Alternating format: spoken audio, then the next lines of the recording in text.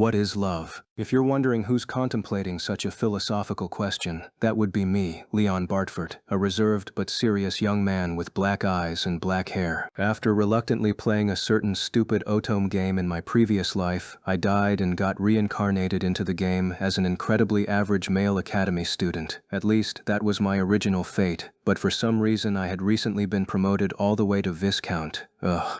On top of that, I had also moved up in the court and now stood at lower 4th ranking. No mere academy student should have had to deal with such prestigious status, and thus, I contemplated love. There's this trope in stories where love is the answer, or whatever. All the protagonist needs to save the day is love, it's the key to everything, etc. This exact trope played out in the plot of the Otome game I was now trapped in.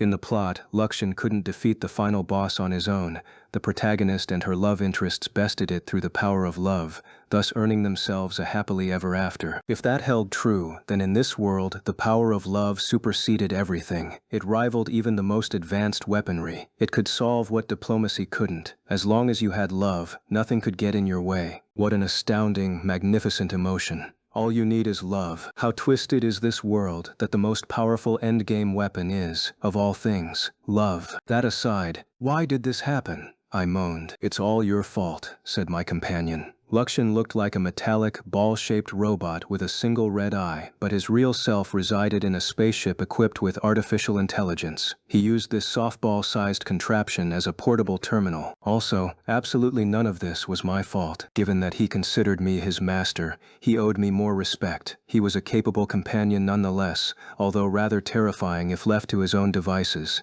He got his jollies saying things like, "I'm going to annihilate all the new humans." Who knew what he'd do if I didn't keep an eye on him? I turned to the mountain of letters on my desk. One of the dormitory staff had just delivered the impressive pile to my room. I guess it's kinda refreshing to see how easily they all flip-flop, I muttered. Every single one of these letters had come from a girl in the academy's higher class, and every single one had a condescending tone. Some of the more audacious letters outright ordered me around with stuff like, "You will prepare a tea party for me 3 days hence." When I'd invited these girls to tea before, they hadn't even batted an eyelash in my vague direction. Now that I had real status, they sure had been quick to change their tune. This is pretty cruel, I sighed. It disgusted me, actually. For a bit, I thought it'd be funny if all the girls who spurned me suddenly did a 180 and started clamoring for my attention instead, but the reality of it sucked. Your promotion during winter break was doubtless the deciding factor, said Luxian. The Principality of Phanos had attacked us during our second-term school trip.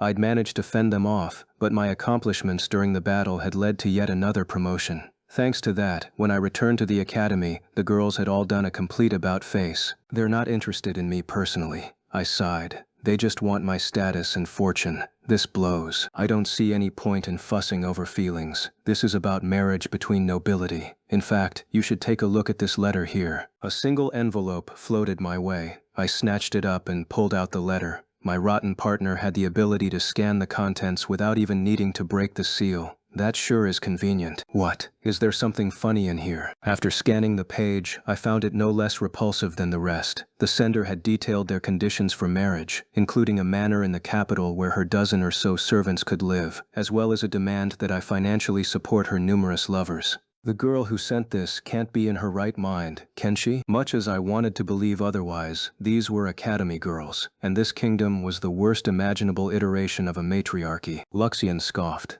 Honestly, just whose child do these girls intend to give birth to? She probably plans to give me an heir right after we get married, and then spend the rest of her life doing what she pleases. A lot of women in our kingdom do that. My father's legal wife is the same way. How could a society permit such behavior, you ask?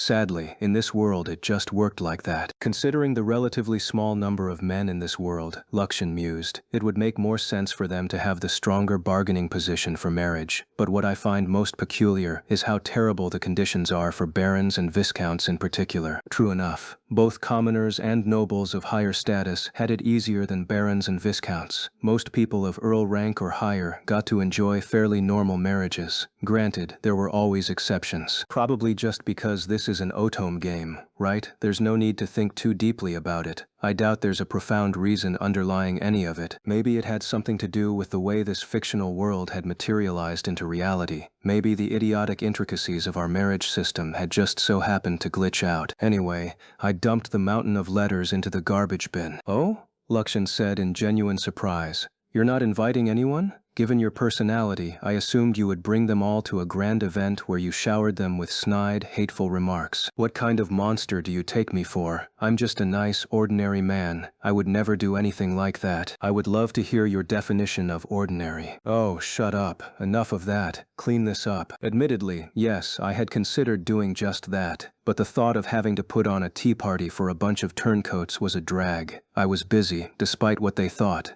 Specifically, I planned to have tea with Livia, the game's protagonist, full name Olivia, and Angie, a duke's daughter, better known as Angelica Raffa Redgrave. Plus, I had plans with two upperclassmen, Clarice, a second year, and Deirdre, a third year. I had a bit of a history with the two by now. I could hardly ignore their tea party requests, especially after they'd gifted me expensive tea leaves and tea sets. Wait, now that I think about it, all I've been doing lately is having tea with girls. I shrugged. Oh well, who'd be mad about that? I had a more pressing problem. Namely, the woman I suspected of reincarnating here the same way I had, Marie Foulafan. Born as the youngest daughter of a poor Viscount family, she had recently been officially recognized as the saint. If Marie knew anything at all about this game, she would never have stolen the position from Livia. Only Livia's special power could hope to defeat the final boss. It had nothing to do with her sainthood or whatever. Unfortunately, Marie had ignored that key fact and taken the title anyway.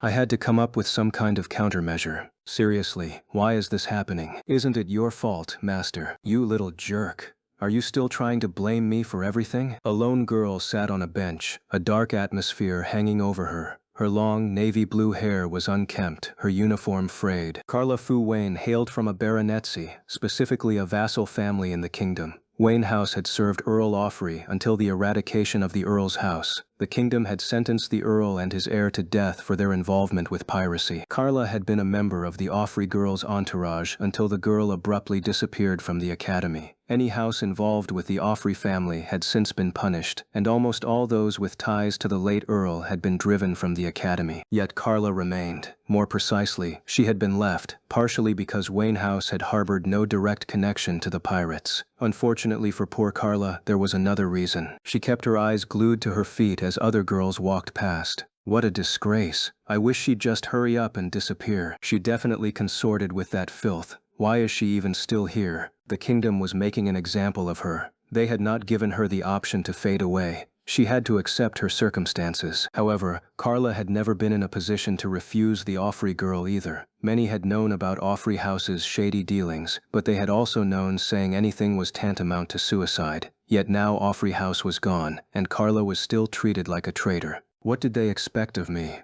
What could I have done? Carla couldn't have stood against the Offrey House. She would have died. Even if she had tried to make an anonymous report to the capital, one of Earl Offrey's minions would have found out and put a stop to it, and then the Earl would have retaliated. I was just putting up with that girl like the rest of you, so why am I the outcast? Tears ran down Carla's cheeks. Just then, a petite girl approached Carla, a group of people surrounding her. It was Marie, the girl the temple had recognized as the saint. She has such a large entourage. Marie had lacked any such contingent before, but since becoming the saint, students had flocked to her. Her title drew them in, as did her status as the former crown prince's lover. To no surprise, countless nobles tripped over themselves to befriend her. The same girls who had once derided Marie now gushed with praise in her wake. Lady Marie, you're as beautiful as ever today. Your clothing looks lovely again. You have such an eye for fashion. Lady Marie, a new cafe will open up soon. Would you care to go together? The girls at the academy had done a complete about-face, and they had brought with them a number of servants and hopeful male students. Quite the crowd surrounded Marie, and Marie was living for it. Come now, everyone. You don't have to call me Lady Marie. Just Marie is fine. Oh goodness, we could never do that. Marie flashed a smile. No, I forbid you. After all, we're friends, aren't we? Lady Marie, you are so kind-hearted. Ah, you don't have to flatter me like that. For as much as she brushed off their compliments, she grinned from ear to ear. Carla averted her eyes, staring instead at the ground. If I don't leave quickly, they'll bully me again. She'd once set a trap for two of Marie's lovers, Brad and Greg, and she feared retaliation. Thus, she tried to slink away, but someone noticed. "Oh my, look what we have here," one of the girls said loudly, "the disgrace to all nobility." Carla's shoulders seized in a panic. She tried to flee, but a couple of boys stepped in front of her and blocked her path. "So you're still here? How is someone like you able to call themselves nobility? It really pisses me off." Many boys already resented the academy girls. Seeing Carla let off easy despite her traitorous ties had made them even more hostile to her specifically. More people gathered until they completely surrounded Carla. She trembled and sank to her knees, curling in on herself as everyone laughed. Marie stepped closer with them, hand outstretched. Carla snapped her eyes shut. She steeled herself for a slap, but seconds trickled by and there was nothing. She tentatively lifted her eyes to find Marie smiling, holding a hand toward her. "Huh? So you're Carla. I know a lot has happened, but let's be friends," said Marie. Her words stunned the crowd, and they quickly admonished her. "Lady Marie, this is the girl who led Lord Brad and Lord Greg into a trap. She's a traitor. She consorts with criminals." Marie shook her head. She must have had her reasons or she wouldn't be allowed to stay here. She's already apologized for her actions anyway. You shouldn't gang up on her. They all shut their mouths. Carla put her trembling hand in Marie's and Marie helped her up. Now that Carla stood, the height difference meant Marie had to crane her head to look up at the other girl. Nonetheless, she gently squeezed both of Carla's hands. "I mean it. Let's be friends, okay?" Carla shivered with relief. To her, Marie looked like an angel. She wiped away her tears and nodded. "Yeah, okay. Like hell I'm going to forgive you." Marie kept the smile plastered on as she stood in front of the crying girl. "I'll never forgive you for what you did to Brad and Greg, but you also deceived that deplorable background character. That pleases me, and I'm sure it'll piss him off if you become part of my entourage." Leon reminded Marie of someone she had known in her previous life, her cruel, sarcastic older brother who always got in her way. She loathed Leon for always bringing back those memories. Seeing the annoyed look on his face will make forgiving Carla worth it. And look at how benevolent I am for pardoning an awful girl like her. Marie had stolen the protagonist's love interests and even taken Kyle, the servant who was supposed to belong to Olivia. Now she had swiped the title of saint as well. She'd had no other choice, of course, after Leon disrupted her plans. That stupid background character has given me so much grief, but now it's my turn to make a move. I'll be sure to pay him back for everything he's done. Marie didn't know a ton about the saint business, but she knew sainthood made her special. Special enough that even if the temple named a commoner the saint, her new status allowed her to marry the crown prince.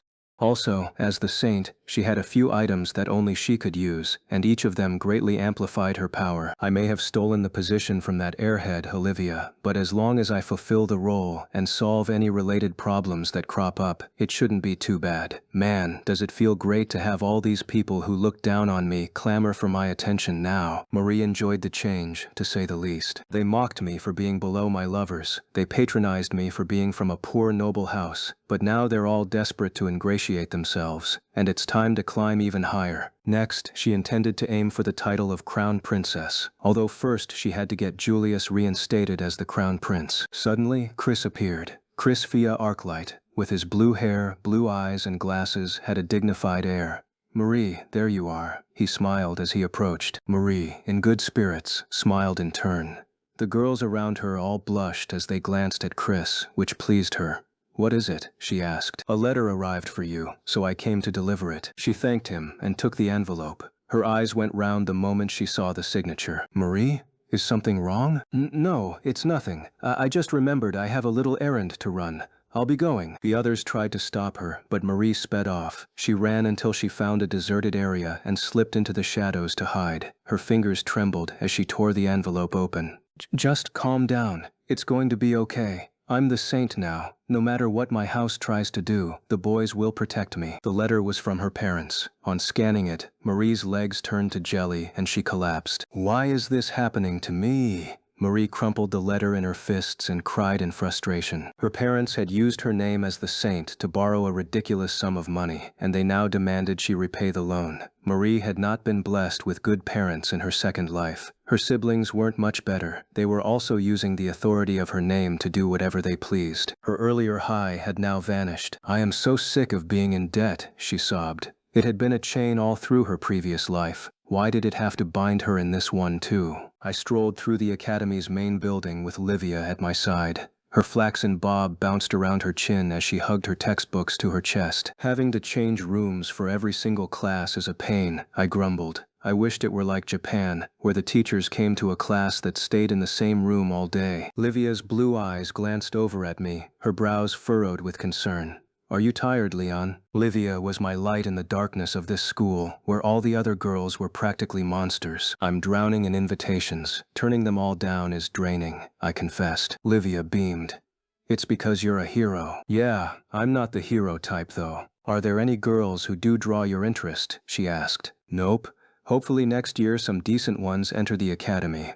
I didn't care for fickle girls who changed their minds as it suited them. But if you don't put on tea parties, your reputation will suffer, or so I've been told. My reputation? I laughed. Who cares if it gets worse? Besides, you and Angie are the only company I need. Livia's cheeks flushed, her lips tugging into a smile. However, it faded quickly. But you also invited Clarice and Deirdre to one as well, didn't you? Her probing questions prompted me to look away. I tried to play it off with a grin. You know, I think we better hurry or we'll be late. She sighed and shook her head. You're deflecting. Our attention was suddenly drawn to a crowd in the corridor. They were all looking at a bulletin board, one covered in a number of notices. You didn't often see notices attract so many people. The two of us stepped closer, peering through the crowd. I caught a glimpse of a study abroad poster. Applications were open for a year in the Alzer Republic. Study abroad? The academy sure is an incredible place. Livia sounded intrigued. But surely that wasn't what had attracted everyone's attention, was it? Just as I gave up and started to retreat down the hall, someone pushed through the cluster of bodies. One of my good friends, Raymond Fu Arkin. His face was heavy with exhaustion. What? You're interested in studying abroad too? I asked. He pushed his glasses up his nose. Oh, Leon. Wait, what are you talking about? I didn't get the sense he was playing dumb, so I pointed to the poster. Isn't that what everyone's looking at? No, the government's recruiting bodyguards. Seriously? Why did people care about that? What's more, if the royal family needed bodyguards, the academy hardly seemed like the appropriate place to do recruitment. For who? Raymond stared at me. I would think that's obvious. For the saint. Although, there are some other special circumstances at play too. Special? How so? Well, Lady Marie is the saint, right? And she's got some pretty important lovers. So the palace has a hand in assigning her bodyguards as well, not just the temple. Ah, Livia mumbled. Prince Julius and the others, right? Raymond nodded. Some of the nobles are kicking up a fuss, saying this is proof Prince Julius was right to make her his partner. Rumor is they're trying to reinstate him as crown prince and make Lady Marie the crown princess. That stupid Otome game had ended with the protagonist becoming the saint, gaining recognition from the nobles, and marrying whatever love interest she'd selected. Apparently that trajectory was holding for Marie, even though she'd stolen the position. How annoying. Basically, you're saying anyone who wants to cozy up to her should apply to join her personal guard, right? I stared at him. I didn't have you pegged as the type to be interested in something like that, Raymond. He smiled bitterly.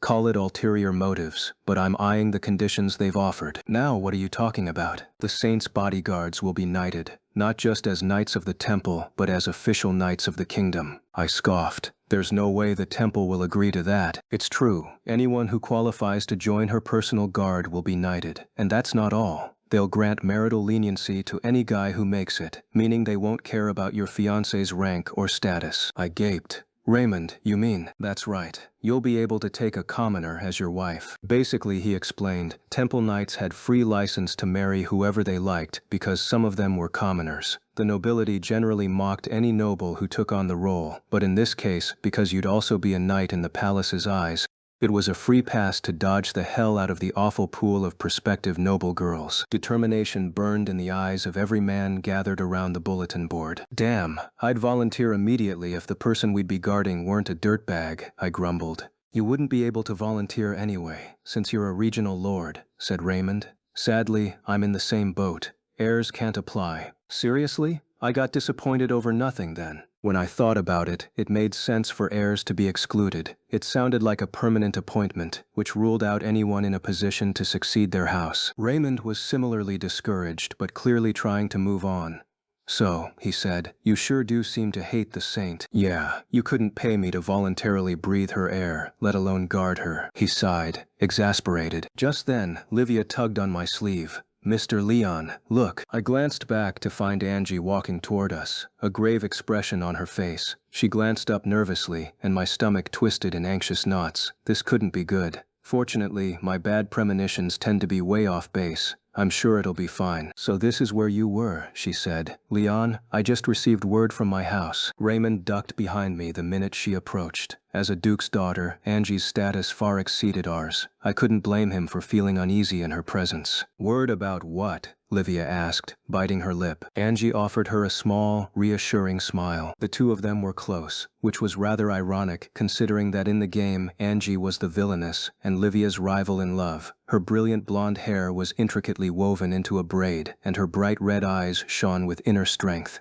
She usually had an intimidating air, but with Livia she softened. Don't worry, Angie said. It's nothing bad. For being nothing bad, she sure seemed on edge. Okay, so what happened? I asked. Angie stared up at me. Those crimson eyes threatened to swallow me whole. Also, it was really hard to keep my gaze from wandering down to those voluptuous breasts. Both girls were actually so well endowed, I had a hard time completely ignoring their figures like, ever. Leon, this is serious. Angie sensed my mind wandering, and she frowned at me. It's not official yet, but they've already decided to appoint you to the Saint's personal guard. Huh? Senior officials and their assistants gathered in an assembly room within the palace to discuss the matter of the Saint's personal guard. They had a lot of complaining to do, mainly about the temple. That lot is getting far too carried away. They seriously intend to make us finance her personal guard? Then there's Prince Julius and his friends. Who knows how they'll react if we reject the temple's demands? None of them liked that Marie had become the saint. Of all people who could have possibly taken the title, it had to be the biggest nuisance imaginable. At least, that was the general consensus among the kingdom's officials.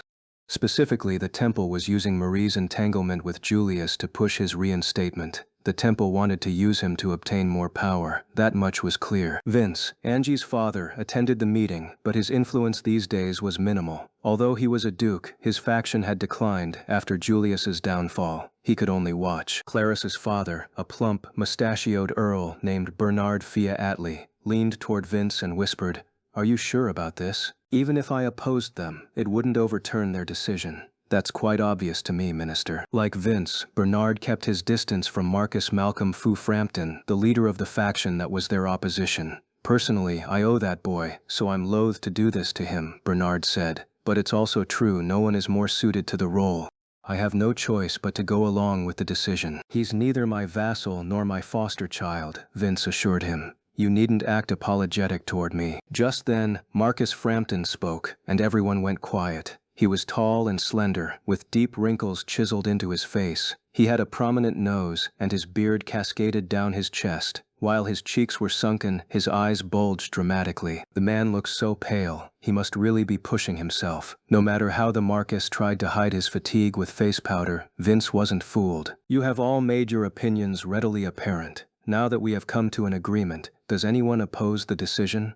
Marcus Frampton scanned the faces of those present, but not a single person raised their voice in protest, Vince included. What a farce. Vince knew the Marcus's faction had already met and decided on the matter before they called an assembly. Frampton was only confirming his victory. I am sure Redgrave House has something it would like to add, but this is for the sake of our kingdom, said the Marcus. I hope you understand. I never said I disagreed, Vince replied. A young noble from Marcus Frampton's faction stood.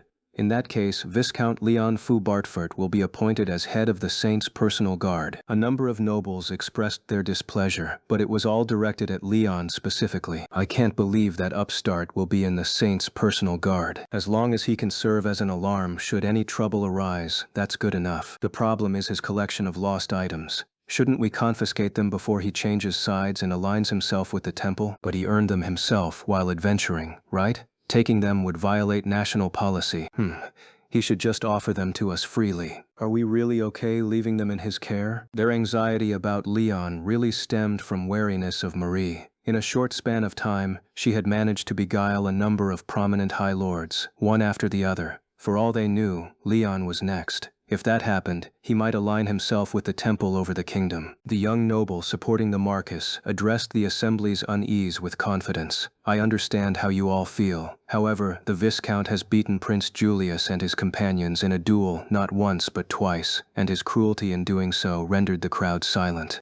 Given the bad blood between them, I don't think we have to worry about him bending to the saint. One of the officials chuckled. For as much as she loves devouring men, it seems like even the saint isn't fond of the upstart. A few other court nobles snickered to themselves. Marcus Frampton raised his hand, drawing everyone's attention. I sympathize with the unease regarding Viscount Bartford.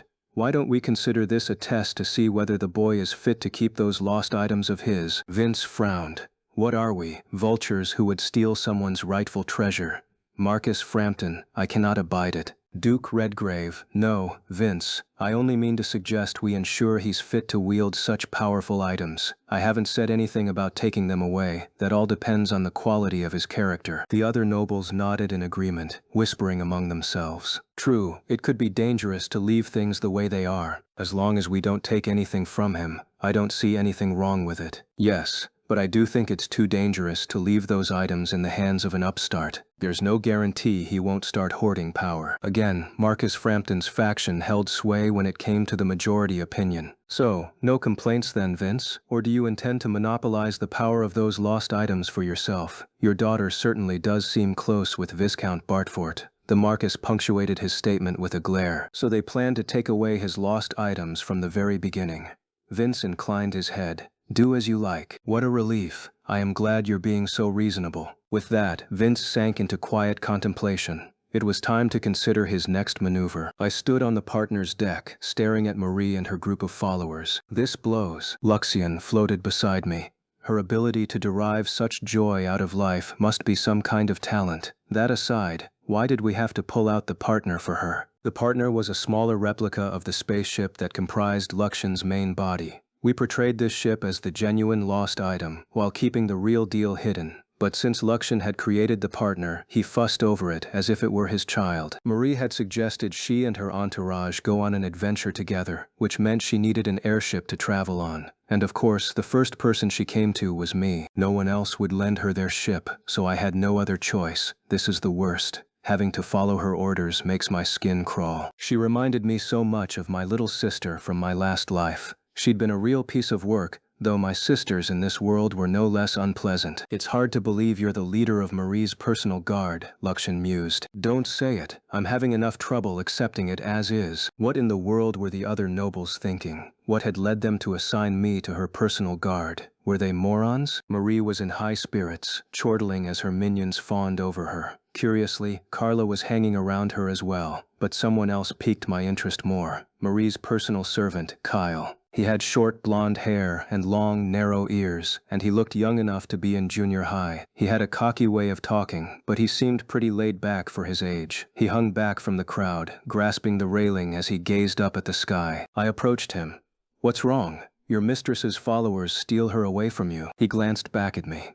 I would appreciate it if you didn't talk to me. I hate you, in case you weren't aware. The way he said it so bluntly pissed me off. I wasn't exactly a tolerant person. Great, if you hate me so much, why don't I toss you overboard so you never have to look at me again? Since we were drifting through the sky, I wouldn't be chucking him into water but into open air. Kyle snorted. How would that benefit you? People like you don't make a move without weighing the pros and cons first. He was absolutely right, and that just infuriated me more.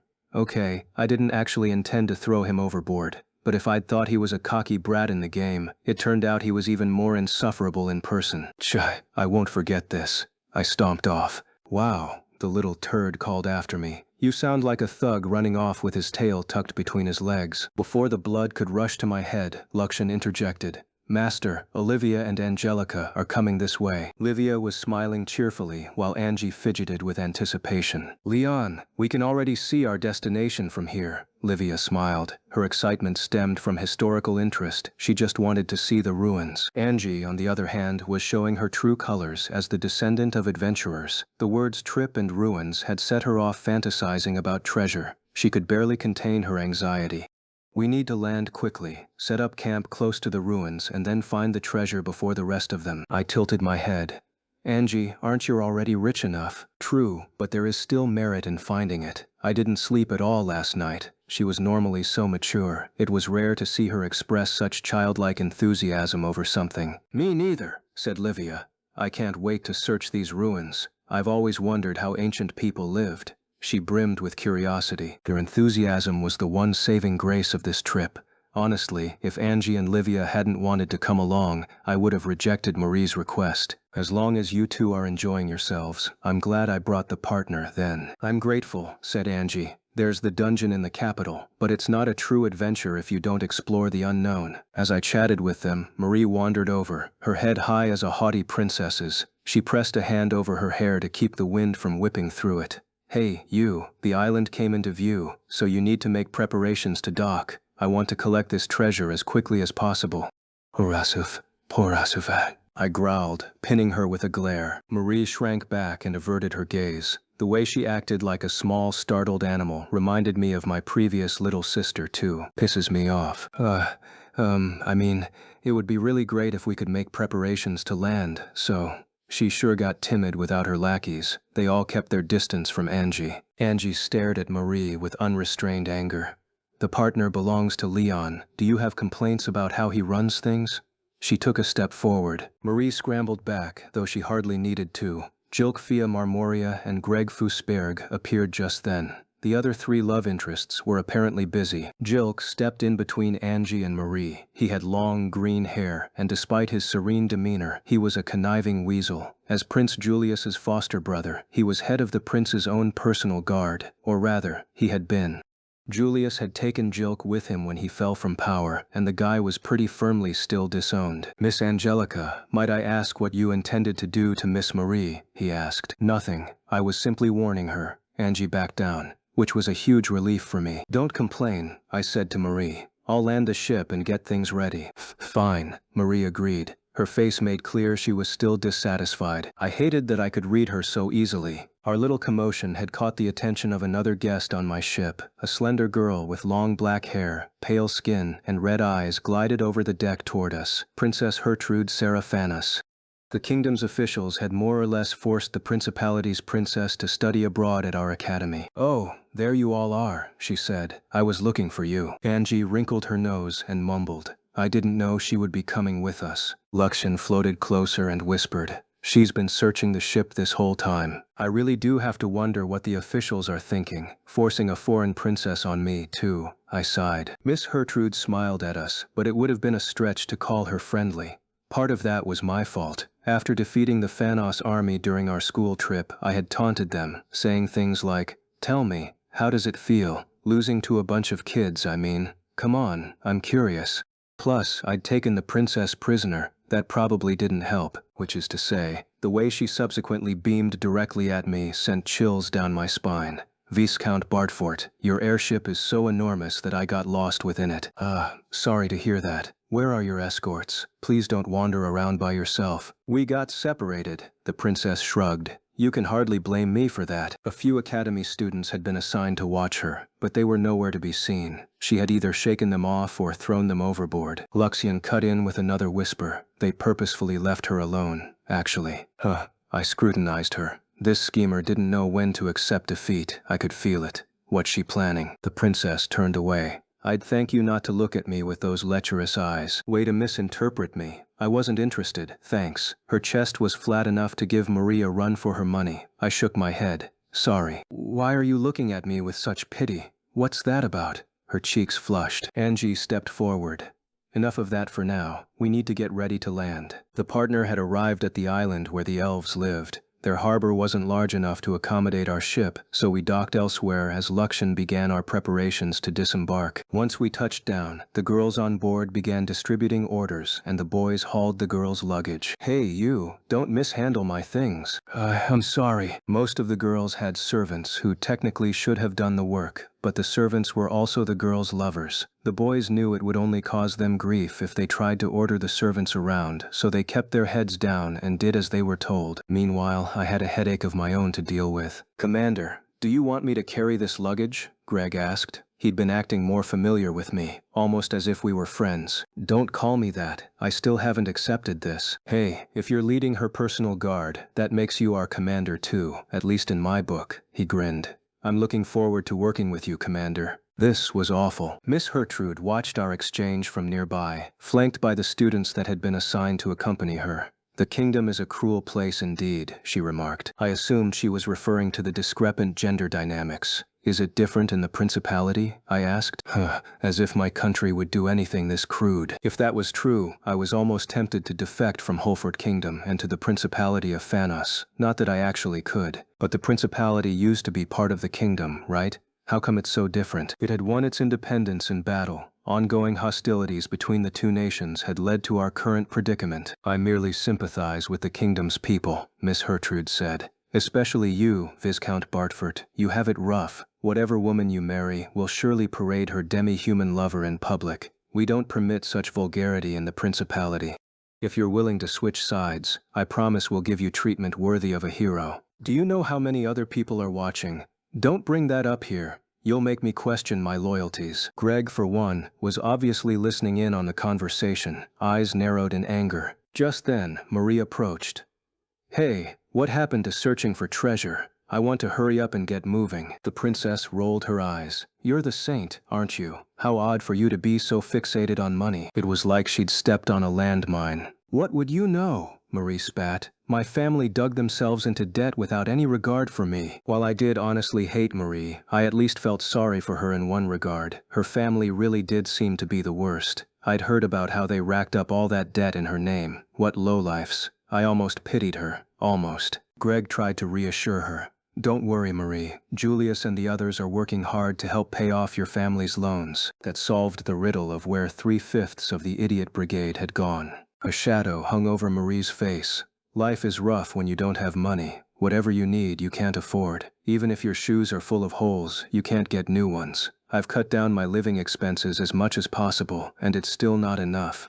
I don't even know what's left. Wait, is she actually cursed? Leave it at that, okay? I said. Even Miss Hertrude's getting awkward. The princess had muttered an apology around the point Marie started going off about shoe holes. I glanced around at the bustle of everyone disembarking. We should visit the locals and talk to them before we head into the ruins. The only problem is finding the elves' village. We knew nothing about this island's geography. Kyle's hand shot up. I can lead you there. I was born here. We decided to proceed through the forest with Kyle in the lead. Marie, oblivious as always, seemed genuinely surprised by this turn of events. "Aw, come on, Kyle. You should have told me this was your hometown. We could have prepared some gifts for everyone." She probably planned to act as if she was just accompanying him on a friendly visit back home. But from Kyle's perspective, this had to be pretty awkward. He'd been sold as a slave and was returning with his mistress. Was he seriously going to introduce her and say, "Hey guys, this is the girl that bought me"? I snorted. Yeah, I wouldn't want that if it were me. How the heck did she not know this was his home? There's no need for gifts. Kyle walked on ahead with the same expression I'd seen when he was by himself on the partner's deck. He didn't look the least bit happy to be here. In fact, he looked depressed. Unlike Marie, who was all too insensitive, Livia had picked up on Kyle's mood. "Leon," she asked, "don't you think there's something off about him? He's finally getting to go home. Why does he seem so dejected?" I shrugged. Maybe he has some reason for not wanting to come back. As for Angie's attitude, "So this is the forest where the elves live, I never knew there was a dungeon here. I can't wait to see it." She was overflowing with anticipation. Meanwhile, Marie was already fantasizing about the success of her upcoming adventure. "Everything will be fine. If we can rake in the cash here, I can erase all the debt. Maybe there will even be something left over. I could eat at one of those popular food stalls. Maybe even get dessert with my dinner. Oh, I also need to buy new clothes. The stuff I have now is falling apart at the seams." It was depressing just listening to her. Why was she so pitiful? Surely the temple had given her the finances to cover her daily expenses as soon as she was proclaimed the saint. Her parents must have accrued that monstrous debt before she could even enjoy it. What kind of awful sin had she committed in her previous life to deserve such punishment? We walked on along a single stretch of well-maintained road leading through the forest, with our little group in the front and Jilk and Greg bringing up the rear. Everyone else was in between. Mixed among them was Miss Hertrude, who shuffled along with an annoyed look on her face. I dropped back to talk to her. "You could have waited on the ship," I said. "It was my choice. Besides, after coming this far, it would be a shame not to see the ruins for myself. Those idiots at the top who decided to let her have free rein should have their brains checked. Shouldn't they be a little more cautious?" Luxon floated by my shoulder, scrutinizing the road with his single red eye.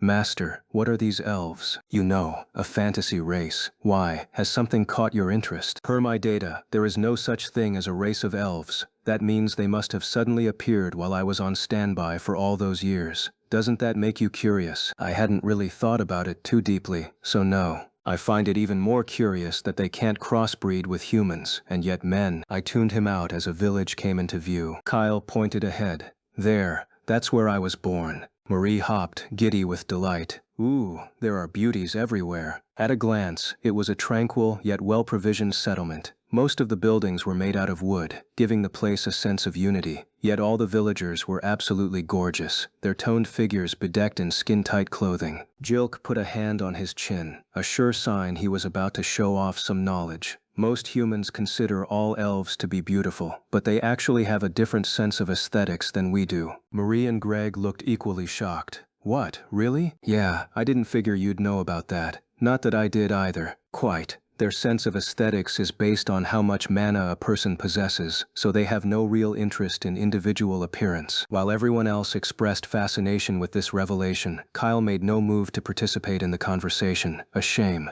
As an elf, he had to be more knowledgeable than Jilk on this stuff. You've been acting weird for a bit now, I said to him. What's up? Please don't talk to me. Don't try to be nice just to make yourself feel better. And don't delude yourself into thinking I want your help just because I'm feeling down. I hate jerks like you. My face heated up again. And I hate snot-nosed brats like you. I hope it's awkward as hell when you introduce your stupid mistress to your mommy. Kyle sighed. You don't get it at all, do you?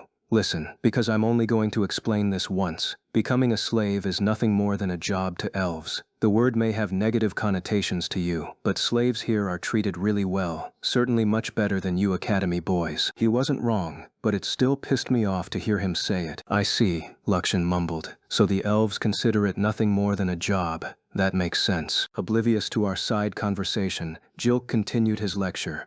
They say elves live much longer lives than humans. A dozen years or so is nothing to them. So being a servant to a rich woman was just a long-term job, huh? But what Kyle said bothered me. I wondered if other slaves, servants, whatever you called them, felt the same.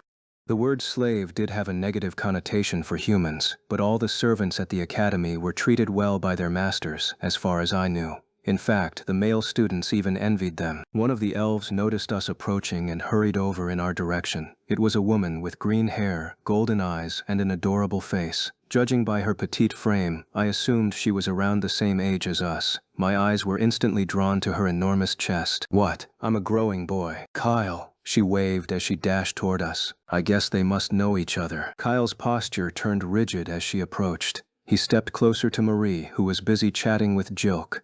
Lady Marie, he said, interrupting them. This woman is my mother. Her name is Eumeria. Wait, what? His mother? Elves always looked significantly younger than their real age. Holy crap, was Kyle way older than his appearance suggested? That made us comrades, if so. Huh?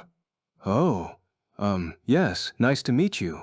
Marie stammered out a greeting. Miss Eumeria was similarly flustered and bowed her head. Marie returned the gesture, and their nigh-comical politeness softened the nervous atmosphere. Kyle, however, was matter-of-fact. The people with me would like to enter our village's ruins. We're seeking the village leader's permission first, of course, so we came here to pay our respects. If you'll excuse us, said Miss Eumeria. It's been a long time since you've returned home, Kyle. You don't have to treat me like such a stranger. I don't have time to reminisce. I'm working. Perhaps that was the proper attitude for Kyle to take as a servant, but it was still awfully cold. Miss Eumeria's face fell. Come on, don't be so aloof with your mom, I scolded him. This is your first time back in a while, right? Kyle sneered at me, even more spiteful than usual. Don't act like we're close. I'm Lady Marie's personal servant, and I have no intention of being friendly with you. Greg's nostrils flared. Hey, you're going too far. Bartford is our commander. Even Marie seemed to find her servant's behavior a bit bizarre. Kyle, don't get into a fight. You're acting really weird today. I'm the same as always. Come on, the leader's house is this way. He started forward without giving his mother a second glance. Concerned, Livia turned to Miss Eumeria and said, Kyle's been acting a bit strange ever since we came to the island. That is, I think maybe he's just not in a good mood. Miss Eumeria smiled sadly. It's all right. I'm the one in the wrong. the one who's so ugly and impure. That word, impure, weighed on my mind. The village leader's manner was enormous. About a dozen years ago, he'd finished working as someone's personal servant, slave, I guess, and returned to the village with enough of a fortune to build his estate. Honestly, he still looked like a young guy in his 20s who just happened to have a beard. "You want to visit our ruins?" he asked. Everyone else was standing by in the parlor, so I was essentially the representative of our group. "Yes, may we have your permission? I'm afraid our community considers that a holy site, so it would be difficult to grant you entry. I can't imagine the other village leaders would agree to it." Several villages lay across the island, and together they were a community. "Besides," he continued, "our head elder is a stubborn one. I'm sure she'd be opposed to letting outsiders in." Head elder? An old woman who was once skilled in the art of fortune-telling.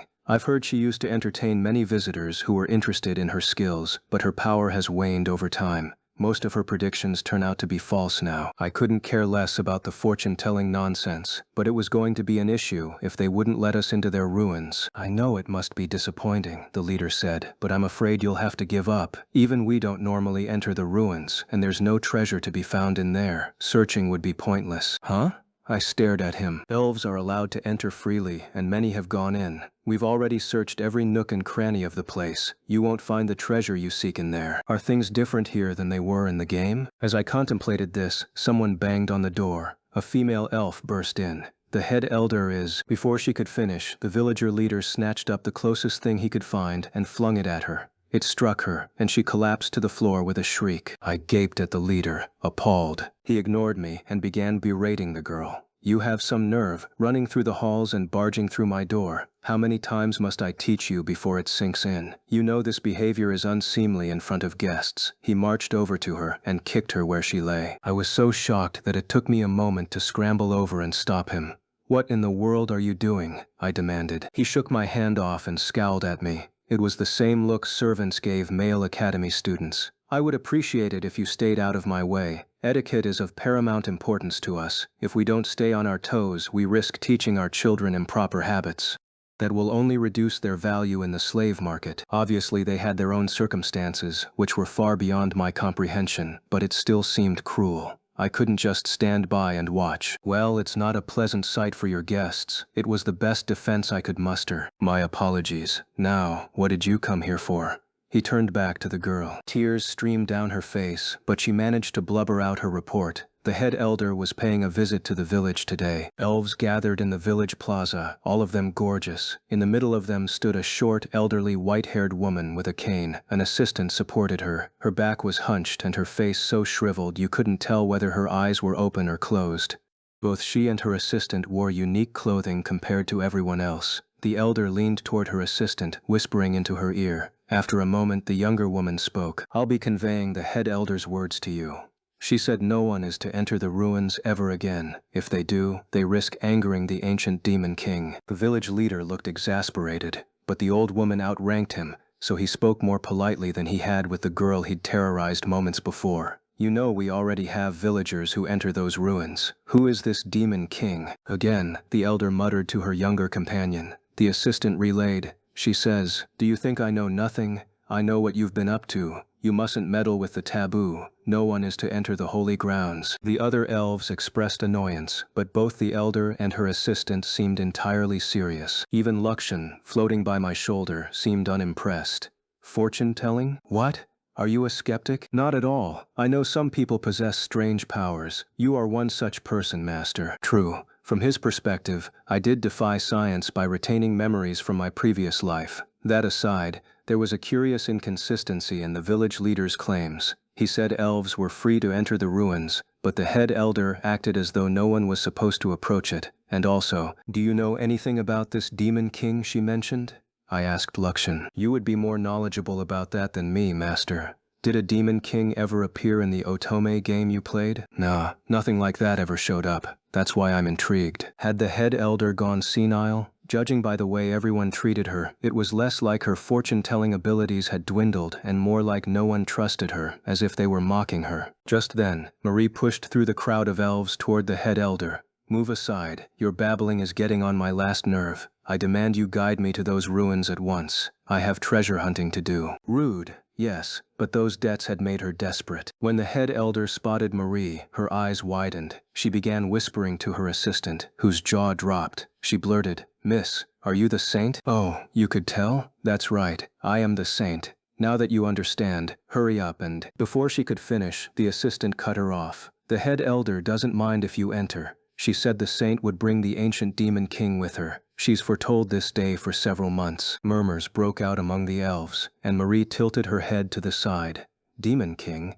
But I don't know anyone who fits that description." "Well, you're basically the final boss as far as I'm concerned. That's close enough to a demon king, or queen rather. Regardless, this was a good indication that the elder's abilities weren't half as good as they supposedly used to be. The true saint wasn't Marie, it was Livia. The whole demon king business had to be a misunderstanding too. I glanced at Luxian. He promptly offered his analysis. "Perhaps she's referring to Julius. He is part of the royal family, and as the descendant of new humans, he does possess magic that could be considered demonic. By those definitions, I could arguably call him a demon king." "Your explanation almost sounds convincing except for one problem. Julius isn't here." "Yes, well, that's not my fault. If we're acting on the premise that her fortune-telling is accurate, then it is a possibility. That's all I'm saying." "Yeah, well, Julius made for a pretty pathetic demon king, if even I could beat him up." The elder's assistant cast her gaze around the crowd and proclaimed, "The time of reckoning is at hand. Will our island be destroyed, or will we be forgiven?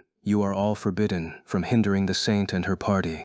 The head elder says you must all wait quietly for the demon king to pass judgment." Once she had said her piece, the elder departed. I stared after her and leaned toward Luxian. "Does that mean we have permission to enter the ruins? How convenient. Now we don't have to force our way in or infiltrate the site in secret." "Wait, you seriously plan to do something that outrageous?" "Yes," said Luxian. "Do you have a problem?" Having received permission, we entered the ruins.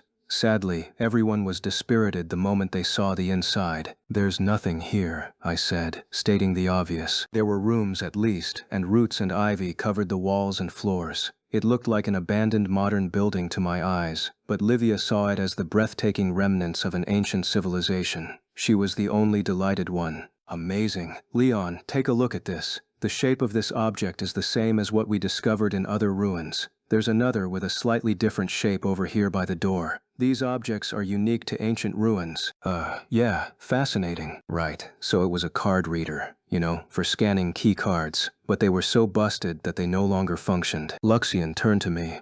"I assume I shouldn't reveal the truth to her." Livia was entertaining herself by theorizing about how the ancients had used these devices. It seemed Luxian didn't want to ruin the mystery for her. "Nah, I'm sure she'd still be happy if you told her," I said. "Sometimes it's more interesting if you discover the answer for yourself, not that you would know, I'm sure." I glared at him. "You really do have a rotten personality. Not half as rotten as yours, I assure you." "There's no treasure?" Angie's shoulders slumped.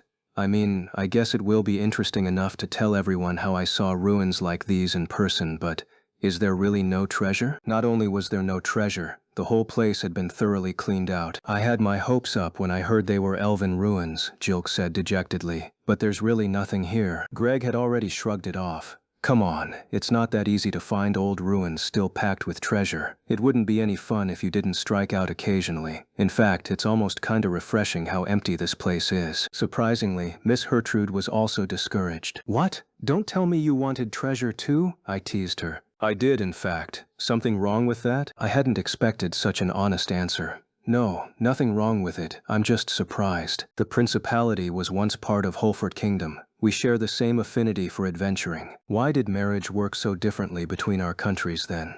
"So you were hoping for an adventure too?" "Despite what you may think of me, I am a member of the royal family. I rarely get opportunities like this." The way she averted her eyes with her cheeks flushed was adorable, and it served as a reminder that she was still just a young schoolgirl. "Aw, she's actually pretty cute," I grinned. "You should have just said that then." "Absolutely not," she huffed and promptly walked away. I turned my attention to the most depressed of our party, Marie.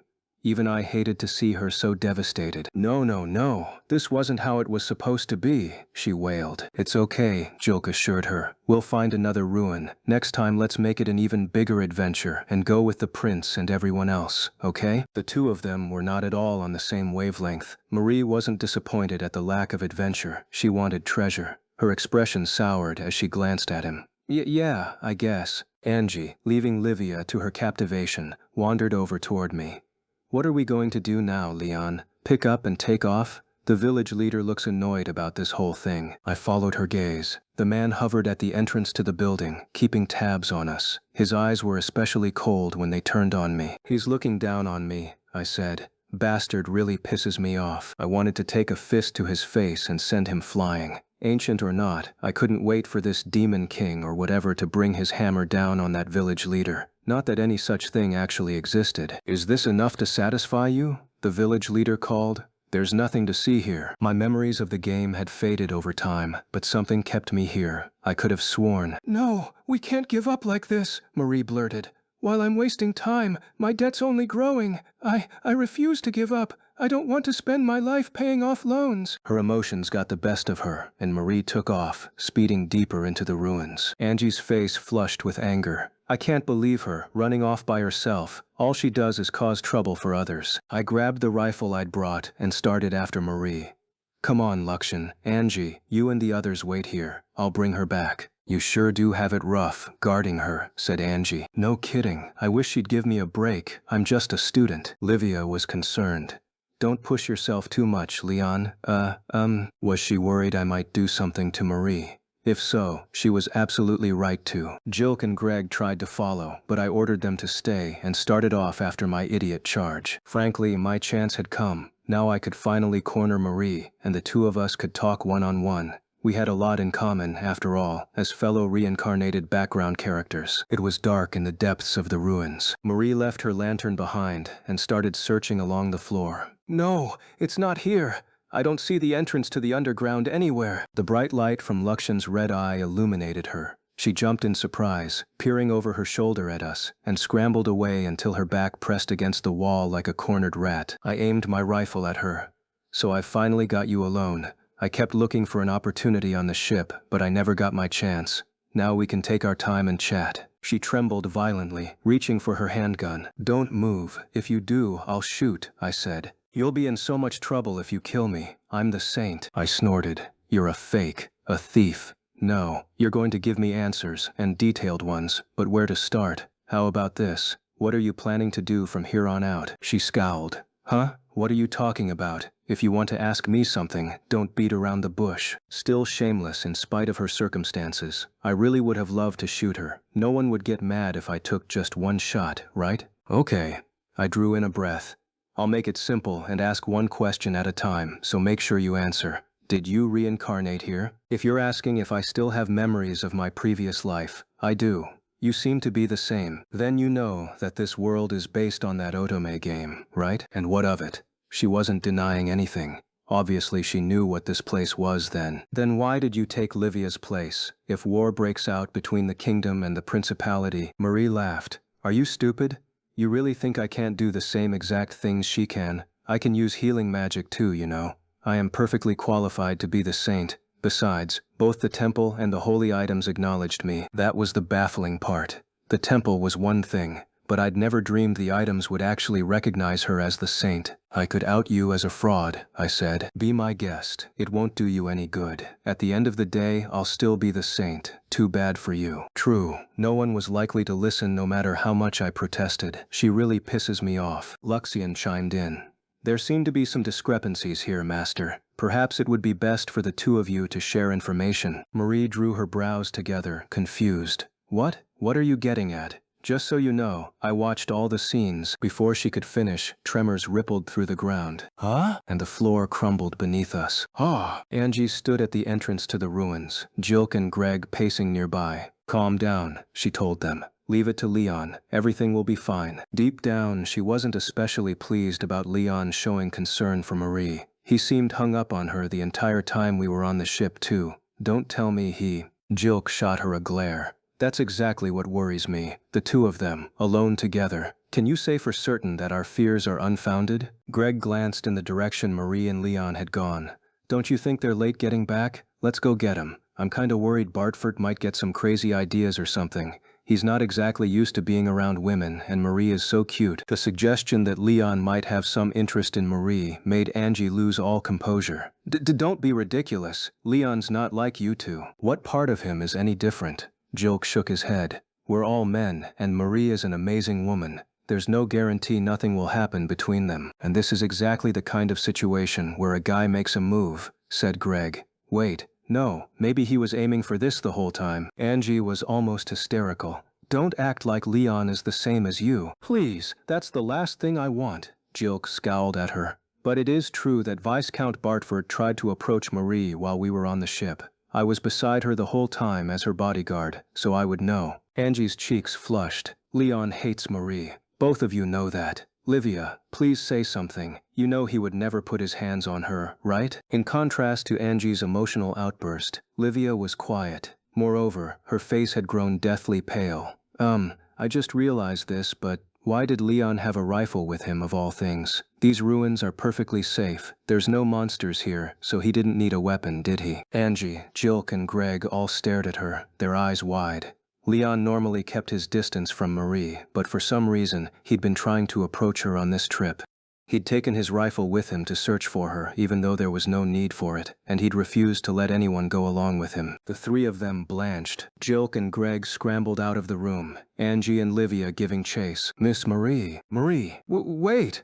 I know Leon can be cruel, but even he wouldn't do something like that, Angie shouted. That's right, Livia agreed. The most he would do is threaten her. With the four of them gone, only a few others remained at the entrance. Gertrude, Kyle, and the village leader. Marie was unconscious, dreaming something nostalgic from her past life. It must have been summer, because it was humid. The sun's rays were blinding. When night fell, the sky was dyed orange. The sight, while heartwarming, made her wistful. She remembered how hot it had been that day. Yeah, that's right. I forgot about that. A little girl bawled after she'd tripped and skinned her knee. Bubby, carry me, she pleaded to her big brother. The thought of him irked Marie, but for some reason she couldn't remember his face. Even though both he and her younger self were standing there in front of her, their faces were blurry. It's not that bad, he said. You can walk by yourself. You'd make my back all sweaty if I carried you. Plus, you're heavy. I'm not heavy. I'm super small and dainty, you jerk. She had consciously used that to her advantage in her former life too, which was why she was so taken aback at her brother's brusque refusal. In fact, she was so surprised she stopped crying altogether. Eh? See, you were only pretending to cry. I hate it when you put on a show like that. You're not fooling me. The narrow street was relatively deserted. The girl sat there, mouth opening and closing as she tried to come up with a response. She knew she was cuter than most girls her age. If she asked, most people did whatever she wanted. Naturally, she tried to manipulate her brother the same way. But my knee hurts. It's proof that you're still alive. Be glad. I want you to carry me. I won't be able to make it back home if you don't. Really? Then just stay here. If you don't like that, then walk back by yourself, brat. Jerkface. I'm fine with being a jerk. If I have to choose between being your slave and being a jerk, I'll happily be a jerk, he declared with a grin. He really was the lowest of the low, probably the absolute worst. Okay, well, the third worst man in my entire life. The man who'd abandoned her and her child took first place. Second place went to that parasite she'd dated who leached all that money off of her. She supposed her older brother came after those two. Marie tried to remember what happened next that night, but that's weird. How did things turn out in the end? I can't seem to recall. Slowly, she opened her eyes. Dust hung in the air like a thick curtain, and gunshots echoed around her. Marie lifted her head.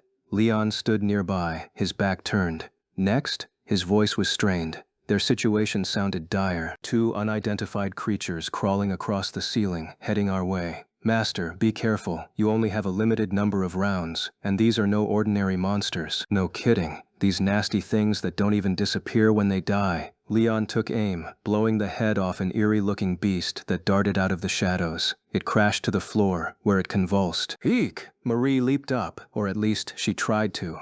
Ah, ouch! Pain jolted through her ankle, and she crumpled back to the ground. Leon didn't even glance back at her, too wary of the enemies approaching. Finally awake, Lukshin will explain the situation. Huh?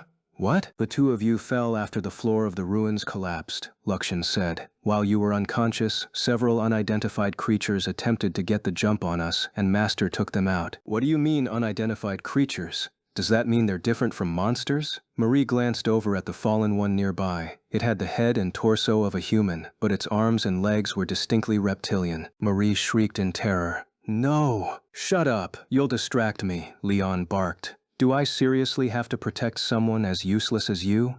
I mean, if it were Angie or Livia, I'd at least feel motivated to take the job seriously. You screaming won't improve our situation, Luxien lectured her as well. Please remain quiet. But my leg. You're the saint. Don't you specialize in healing magic? Luxien asked. Please deal with your injuries yourself. Master, the next one is coming. They were both so cold to her. This jerk is just like my older brother.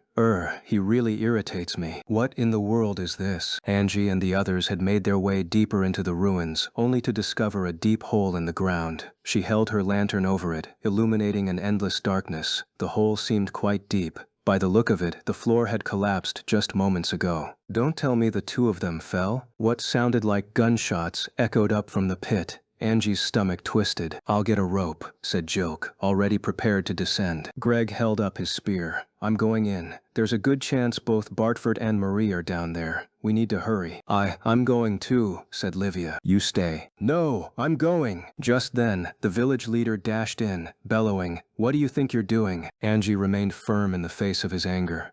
The floor caved in. We think the other two may have fallen in. We're heading in after them. You can't. No, I understand. The leader sighed. I'll head down to help them myself. The rest of you wait here, please. They're fighting down there, Greg protested. What are you going to do if something happens to Marie? If you want to help, head back to town and let the other villagers know. Have them come as well, the leader instructed. He took his rifle from the holster at his back and leapt down into the hole. Angie's eyes followed him, suspicion weighing on her. He didn't even hesitate, did he? Even though they had no idea what might be lying in wait. The echo of gunfire continued, unabated. Luxien lit our surroundings while Marie and I made our way down a passage. Now I remember, I said. In the game, there was an underground area you could explore in the ruins. Parts of the ruin had collapsed, blocking our path with boulders and dirt. The place was virtually a labyrinth now. I glanced over my shoulder at Marie. I thought you used your healing magic already? You sure are walking slow. She was limping, and I had to slow my pace to match hers. Marie scowled.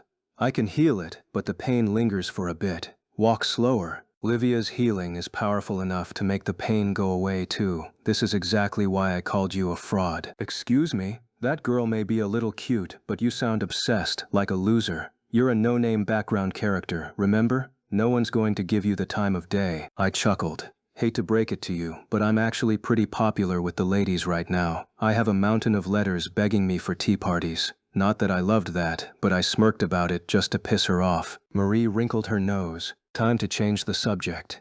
So what made you decide to try the reverse harem route anyway? Got a problem with it? It's only natural to take happiness where you can find it. Happiness? What kind of motivation was that? You must feel pretty big then, huh? Kicking Livia out of her rightful place so you could get your own giggles? You owe her an apology. Marie's gaze dropped to the floor. What would you know? She mumbled. I was miserable in my previous life. What's wrong with wanting to live the way I want in this one? I just want to be happy. But the way she went about it was just cruel. She already had 5 men at her beck and call, yet she kept making mistakes, ones she could never hope to undo. You got in Livia's way, and then you set a trap for Angie. You really are a lowlife, I said. Then Luxien had to go and interject. I believe the same could be said about you, Master. You found and took me for yourself even though you said I was originally intended for Olivia. Then you beat the life out of those 5 boys in front of the entire school. I believe you called the experience exhilarating. Marie glared at me.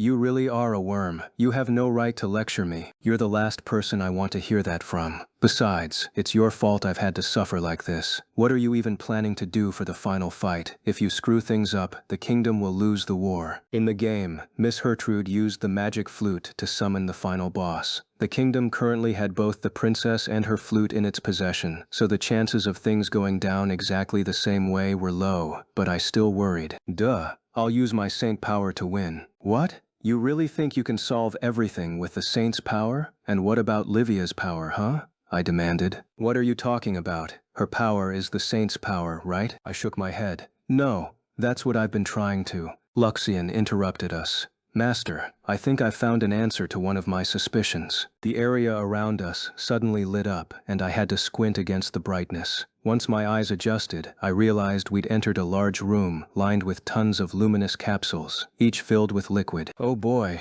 you've got to be kidding me. Eek! Creatures floated inside the capsules, creatures that resembled humans. But they weren't the only thing we had to worry about. A number of elves stood, waiting for us, holding rifles and pistols. I stepped in front of Marie and held up my own gun. I still had a laundry list of questions I wanted to ask her, so I couldn't let her die here. One of the elves gave us an eerie smile. Welcome, humans and strange round thing, to the place that gave birth to mankind. Your timing is impeccable. We were in need of more research subjects. Excuse me? I realized then that the elves were wearing white lab coats, like some kind of mad scientists. Are you the one who made the beasts in these ruins? I asked. Ordinary monsters disappeared after being defeated, but the creatures down here remained even after you killed them. Whatever they weren't run-of-the-mill beasties. How observant. The elf speaking kept the barrel of his gun trained on me. I didn't expect you lot to even notice. He reached out and gently stroked one of the capsules. Inside floated an enormous flower with a human face at its center. Talk about creepy. Far more unsettling than any monster I'd ever seen. We here have encroached upon God's territory, he went on. We create life. I am sure this exceeds your base, human comprehension, but civilizations of the ancient past were far more technologically advanced. Elves ruled back then, not you mere humans. These ruins prove it. So this ancient facility had once been used to develop new life forms.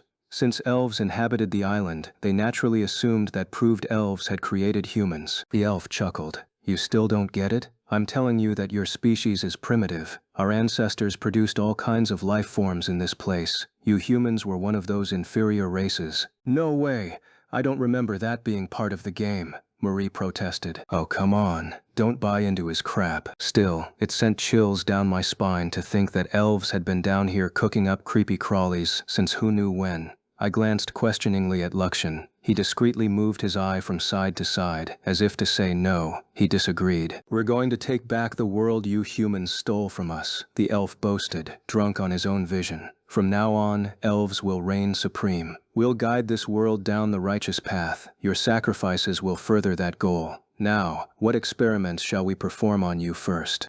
Ah, yes. You're mistaken, Luxon said. Humans managed this facility. And the creatures they created are you elves. I gaped at him. Luxon had expressed a number of suspicions thus far, but this came out of nowhere. Marie pinched the edge of my shirt and tugged while glancing at Luxon. Hey, what is that familiar of yours anyway? Luxon. He's a cheat item. You know about him, right? I didn't until now. A cheat item, though? That's not fair. Give him to me. I do appreciate that you choose to be openly despicable. The elf's expression contorted. The humans made us? What a pitiful attempt at humor. I managed to tap into this facility's artificial intelligence, Luxon went on, which had been dormant. We have shared files, and thus I have determined this place was a testing site where humans pursued research outside ethical boundaries. As if in response, a robotic voice echoed around us. That is correct. The elves inhabiting this island are feral descendants of the subjects created in this lab. The voice differed just a bit from Luxon's. It was more feminine, for one. Another artificial intelligence? I glanced around, but I didn't see a body or mainframe or anything. Correct, the voice answered. I have spent many years in sleep mode. It is a pleasure to meet someone who carries the genes of the old humans. You are proof that our fight was not in vain. The lead elf glanced around frantically. Who are you? He bellowed. Enough of your lies. We elves are clearly the superior race. We have longer lifespans and we're more skilled at using magic. We gave you long lifespans to ensure you could be deployed in battle for as long as possible. The AI responded matter-of-factly. Premature, natural deaths would have been inconvenient. Your skill with magic was also our design. Although I must say, our first subjects were significantly stronger. Your abilities have deteriorated over the generations. While the other elves began to panic, their representative trembled in front of us, red with rage. His gaze darted about, trying to decide where he should aim his gun. Quit playing with us, he screamed. That can't be true. We are the real. I sensed someone behind us and swung around to find the village leader. What do you think you're doing? He shouted. Oh, it's you, Gullible Marie clearly assumed he was here to save us, until she noticed the gun he had trained on her. I see, said Luxon. So the village leader was an accomplice. Seeing his comrades in disarray, the village leader snapped at them. Finish these humans off. We need to make it look like the other research subjects were responsible. The elves scrambled into action. Some flew to a control panel, which at their command made the capsules discharge their fluid and release the beasts within. Perhaps I should at least praise them for figuring out how to work the controls, Luxian remarked. I lifted my rifle. So they plan to kill us and erase the evidence. Elves are every bit as underhanded as they look. The leader laughed at me.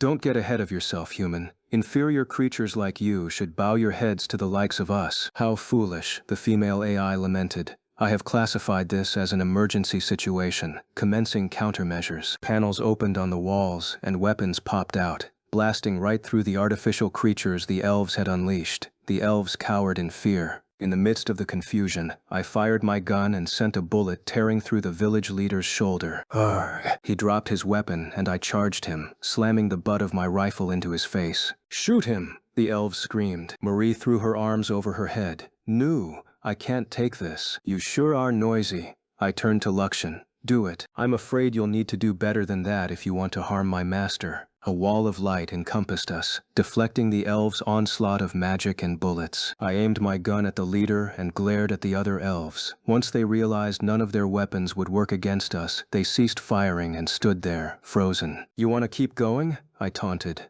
You elves are supposed to be clever and noble, so I assume you know when to give up. Unless you're feeling suicidal? It was clear they couldn't win. They threw their weapons down and held their hands up in surrender. Time to restrain them all. You, I pointed to Marie. Hop to it. Hold on a sec. I'm the saint, which means I'm your boss. Want a bullet in your head? Pretty sure I can destroy the evidence and make it look like an accident if I do it now. Not that I had any intention of actually following through with that, but it forced a smile out of Marie. Oh, come on. Don't be angry. I'll help out, I swear. Don't shoot me. Where was that attitude to begin with? After we tied up all the elves, the feminine AI called out to Luxian and me. I understand our side lost, which means it is time for this facility to self-destruct. I shook my head. You lot sure do like to blow yourselves up. Luxian had the same reaction when I first met him. She wouldn't back down. This facility was constructed in order to devise a way to resist the new humans. However, now that it is clear we failed, it is too dangerous to leave intact. True, I didn't want to see anybody like these elves getting their hands on the place. These ruins had to go. But are you sure about this? I asked. After you finally woke up? She had managed this place for centuries, had just woken up after ages of sleep, and now she had to go and blow herself up. It just seemed cruel. Yes, it is fine this way. Luxian, I will be handing my data over to you. If you require anything from this facility, please take it with you. Also, take this along as well. A migrant ship like yours will need it. A number of floating, glimmering cube-like structures popped out of the ground. Yes, let's take these, Luxian agreed. They will improve my performance. What are they? I asked. Incredibly valuable items. Excited, Marie hopped over. Treasure. Indeed. Treasure as far as we AI are concerned, but since your world wouldn't know what to do with them, they're little more than useless toys to you. She deflated. This really is the worst. There's no treasure at all. Maybe this place really is totally different from the game. I mean, I thought this was supposed to be a fantasy word. No one told me there'd be a bunch of science fiction crap. Marie had a point. The old humans had created the elves to combat the new humans. Most likely, the same went for the other demi-human races as well. This truly was a mysterious universe we'd stumbled into. Not at all the run-of-the-mill fantasy with swords and magic that we had imagined. So much for a fluffy, light-hearted Otome game. Is there no other treasure? Marie asked, shoulders slumped. I am not sure why you would expect treasure from a research facility, but no, there is not, the AI responded. Marie wiped her tears with her sleeve. I'm going home. Admittedly, it was kind of pitiful to see her go through all this and come out with nothing. However, the AI continued, I do have an item I would appreciate you taking with you. Perhaps you might find some value in it. What? So you do have some treasure. Hurry up and hand it over. Marie instantly perked up, just like my little sister used to. Honestly, some part of me couldn't help suspecting she and Marie were one and the same, but the last thing I needed was to meet that brat again in my second life. We were some distance away from the ruins, and I was still having a hell of a time calming Luxian down. If I had to find some way to express his sounds with human letters, it would basically be, as def aradar. Seriously, cool your jets. I am perfectly calm, he said, and I will remain level-headed as I blast this place to bits, pound it to sand, burn it to ash, and obliterate it until absolutely no trace remains. Grah. He's snapped. Marie was so devastated by the lack of treasure that she'd collapsed on the ground, her expression vacant. This isn't remotely what I wanted. Jilk and Greg tried to reassure her, though they were both just relieved to find her safe. At least nothing happened to you. That's right, Marie. Safety comes first. We can always search for more treasure later. On the ground in front of us lay the last item the ruins AI had requested we take. It looked like some spike-covered part of an armor, but I had no idea what part. Marie wouldn't stop whining about how this piece of junk wouldn't net her any money. To make things worse, Luxian had, lost it. Flustered, Livia tried to console him. Please calm down, Lux. Come on, deep breaths. Deep breaths. I do not require oxygen. Oh, that's right. Sorry. His calm reply totally threw her off. Ah, adorable. Angie stood beside me, trying to get a bead on the situation. Leon, can you explain why you refused to release the village leader despite his injury, and where did you find all these other elves? Don't tell me they were being held down there. She eyed them suspiciously. I was genuinely at a loss for what to do with those guys. I could hardly explain the whole artificial life thing, but how else could I justify passing judgment on them? Yeah, about that. See, these guys kinda, whoa. The ground rumbled, throwing us all off balance. I reached to steady Angie, and the two of us turned our eyes toward the ruins. Angie gaped in shock. The facility underground had safely self-destructed after all. Well, safely was maybe an odd word choice, but at least this way no one could create any more of those creepy beasties. This is for the best. Then the sky above us rippled unnaturally, just enough to catch my attention. While the outline was faint, I made out an enormous airship, Luxian's main body. His optical camouflage helped conceal him, mostly. Hey, I glared at him. This is punishment for deceiving me, he replied icily. Punishment for forcing this loathsome thing on me. In his rage, he fired a shot from the main ship, and a beam of light descended on the ruins. The village leader quivered. Don't tell me the head elder spoke the truth. It's the Demon King. We've angered him. Sorry, that's not your fairy tale. That's my partner throwing a hissy fit. The other elves' faces contorted in horror, as if they thought the end of the world was nigh. They couldn't tear their eyes away from the bright pillar shooting down from the sky. Only Miss Gertrude ignored it. Her gaze instead focused on the armor fragment we'd brought. Strangely, I felt like I'd seen the shape somewhere before. Black and spiky. Yeah, definitely familiar, but I couldn't remember exactly why. Miss Gertrude approached me. May I have a word? Would you mind handing this over to me? If you want money, I am more than willing to provide it. The expression on her face was far too serious. She had to be up to something. I'll pass, I said. Whatever you want, as long as it's within my power to give it to you, I will. And also, please know I meant it when I suggested you switch your allegiance. I promise you would be rewarded with a rank befitting someone of your skill. The kingdom has no true claim to your loyalty, does it? I hesitated, but only for a moment. Nah, I don't need anything from you. Her brows knit. You really are fixated, aren't you? I expected a regional lord would understand the kingdom is detestable. Or have they domesticated you so well that you don't even realize your oppression? Oh, like I could argue with that. Still, switching allegiances wasn't a simple matter. How could I guarantee Miss Gertrude would follow up on her promises, especially when she came from an enemy nation, and one that absolutely loathed me at that? If I conceded and followed her to the principality, they might as easily arrest me for a public execution. Damn it, I really shouldn't have crawled so far up the principality's butt. Not interested, I said finally. I see. That's too bad. Truly a shame. By the time we returned to the elf village, the head elder was waiting for us. Dozens of elves had fled their houses to kneel on the ground and pray to the heavens. Please, Demon King, forgive us. Spare our island, please. This is why I was against it. I knew the village leader would disturb the ruins. Kyle surveyed their reactions with a mocking grin on his face, though it disappeared almost as quickly. I pretended not to see it. He clearly had his reasons for disdaining his fellows. Greg scanned the area as he and Jilk carried the armor fragment. The atmosphere here sure has changed. I thought they might blame us for destroying the ruins, added Jilk, but it seems that's not the case. The head elder made her way over to us. She glanced at the captive elves we'd brought back and mumbled something to the assistant supporting her. She says she would like to speak with you regarding how you want to handle these elves, the assistant relayed. If possible, we'd like one of you to act as a representative for your party and come to the head elder's estate. I'd figured we would have to explain things, so I stepped up. The head elder glanced over at Marie. You want me to drag her along too? I asked. Yes, the assistant confirmed.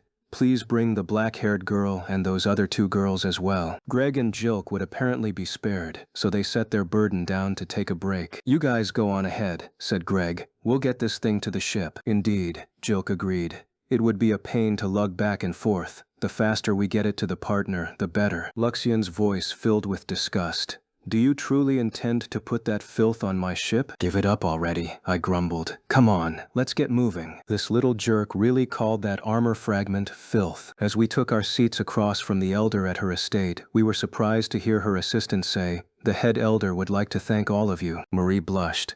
You don't have to thank us, but if you're feeling generous, you could give us treasure or something of value. I'd love that. Angie glared daggers at Marie, silencing her. We've done nothing to deserve a reward. If anything, it's our fault the ruins were destroyed. We don't deserve your gratitude. The head elder shook her head. The elder says she's relieved that the ancient demon king only destroyed the ruins. We're fortunate that was the extent of his anger. Again with the demon king, huh? Livia piped up. I know this is unrelated, but what does it mean to be impure? Miss Eumeria used that word to describe herself, and Kyle has also been acting strange. Could you explain for us? Marie sneered at Livia's obvious worry. I'd appreciate it if you didn't bring other people's servants into the conversation. Thank you very much. But I can't just leave things the way they are. He's clearly not acting normal. Livia had a point there. The head elder's assistant averted her gaze as she answered, You're aware that elven beauty standards are based on one's mana, yes? Each individual's mana is unique. It would be difficult to describe to a human, but we judge them in terms of their color.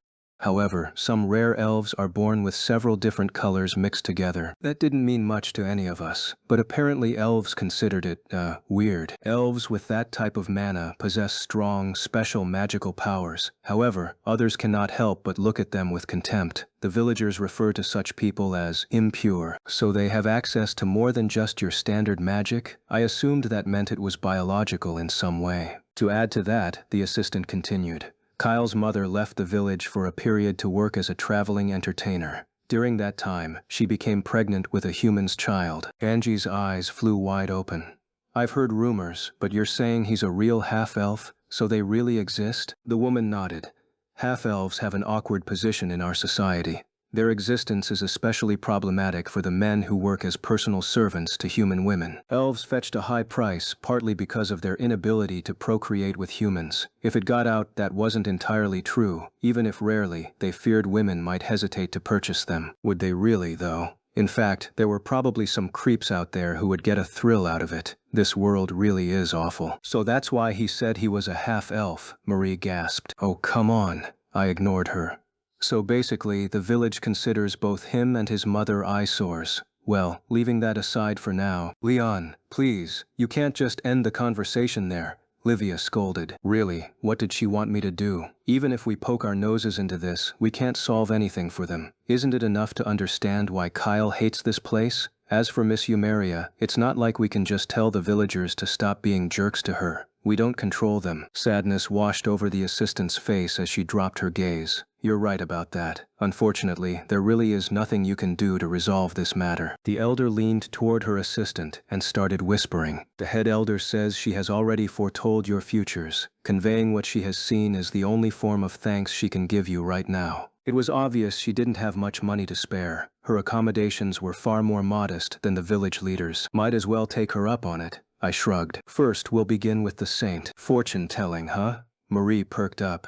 All right then, let's hear it. You better give me the best fortune you can. She really is full of herself. Now that I'd thought it, I couldn't stop unseeing my little sister. That brat had religiously checked her horoscope every morning. You have been born to a strange fate. You have a destined partner, but somehow you have yet to connect. Who is this destined partner? Marie leaned forward. The assistant shook her head. That, she doesn't know, but the two of you have already met. However, now that you have split paths, you will never again be together. Also, yeah, what? You cannot escape the hand fate has dealt you. A harsh fate awaits you. Either you will obtain everything, or you will lose it all. Those are the only paths left for you. Marie's mouth fell open. At last she shrieked, "Again! I demand a redo. Now, for the black-haired girl. Hey, I'm talking to you." Miss Hertrude waited quietly for the woman to continue, looking utterly disinterested. "The head elder says there will soon be a turning point in your life, and with it will come great hardship."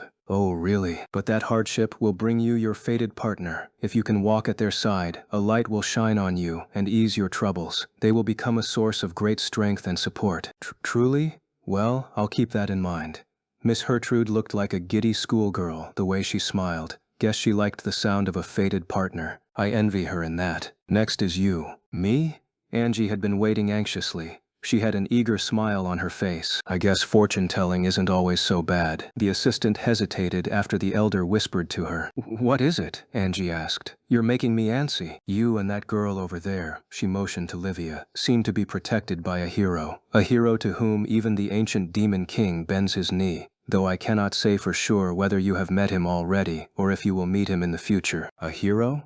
Angie tilted her head. Livia was similarly confused. "I guess you always see heroes in a certain kind of fairy tale, usually the sort boys like, but I don't know anyone quite like that." "Me neither," Angie agreed. "Besides, who is this demon king?" She and Livia conferred with one another quietly. As for me, I thought this whole fortune-telling thing was starting to sound fishy. Plus, the elder was really stuck on that demon king thing. Well, not like I could tell them why they were wrong, and she's kinda lost whatever gift she had, right?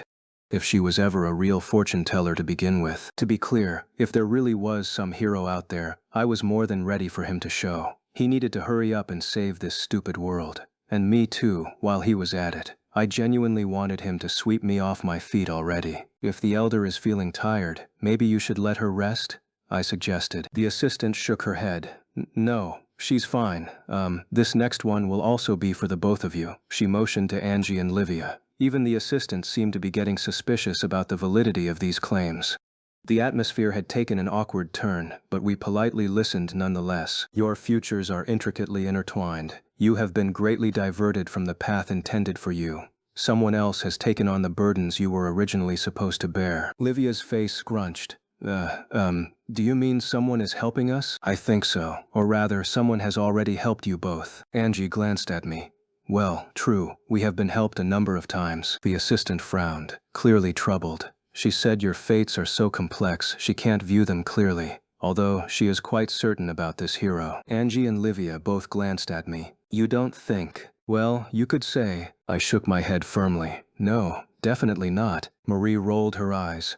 "Of course not. He's just a stupid background character." Miss Hertrude seemed equally exasperated. "You think far too highly of yourself." Okay, the way they put it so bluntly pissed me off. As I cursed them inwardly, Livia pleaded with the head elder.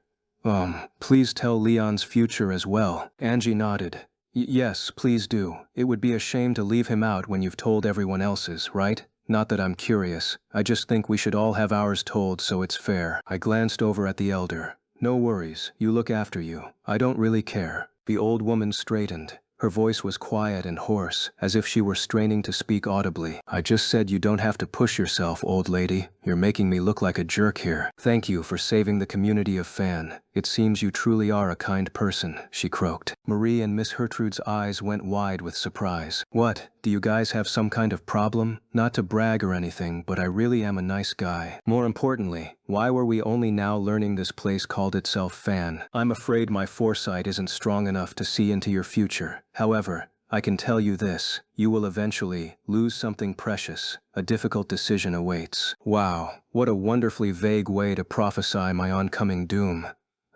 Miss Elder, could you try for something a little more concrete?" She went silent. Elder lady?" The assistant leaned over to prop the woman up. "It seems she's exhausted." "Hold on a minute." I leaped to my feet and grabbed the elder by the shoulders. "Come on, you gotta open your eyes. I'm begging you here. Give me something more to work with. Don't say something that ominous then fall asleep on me." Angie and Livia lunged forward to pry me off the old woman. "Leon, get a hold of yourself." "Leon, bad. Treating an elderly woman like that is a no-no." "Yeah, sure, but how was I supposed to accept this?" Marie and Miss Hertrude chuckled in amusement. Now that was entertaining. "Indeed, you poor thing." They didn't feel the least bit sorry for me.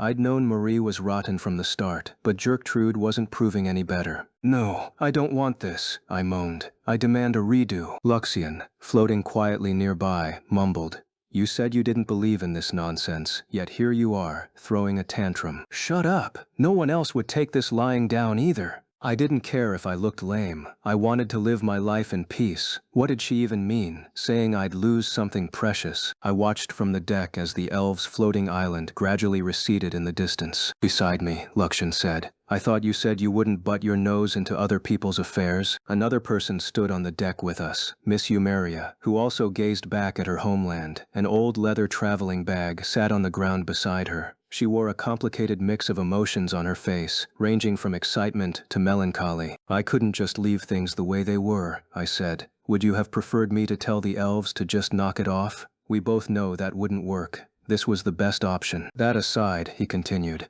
"I am surprised the elves were willing to let her go. It was amusing to see the women agree that you should take her while the men were reluctant. Yeah, and their reasons made my stomach turn. She could damage our market value. Blech. You can't really blame them. The slave trade makes up a substantial part of their income." I scoffed. "Yeah, and it's revolting. But bringing her along does give me a satisfying advantage." "True," Luxian agreed. "You can now drop said market value whenever you feel like it." "Exactly. I've got my hands on priceless blackmail here. I'll be sure to use it wisely." The male elves were all paranoid about Miss Eumeria's story coming to light. They'd pitched a real fit when I said she was coming with me. I prevailed, but it took some effort. The other women and the head elder were on my side, but I really tipped the scales when I mentioned the Demon King. That silenced all opposition. They were pretty shaken. Pretty satisfying for me, though. Miss Eumeria approached me, holding her bag in both hands. What's going to happen to me now?" I softened my tone to reassure her and answered honestly.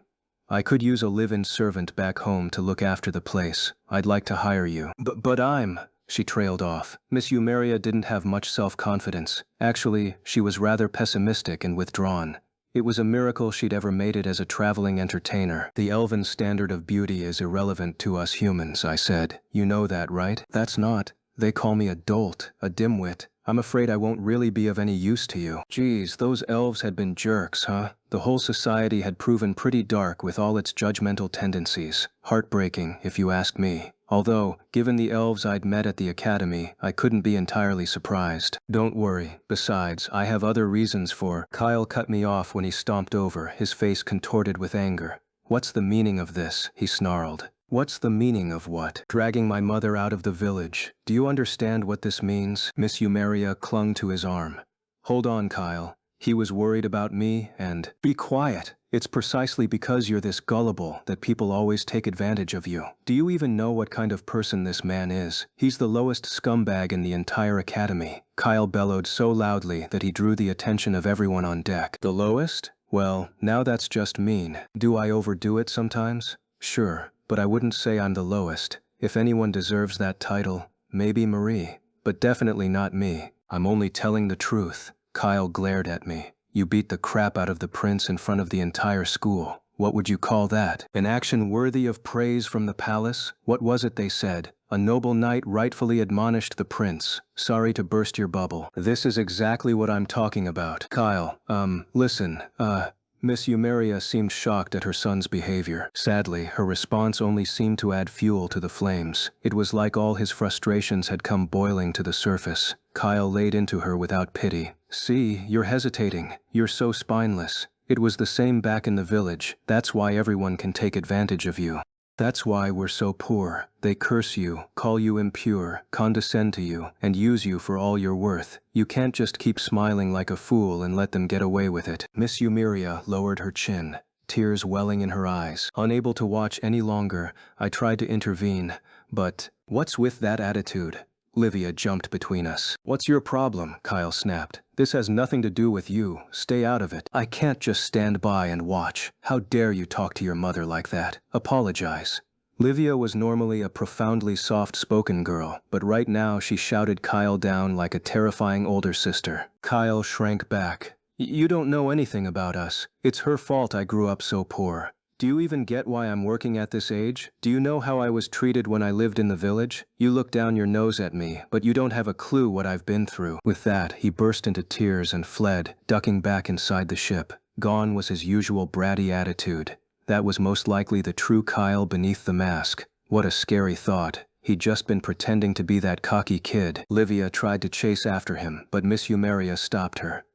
Please wait. I'm the one in the wrong. It's just like he said. I'm a terrible parent, and he's suffered so much. Hoo boy. Other people were watching, so I dragged the two of them inside. Once we slipped into an empty room, we let Miss Eumeria fill us in on the details. Apparently, her position in the village, and subsequently the way people treated her, was even worse than we'd imagined. Those of us who are impure like me can't use ordinary magic. I wasn't able to help the village the way I was supposed to, like everyone else could. I thought the head elder said something about elves like you being able to use special magic though, Livia said. Miss Eumeria nodded. There is a limit to what I can do, but this is one of the few things I'm good at. She happily produced a flower pot and a small packet from her bag. She seriously put a flower pot in there. She opened the packet and produced a single seed. As she put her hand over it, it began to grow and bloomed into a flower. "That's incredible," I said, genuinely impressed. Luxian agreed. With that kind of power, it's hard to believe she was treated so poorly in the village. Ordinarily, I would expect them to prize such an ability and guard you jealously. Their contempt must have overridden any logical thought. Miss Eumeria's ears burned bright red with embarrassment. It's really not that amazing. I am severely limited in what I can do, but I think for the village it wasn't just because I was impure. I'd given birth to a half-elf as well. Livia was still confused by that. But what's so wrong about that? Miss Eumeria hesitated at first but explained. It's true that impure elves are looked upon with disdain, even though it's thanks to their unique powers that our community has continued to exist. However, I left our island so I could discover more of the outside world. There, a nobleman captured me and held me at his estate for some time. Terrible things happened to me there. Lines formed in Livia's forehead. Innocent as she was, she knew what Miss Eumeria had endured. She opened her mouth, perhaps to offer some kind words, but nothing came out. "When I became pregnant," Miss Eumeria continued, "the noble cast me aside, but when I returned home, my people were opposed to me giving birth, all because a half-elf could damage their value. But I was already so far along at the time, and I wanted to have the baby. It broke my heart watching her tears fall, one after another. That's just." Livia's voice was thick with upset. Luxian, on the other hand, was entirely unmoved. "I understand their anxieties, but not why they assumed it would be a problem. You could have simply kept quiet about it." Miss Eumeria shook her head. "You wouldn't necessarily know at first glance, but there is a difference between elves and half-elves. Kyle matures at the same rate as a human." "Then why did you sell him?" I blurted. Miss Eumeria pressed a hand over her mouth and sobbed. "The slave merchant took a liking to Kyle, and the village leaders said he couldn't refuse the merchant's request." Livia and I were having a hard time following, but Luxian helpfully explained. "The power dynamic in this arena is skewed toward the merchants. It seems likely this merchant used knowledge of half-elves as leverage." Miss Eumeria nodded. "They knew all about our concerns, our circumstances. They also don't want to see our market value drop, so they had us keep quiet about it, even as we took him. There was a lot happening, a bad winter.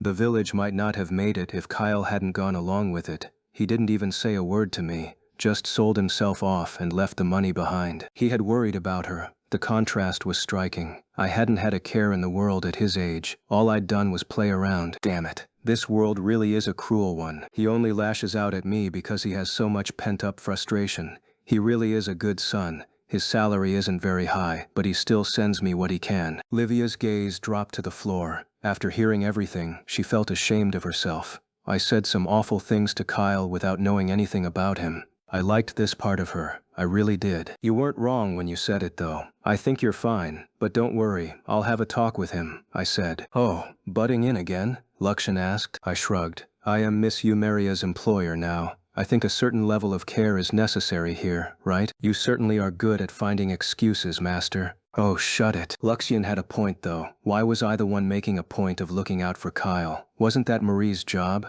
But I got the feeling she wouldn't be able to handle it. It had to be me. Plus, something about parent-child relationships made me weak.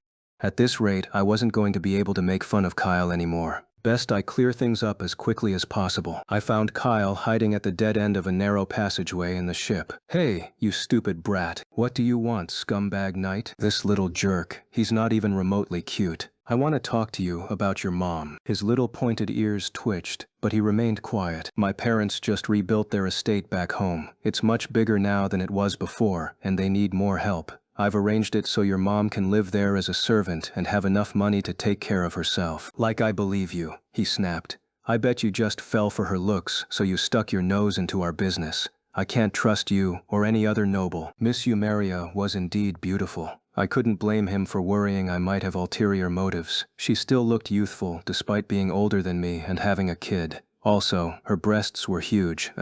Like I even get to go back home all that often, I said. And the Baron, my father, may look like a barbarian, but he's actually pretty straightforward. He definitely loves my mom too much to lay hands on anyone else, probably. His head jerked up, and he glared at me.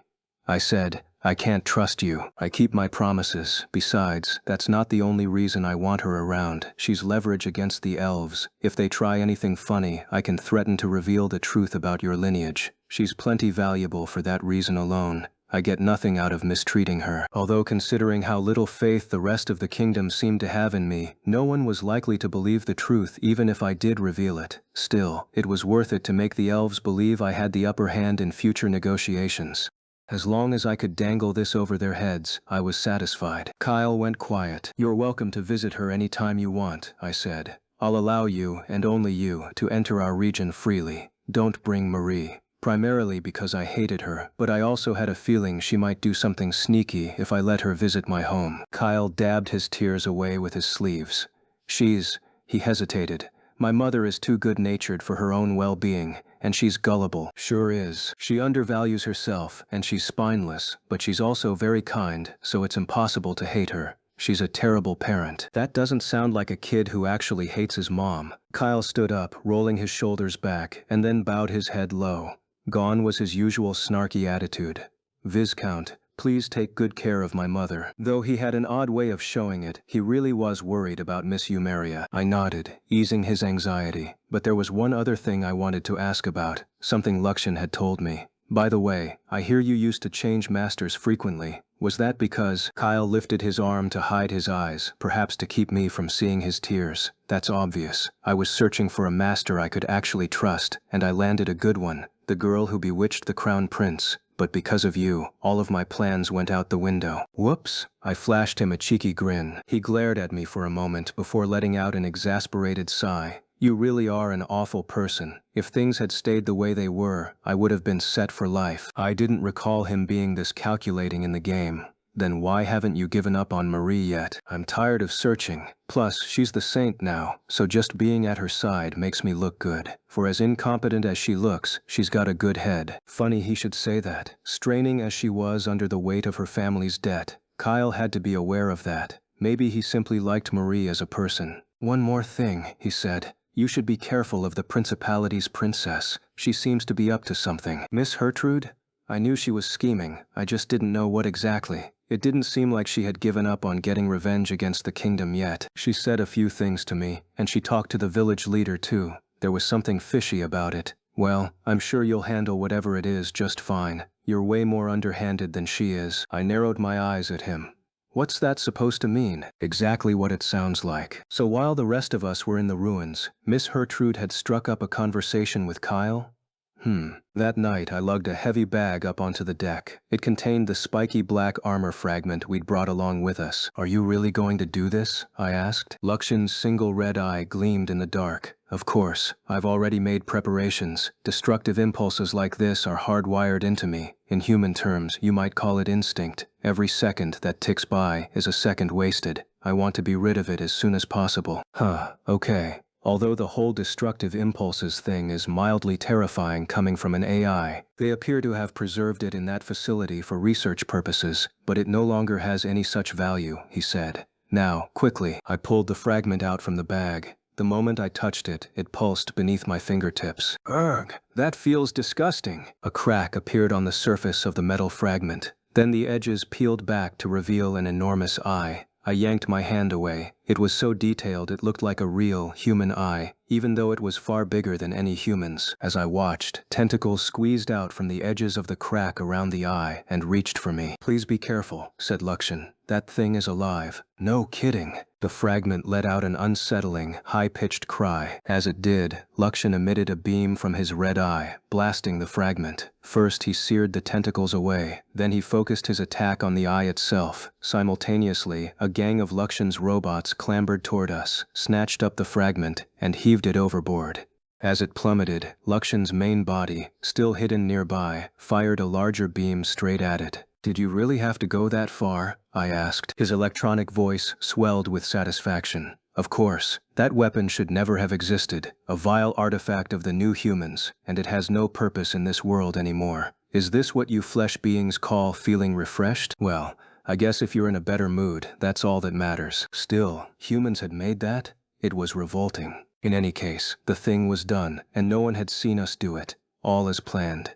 We started to head back inside. At that moment, Miss Gertrude stepped out from the opposite end of the deck. "There you are. Did you need something?"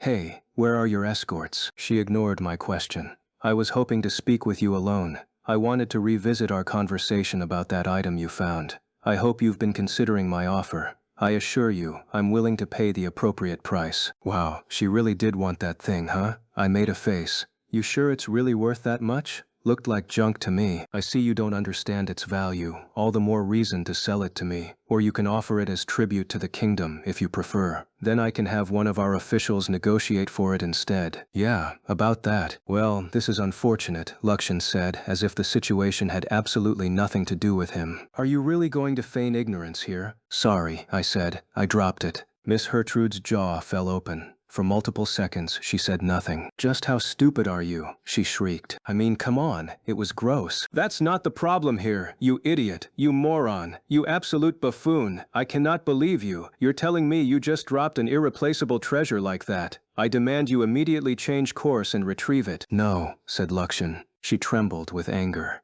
I'll be reporting this to the kingdom's top nobles." "And what purpose would that serve?" Luxin asked. "My master found the treasure, so he owned the rights to it. Whining about it would only make yourself look foolish. Not to mention Luxin had turned it into so much dust. There was nothing to retrieve in the first place. That was valuable. If you can't treat it as such, you have no right to call yourself an adventurer. What are they even teaching you at that academy?" "I hate to break this to you, but the academy basically only exists so we can find marriage partners," I said. "Too bad for you, princess," Luxin said, even colder than usual. Miss Gertrude spun, her hair whipping through the air as she stomped back inside. "I won't forget this." I stared after her until she disappeared.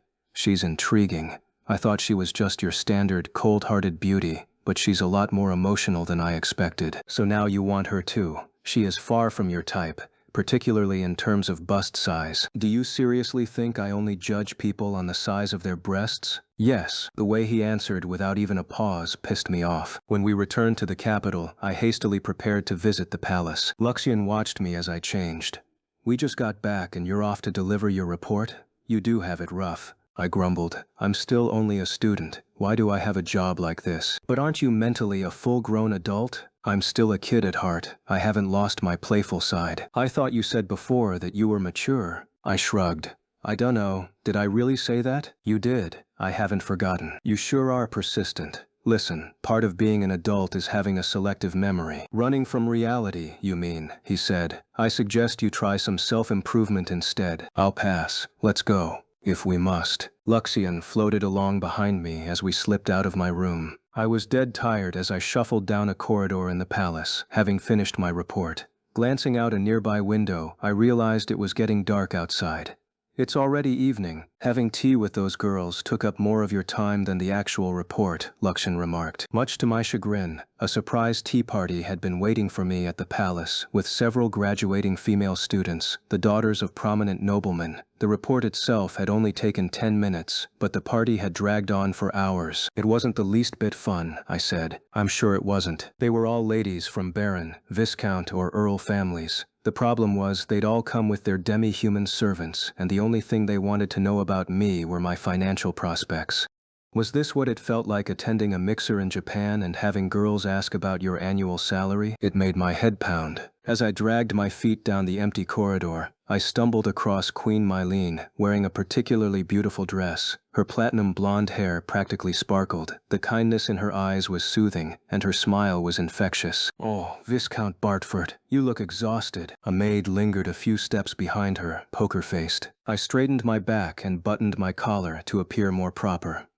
"My apologies. Your Majesty is... Could you spare a few moments for me?" Now she was the one inviting me along to talk to her. My heart swelled with delight. "I would love to." She smiled, and I eagerly followed behind her. "You really are an open book," Lakshan mumbled from behind me. The Queen and I retreated to a room where we sat across from one another. The servants provided tea, which was more delicious than anything I had ever made. It wasn't the tea leaves that made the difference either. Whoever had made it was skilled. I sulked a bit in self-defeat. I wanted that skill. As I waited for Queen Mylene to speak, Lakshan hid quietly beside me. "Are you getting along well with Princess Hertrude?" she asked at last. "I felt a bit anxious when I heard you took her on your adventure." She insisted on coming along. But I thought she had approval. Her Majesty's expression clouded over. Apparently she hadn't wanted to grant Miss Hertrude permission for the trip.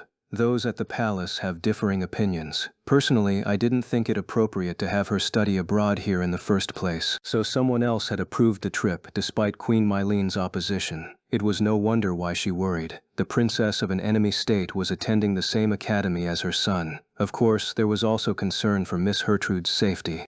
From the Queen's standpoint, sending a princess out on an adventure posed too much risk. I agreed. If some idiot got crazy ideas in their head and attacked Miss Hertrude, it would be an international scandal. For that reason, as long as Miss Hertrude was at the academy, the palace had assigned her a retinue of female knights and student escorts. Even then, there was still cause for concern. "I spoke with the princess myself," the Queen continued. "She didn't state as much openly, but she holds quite the grudge against the kingdom. Miss Hertrude hadn't even experienced the original conflict between the kingdom and principality, but the principality had drilled the grudge into her."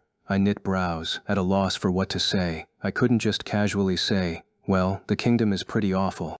This was a complex issue, and I wanted to keep my mouth shut. "That's cowardly, you say?" "Yeah, so what? I was a coward." While I waited, Queen Mylene went on. "Viscount Bartford, no, Leon, I don't think the principality is going to give up anytime soon." "I'm sure you're right. Pent-up resentment like that didn't just disappear. I know being appointed commander to the Saint's personal guard was a burden on you as well. By the way, have you heard about what happened with Lafan House?" I shook my head. Her Majesty put a hand to her cheek, brows knitted with concern. "Julius and his friends managed to resolve outstanding loans, but Lafan House's debt, or rather the Saint's debt, only increased.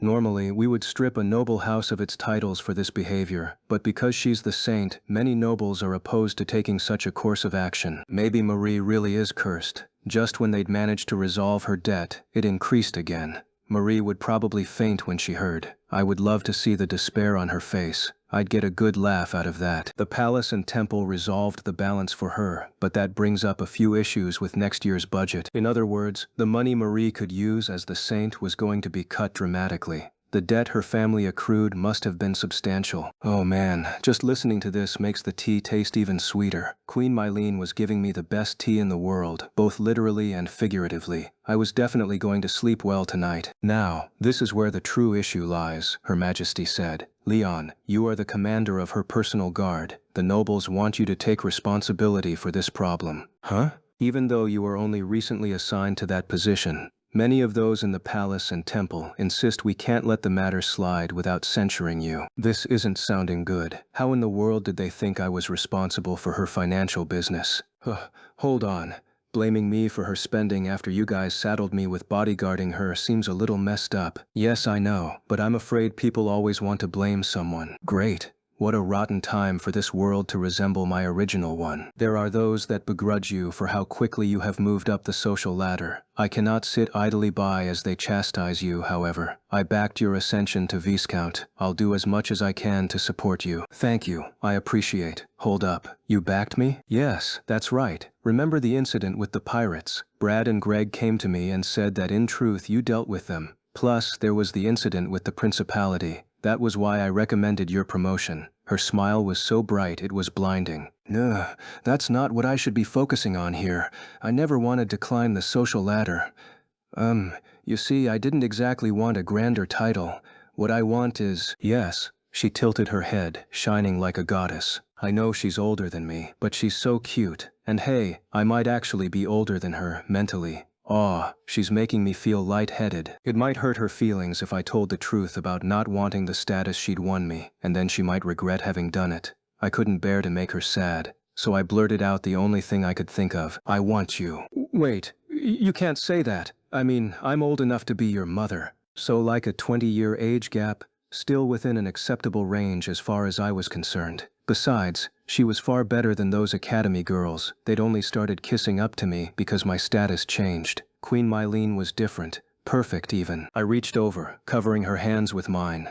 Even so, one of Queen Mylene's maids coughed. Crap. I let myself get carried away again. I completely forgot we were at the palace. Her Majesty's face was bright red. Damn it, I loved the way she reacted. It made me want to tease her more. See, you're making fun of me again, she said. That's a bad habit, Leon. If only she weren't the queen, then I really would gun for her. In any case, Her Majesty said, bringing us back to the task at hand, there is something else about the princess that's been weighing on my mind. As soon as they received word that Leon had left for the palace, 3 demi-human servants gathered at the academy. One of them was Miolor, a tall, muscular man with cat ears who belonged to Leon's older sister, Jenna. He and his comrades hovered in front of Leon's room. Kyle, that traitor. I can't believe he said he wouldn't help us, Miolor snarled. The other 2 tried to placate him. He's the saint's servant. We can't make him do something like this anyway. The elves were acting all weird. Maybe that's why?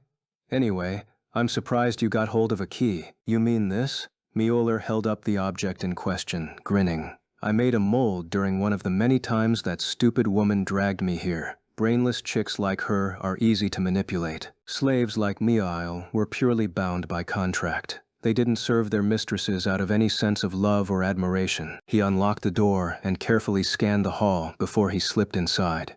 One of the servants stayed behind to act as a lookout while Miolor and his other buddies stowed some items inside Leon's room. What are they gonna do with these things anyway? How should I know? They just said they'd pay me to leave them in this scumbag's room. The servants at the school hated Leon, mainly because he'd defeated their peers who had tried to go after Queen Mylene during the school festival. His actions had been just, but it had still left a bad impression on the academy servants. Once they were done, they ducked out of the room and took off. A few male students saw them and thought it odd for servants to be hanging around the boys' dorm without their mistresses, but no one dared reprimand them for it. After school the following day, I threw a tea party. If male students didn't do this occasionally, the girls started all sorts of ugly rumors. Not that I really cared about my reputation right now, but tea parties, or rather tea itself, was my hobby these days.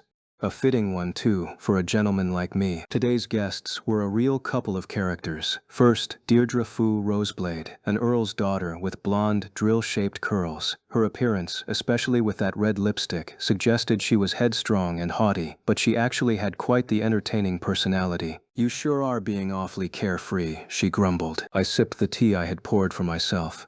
I'm satisfied with the taste today. The offhanded comment irritated my other guest, Clarice Fia Atlee, Jilk's former fiancé. Leon, you're walking a fine line. Do you understand? Duke Redgrave's faction is losing power. His words don't have much sway at court, not anymore. Marcus Frampton is on the rise, and he's insisting the nobles take a strong stance against you. Apparently this Marcus was the one who wanted me to take responsibility for Marie's debt. The notion was so absurd I could only laugh. If you're talking about the Laffen situation, it's got nothing to do with me. Marie, or rather her family, is entirely responsible. Deirdre uncrossed and recrossed her legs, leaning forward to plant her elbows on the table. You fool. However they preface it is irrelevant. They're trying to take you down, and they want to take your airship while they're at it. They'll come up with whatever justification they need to get their way. I'm shaking in my boots. The nobles sure seem to have a lot of free time to waste. I understood why they were so desperate to steal Luxian away, but they'd picked the wrong people to team up with to accomplish that. From what I've heard, Marcus Frampton has been meeting with Princess Gertrude, and the kingdom has only been so soft on the principality because Marcus Frampton's faction holds most of the power. Deirdre wore a grave expression as she scrutinized my face, waiting for some kind of reaction. She didn't just coast on her status. She knew everything that happened at court. Being the daughter of a court noble, Clarice was even more informed. He's influential enough to get his way even in the face of opposition. Leon, you need to be careful. It sounded like a troublesome situation over there, but I had no desire to get involved. That had always been my stance, and I wasn't changing it now. Great, then they can just strip me of my titles and be done with it. Deirdre grinned. You really are a fool. Do you think they'd be kind enough to stop there? If you're not careful, they'll trip you up before you know it, and a flurry of footsteps suddenly drowned her out. Dozens of soldiers flooded into the tea room, weapons drawn. Leon Fu Bartfort, you're coming with us. Clarice shot up out of her chair, bristling. What disrespect is this? He's a viscount of lower fourth rank. One, the soldiers grinned. Titles don't matter with traitors. Now come with us, brat. To my shock, the soldiers grabbed my arms and hauled me out of the room. Traitor? He's a hero, Deirdre bellowed after us. Hero? He's no hero. He had a secret arrangement with the principality. Now, if you'll excuse us, the knight said grimly as he shut the door in her face. A secret agreement with the principality? I thought in a daze. What in the world is this about? At the girls' dormitory, Angie rushed into Gertrude's room, pausing only to gasp for air. Gertrude gazed at her coldly, seated with her legs crossed and her hands folded neatly over one knee. You sure do seem to be in a panic. I'll forgive your lack of etiquette this time. Angie glared at her. What's the meaning of this? Gertrude smiled. Whatever do you mean? Speak plainly. Playing stupid? You must be the one who started the rumor about Leon and the principality. Angelica, it's not very nice to accuse someone, especially when you lack any proof. Angie took in a deep breath and exhaled, composing herself. You seem to be close to Marcus Frampton. Why go to such lengths to drive Leon into a corner? Gertrude's voice held a note of pity. You really came here over something as petty as that? You're as hot-headed as they say. Frankly, you've outdone yourself and become a straight-up fool. Angie pressed closer. Do you really mean to go to war with us? What can you hope to accomplish when Leon alone was enough to defeat you? The princess smiled triumphantly. You sure do like putting Mr. Hero on a pedestal. I haven't spent long with him, but I have seen enough of the Viscount to form my opinion. He's average at best, most of the time. Perhaps he has some promise, but as a knight, he's worse than mediocre. She laughed when Angie's brows twitched in anger. Can you honestly disagree? Certainly, a kind-hearted knight is the ideal, but in times of war, a knight who can't kill is worthless. He'll never be a match for Vandel. Gertrude had indeed been watching Leon closely, and she had found him wanting. I know he has those lost items, she went on. That familiar of his has some manner of connection to them too, doesn't it? But that thing only follows Leon's orders. No matter how spectacular the weapon, it is wasted in the hands of a man who won't use it. Angie couldn't defend Leon on this count. No matter how talented he was still inexperienced as a knight. War was the way of this world, and any knight who couldn't kill wasn't really a man, at least not as far as society was concerned. Do you hate us that much? Angie asked. All signs of mirth disappeared from Gertrude's face. What would you know? Can you understand how our people feel, having lost their parents, their children? Your army attacked us without mercy. Don't expect us to forgive and forget. It must be nice to be so ignorant, Angie snapped. It seems you are the one who knows absolutely nothing. The kingdom was right to make you study here. What you need is... The door to the room swung open, cutting Angie off as several female knights charged in. Stop right there. Lady Angelica, please come with us. They surrounded her. What? What are you all doing? Angie looked at them quizzically. The women grinned. How inappropriate of you, trying to get violent with Princess Gertrude. Not very proper for a duke's daughter. Now, come along with us. That was when Angie understood. The female knights who had supposedly been assigned to keep watch over Gertrude were no bodyguards. They were enemies. She tore her gaze from them to stare at Gertrude. Are you really serious about this? Gertrude stood, leaning in close to whisper in Angie's ear. This time Holford Kingdom will be the one flowing with rivers of blood. As for this continent, we'll sink the whole thing. If you can stop us, go ahead and try, Angelica. I stared at my room, now a chaotic mess after the soldiers had finished searching. My face soured when they unearthed a letter that supposedly linked me to the principality. I had never seen the thing before, but they had produced quite a number of them as they raided my room. The enemy had gone to such theatrical lengths that it was actually impressive. The knight from before marched up to me and smoothed out one of the letters. You won't be able to weasel your way out of this anymore. Who knew our hero was actually consorting with a hostile nation behind our backs? The lies were so brazen, I rolled my eyes. You ready for what's going to happen now? He pressed his face in close. I snorted. Yeah, you've done a great job cornering me. He grinned and threw a punch at my face. As I collapsed, his subordinates rushed toward me. Don't try to resist, traitor. I didn't try to defend myself, yet he continued to punch me. Lakshan stared down at me from where he hid, and I managed to reassure him with a thumbs up until they restrained me again. Honestly, I was starting to have a bad feeling about this. How does it feel, clawing your way up the social ladder only to lose it all instantly? I thought this guy was fishy, no punk like you should be a viscount. Seems like he had his hand in all manner of criminal endeavors. Better be ready for a tough interrogation. They dragged me out of the room. Male students had gathered in the hallway to see what was going on. Among them was Mialar, my sister's personal servant. He gave me a sinister smile when he saw me. You bastard, I growled. At this, his grin widened. Someone's foot slammed into me from behind, sending me to the floor. They snatched a fistful of my hair and yanked me back up.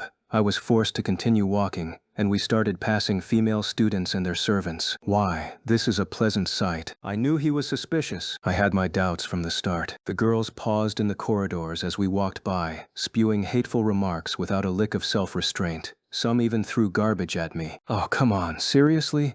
You guys are switching allegiances again? They had done an entire circuit by this point, returning to their original stance on me. Strangely enough, I found it more comfortable that way. The knight who'd kicked me sneered. Viscount Leon Fu Bartfort. No, I guess you're just Leon now. I hope you're prepared for what comes next, you filthy criminal. I mean, yeah. First come the false accusations, then comes the cell. Duh. This isn't exactly how I envisioned you taking my titles away, I joked. Then the crowd split to reveal Livia. Leon. I gave her a small wave and kept going as people continued slinging trash at me. Clarice and Deirdre also appeared then, along with my friends Daniel and Raymond. They watched with fear in their eyes as I was escorted out of the academy. This stupid Otome game world is the absolute worst. Together, Gertrude and Marcus Frampton paid a visit to the palace's vault, home to a number of treasures and lost items. Many ancient tools whose functions remained unknown were also on display. Gertrude froze when she spotted a certain item. I found it, she thought. I heard one was here in the kingdom's vault, but to think they've turned it into a mere decoration. This Marcus really is a buffoon. Marcus, might I convince you to hand this piece over to us? He stroked his beard. It's quite a precious artifact. I'm afraid I would have to consult the other nobles before making such a decision. The right arm of an ancient armor sat in a glass case, black and spiked. It certainly did have historical value. However, the kingdom clearly didn't see any modern purpose for it. Marcus Frampton put on an air to gain the upper hand in negotiation, but he couldn't even begin to guess Gertrude's true thoughts. I can't believe they left something so dangerous lying around. The kingdom is beyond salvation. Even if we don't use it, it would still be safer in our hands. What would you wish in exchange? Gertrude asked, crossing her arms. He smiled. Ho ho, it seems you've taken quite the liking to the piece. Won't you tell me what you would do with it? Gertrude glanced over the treasures in the room. Her eyes lingered on the magic flute. Next, she eyed Vandal's beloved sword, massive and imposing, its size intended for use by a powered suit. Forged from a unique metal, it was especially valuable.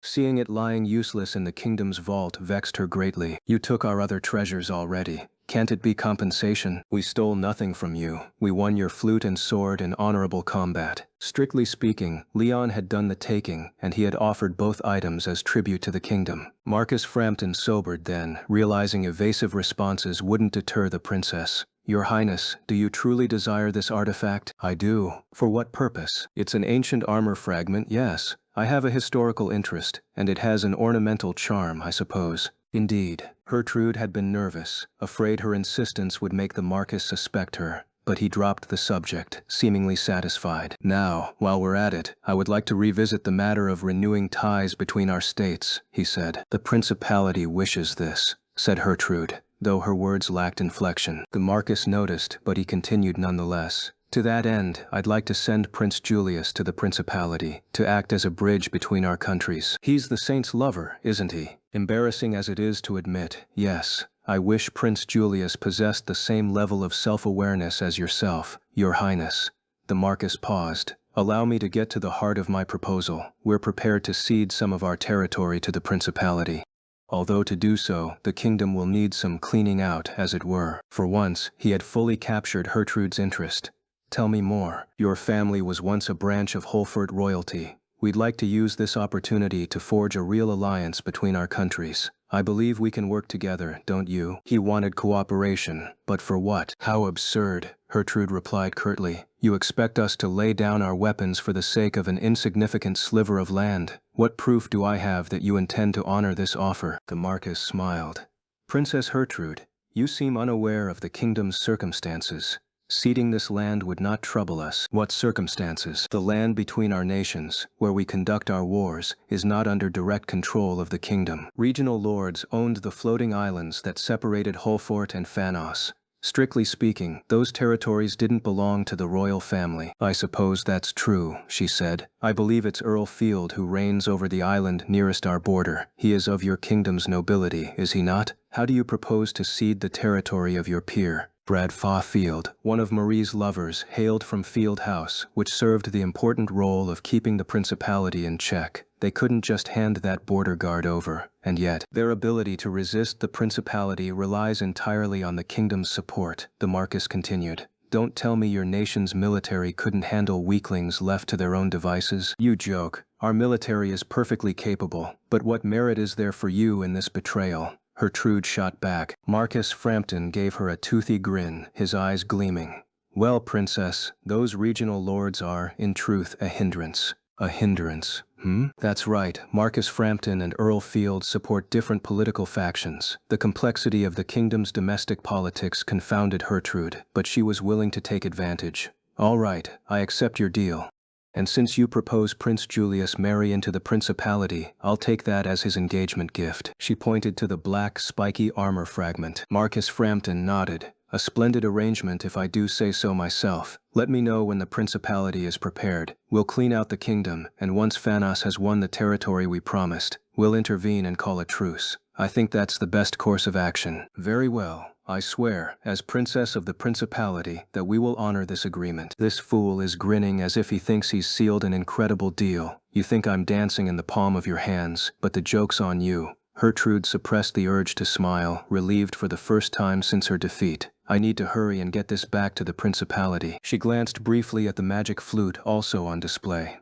Rhoda, my little sister, I won't blame you if you resent me for my foolishness. Gertrude bit her lip before turning her attention to her next objective. By the way, how are things going in regard to the issue with Viscount Bartford? Have you retrieved his lost item? The Marquis's smile faded then. Yes, both the airship and that impressive armor. I'm sure we'll finish analyzing them soon. As for that brat, I hope to have him executed by now, but he is the Queen's favorite at present. We're running into a bit of trouble on that front. Gertrude's smile only grew. Holford Kingdom had rendered their greatest weapon useless. How perfect to have Viscount Bartford out of the picture. Given the behavior of his familiar, I doubt the Marquis or his men will be able to assume control of either lost item. I see. I suppose it will be nothing but tranquility here in the kingdom from now on. Will the first be calling you Prime Minister someday soon as well? The Marquis grinned.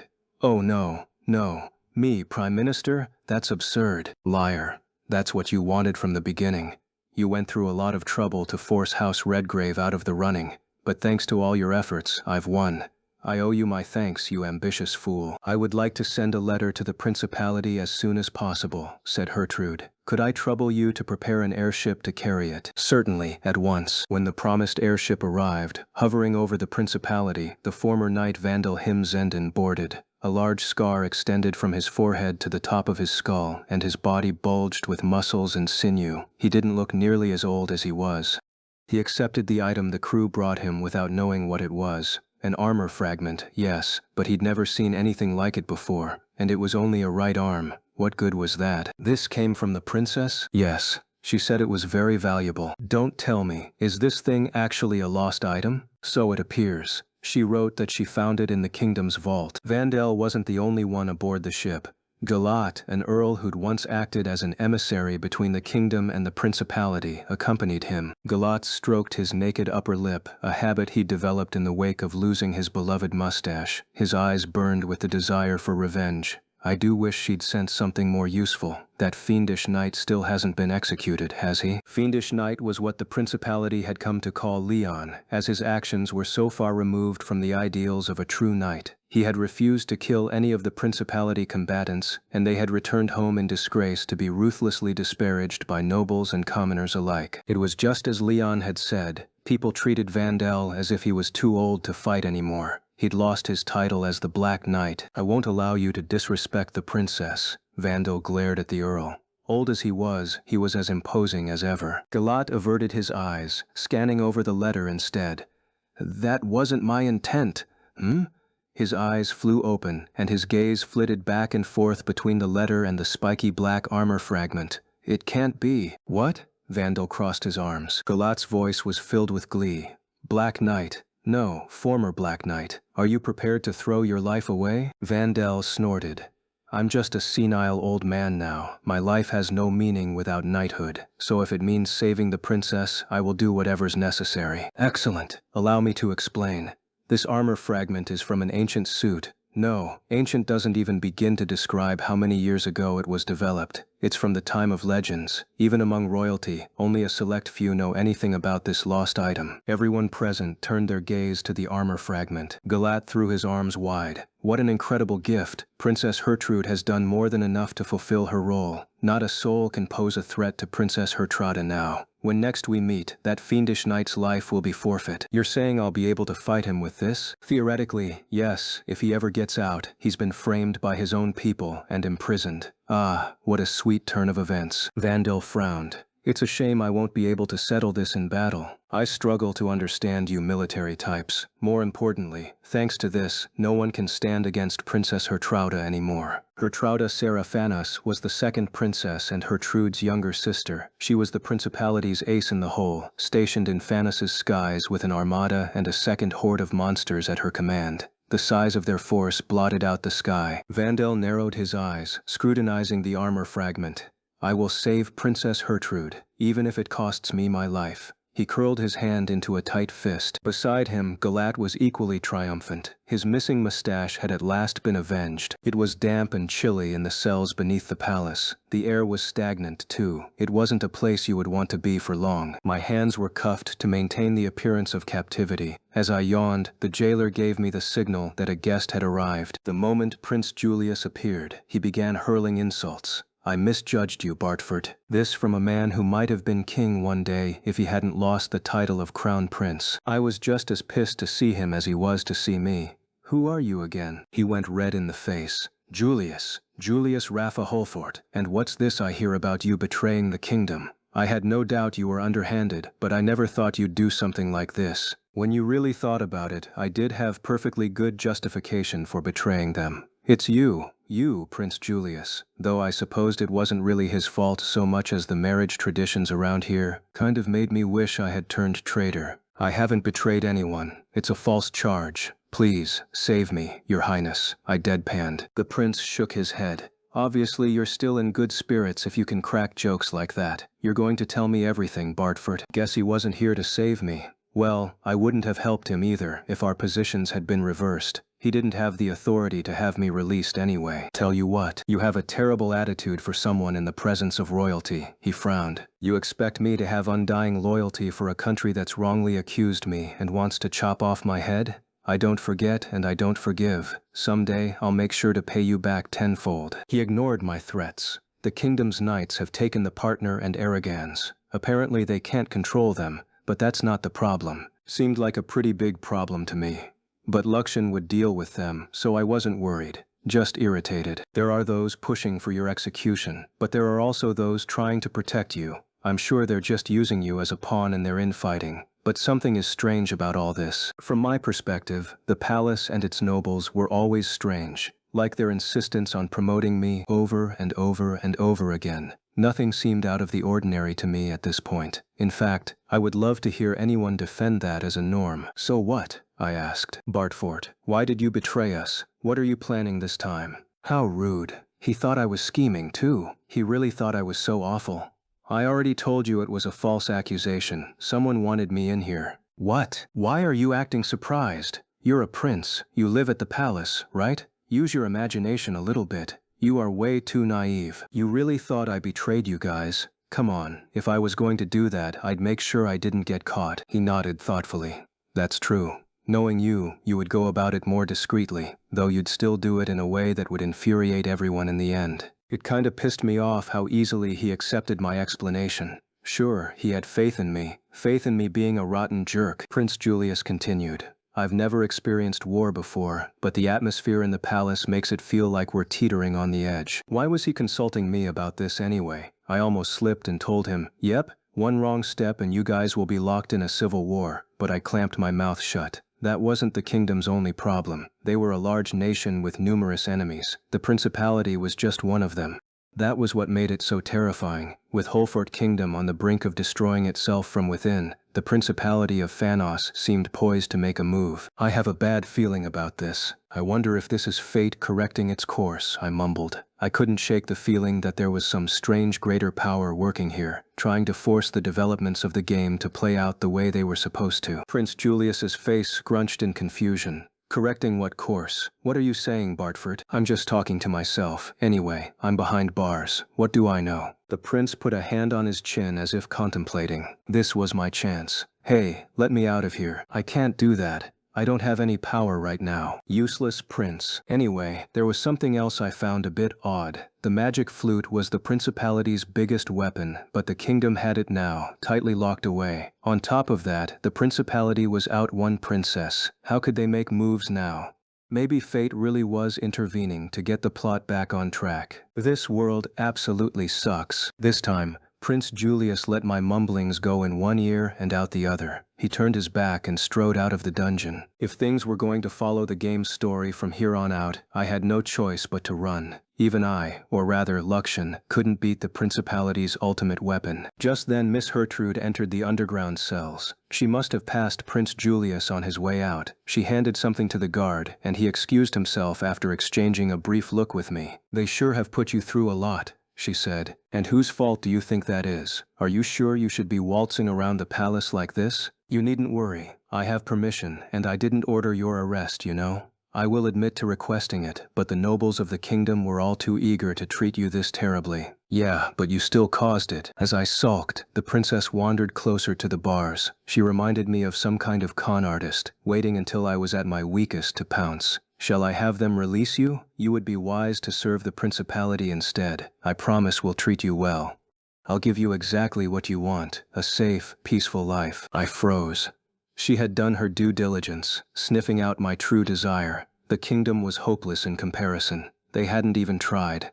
Sad, really. Foolish, aren't they? She continued. Underestimating the principality while trying to make a pawn of you. I can hardly stand to watch. They wanted to use me to crush you. Both she and Prince Julius were royalty, but there was a huge disparity between them. Miss Gertrude was far more competent. Bend the knee to me. I'll make you my knight. I assure you, you'll find it far more to your liking than serving a rotting kingdom like this. I will promise no status and no honor, just an ordinary, normal life. She flashed a smile. I must refuse. Her smile faded into annoyance. Is the kingdom really that precious to you? Your family has their own territory, right? I don't mind if all of them swear fealty to me. They can come with you. It's a tempting offer, but I have no intention of making deals with someone I don't trust. The principality hated me too, and I hadn't forgotten that the princess had stuck me into this situation to begin with. Luxian slipped out of hiding and joined the conversation. Wasn't it you who was terrified of Master and had him locked up? And now that he's weak, you're offering him the hand of salvation? Typical. Did you assume he'd be too distraught to think critically? Her gaze turned to my AI companion.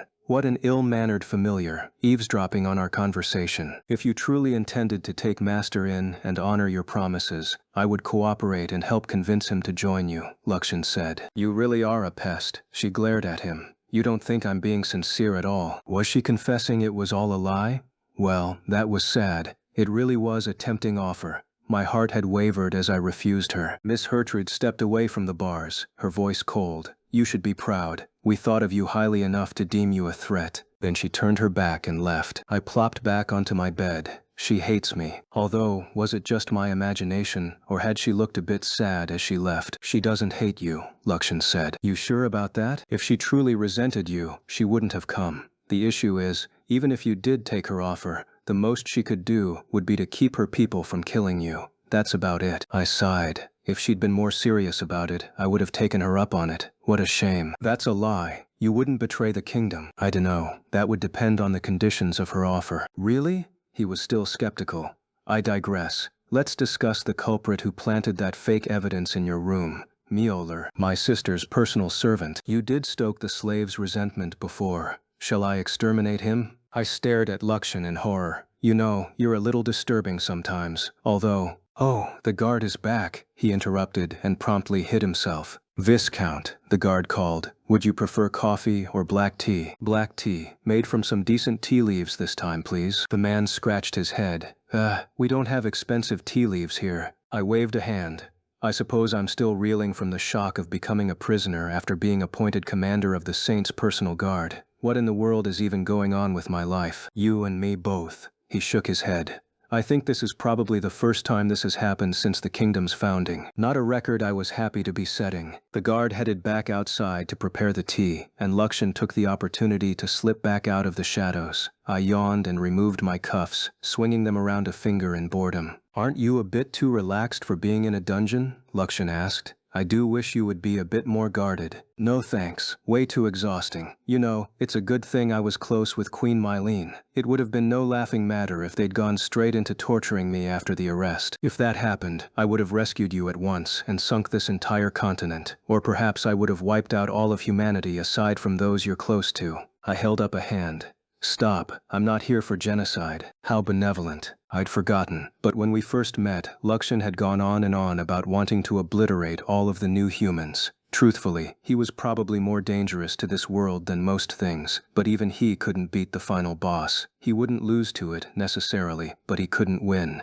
The key to victory was the Saint's power, Livia's power, and love. You may be wondering what I was doing locked up in a cell, in that case. To explain, we'll have to go back to the day when I was first arrested. The day I was apprehended, the guards brought me to a room in the palace with 2 other people. Hi, Mr. Gilbert. Look at me. I'm in cuffs. The 2 in front of me didn't even crack a smile. One of them was Angie's older brother, the heir to House Redgrave, Gilbert Fa Redgrave. He wore a look of relief. You're not even shaken. Seems the nobles were right to consider you a threat. It takes grit to jest in these circumstances. I respect you for that. Grit? Nah. Knowing about it beforehand was what had helped me brace myself. The other person in the room was Queen Mylene.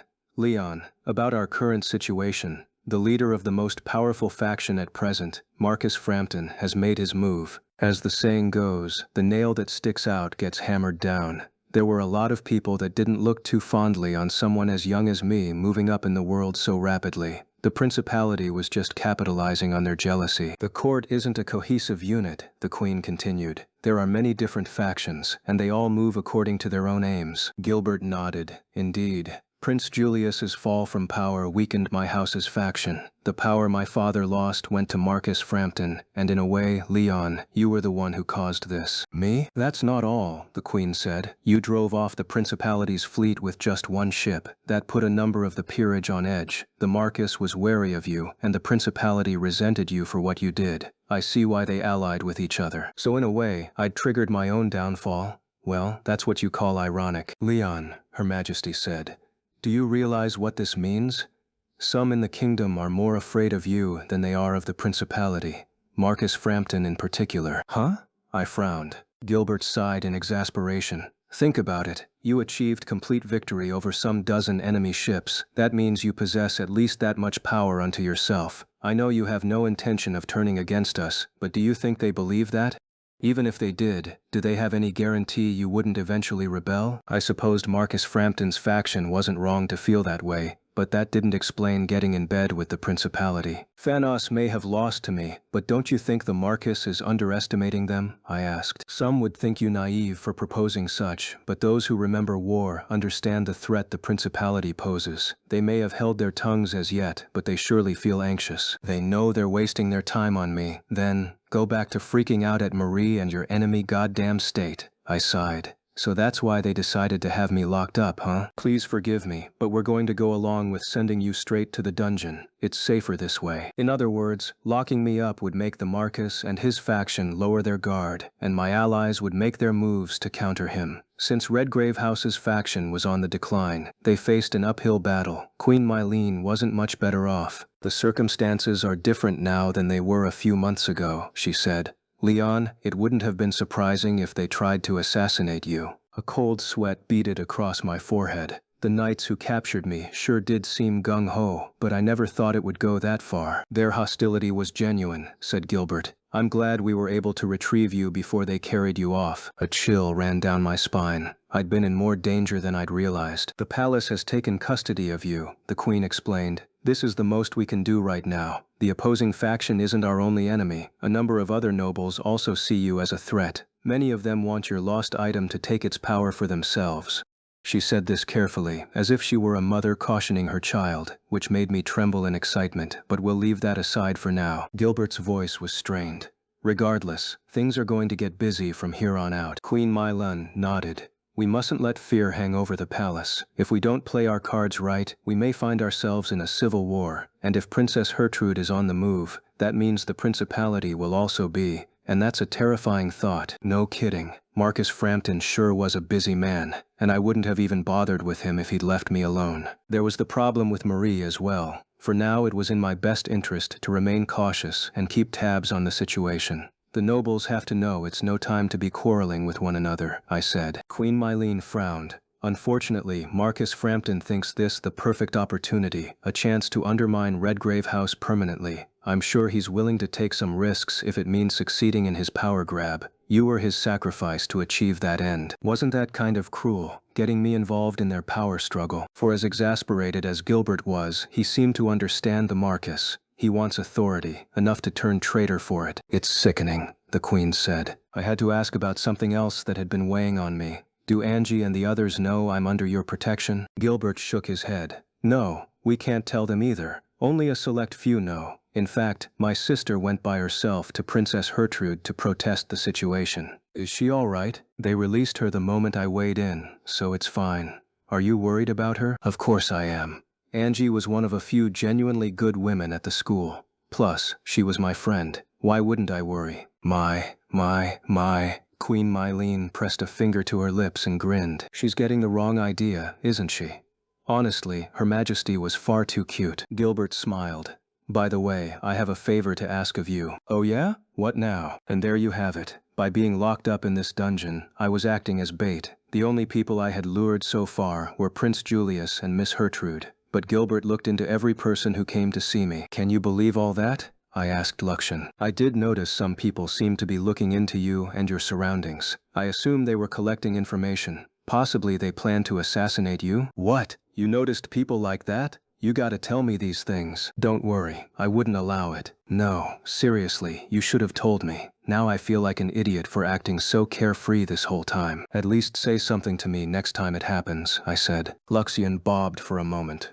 This kingdom sure is fragile. Changing the subject, huh? I shot him a glare. But I agree. Miss Gertrude's maneuvers also roused my curiosity. But surely the nobles hadn't returned the magic flute to the principality, right? Miss Gertrude is definitely persistent. Or should I say Phanos is. They're taking advantage of the domestic conflict to destroy the kingdom to help it destroy itself. What happened to this being a light-hearted Otome game? Isn't this a bit too heavy? Master, under ordinary circumstances, Holfort Kingdom's twisted system would be infeasible. Why not? It seems designed to purposefully heighten the dissatisfaction of the regional lords. Under these conditions, rebellion would be nigh inevitable. I tilted my head. Really? My house was so weighed down by debt that we didn't have time to give that a second thought. Master, please stop using your house as a standard for comparison. Okay, I said. So what are you thinking? Just as the principality has its own secret weapon, I suspect the kingdom has something up their sleeve as well. A trump card, in other words. Yeah, I'm guessing it's that thing, I mumbled. If you know something, I would appreciate you consulting me about it. Sorry, it's just that without Livia the thing shouldn't be able to move. Anyway, what should our next plan be? First, we can start by annihilating the new humans. Be serious. I was being entirely serious. I stared at him. You know, sometimes you really terrify me. I meant, what should we do if things stay on their current trajectory?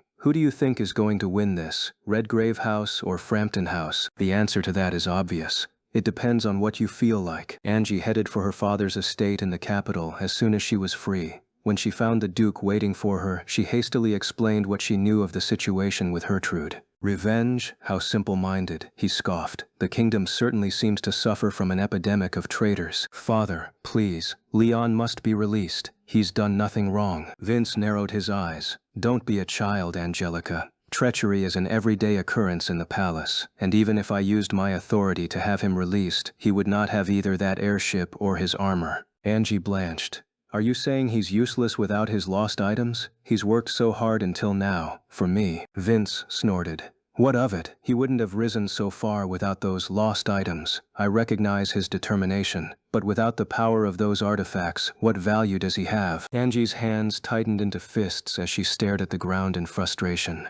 I owe him. Leon saved me, and I repaid him. Now, return to the academy. I can't believe you. Filled with anger, Angie turned on her heel and stormed out of her father's office. Vince watched his daughter leave and expelled a sigh. Honestly, if only that girl could be more honest with herself. With his audacious little girl gone, he stood from his chair and Gilbert waltzed in. Father, I just saw Angie flying down the hall with a terrifying look on her face. I'll send someone to keep an eye on her, don't worry. I hate keeping her out of the loop, but who knows what she'd do with the truth. That girl is too emotionally volatile. It would do her good to recognize how she feels once and for all. You raised her to think of our house first and foremost. Of course she's out of her comfort zone now. She still would be, even if you told her outright that she was free to love whomever she chooses. I think she would understand if you explained the circumstances to her, though. Vince chuckled. It's a delicate operation, Gilbert. We must let her take the helm in the matter, or we'll be the ones fielding the trouble. And first, she must identify her feelings. Are they only friends, or is there more? Gilbert nodded slowly. There would be no budging his father. I've looked into those reaching out to the Viscount. It seems the Marcus's people have panicked with regard to their lack of progress on the partner. Some of them have theorized the ship might recognize a new master if they kill the current one. They have appealed directly to His Majesty to have Leon executed. Vince folded his arms. Terrified of the Viscount, are they? Well, I can't blame them. He did manage to drive off the principality by himself. Of course they would panic at the thought he might ever turn that power on them. The temple is kicking up a fuss too, said Gilbert. We have a real power struggle on our hands. If this keeps up, civil war may split the kingdom. That only means the inevitable will come to pass, Vince murmured. We are responsible for this discontent. It was always going to build and eventually explode. I have made a number of enemies. The only question was whether they could still overcome the opposing faction, given the power the Marcus had acquired. You have made a foolish mistake, Malcolm. Vince raised his head and grinned at his son. Angie certainly is a superb judge of character, isn't she? Gilbert pursed his lips. Without Angie, Redgrave House would also have been forced to remain on their guard with Leon. Annulling her engagement to Julius had been a serious blow to their family, but now she had brought Leon to their side instead. In a way, it was pretty lucky, said Gilbert. It's a good thing we didn't act rashly and switch our support to the second prince. Indeed. Now, return to our territory and prepare for battle. I'll stay and manage the situation here. Gilbert nodded and hastened out the door. Vince, meanwhile, made his way for the palace. Panic grew outside the palace as well. A kingdom warship hovered above the academy. Some knights surveilled the grounds from their armors, while other knights and soldiers stood guard across campus. The heavy security thickened the air. All the students felt it, like a prelude to war. The moment Angie stepped through the gates, she spotted Livia. Livia hurried over to her, and the two grasped each other by the arms. Angie! They arrested Leon! Angie had to hold back her tears. They were surrounded by students out here, and the crowd pressed in. I know, she said. Let's go inside. Angie took Livia by the hand and pulled her toward the girls' dormitory. Livia looked terribly anxious, and with good reason. After they dragged Leon away, Clarice, Deirdre, Leon's friends, they all left. What in the world is going on? War, said Angie. War? Quiet. Someone might hear you. Once they safely slipped inside Livia's room, Angie's shoulders sagged, and she collapsed to her knees. It was only with Livia's support that she managed to make it to the bed. Someone here harbors a connection to the principality, Angie continued. They had Leon arrested and thrown into the palace dungeon. The nobility has taken the partner and Arrogans as well. Livia gaped. That can't be. Leon hasn't done anything wrong. Doesn't matter. He's a hindrance as far as they're concerned. Angie hung her head. If only I had more power, I could have protected him. Livia's face lit up. Her Majesty, if we ask Queen Mylene, Angie shook her head. Mylene had certainly already done everything she could. She's helping us as much as she can, but if Leon is still being held, we must assume someone is obstructing her, or she might have already lost standing from trying and still achieved nothing. A swift and sudden move like this meant only one thing to Angie. Her visit to her father had confirmed her suspicions. She did like the answer, but that didn't matter. Livia, we are about to see a fight, and it will begin in the palace. If the matter escalates, we may well find ourselves in a civil war. Livia jumped in surprise. Huh? Why? Everyone is on high alert. My father and brother are on the move too. War has all but begun. The only saving grace is blood has yet to be spilled in the royal hall. Angie suspected the airship above the school was a precautionary measure in case the worst came to pass. In that case, could it be father or Queen Mylene who sent that ship here? Her father had told her to return to the academy, so it was logical to assume he deemed it safe. Livia fidgeted anxiously. What's going to happen to Leon? Angie considered lying to alleviate her friend's fears, but she paused. Livia had fought so hard not to be protected, but to be treated with dignity and agency. So, she elected to tell the truth. I'm sorry, Redgrave House has decided to cut him off. Father believes that without his lost items, Leon is worthless. Given Queen Mylene's lack of influence thus far, worst case scenario, they may execute him. Livia's gaze fell. Trembling, she lifted herself off the bed and made for the door. Angie caught her by the arm. Where are you going? Angie, I'm sorry. I want to save him. I'll do anything. I don't care what it takes. You. Tears streamed down Livia's face as she reached for the door. Angie realized abruptly what her friend was thinking. Wait, I'll go with you. And so the two of them left together, to rely on the only person who stood any chance of saving Leon. After Marie was named the saint, the academy bestowed on her a special room, the largest one in the girls' dormitory. It was fit for a daughter of high nobility, like Angie. Marie relaxed there on a sofa, her arms crossed over her chest. She gazed at the two girls standing in front of her, thrilled by how deliciously the tables had turned. You're asking me to save that background character. Why should I help him? Marie's followers snickered. Undaunted, Angie repeated their request. We thought, as the saint, you would be capable of helping him. Please, we ask that you save Leon. Livia bowed her head low.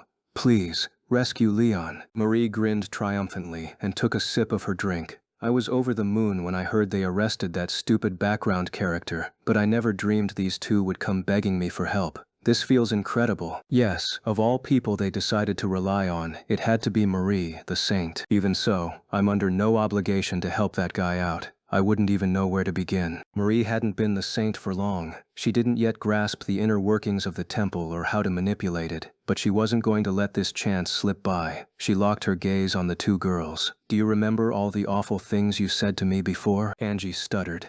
Please forgive me for that. I was short-sighted. You got that right. And hey, you over there, dingbat. Yay, yes. Marie was going to die from pleasure. Don't you think there's a politer way to go about making this kind of request? Politer way?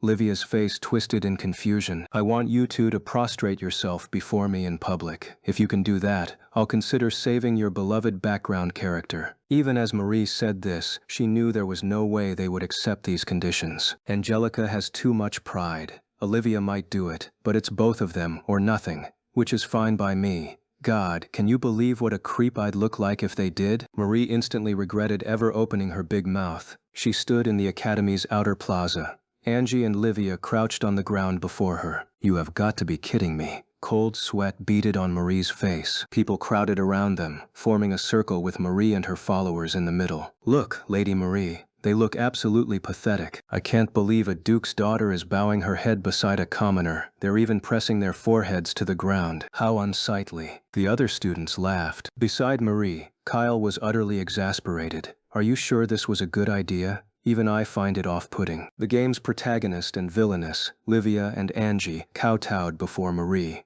Marie had told them to do it, yes, but she had never dreamed they'd actually take her seriously. Sweat poured down her back. She had a habit of getting carried away, but even she couldn't laugh at this. Hold on. Seriously, wait a minute. I can't even do what you're asking me to do. That's the only reason I demanded this. There's no way I'm going to be able to actually save that stupid background character. Angie and Livia had held up their end of the bargain by humiliating themselves in public, but Marie didn't have the first idea how to keep her end. Laughter roared and echoed, the entire student body delighted to see this unfold. I almost want to cry.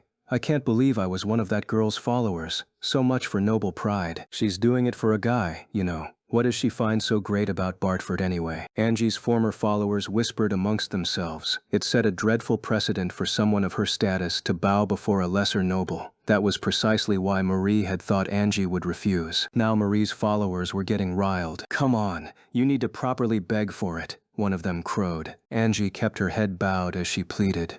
"I ask that you save Leon's life." That just fired them up even more. "That's not right," one simpered mockingly. "There's a better way to ask, isn't there? As a duke's daughter, you should know better. You need to humble yourself more if you're going to beg for a favor." Angie clenched her teeth. "Please save Leon's life, Lady Marie." Marie was speechless. The kowtowing had been one thing, but the manner of address, that was a serious breach of etiquette, wasn't it? "Commoner, you too. Please save Leon's life, Lady Marie. You're both so pathetic when you don't have Bartford to save you. You two just hide behind his back and let him protect you." Every student, those who were Marie's entourage and those who weren't, cackled. "What the heck? These people are terrifying. They're using this as an excuse to vent, aren't they? I seriously can't believe them." It was at least easier for Marie to ignore her part in instigating this situation if she could instead be disgusted at everyone else's behavior. And then, "Lady Marie, this would make a convenient footrest for you."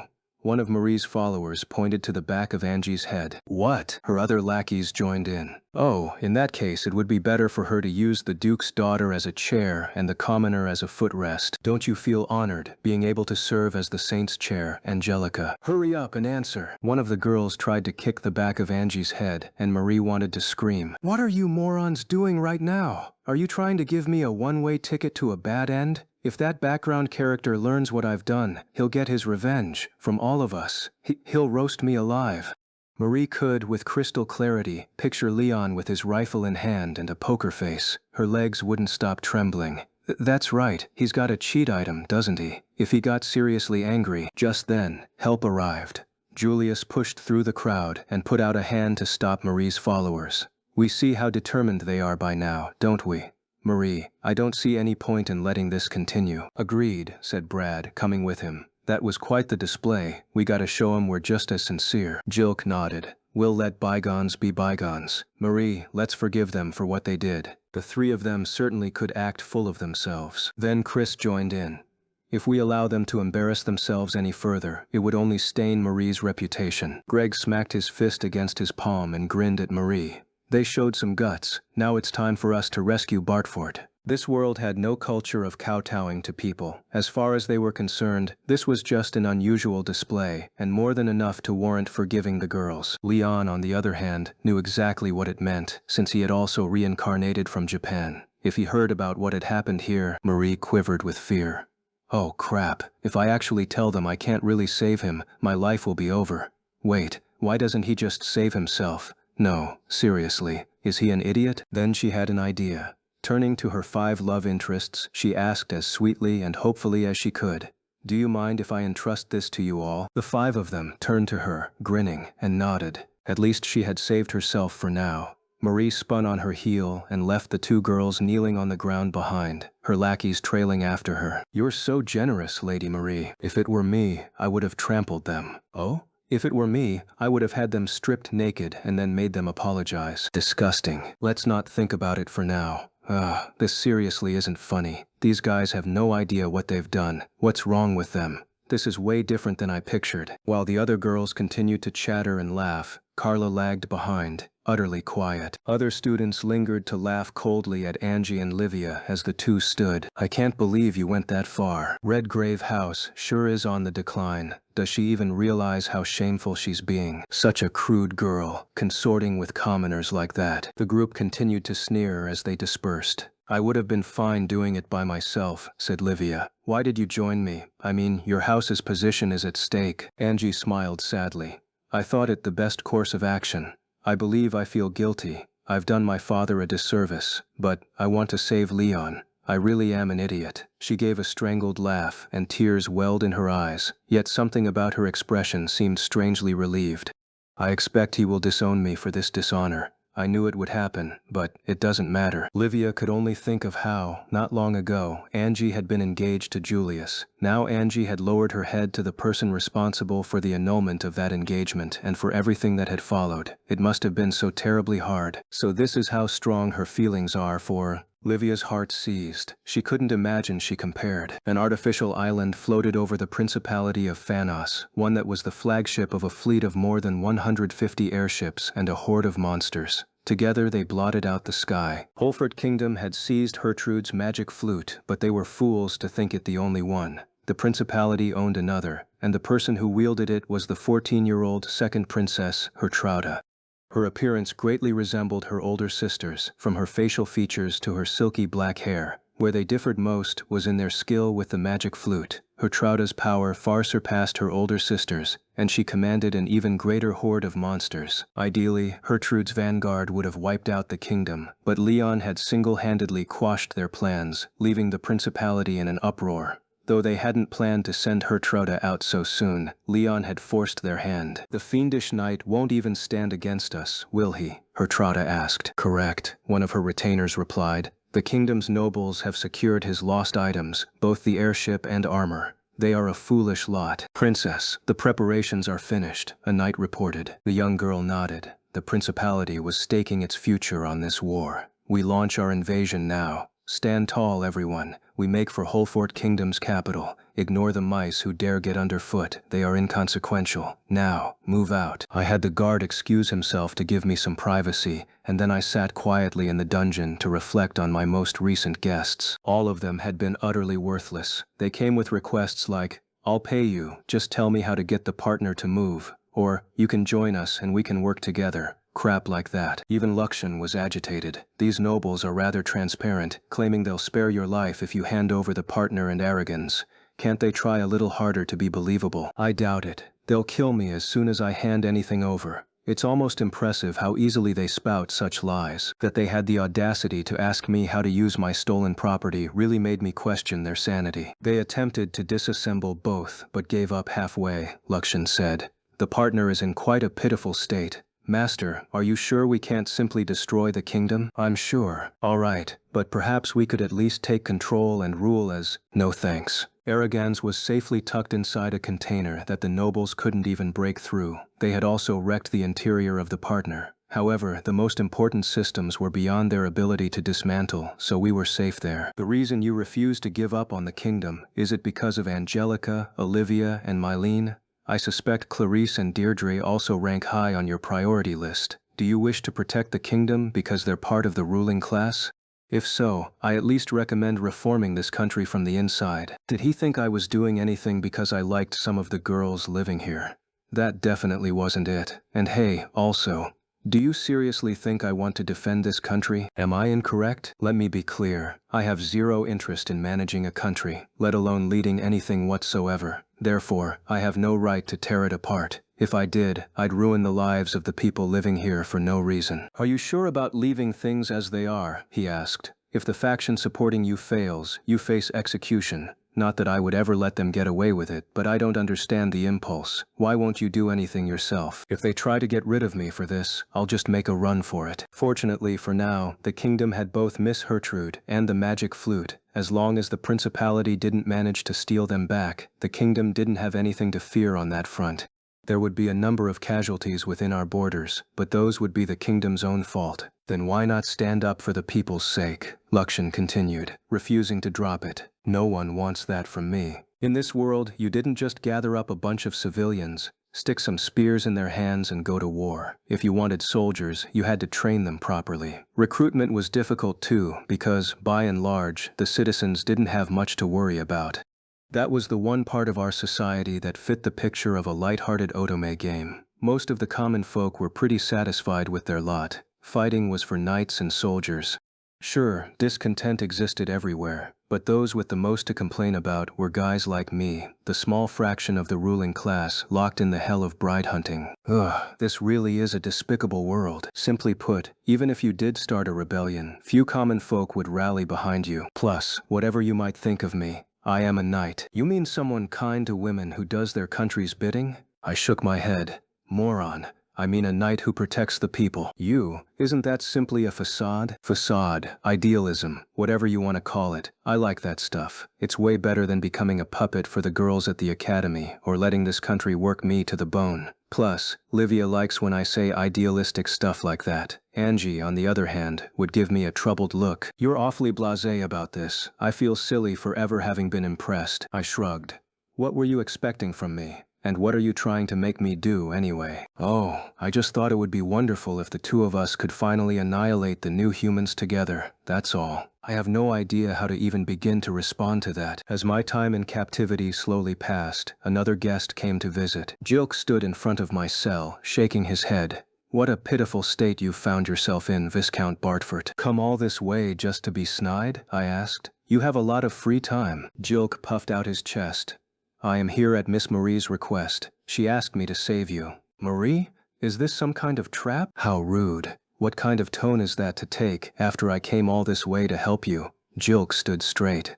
Wait here a while longer. I'll have you out soon. You will? Did he even have that kind of authority? And why was Marie trying to help me? More and more questions followed those, but in the end all I could say was, and how are you planning to save me? My family is court nobility, after all. I have a number of connections. Yeah, that's not exactly your power though, is it? It's your family's. Jilk huffed.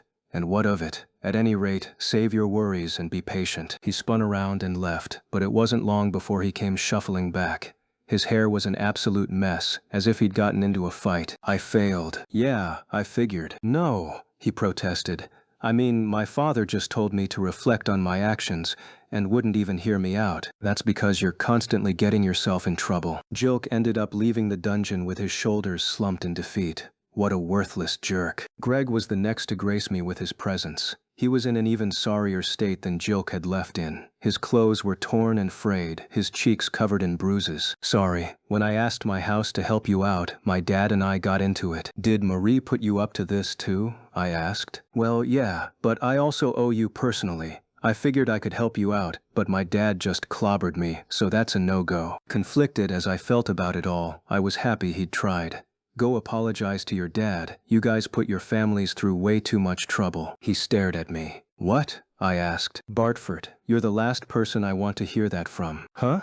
What's that supposed to mean? This jerk. I thought he was halfway decent for a minute there. Some fool I was. My next visitor was Brad. Unlike the previous two, his uniform was in pristine condition, and there were no signs he'd gotten into any fights. However, his hair did appear a bit disheveled, and he was staring at the ground awkwardly. No matter how long I waited, he wouldn't say anything, so I finally spoke. What, did you come here to save me too? Brad's gaze drifted, looking anywhere but at me. That was my intention, but I couldn't get in contact with my family. Did something happen? My family wasn't at the field estate in the capital, so basically he wanted to help me, but he didn't even have family to rely on. Okay, I said. I get it. Now stop looking like you're about to cry. I'm not. What in the world were these boys even trying to accomplish? The fourth member of their group, Chris, came next. Let me guess. You also tried relying on your family to break me out of here, right? I asked the moment he walked in. Chris gaped. How did you know? I haven't even said anything yet. You and your buddies have trickled in here one after another since this morning, and each one of you failed. I'd have to be a total idiot to not catch on at this point. Everyone else already came? Then surely one of us will succeed. I already failed. I'm sorry, Bartford. He hung his head. Before getting all mopey on me, why don't you do some first aid on those wounds? How did you even get that banged up? Greg was pretty bad, but Chris was in a far worse state. Even the lenses on his glasses were cracked. When I asked Father for help, he grabbed a wooden sword and started chasing me. I shook my head. You've got it rough too. Although, all things considered, I don't think I could expect much politically from my father. Being beaten to a pulp must have cleared Chris's head. They call him the Sword Saint, but he's little more than a sword instructor. He's not an important figure politically speaking, so I didn't figure he would be able to help you. Okay. What did this jerk even come here for? He made up all these excuses for why he was refusing me, so I finally asked him, what? You mean you're incapable? And then, yeah, I can see why he got pissed. Are you sure you didn't go to your parents' house just to pick a fight? If he couldn't do it, I wished he'd just said as much. Did you seriously go to him with that attitude? Honestly, I'm starting to wonder if you guys had any intention of helping me in the first place. Finally, the last of the 5 idiots swanned in. Prince Julius waltzed up to my cell, but before he could open his mouth, I cut him off. Go home.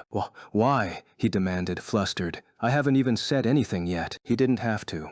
Your cheek tells me all I need to know. You tried to help me but failed, right? The prince slumped. That's right. I asked Mother to free you from the dungeons, and this happened.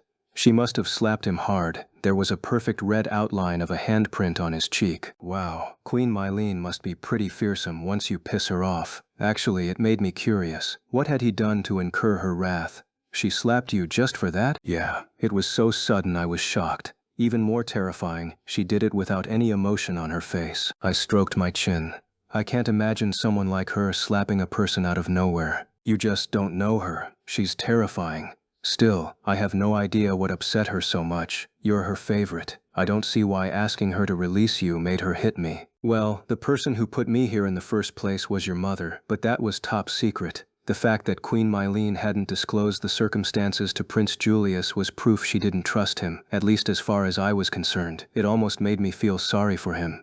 But he did have a previous infraction, so I could understand her caution. There was no telling what stupid thing he might do, given the way he'd broken off his engagement to Angie. Are you sure you didn't say anything weird? I asked. I didn't. Plus, when I first asked her to release you, she looked genuinely conflicted. That's why I figured if I pushed it enough, she'd cave. So I kept going. Like how? You know that since Marie became the saint, there's been official talk of the two of us becoming engaged, yes? It felt like a sudden change of topic, but I told him that yes, I had heard. I have a bad feeling about this. So I told her it would be a favor for Marie, who might one day be her daughter-in-law. I thought this might be a golden opportunity for the two of them to work together and get closer. Then her expression suddenly changed.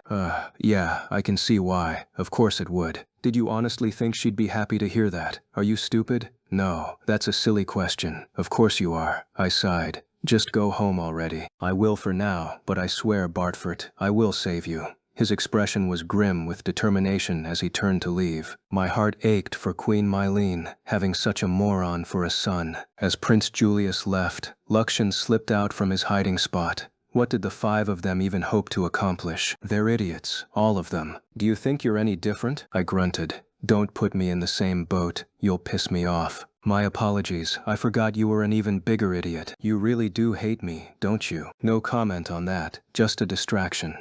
Actually, Master, we have a situation on our hands. A situation? Marcus Frampton's faction gathered in a palace assembly room. With the Principality's forces on the move, the Marcus's faction needed to craft a countermeasure. An anxious noble asked, Marcus, are you sure this is a good idea? From the reports, the Principality's army includes monsters, and their fleet is enormous. At this rate, an invasion will be a disaster for the regional lords. True, they're moving faster than we anticipated, but it's fine. We need only hurry to organize our own forces. Shouldn't we send whatever troops we can muster? The nobles were on tenterhooks imagining the impending tragedy. Marcus Frampton remained unfazed. That is unnecessary. What? I made an agreement with the Principality to hand over those border territories. A cheap price to pay for quelling their anger and garnering their support.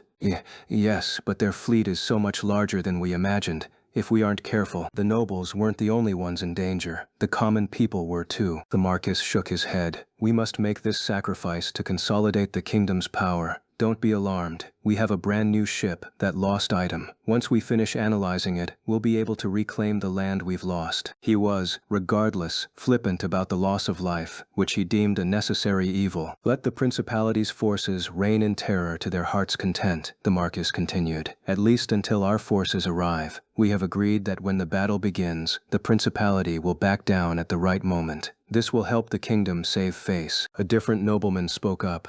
Marcus, the temple is insisting the saint participate in battle. They are a troublesome bunch. The saint has the ability to neutralize monstrous energies. The saint's power.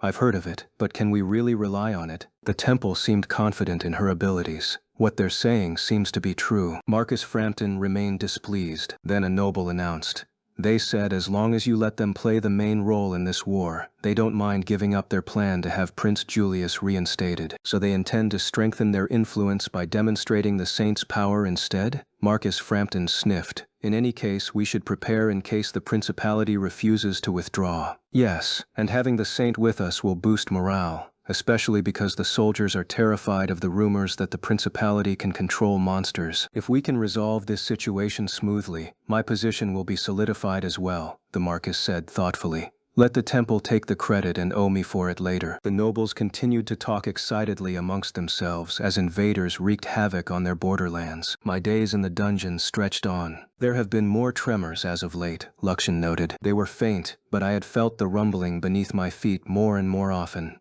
Still, I've had visitors basically every day. That simply goes to show you are excellent bait, said Luxon. That doesn't make me the least bit happy. Most were nobles trying to trick me.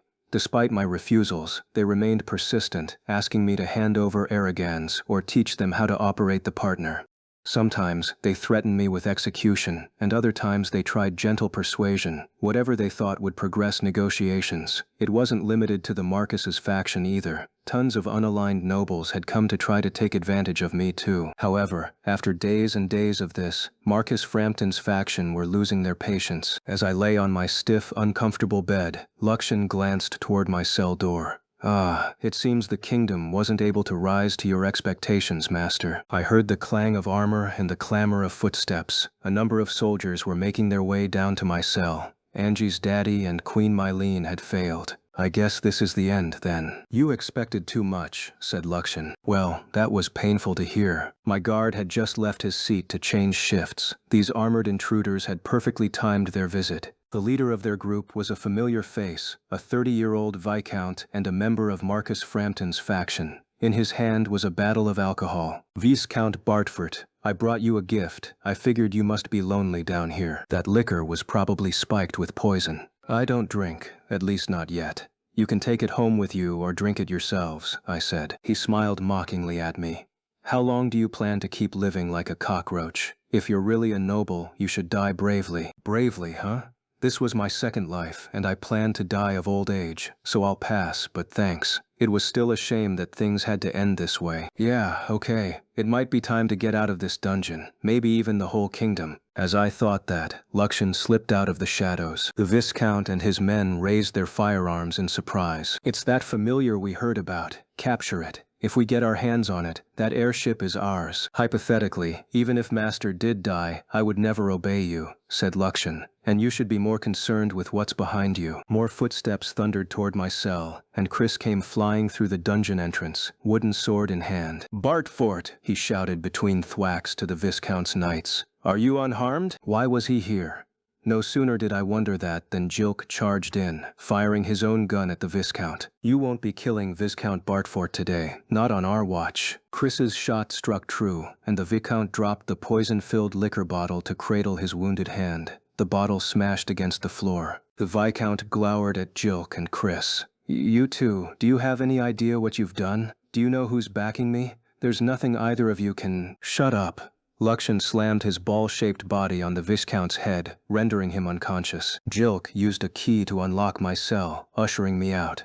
Come, we have to hurry. I glanced at Luxon, and he moved his eye up and down as if nodding. I guess that means it's okay to run? Why are you guys here? I asked. We did everything we could to get you released without this, but nothing worked. The situation has devolved, so we figured we'd seize the opportunity to break you out. I knew it. You guys are idiots, Chris said, but thankfully we made it in time. You should be glad. Brad and Greg were waiting for us at the exit. They were staring down at my cell guard, who'd been tied up. You guys are here too? I glanced between them. And what happened to him? The guard was technically an ally. He'd been assigned by the Queen herself. He was already like this when we got here. Let's move. Julius is waiting for us. After checking to make sure the guard was uninjured, 4/5 of Team Stupid Jerk and I sneaked into the palace. Another tremor rippled through the ground. The four of them guided me to a palace courtyard sandwiched on all sides by multiple buildings. Prince Julius promptly slipped out from the shadow of a tree.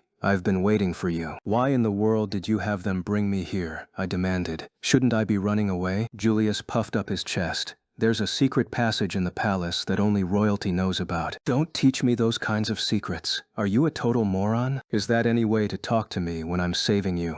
As we quibbled, another tremor ran through the ground, and Prince Julius stumbled. Oof, this sure has been happening a lot lately. Master, Luxan cut in. We are surrounded. What? A spotlight shone down on us, illuminating the entire courtyard. It was so bright I had to hold my hand over my eyes, but I heard footsteps echo around us as armored knights flooded the area. I opened my mouth to give Luxan orders, but please wait, Prince Julius. We are not your enemy. Julius stepped protectively in front of me. In that case, let us through. We can't do that, said the knight. We came here to rescue Viscount Bartford. Me? I wasn't sure if I could trust this. It will take a couple of minutes to have Arrogans deployed here, Luxan said to me quietly. Looks like I need to buy some time. I stepped forward to negotiate when an unexpected figure came toward me. As soon as I realized who he was, I took a knee. Father! Prince Julius lowered his sword. Julius, we won't harm him. Everyone, lay down your weapons and come with me. Prince Julius's father was King Roland Raffa Holfort. His hair and beard were long, gray, and slightly curly. He certainly had the majesty of a king. Viatam Bartfort, we have put you through a great deal, but thanks to your sacrifice, we've finished cleaning things up on our end. Did that mean Angie's daddy and the rest had won? Father, they were about to kill Bartfort. Prince Julius protested. His Majesty nodded. I am aware, and right now we don't have time to sit and chat. The ground rumbled again, and the king's gaze fell to his feet. His face clouded over. After I was allowed to change, they guided me to an assembly room. The country's top brass were already seated, but there were so few of them. His Majesty and Queen Mylene were there as well, and another familiar face, Mr. Vince. Aha, it's a gathering of all the people who were supporting me. You look well, Viscount. Yeah, somehow. I wanted to make a snide remark, but they were the ones who'd helped me. I reined in my attitude. As I scanned the room, I realized Prince Julius and the others were missing. We have Julius and the others waiting in a separate room, His Majesty said. Or perhaps it's more accurate to say we've taken them into custody. Hearing that put me on guard. Queen Mylene explained, please don't get the wrong idea. We're only doing it to protect them, just as we did with you. And might I ask why you called me here? We plan to explain. Mr. Vince acted like that was a given. The Principality's fleet has touched down on our mainland, said Minister Bernard, Clarissa's daddy. We had 10 vessels in the area, reconnaissance and defense forces, but we lost them all. They've also shot down nearly 100 of our armors. The kingdom had the edge in terms of sheer power, but it took time and management to gather their forces and attack when their forces were split across numerous territories. Since the Principality was unleashing everything they had in a concentrated onslaught, we were seeing a number of casualties. The enemy's fleet is approximately 150 ships. We don't know how many armors. According to the reports, the number of monsters they have is beyond counting, enough to blacken the sky. Miss Hertrude, I started, but Mr. Vince shook his head. We still have possession of the princess and the magic flute. The Principality must have some other means of pursuing the same tactics. We suspect it has to do with their second princess. That was puzzling. Second princess? Yes, he said, as if it were the most obvious thing in the world. Princess Hertrude. I'd had no idea such a person existed. Hold up, was there another magic flute? As far as I knew, that wasn't even part of the game. Now I was so confused I couldn't collect my thoughts. Other countries are also making their move, His Majesty went on. The regional lords at our borderlands have requested aid. We're being attacked from all sides. Minister Bernard added, our forces at the border are too busy responding to the threat there. They can't help us. We won't be able to expect any backup here in the capital. But the capital has its own forces, right? If you scrape together as many people as you can, you'd have quite the number of troops, wouldn't you? Weren't they being too pessimistic? Queen Mylene shook her head, her voice somber. A few days ago, the temple requested our help. After conducting a meeting, we deployed reinforcements. We sent 200 ships. The temple had apparently used Marie to demand their right to the ships. They'd made a deal with the Marcus's faction, and as a result, they were defeated by the Principality's forces. Only 10 ships made it back to us. A few days earlier, while Julius and his friends were trying to save Leon, Some priests had come to see Marie. "Lady Marie, the time has come for you to show us your saintly power." "I guess, if I must," she said with an exaggerated sigh. They flattered her so much that she blithely followed them, eventually boarding an extravagant ship. There she found herself draped in the saint's regalia, wearing the holy necklace and holy bracelet, with the saint's staff in her hand. A chilly wind buffeted her as she stood on the deck. Marie had a number of complaints, chief among them that her hair was turning into a rat's nest out here. But the first thing to come bursting out of her mouth was, "No one told me about this." The temple only possessed about 30 ships of their own, but they'd borrowed additional troops from the kingdom, adding 200 more vessels to their fleet. However, the enemy deployed enormous monsters like they were nothing more than pawns. The sheer quantity of beasts was overwhelming, completely beyond the imagination. Marie was terrified. She threw up her staff and screamed at the encroaching monsters, "Don't come any closer." Her staff began to glow, and a large shield encompassed the kingdom's fleet. It hummed with white light, and each monster that touched it disappeared in a puff of smoke. The priests and knights around Marie showered her with praise. "This is the saint's power. We can win this. We can really win this. Ships, charge. Let's force the enemy back." Morale soared. Marie gave a strained smile. "Phew, I've actually got this. I was a little worried I couldn't pull it off." Julius and the other boys weren't with her. The temple had dragged her off at an inopportune time. Even Kyle was absent. The temple had refused to let him ride with her. She was surrounded by temple priests and knights, but she didn't recognize any of them.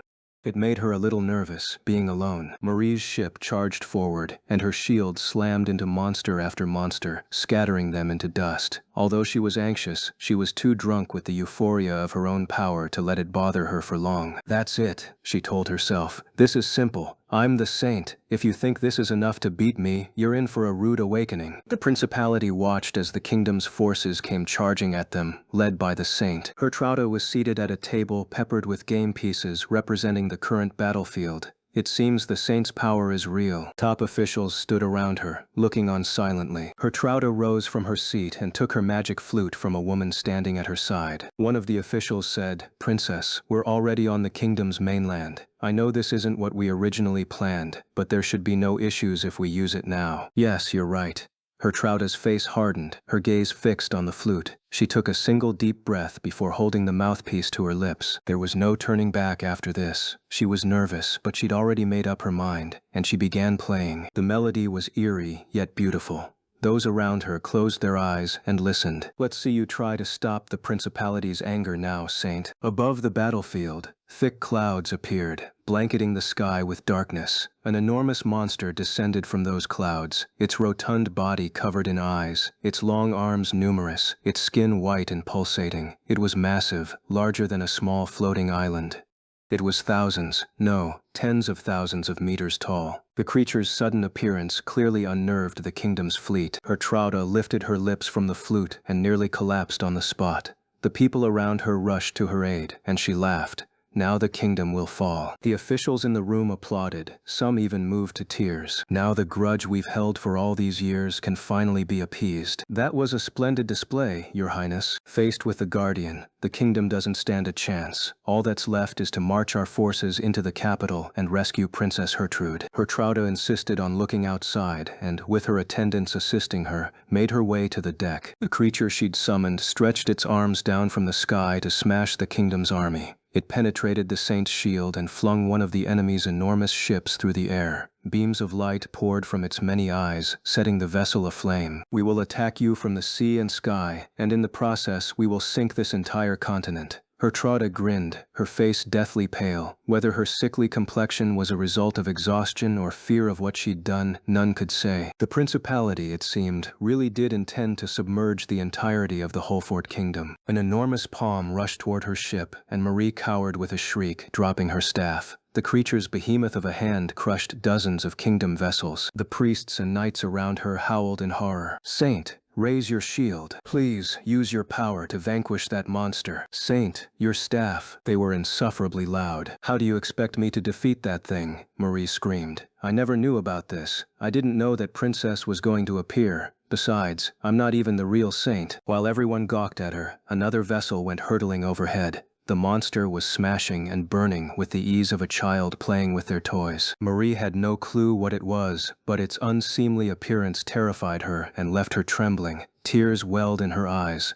There's nothing I can do against a creature like that. Someone save me. Other airships tried to defend themselves with cannons, which had no effect. The creature continued its gradual advance, destroying everything in its way, as it headed straight for the capital. Retreat, a knight bellowed. Retreat! Fall back immediately. Their airship swiftly reversed course, but many Allied ships continued to fall, exploding when they hit the ground. The flames spread across the land below. Marie collapsed on the deck of her ship with her legs curled up to her chest, sobbing, weeping just as she had that one terrible day so long ago. And that's how it happened, said Queen Mylene, finishing her report. It's been a true nightmare, said the king. Mr. Vince was troubled as well. Even if we did scrape enough people together to fight, we wouldn't be able to hold our own against a monster like that. And then there are the earthquakes. He drained his drink, and when he set it down, the cup fell on its side. The vibrations made it roll slowly, as if the table beneath it was slanted. Ever since the principality had summoned that enormous creature, there had been frequent earthquakes. Was there some connection between the two? Viscount Bartford, I'm going to ask you frankly, can you win? If you have your lost items, can you beat that creature? Asked Minister Bernard. I gulped. If this creature had the same special traits as the final boss from the game, I had no chance. Even Luxian couldn't defeat it. Not that he would lose, but he couldn't win either. You could defeat that monster as many times as you wanted, but it would revive. When I played the game, I had to give up frequently, return to the previous save point, and try again. Honestly, I'd been stuck on that part for a while. I have no idea, I said finally. This was all personal conjecture anyway. I knew nothing about my opponent, so I had no way of answering definitively. I figured you would say that, Mr. Vince sighed. But all we can do is rely on you. You're the only one who can control those lost items, and if you can't defeat it, we'll have no choice but to use the royal family's ship. Queen Mylene narrowed her eyes. Duke Redgrave, what are you hoping to accomplish by bringing that up? In the game, the royal family's ship was a vessel that the protagonist and her chosen love interest rode in. It didn't appear until the latter half of the game, but it was a powerful unit. That said, its performance level fell below Luxian's. The partner might even be stronger. The royal family's ship did possess a unique ability, however. If you don't use it now, when will you? Mr. Vince groused. I see no reason to hesitate given our circumstances. Queen Mylene tried to say something, but the king stopped her. Enough, Vince. I understand what you're getting at, but only those with the right qualifications can even move that ship. Mylene and I can't do it. That was part of the game too. Only the protagonist and her love interest could move the ship, thanks to the power of love. Therein lay the problem. Livia shared no relationship with any of the 5 love interests. Our only recourse was to use Marie's power. We needed love and the saint's power, which meant we had to have Marie. Your Majesty, I said, I must ask, please let us use the royal family's ship. We'll need Marie and her 5 lovers as well. The king frowned. Do you understand what you're asking? We can't possibly. Queen Mylene shook her head. I'm afraid he's right. It's impossible. Leon, we can't lend you the royal family's ship, and as for the saint, I'm afraid the temple has announced her execution. His Majesty instructed me to move to a separate room while they continued their meeting. They ordered me to remain on standby, promising they would have the partner and arrogance returned to me. Well, I am still a knight of the kingdom. If their orders are to wait around, I can do that. There are some things I want to think about anyway. I plopped down in a chair and steepled my fingers. Luxian floated toward me. Do you think they'll burn Marie at the stake for lying about being the saint, or will they crucify her? The new humans are a loathsome bunch. They're bound to do something pointless when the situation doesn't favor them. Although the holy items had chosen Marie, she had confessed to being a fraud, so the temple authorities were sentencing her to death. It was such a farce. The temple and Marcus Frampton's faction just wanted someone to blame for the kingdom's failure. And they have some gall ordering you to stand by, Luxian continued. They really think you'll stay faithful to the kingdom and work to protect them. They acted as if returning Arrogans and the partner was some kind of favor. Such a grating attitude. Shall we obliterate them all? I shook my head. Shame, Luxian mourned. We were basically headed toward the game's bad end, and I wasn't forgetting that the Marcus and his cronies had tried to get me executed. The Queen and her allies had managed to stop them, but that didn't change the danger of the situation we now faced. The cherry on top was being turned out of the meeting room just now. As far as I was concerned, Holford Kingdom had made its bed and could lie in it. Yet for all my bravado, I hesitated to walk away. What are you thinking, Master? Luxian, if you were the one in charge of this situation, do you think you could win? What are the conditions for victory? We can't let them sink the continent, and we have to defeat the Principality's giant before it reaches the capital. I thought giant was a pretty convenient nickname for a creature I didn't know anything about other than its size, though I suspected it was headed toward the capital, just like the final boss in the game. Impossible, Luxian said. All I can do is buy you more time. My radars indicate there are in fact 2 of these giants, one in the sky and one in the sea. They have sandwiched the continent and are heading straight for the capital. Seriously?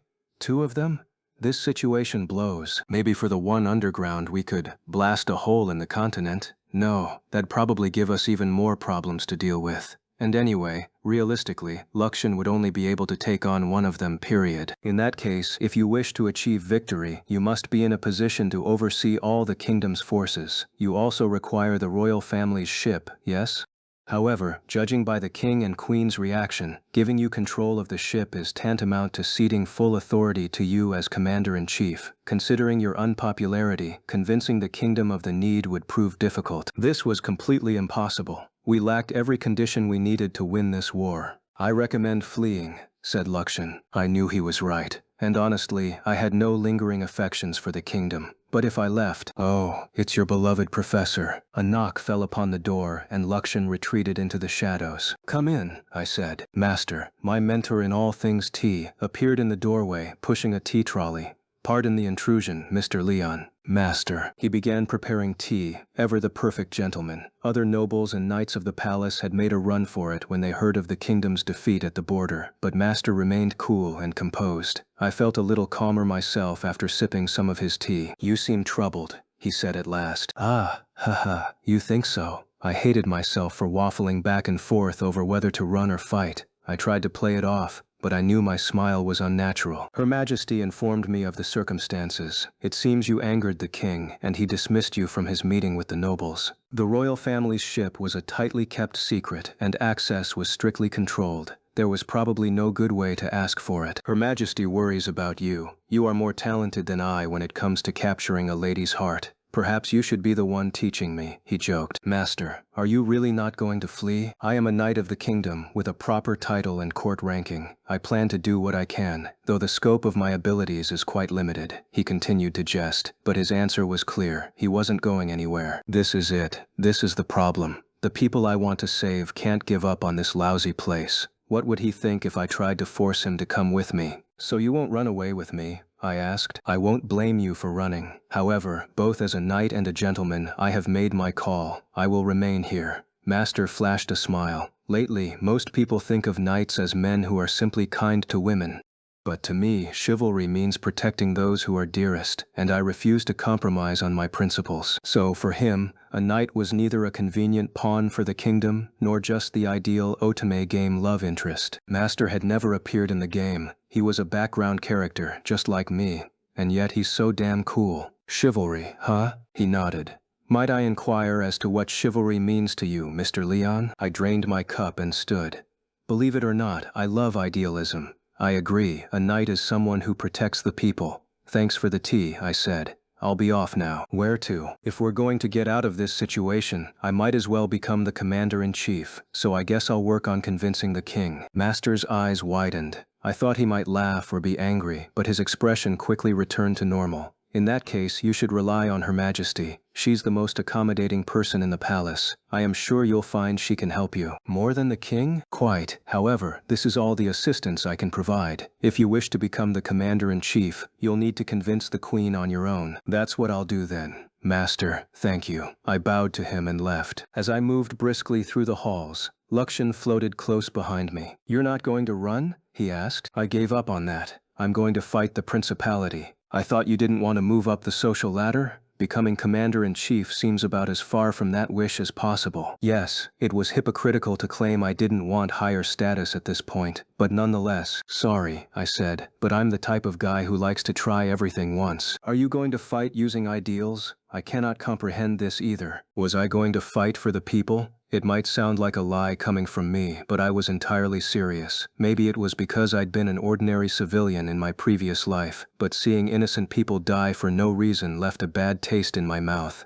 If this continent sank into the sea, thousands of happy families steadily scraping by would lose their lives. Marie was the one who had messed up this world's trajectory, but the ones who would suffer most were normal people. I couldn't leave things the way they were. That was reason enough to fight. I'm not a fan of genocide, I said simply. I see no issue with running away, said Lakshan. This isn't your responsibility. I fail to understand your decision. I don't understand it myself. Even now, I want to get the hell out of here. But if I run, I know I'll think about it later. I'll spend the rest of my life lying awake at night, wondering if I made the right choice. I didn't want to spend years or even decades angsting over my decision. Besides, I was a knight. Never mind all the court-ranking crap, I was in a position to defend people during an emergency, and by Japanese standards, that mattered. If I saw someone with such status run at the first sign of trouble, I would loathe them. So you plan to earn more prestige. If you're successful, it will only get you wrapped up in even more trouble. I shrugged. I'll cross that bridge when I come to it. Now isn't the time to be worrying about all that. I had no interest in further promotions. If possible, I still wanted to live a quiet life. However, everyone else is useless and unreliable, so I have to do it. Help me out, Lakshan. You really are hopeless, Master. Queen Mylene and I were in a room by ourselves, standing face to face. I'd succeeded in getting an audience with her and had relayed my desire to take supreme command. Her Majesty was, of course, flabbergasted. Are you serious? I couldn't blame her. Anyone would question the sanity of an academy student asking for so much power. I'm serious, I said. I want supreme command. Can you help me? The people don't trust you. Her face was the picture of composure. Gone was the adorable, girlish smile. Neither do you possess the accomplishments to warrant the assignment. Even if I did recommend you for the role, the people would assume I had lost my mind. Fine, then you lose. If you refuse me this, I'll run away. Or do you have someone else in mind for the position? She didn't. No one else could stand against the principality of Phanis or their giants, and we both knew it. Her gaze dropped to the floor. It's all come back to haunt us now, she murmured. His Majesty and his advisors are considering a direct charge against the Principality's main force. They intend to ignore the giant and finish the battle as quickly as possible. They won't even get close. The giant will wipe them out. Leon, power alone doesn't determine victory. It doesn't matter if you are more capable or more determined than our wanting king. The people believe in him, not you. That's just how they are. Even if I did install you as commander-in-chief, you would not be heeded. She sounded pretty harsh on our king there, but I had to put that on the back burner for now. I was more just happy she had such a high opinion of me. All right, but if you leave it to someone else, they won't win, I said. And we need the royal family's ship. It has its own special power, doesn't it? She pulled a face. How do you even know about the ship? I stepped forward, backing her into the wall, and planted my hand beside her head. That ship helped this nation's founders claim the land for their kingdom. It's the royal family's secret weapon, right? Yes, that's right. So you see why it isn't something so simply lent to just anyone. It's a lost item, too. It wasn't the same type as Lakshan, no, but it was absolutely essential. I pressed even closer to her. I need it. Please, lend it to me. It won't work. Even His Majesty and I can't activate it. Prince Julius and Marie will, though. Gather her other 4 lovers as well. But, she protested, the Saint Marie awaits execution. We had to have Marie. I was pretty damn sure we needed the power of the saint, specifically, and if Marie died, the temple might well take its sweet time recognizing Livia as the real saint in her place. Marie was our safest bet. All I had to do after that was get Livia on board with them. That way we could get their split roles in the same place. Marie as the saint, Livia with her special power. I had no other solution. Luxian, explain it to the queen. Tell her why we don't have time to waste. Very well. Luxian slipped out from behind me. Queen Mylene gasped. He's the familiar from the reports? My partner proceeded to relay the details of our situation, informing her that there were 2 giants, one in the sky and one in the sea below the continent. Her Majesty went ghostly pale. Is this true? Yes, said Luxian, and I have further bad news. Since their appearance, transmissions have become increasingly unstable. In a matter of days, long-range communication devices will likely become utterly unusable. The more I hear, the worse it sounds. The queen pressed a hand over her face. Leon, can you really win? I will win, but I need you to prepare some things for me. The Saint and the royal family's ship, yes, I see, and you need power to demand these things. Her expression hardened as she looked into my eyes. If we do this, Marcus Frampton will oppose us. We will make an enemy out of the largest political faction in the kingdom. We will have few, if any, allies. I glanced at Luxon, and his eyeball moved up and down in a nod. We're fine with that. Honestly, I realized this was a situation of our own making, but I wish the other knights shared your loyalty. Loyalty? I didn't have a drop of it in me. What do you mean by situation of your own making? I asked. Until now, we've forced a select group of men to bear all the kingdom's burdens. We'll speak more on it once you've safely returned. Now, you had better win and come back in one piece. Understood? I nodded. Her cheeks heated up as she cleared her throat. Goddamn adorable. Also, I would appreciate it if you'd take a few steps back. Oh, whoops, I finally put some distance between us. The queen took a deep breath and then fixed her gaze on me once more. Leon, I owe you a great deal. I'll lay the groundwork, but I meant it when I said we won't have many allies. You won't be able to expect much in the way of military aid. Can you still win, knowing that? Yes. But speaking of military aid, I have something in mind already. A lack of allies didn't bother me. I had the power of friendship on my side. The capital was in an uproar. Hundreds, thousands of citizens were fleeing, among them a number of nobles and knights abandoning their posts. Some of the men even left their legal wives behind, choosing to run away with their lovers instead. I understood the impulse, but I still didn't entirely approve. Upon my return to the academy, I was shocked by the change. Wait, take me with you! A girl clung to the heir of a border region. He violently shoved her away. You ignored me for months. Don't start relying on me now. The students were hightailing it to their home territories, and similar spats followed them wherever they ran. One rich viscount from the palace clutched onto a girl for dear life. Don't abandon me. Did you forget how much money I lavished on you? I'll die if I stay, and if they wipe out the capital, what use will you be? The emergency had made all these jerks lose their minds, but I didn't feel the least bit happy to see it. What a pathetic way to go. Luxian guided me along. This way, master. The boys have already gathered. I'm just glad they're still here. Luxian, you go ahead and find Livia and Angie. Do whatever you can to help them. And if you see anyone else we know, bring them as well. I don't mind, but are you sure you'll be all right on your own? Don't worry, I said. I'm sure they'll be with us. My friendship with Daniel and Raymond is the real deal. I had gathered my friends in a deserted classroom used for storage. We needed to hide from all the fracas outside, but I also had a proposition. All right, boys, I said. It's do or die. I'm leading the charge against the Principality. Are you with me? Absolutely not, said Raymond. Yeah, it's gonna be a no from me, said Daniel. You've gotta be kidding me, I shouted. The Principality wrecked the kingdom's forces. That monster of theirs took out almost 200 ships, right? There's no way we can fight something like that, Raymond pointed out. He wasn't wrong. Daniel shook his head. Leon, give it up. They arrested you on false charges, didn't they? You have no reason to put in so much effort. If they lose, we just have to swear allegiance to the Principality, and we're done. Regional lords ruled their own islands and swore fealty to their strongest neighbor. These guys, my friends, were the sons of those lords, so switching allegiance just made sense to them. Every one of them agreed. Yep, like he said one. Oh, did you know? In the Principality, men have more social cachet than women. When it comes to marriage, women are the ones scrambling to find a good match. Seriously? Shoot, forget this war. Sign me up for the Principality right now. Me too. I empathize with you guys so much it hurts, but have some freaking loyalty. Not that I have any myself. All these guys had to do was go home and wait for the storm to pass. Meanwhile, the rich nobles who'd until now flaunted their wealth and status were in a panic. They'd all come from mainland or the court. Either way, they couldn't escape the oncoming Principality fleet.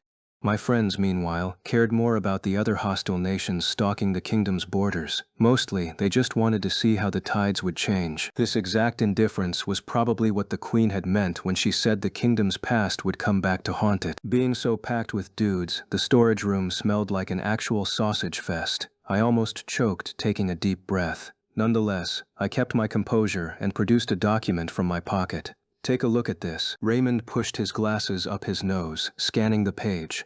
This is the sales contract for those airships you gave us. What about it? That's right, the airships I gave you.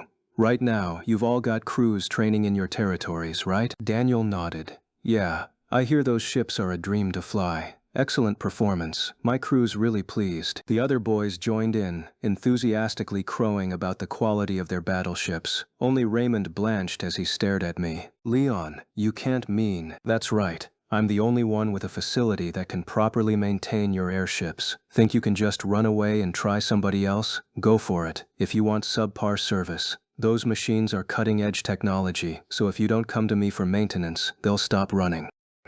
Mena. The contracts made it clear. I'd used unique technology to modify these airships. No one else could even hope to fix them. I watched as the panic began to set in. I'm going to fight the Principality, whether you help me or not, I said. You realize what that means, don't you? If I win and you don't help, you'll be at my mercy. You'll have to brown nose every day to stay in my good graces if you want to keep those ships. Of course, if I lose, you'll be even worse off. What happens when they take my family's territory? Do you really think the Principality will let you off when they find out you're tied to me? Then the screams began. That's underhanded. Let's tie him up and offer him to Princess Gertrude. But they've already dragged her off to the palace. Calm down, idiots, I barked. Do you really think the enemy would let you just roll over and submit? This is the Principality we're talking about. They loathe the kingdom. Worst case, they'll steal your territories and treat you like slaves. Letting that sink in, I lowered my voice. Listen, it'll be fine. Work with me, survive, and I'll give you a discount on future maintenance for your airships. Plus, you'll be heroes. Sounds like a pretty good deal to me. All you have to do to get all that praise is hide behind me and shoot your cannons. They all scowled. Have some faith, I wheedled. I'm fighting because we can win. You've all seen me fight. You know I'm not the type of guy who charges headlong into a battle if he isn't absolutely certain he's gonna win. Well, if you put it like that. True, Leon's wormed out of every tight spot he's been in so far. If he says we can win, maybe it's true. I was bringing them around. How's that for skillful negotiations? Daniel, however, waffled. But you're always so underhanded. Aw, is that a compliment I'm hearing? I grinned. Don't worry, underhanded I may be, but I'm your ally. That's reassuring, isn't it? Raymond raked his fingers through his hair. It's because you're so underhanded that we're in this mess in the first place. This is a disaster. But eventually, everyone gave in. I mean, they steeled themselves for the coming challenge. Either way, they agreed to follow me. See that, Principality? This is the power of friendship. Thank you, all of you. Let's be friends forever and ever, okay? They glared. Screw you. You devil. I knew that stupid contract was a trap. Yeah.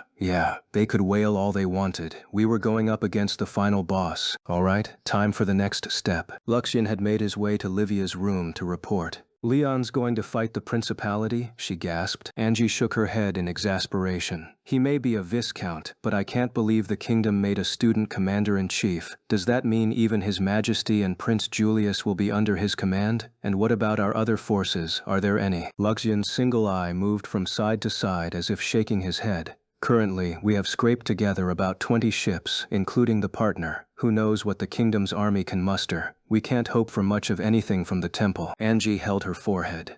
Leon seriously plans to fight them with that? What about the generals, or the regional lords' battleships? Further army assistance depends on Mylene. As for the regional nobles, they're occupied defending your borders. Most of them couldn't help the capital even if they wanted to. All others who could feasibly lend assistance are sitting on the sidelines to watch how things play out. Livia glanced over at Angie. Why won't they help us? Livia, do you understand why the regional lords obey the kingdom to begin with? Because they swore allegiance? No. The regional lords bow simply because the kingdom is more powerful. If the kingdom is weakened, they won't hesitate to turn traitor, especially after the kingdom spent so many years deliberately undermining them. Huh? Livia furrowed her brow. So, it's just as I suspected, Luxian thought. I did think this kingdom odd. Master was ready to blame his unfortunate circumstances on Otome dynamics, but of course there was an explanation for this society's eccentricities. As Redgrave House had strong ties to the royal family, their view of the world skewed in favor of the kingdom. Angie's prior opinions of regional lords therefore spoke volumes about the royal family's feelings as well. The kingdom has worked to ensure the regional lords can't accumulate power. Our particular marriage customs, for example, they're just one method by which the royal family limits the regional nobility. Angie shook her head and stood. I'm going to go see my father. I want to lend Leon whatever aid I can. There must be something I can do to help. Are you certain? Luxian asked. She smiled. Leon said he was going to fight. He only did so because he has a chance of winning, right? I believe in him. Livia's face fell, but she soon stood and stepped close to Angie. In that case, let's head to the palace together, said Luxon as he guided them out of the room. The Duke will be there. I appreciate it. Let's go, Angie said with a solemn expression. Livia, what will you do? I'm going too. And so, with Luxon, the two of them hurried to the palace. The floating island next to the capital saw more airship traffic than usual. Airships crowded the harbor, making it difficult to move. My older brother Nix was waiting for me there. Leon, you're all right. He seemed delighted to see me. My older sister Jenna stood nearby. Did you break out of prison? And of course her personal servant Mialer was with her. The moment he spotted me, his eyes rounded with panic. Perfect timing, said Nix. You can hop on with us. Father just got here to pick us up. He pointed to an airship. Yeah, it really is perfect timing. I headed inside and stopped one of the crew members. Hey, where's Father? He's on the bridge. Young master, what have you done this time? It wasn't me. Blame my sister's cat-eared slave, and don't let him on board. That little bastard wanted to betray me? Fine. He couldn't be with Jenna anymore. My bratty sister pitched a real fit, but I rolled my eyes and hurried down the ship's corridors. When I made it to the bridge, I found my father consulting with the ship's captain, Lord Balkis. Civilians are mobbing our ship, trying to flee the capital. Once my children are on board, fit as many people as you can and we'll set off. Leon, is that you?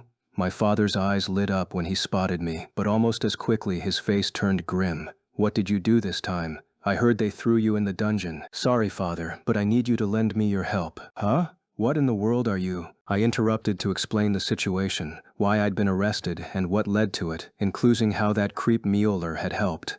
But if I'm going into battle now, I'd like to have your help. My father's face had paled. I almost felt bad for him. You really are an idiot, he said. No one would blame you for running away. So why aren't you? You are such a fool of a son. The airship I'd given my father was an enormous battleship, capable of truly impressive performance. Its crew was in full command of its operations too. Of all the people I could rely on, my father was the strongest. As he debated this, Nix and Jenna made their way to the bridge, Mialer following behind them. Father, Nix began in a rush. Zola and her friends are outside the ship demanding you let them on. She's got a huge group of people with her. Father expelled a sigh and started toward the exit. On the way, he grabbed Mialer by the scruff and yanked him along. Hold on, let Mialer go, Jenna protested. Why are you being so violent? Mialer tried to resist, but Father's grip was rock solid. Please, unhand me, Mialer cried. I haven't done anything. You sold out my son. I won't have you on my ship. You hear me, you useless furball? Father roared in anger, the first time I'd ever heard him do it. Boy, was he pissed. He glared at Jenna. How dare you let Leon's betrayer onto my ship? Nix, you stay here on the bridge. Jenna, go to your room and stay quiet. Someone escort her. Now. One of the crew took hold of my sister and pulled her along, while my father and I headed for the exit. We entered a cacophony. Thousands of people hustled all over the harbor. Zola waited for us on the dock, her companions in tow. The moment she spotted us, she wailed, Balkis, hurry up and let us on board. We need to head for the capital to retrieve my assets from the manor. Understood? Without responding, Father sent Mueller stumbling forward. Wait, please. Listen to me. Shut up. Father unsheathed the sword hanging at his side. The blade whistled through the air and took Mueller's head off in a single stroke. Father slammed his foot into the demi-human's lifeless body, both it and the detached head plummeting through the air. Zola snapped her mouth shut and cringed. My oldest brother, Rutart, cowered behind her. We're going to war, Father said. Rutart, you'll be taking part. It'll be your first battle.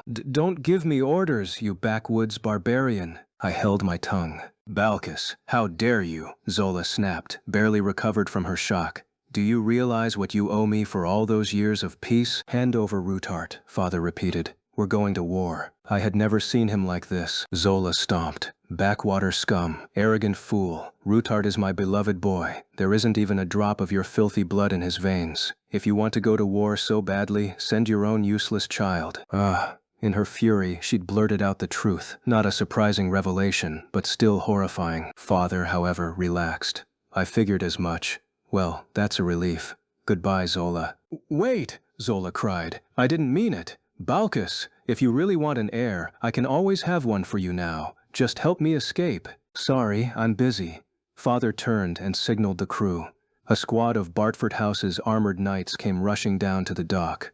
Escort Zola out of the harbor, and Leon. Yes, I had always seen my father as a spineless, pitiful man, but he looked pretty badass today. Once I get everyone safely back home, I'll come back to the capital. But I have a question for you. Are you prepared for this? Mentally speaking, I mean. His brow creased with concern. He hadn't changed at all. For some reason, that made me happy. Although I felt a bit pathetic for making him worry, I nodded. All right, then you can count on my support. Do things your way. Not that you would listen to me, even if I opposed you. Honestly, you're always full of surprises. Thanks, Father, that's what I'll do. I did honestly feel bad for causing him so much trouble. Whether it was in my current life or my previous one, I was always giving my parents grief. Once I returned to the palace, Minister Bernard rushed toward me with his report.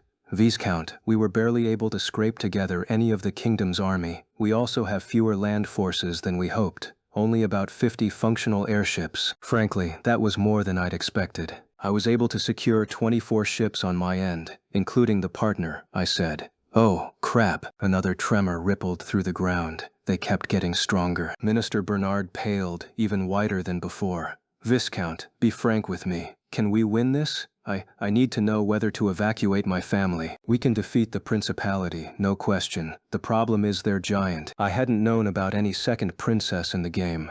But if this Hertrauda had summoned something this big with another magic flute, I suspected it had the same characteristics as the final boss I knew about. If so, we had only one way to vanquish it, and that was to combine the saint's power with Livia's. Livia could speak directly to people's hearts. Why did she possess such a unique ability, you ask? Hell if I knew. Ask the game devs. Regardless, we needed her. The saint's power alone wouldn't cut it. Honestly, I still didn't understand why Marie didn't seem to know this. You truly are amazing, said the minister. Well, how about it? Once this is over, will you take my Clarice as your bride? I almost laughed, thinking it a joke, but his eyes were entirely serious. Sweat beaded on my forehead. I'll think about it if we win this thing. Right now I'm kinda busy, you know. Yes, true enough. Preparations should be finished soon in the audience chamber. Take a break until we're ready. We've gathered the people you requested. The minister guided me to a reception room not far from the audience chamber, where Marie and the others were waiting. Marie sat in a corner, covered in filth, her once white dress stained and smeared. She hugged her legs to her chest and kept her face buried against her knees. Prince Julius and her other 4 lovers fussed over her worriedly. Carla lingered at the edge of the room, watching from afar. Her clothes hung in similar disarray. When I entered, Kyle dragged his feet over to me. I heard they arrested you on false charges. You sure you aren't cursed? If you want cursed, look at your mistress. What happened anyway? Exhaustion lined Kyle's face, but he filled me in. Mistress confessed she wasn't the saint in front of everyone, so her entourage turned on her. Then the temple took her prisoner and threw her in the dungeon. Seriously? That's kinda hilarious. It wasn't the least bit funny to me, and she's been like this ever since. Kyle paused.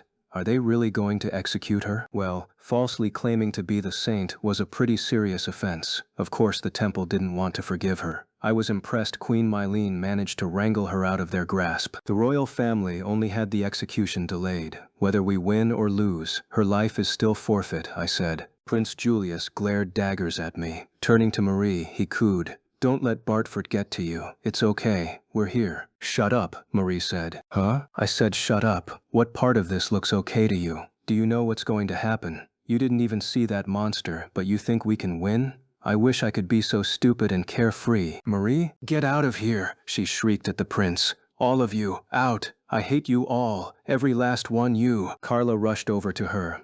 Don't push us away, Lady Marie. We're friends. You said so yourself. That was a lie, obviously, Marie snarled. Are you really that dense? No wonder everyone bullied you. I only used you to piss off that annoying background character over there. Otherwise, I'd never touch a traitor like you. Carla burst into tears. I clicked my tongue. Welp, there you have it, your true colors. You were pretty good at playing cute and harmless, I gotta admit. But the cat's out of the bag now. Marie glared at me, eyes filled with hate. Bartford, enough, Chris snapped. She's just exhausted. That only made her start in on him too. Excuse me? I'm the one who should be saying enough. You act pretty high and mighty for someone who's useless without a sword in their hands. What? Marie turned her ire on Greg next. And you're all talk. What's all that nonsense you spew about actual experience? You're totally worthless. And you, purple guy, a disgusting narcissist, green dude, you give me the creeps. I never know what the heck is going through your head. And finally you, she rounded on the prince. You're the biggest problem here. Marie, what in the world has gotten into you? Prince Julius gawked at her, unable to comprehend the personality change. Outside your royal title, you have no value at all. Marie broke out into hysterical laughter. You're all a bunch of idiots. You threw away everything, your positions, your honor, even your finances, and you thought it'd make me happy? You're out of your minds.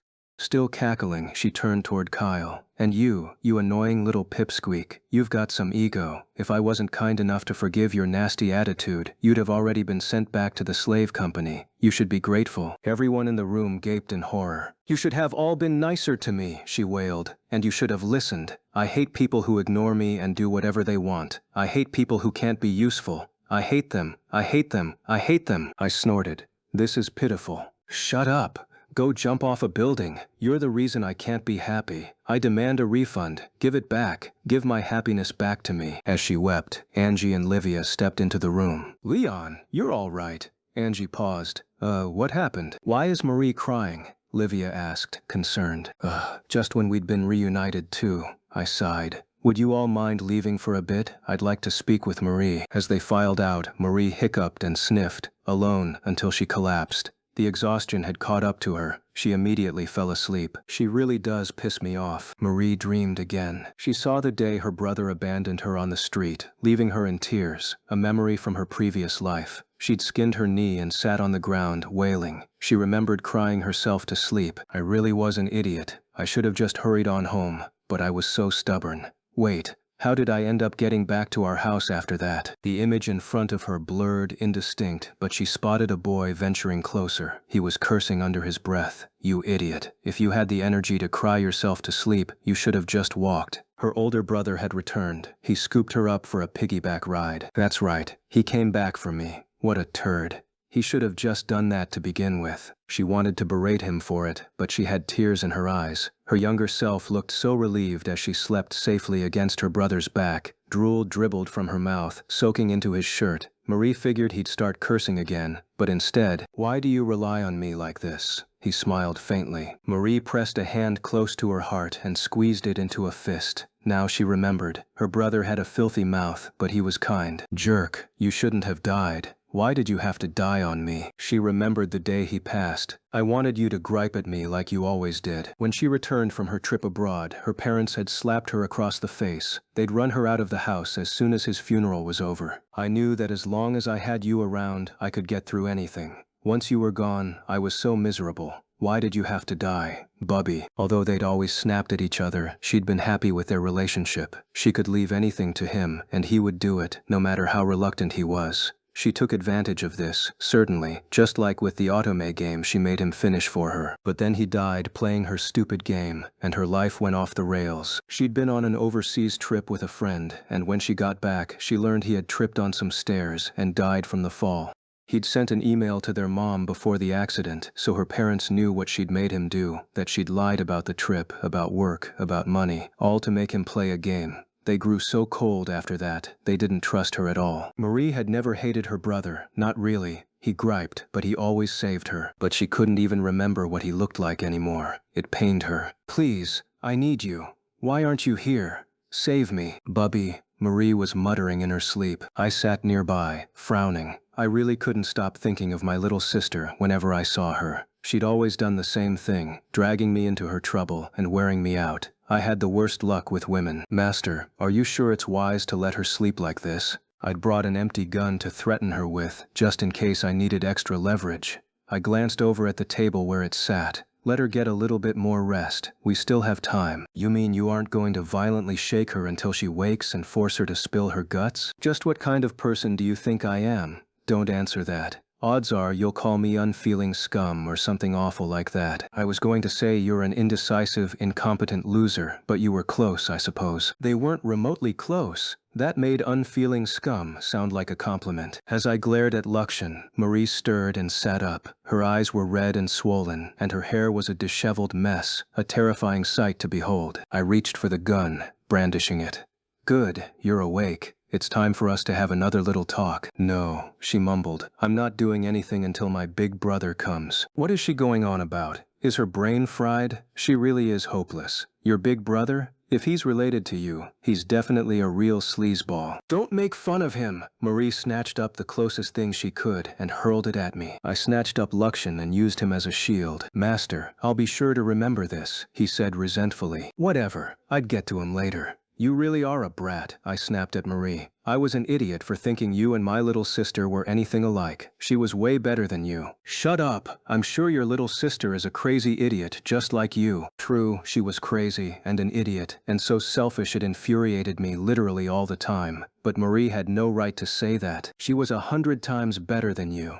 Okay, fine, her personality sucked, and she liked watching guys get it on. And did I mention her personality sucked? But I'd still take her over you any day, she huffed. Yeah? Well, my older brother was 100 times better than you. More, sure. He looked like a background character too, and he was a complete wallflower, and he had a dirty mouth and a rotten personality and a dirty mouth. Anyway, don't diss my big brother. This was ridiculous. We were both gasping for breath by the end. "Why did you become the saint anyway?" I muttered, composing myself. "If you cleared the game, you should know Livia's power is essential to win. I can't believe you went into battle without the royal family's ship." Marie's shoulders shook. "I didn't know that. I mean, my big brother cleared the game for me, but he died right after, and I only got to check the save data after things had calmed down. I only got to see the CGs and videos, so she only had a half-assed understanding of the game, but she still tried for the reverse harem ending." Hold up, wait a minute here. Her older brother cleared it for her? I paused. "The only reason I played the game was because my little sister told me to when she went on a trip. She forced the game on me and made me clear it while she was gone." "Don't tell me, are you?" "No way." Marie stared at me, jaw agape. "Huh?" I stared hard at her face. "No, no way. I know this face. It pisses me off. It always pissed me off. There's no mistake. Marie's my little sister." "So then you're my..." Marie gasped. Then she flung herself at me, arms spread wide. "Bubby, ouch!" I bonked her over the head with the butt of my gun. "You, of all people!" I howled. There was a clamor on the other side of the door, but I couldn't give a crap. All my attention was on the weasel of a girl in front of me. "You're being awfully mean. I'm your little sister. We're finally reunited." "Huh," I glared. "I swore to myself if I ever saw you again, I'd have my revenge." "You're the one who went blabbing to Mom and made everything so complicated. Do you have any idea how much I suffered after that? You were the problem in the first place." I hesitated, fury suddenly leaching from me. "No, wait, how were Mom and Dad after that?" Luxian glanced between the two of us. "It seems to me you two aren't actually putting on an act." I suppose that means you really were telling the truth when you said this was an Otome game you were reincarnated into." This little jerk, did he still doubt me after all this time? "You pawned your kid off on our parents?" I groaned. Yeah, I mean, they insisted I couldn't raise her by myself. Can you believe it? So cruel." "That's not cruel at all. In fact, that was probably the best thing for my niece. I'm actually kind of relieved. They did the right thing." We lounged in the reception room, reminiscing as siblings who'd shared a past life. Don't get me wrong, I wasn't the least bit happy about this. My own flesh and blood was the one who'd made a mess of this world, same as the last. If anything, I wanted to cry.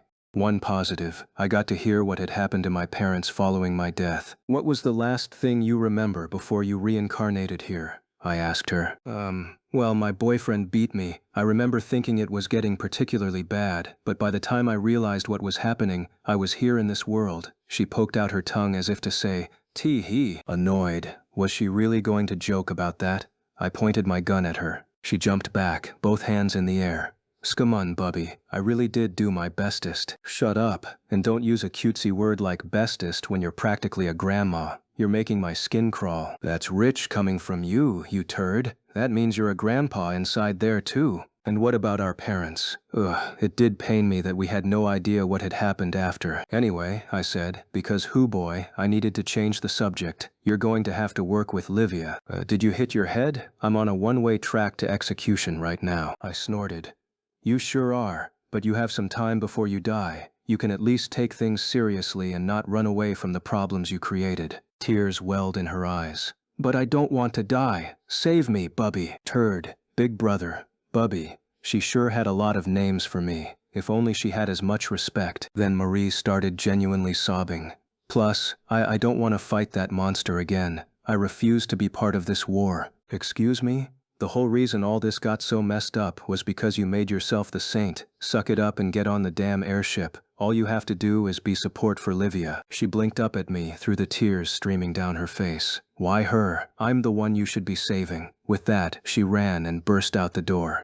Moron. Her timing couldn't have been any worse. The moment she was gone, Minister Bernard entered. "Viscount, our preparations are complete. Please join me in the audience chamber." So many people had fled the palace. Even a minister was running all over with errands. I couldn't add to his burdens any further. I gave up and followed him. Marie still pissed me off, but now I was torn. How should I handle the situation? Marie raced down the hall. Livia watched her from a distance, dumbfounded. "Marie is running away?" Angie glared at Marie's receding figure. "That girl, does she seriously intend to just leave after coming this far?" Livia didn't think it wise to let Angie go after Marie with that menacing look on her face. "Angie, why don't you go on to the audience chamber? I'll go after Marie and convince her to help us." "Oh, fine." Angie had been summoned anyway, so she couldn't very well delay. It's an important moment for Leon as well, Livia thought to herself. Angie needs to be there. I'd just be in the way. She hurried after Marie, dashing down the palace corridor. As she did, tears welled up in her eyes. Marie wasn't the only one running from her problems. "I don't suit him at all. I knew that from the start. He's got Angie, so why can't I let go of him?" Marie had fled to one of the palace's rooftops, a lush garden with a huge variety of plants, and it was a complete dead end. She had nowhere else to run. Livia hunched over when she reached it, wheezing as she tried to catch her breath. As the two of them composed themselves, Marie spoke first. "I'll give it back." "Huh?" Livia tilted her head. "I'll give it all back to you, so I want you to return what's mine too. All you need is the prince. You can have him, the other boys, and Kyle too. I'll even give you the saint's title. You can take it all," Marie shouted. Livia had no idea what she was going on about. "So you do the same. Give me back my big brother. Give Leon back. I'll return everything I took, so hand him over." Livia inhaled. She stepped closer and lifted her right hand, striking Marie across the face. The force sent Marie stumbling to the ground. Marie pressed a hand over her swollen cheek and smiled weakly. "Ah, this brings back memories. My parents used to hit me like this. It really stings. So, what, are you angry? Don't worry, I said I'd give it all back. Now you can be happy." Tears rolled down Livia's cheeks and she collapsed to her knees. Marie stared at her, utterly bewildered. "Leon isn't an object," said Livia. "I just wanted to be with him while he was still at the academy. I don't need anything else." Leon was a noble and Livia a commoner. The difference in their status might as well be an unscalable wall. Sure, a similar wall separated Leon and Angie as well, but it was nowhere near as insurmountable. The two of them suited each other. Livia wanted them to be happy together. She had to be the one to give up and bow out. "So don't tell me to give him back," she whispered. "Leon doesn't even belong to me in the first place." Marie dropped her gaze and laughed. "So what then? That means I've really lost it all? This sucks. This was my second chance at life. But all I've done is lose everything." She burst into tears, as well, burying her face in her hands as she sobbed. "I knew everything. I thought it would go well for me. Why can't I be happy?" Livia watched helplessly, unsure of what to say. "So this is where you were?" A familiar voice cut in. "Lady Marie." Kyle and Carla hurried to Marie's side. The two of them had been searching for her. Marie lifted her face, and they looked at her worriedly. "You guys, why?" Marie blurted, her brows furrowed, clearly wondering. "Why are you two here?" "I really would be alone without you, Lady Marie," Carla cried. "I was so happy when you reached your hand out to save me, and you really are very kind." Kyle gave Carla a sidelong glance, a bit embarrassed. "Part of it is my fault, but you still went too far. I guess we're even though. I have no idea what the other 5 think, but we can't abandon you. It'd be too pitiful." Marie sobbed even harder. I'm so sorry. I really am so sorry, you two." Kyle rubbed his eyes with his sleeve, hiding his own tears. "Well, come on. Fake or not, you are the saint. You need to at least look the part." With Carla and Kyle supporting her, Marie managed to stand up. The two bowed their heads toward Livia and escorted Marie back inside the palace. Alone, Livia dropped her gaze to the ground and laughed. Liar, you haven't lost everything. You have two people at your side. You're not the one who's all alone. The words tumbled out, and when she realized what she was saying, she slapped her hands over her mouth. Her heart swelled with darkness, and fresh tears sprang up at the corners of her eyes. I'm the one who really won't have anything left. Angie stood at the entrance to the rooftop garden. She didn't even glance at the others as they passed. Her eyes were fixed on Livia, a few steps away, crying by herself. Livia, of course. You and Leon were always together. Angie's heart ached. She'd realized Livia's feelings before, but the three of them always had so much fun together that she'd turned her eyes from the truth. I'm sorry. If I hadn't fallen for him too, you wouldn't be suffering like this right now. Please forgive me, Livia. Angie pressed her hand over her mouth as the tears came pouring out. She hastily wiped them away and started forward. Livia tried to hide her face and play it off. Angie, Marie already went back inside. Please, don't look at my face right now. A lot happened, and Angie sucked in a breath before blurting, I love Leon. Livia snapped her mouth shut and stared down at the ground. Fresh tears fell toward the pavement, and Angie continued, that's why I don't want you to pull back. Huh? Angie held out a hand and helped Livia back to her feet. Facing her, Angie clasped both of Livia's hands. You're fine the way you are. Make sure to tell Leon how you feel. I already told him once. He played it off right after and wouldn't give me an answer, because he already has feelings for you. Angie shook her head. Even so, even if you don't feel confident, tell him again. This time we'll make sure he can't run away. We won't let him play it off either. I'm going to tell him how I feel, so you do the same. She threw her arms around Livia, hugging the crying girl close. Are you sure? I mean, you two are nobility? Idiot. Status has nothing to do with this. If that was all there was to it, we wouldn't be suffering in the first place. So there's nothing left for us to do but confess, right? Angie's voice was gentle as she added, you're important to me too, so dry up those tears. Livia looped her arms around Angie and squeezed, nodding. Okay, I scanned the audience chamber, but there was no sign of Angie and Livia. Crap, this is kinda disheartening. The 5 idiots were here at least, but they'd been horribly distracted since Marie blew up at them. There they go, moping over their stupid infatuation, while I'm over here seriously trying to figure out how to use real love to get us out of this situation. My plan to use the love between Marie and her reverse harem was up in flames. I needed a love strong enough to beat the principality's giant. I needed the love to end all loves, the strongest weapon in the game. Where was I going to find a love like that? It wasn't just going to fall out of nowhere and land in my lap. Come on, idiot brigade, we're in real trouble here. An assembly of nobles, knights, and civil and military officials lined the edge of the room in neat rows. His Majesty wore a lopsided, enigmatic grin, seemingly in a better mood than usual. There are definitely a lot fewer people here this time, said the king. Many of the knights and nobles had fled. We even had a dearth of soldiers, evidence of how hopeless the upcoming battle seemed. If I were just a common soldier, I would have run too. Those left were either truly bold or had resolved to accept their fate. Nonetheless, those who have remained are true heroes, the king went on. Those principality cowards command a horde of monsters as they advance on our capital. Gentlemen, now is the time to put your lives on the line. To face off with our enemy, we must unite.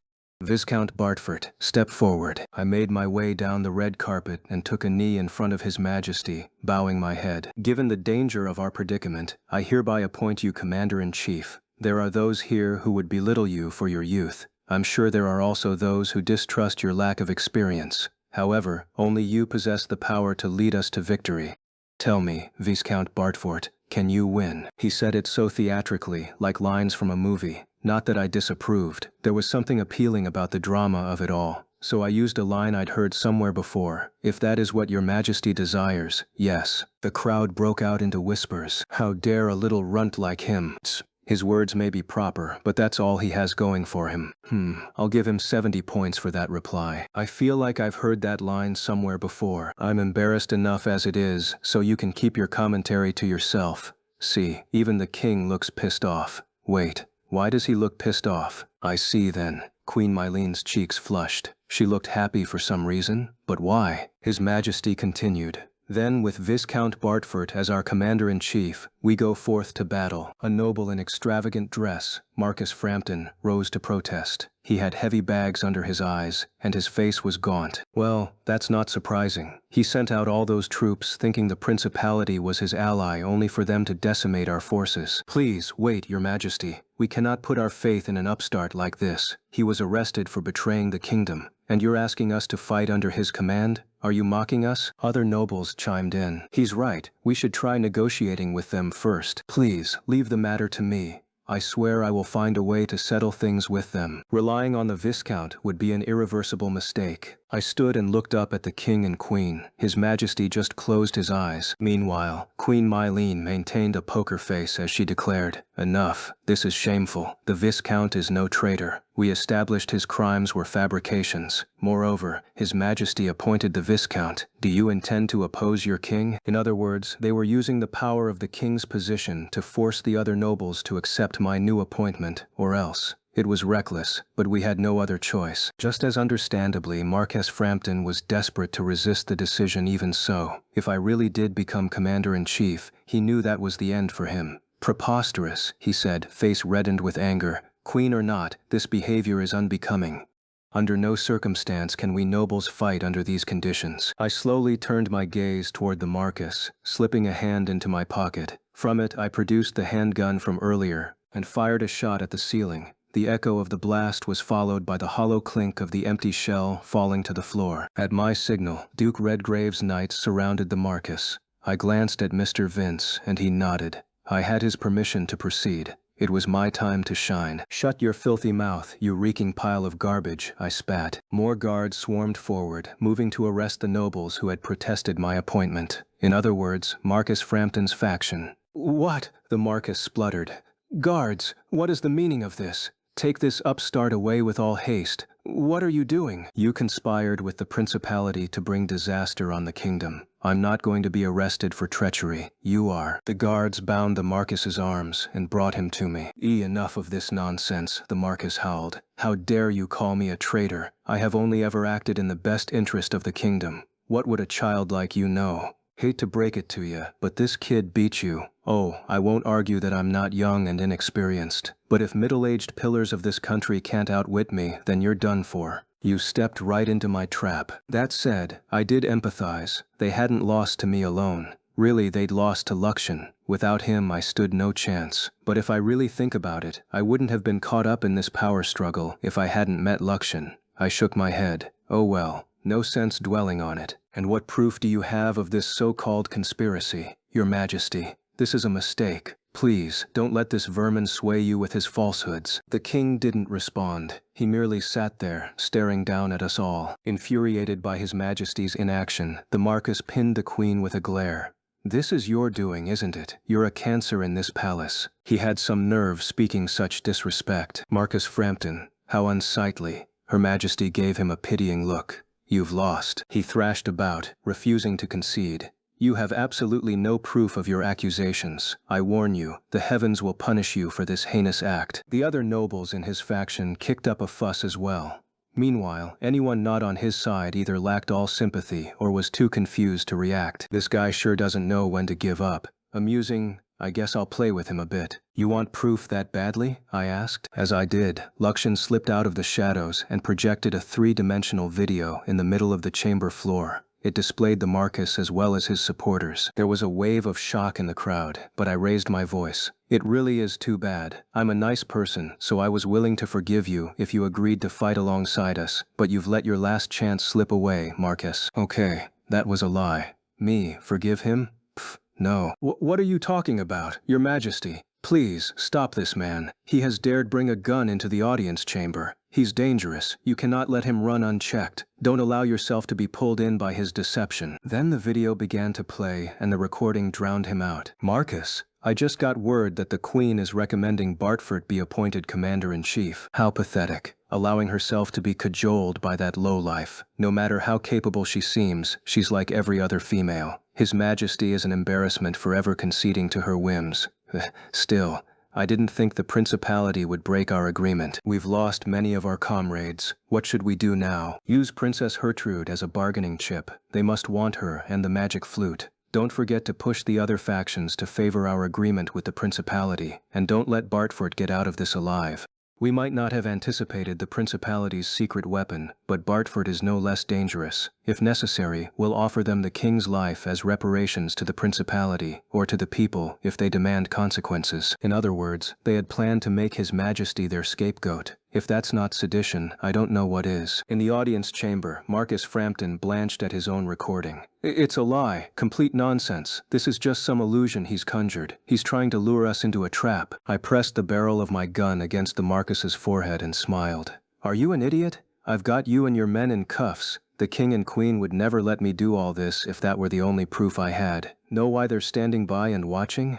The evidence I have is overwhelming. I took a letter from my pocket and threw it to the floor. The Marcus's eyes widened and his entire body quivered. How? I swear I burned that. I didn't stop with the one. I had a number of letters, all in the Marcus's handwriting, all correspondence with the principality. Luxon had done a good job copying his penmanship. Oh, and I have a message from Princess Hertrude as well. You were surprisingly useless, she said. She was more than happy to share all the little details of your conversations. Hertrude had already finished her business with Marcus Frampton, so she'd been willing to cooperate and spilled everything. From her perspective, the principality's victory was assured. Watching the kingdom bicker among themselves over who'd betrayed who was just icing on the cake for her. She probably thought we'd tear ourselves apart. What a troublesome princess. Marcus Frampton's face turned beet red. That little witch, he hissed. The video continued to play, and in the recording, the Marcus frowned. They're all clueless. The saint may be a nuisance, but we can handle her. Bartford is a different matter. He's as deadly as an entire fleet. Do they not understand what it means for him to take out 10 vessels by himself? But right now, isn't our problem the principality? We should cooperate with Duke Redgrave and, no, pit Bartford against him and have them destroy each other. Take Bartford House as hostages. I don't care how you do it. Listen to me. You cannot underestimate him. He's no mere guard dog. His airship needs only a single crewman to pilot it. Do you know what that means?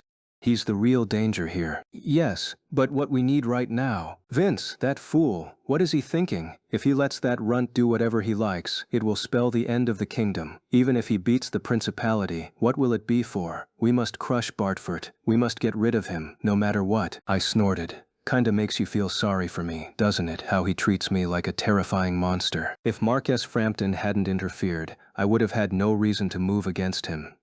Come to think of it, hadn't his group been operating behind the scenes in the game too? It was thanks to them that the protagonist managed to gain prominence and rise up, right? Well, no sense in thinking about that now. All right, I said, signaling Luxon to cut off the video. Now do you understand? It's your fault the kingdom is in this mess. Even you must realize you were straight-up traitors. We were not. Marcus Frampton snapped. We did what we did for the good of the country. Who do you think has supported this nation until now? Me. I held everything together. What would vermin like you know? I've only done what was necessary to let the kingdom survive. But you landed us here, didn't you? Your judgment's way off. I wasn't the real threat. It was the principality. If you dealt with them as you should have. Ridiculous. You're an ignorant child. Do you even understand how much power you hold right now? You'll destroy this kingdom. Mark my words. Open your eyes, everyone. This brat will bring disaster to your door. Oh, come on. You're giving me way too much credit. I laughed.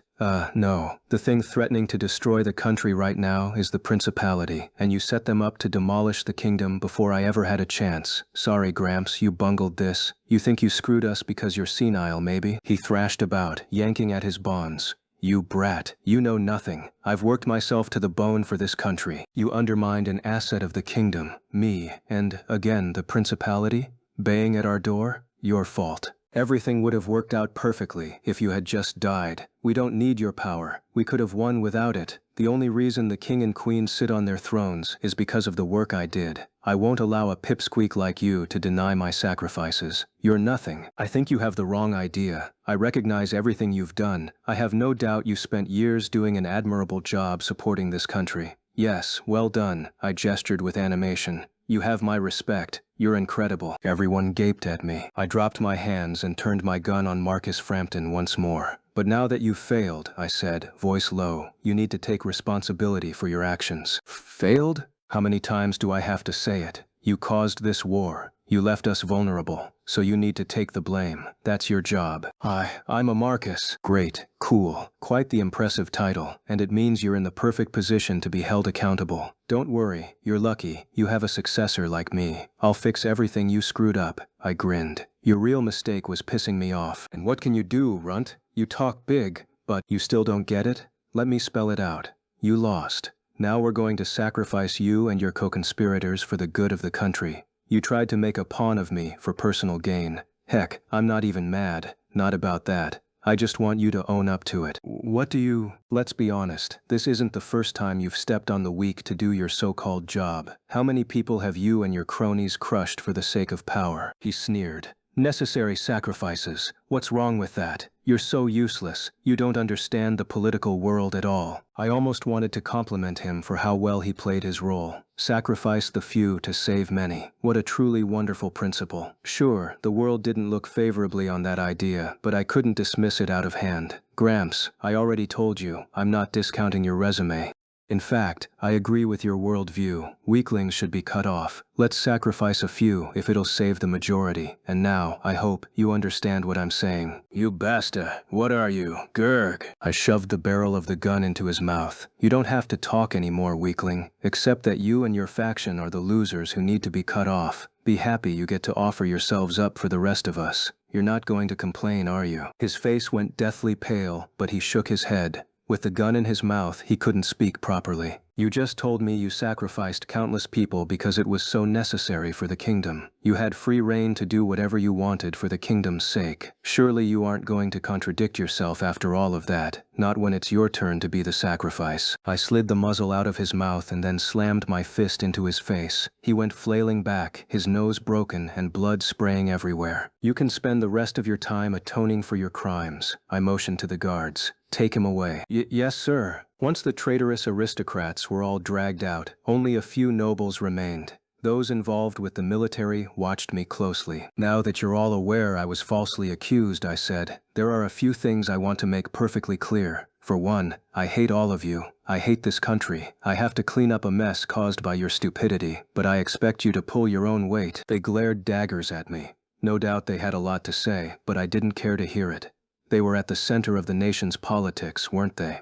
What had they been doing this whole time? Come to think of it, Japan had these same issues. Even so, my previous country was better than Holford Kingdom. I wanted to go back. Life had definitely been easier in my previous world. And two, I know you don't trust me. I don't trust you either. I'll keep number 3 simple. If one of you thinks you can successfully turn the tide, step forward. I'd happily trade places. They all averted their gaze. Clearly, they weren't satisfied with me in command, but none of them were stupid enough to volunteer in my stead. I was no charismatic Prince Julius. Even I'd be pissed if you said someone like me was going to be in charge. Finally, follow my orders and we'll win. If you're not going to obey me, run away now. My voice boomed over their outrage. Throw down your doubt. Understand? Fight and die for me. In return, I'll save this kingdom. After our little pep rally, I cradled my head in my hands, tucked away in a room the palace servants had prepared for me. This freaking sucks. Isn't it a bit late for that?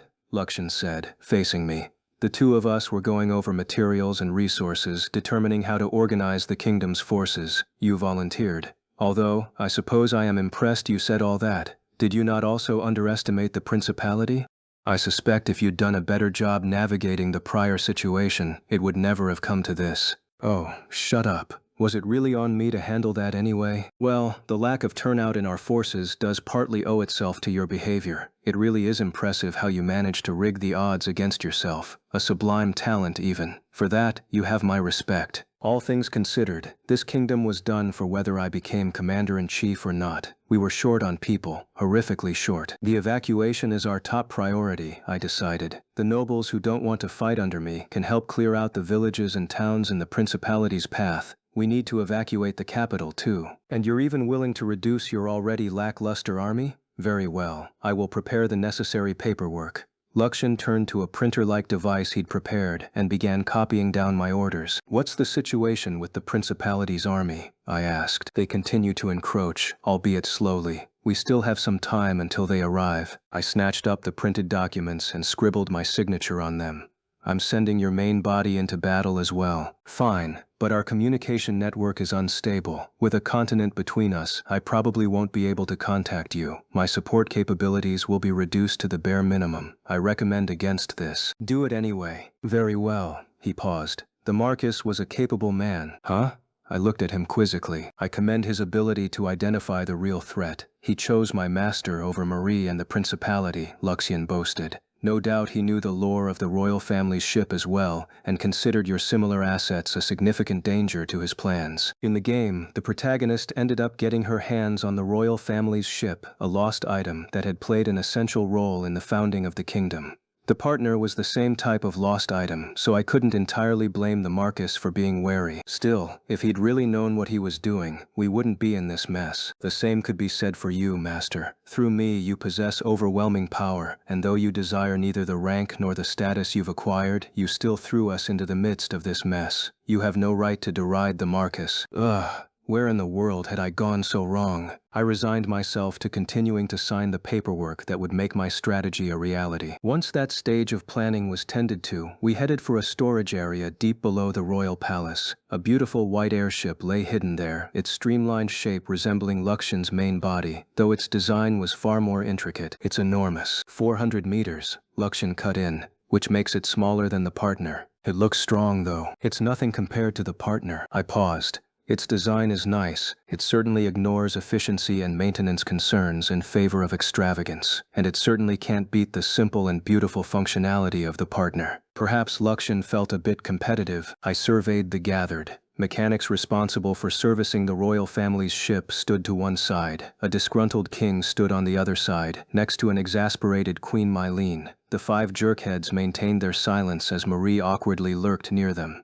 The only others present were Angie and Livia. Angie was here because of her connection to the royal family, but I had dragged Livia along. Your familiar seems to enjoy bragging about your ship, His Majesty said, his tone barbed. Cold sweat trickled down my forehead. Well, he's a bit of a sore loser. Anyway, why don't we go inside? He can make any repairs we need, and we should be able to get the ship in the air. That won't be possible. Huh? His Majesty pointed to a device in front of the ship, a sheet draped over the apparatus, but at the king's order, the mechanics yanked it away. Beneath was a heart-shaped stage, surrounded by a heart-shaped background. It looked entirely out of place. When two people who truly love each other stand on the stage, the ship will recognize them as its owner. Only then can its power be wielded. If the ship recognizes no one, the door won't open. I don't think this was in the game. As far as I knew, the protagonist and her love interest came searching for the ship, and it automatically reacted to them. His Majesty's voice filled with emotion. Here we stand, the Royal Holfort Line, its branch family, Marmoria House, as well as Field House, Arclight House and Seaburg House, all descendants of our kingdom's heroes. It must be fate that you're all here. Pretty sure I heard this in the game. All 5 of the love interests had heroic ancestors who had formed an adventuring party prior to the kingdom's founding. That was why these 5, thanks to their bloodlines, were qualified to access the royal family's ship. There had, however, been a 6th person in the heroes' party, a female adventurer whose name had been lost to time. As far as I remembered, she was supposed to be Livia's ancestor. Pretty sure she was the first saint or something like that. I hadn't really been interested in the story's lore, so I'd pretty much skipped over those scenes, grumbling, yeah, fate this, fate that, whatever. Now I regretted not reading it in more depth. It wasn't like I'd thought at the time. Better cram all the knowledge of this game while I can. You never know, I might reincarnate in this crap world one day. The royal family's ship only recognizes the royal family and the heroic descendants, the king declared proudly, sniffing at me. No one else is qualified to take command. Does he have something against me? All I did was beat the snot out of his kid and try to seduce his wife.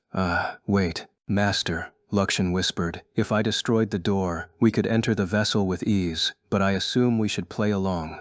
What do you think? Well, seeing as we still needed the love to end all loves to win this stupid game, if we had a device for quantifying people's feelings, I figured we should use it. I nodded to Luxian and approached the apparatus. The closer I got, the cornier it looked. The tacky heart-shaped stage thing was downright gauche. Queen Mylene looked to us, her expression somber. Are you ready? This device isn't as innocent as it looks. Beside her, the king suddenly went quiet.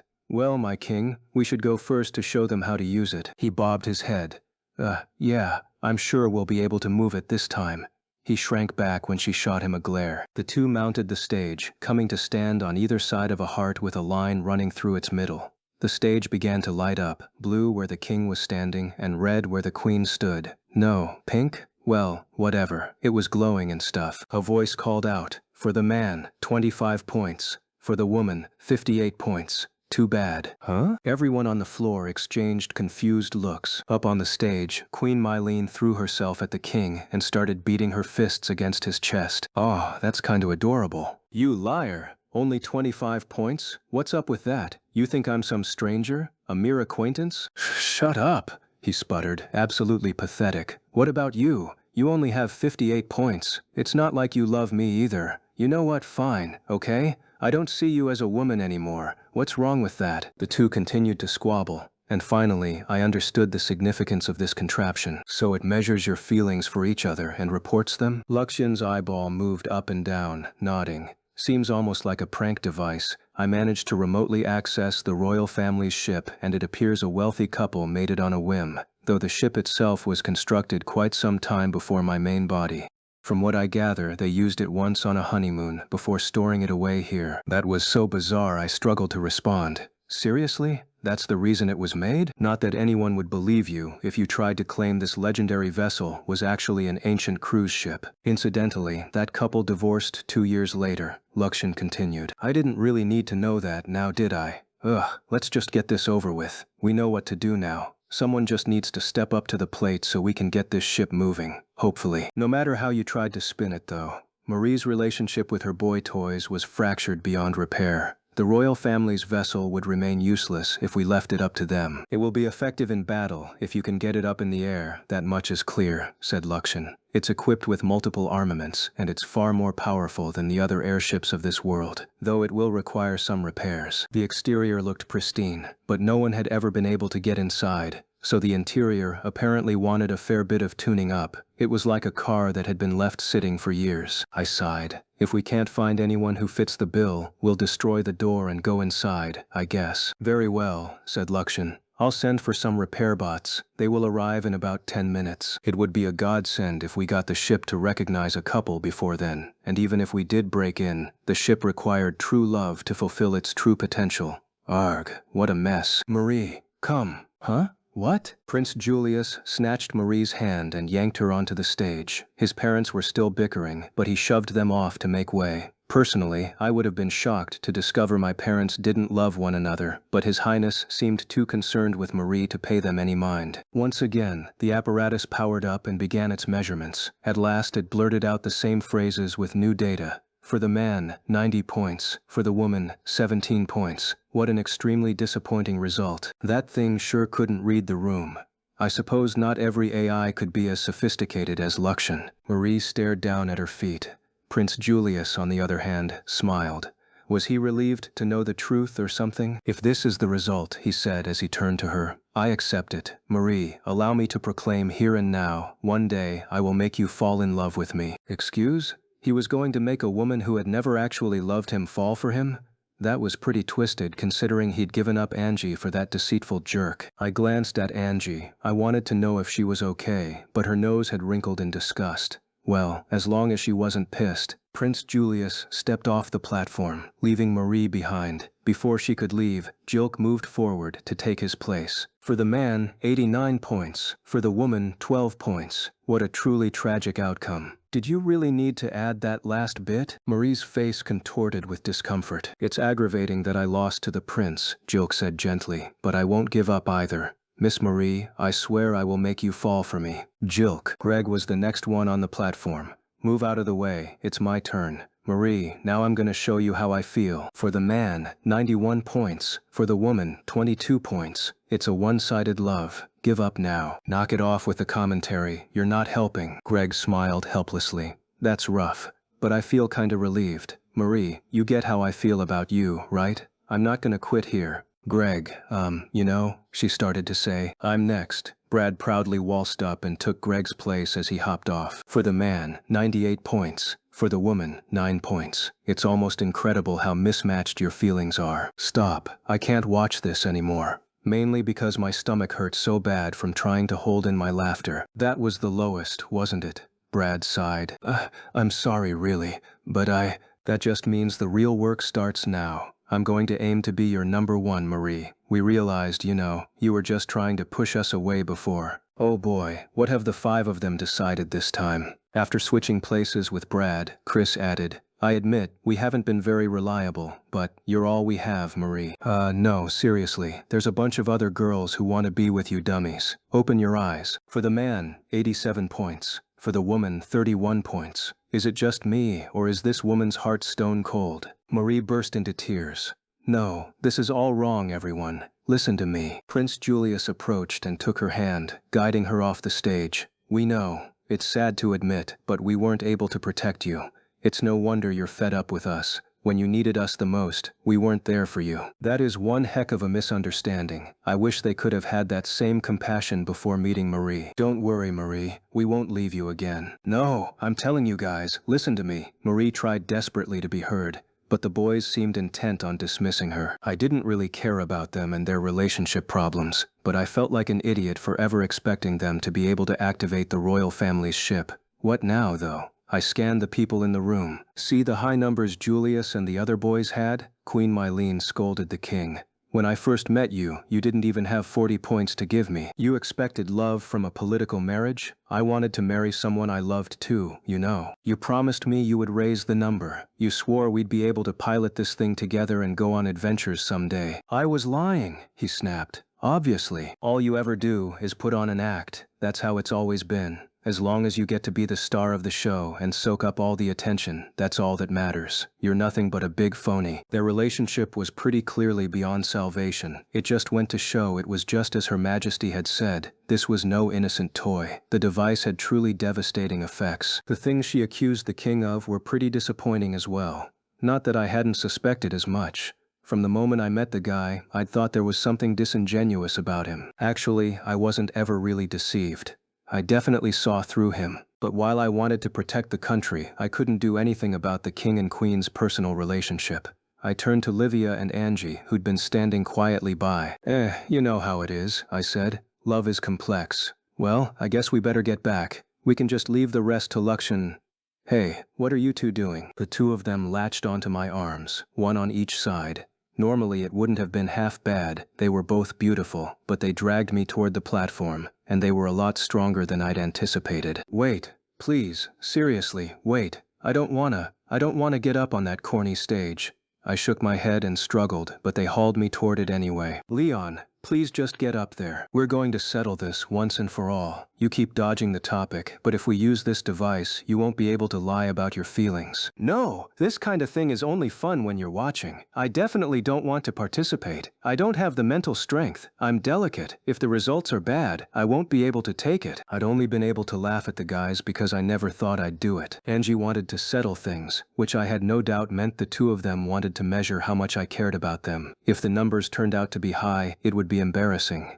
Worse, if they turned out to be low, I'd succumb to self-loathing, wondering why my feelings for them were so cheap. It'd be one thing if the results were private, but the stupid device would report the results immediately. Worst case, it would end badly for all of us. I didn't want that. I wouldn't know how to face them anymore. Come on, you guys. Measuring love with numbers is just weird. It's wrong. Luxian watched me, amused. So it was fine when other people did it, but you don't want to? Makes me question your humanity. You stupid AI, how dare you betray your master? Stop. Seriously, I won't be able to handle it, and I won't be able to laugh at the other guys anymore. I just wanted to mock everyone else's misery without tasting it myself. As I shrieked, Prince Julius and the others made their way over to the stage. The king put a hand on my shoulder and grinned. Please, it would be boring if you didn't take part. Besides, your snickering face was pissing me off. Get on the platform. With him and the boys pushing me, we made it right to the very edge of the device. I dug my heels in and resisted. Livia and Angie got on the stage, each of them yanking at my arms, trying to drag me up. Leon, it will only take a few seconds, Livia urged. Get your butt up here and let's settle this, Angie snapped. Prince Julius and Marie shoved me from behind. Bartford, steel yourself and get it over with, he cried. Yeah, get up there, she yelled. You traitors won't get away with this. I will remember this day, I swear it. Ah, wait. As I tried desperately to fight them off, the stage began flashing pink and blared a musical fanfare. Then the royal family's ship hummed as the engine came to life, echoing through the room. For both girls, 120 points. Congratulations. You are tied by bonds of true love. Suddenly, everyone released me, and I stumbled back.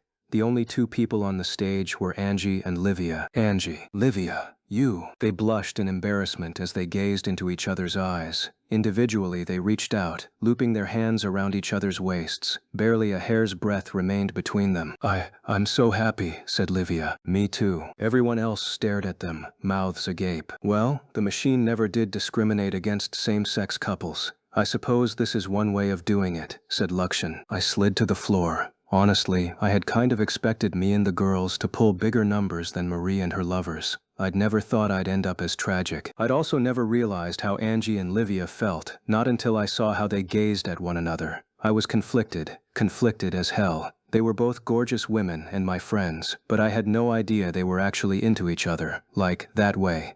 Part of me was glad they weren't both falling for another guy, but another part of me was so sad and disappointed I was on the verge of tears. So I really am just a comic relief background character. I guess I never had any hope to begin with, did I? Queen Mylene placed a hand on my shoulder.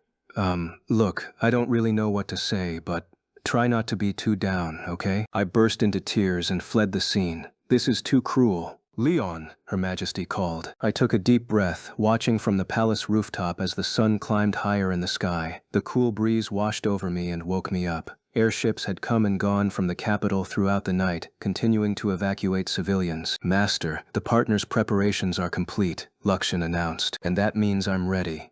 The city was in a state of confusion. I hope things go the way we've planned. As the giants near, the disruption of our communication network will continue to worsen, said Lakshan. Once my main body makes it beneath the continent, I will be able to provide only the bare minimum of support. Are you certain you wish to do this? In short, when Lakshan's floating auxiliary body lost connection with the main ship, its performance abilities would be severely reduced. The giants' interference with our networks had also made reconnaissance nearly impossible now. We had no idea where the Principality's forces were, or how fast they were moving, only that the giant continued to inexorably make its way toward the capital. I had sent some capital airships to scout ahead, but with their scaled-down resources there was a limit to what they could do. Livia and Angie are here too, I said. I'll be fine. With the power of their love, we'll blast that monster into oblivion. Love, you say? If that really is enough to win this battle, then why does the rest of the world continue to suffer despite the prevalence of the emotion? I shrugged. How would I know? We can think about that after we win. Yet you've been avoiding those two, haven't you? Well, now I knew they loved each other. They didn't need me flailing about and getting in their way. I was just shocked. I didn't know what to say. I heard they looked for you after you fled. It's not like I'm avoiding them just because of that stupid stage, I muttered. I just don't want to see them right now. We were going to war. I had to steel myself for what was to come. I might lose my nerve if I see them. If only you had been honest about that to begin with, Master. Lakshan's eye turned up toward the sky. The tea master prepared tea in one of the palace rooms. Despite the early hour, serving two women seated across from each other. Tension filled the air between the queen and the princess. Princess Gertrude, can't I convince you to stop this war? Queen Mylene asked. Impossible. Gertrude waved her hand dismissively, though she wore a faint smile. The Principality has awaited this day for decades. Now it's your turn to feel the pain of being trampled under another nation. Mylene closed her eyes. I understand you want to blame the kingdom, however. Oh? Are you going to threaten me? It's too late. My sister has already summoned the Sky and Sea Guardians. Once she gives the order, they won't stop until they complete their task. There is nothing left to do. In other words, the kingdom couldn't use Gertrude as a hostage. She would buy them nothing. But the queen shook her head. She placed an aged document and book on the table. And what are these? Gertrude asked. Read this first, please.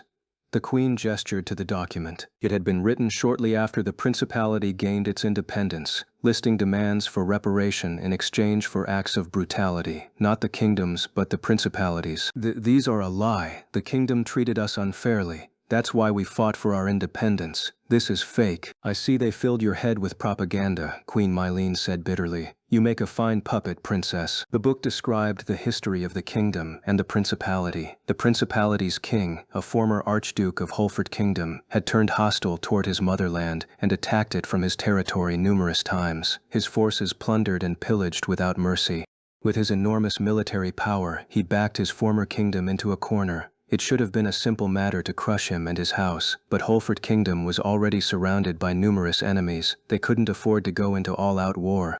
Instead, they appointed Fieldhouse to protect the border between the kingdom and the Archduke's territory. We built military facilities, rounded up airships, and transformed the floating island at the border into a stronghold. It took an enormous amount of money and materials, said the queen. Infuriated, Holford Kingdom treated the Archduke's house as an enemy nation rather than a subject. Fieldhouse also exerted pressure to keep them in check. The Archduke gathered his forces to mount one last attack, turning his cannons on inhabited islands in order to steal their suspension stones.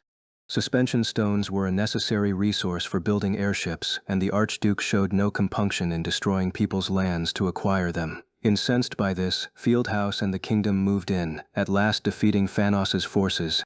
The document Gertrude had in her hands detailed the reparations for raiding that the Principality of Phanos had promised to pay in exchange for its independence. Still, the Principality continued to attack, Her Majesty went on. With the Earl of Fieldhouse protecting the border, we suffered fewer casualties, but resentment lived on in people's hearts. When the Principality invaded, they destroyed the land our people had lived on.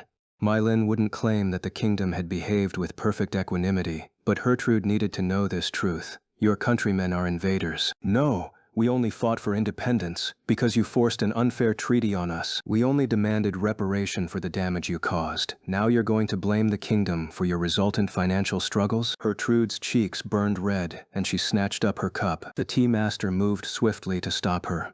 I'm afraid your tea has grown cold. Allow me to pour you a fresh cup. Vexed by his interference, she glowered at him. Mylene raised her voice to draw the princess's attention back to her. You have an obligation to know the facts. Yes, the kingdom raided your homeland as well, but you cannot forget the principality's role in instigating the conflict. Gertrude knitted her brows in confusion, but a siren blared suddenly.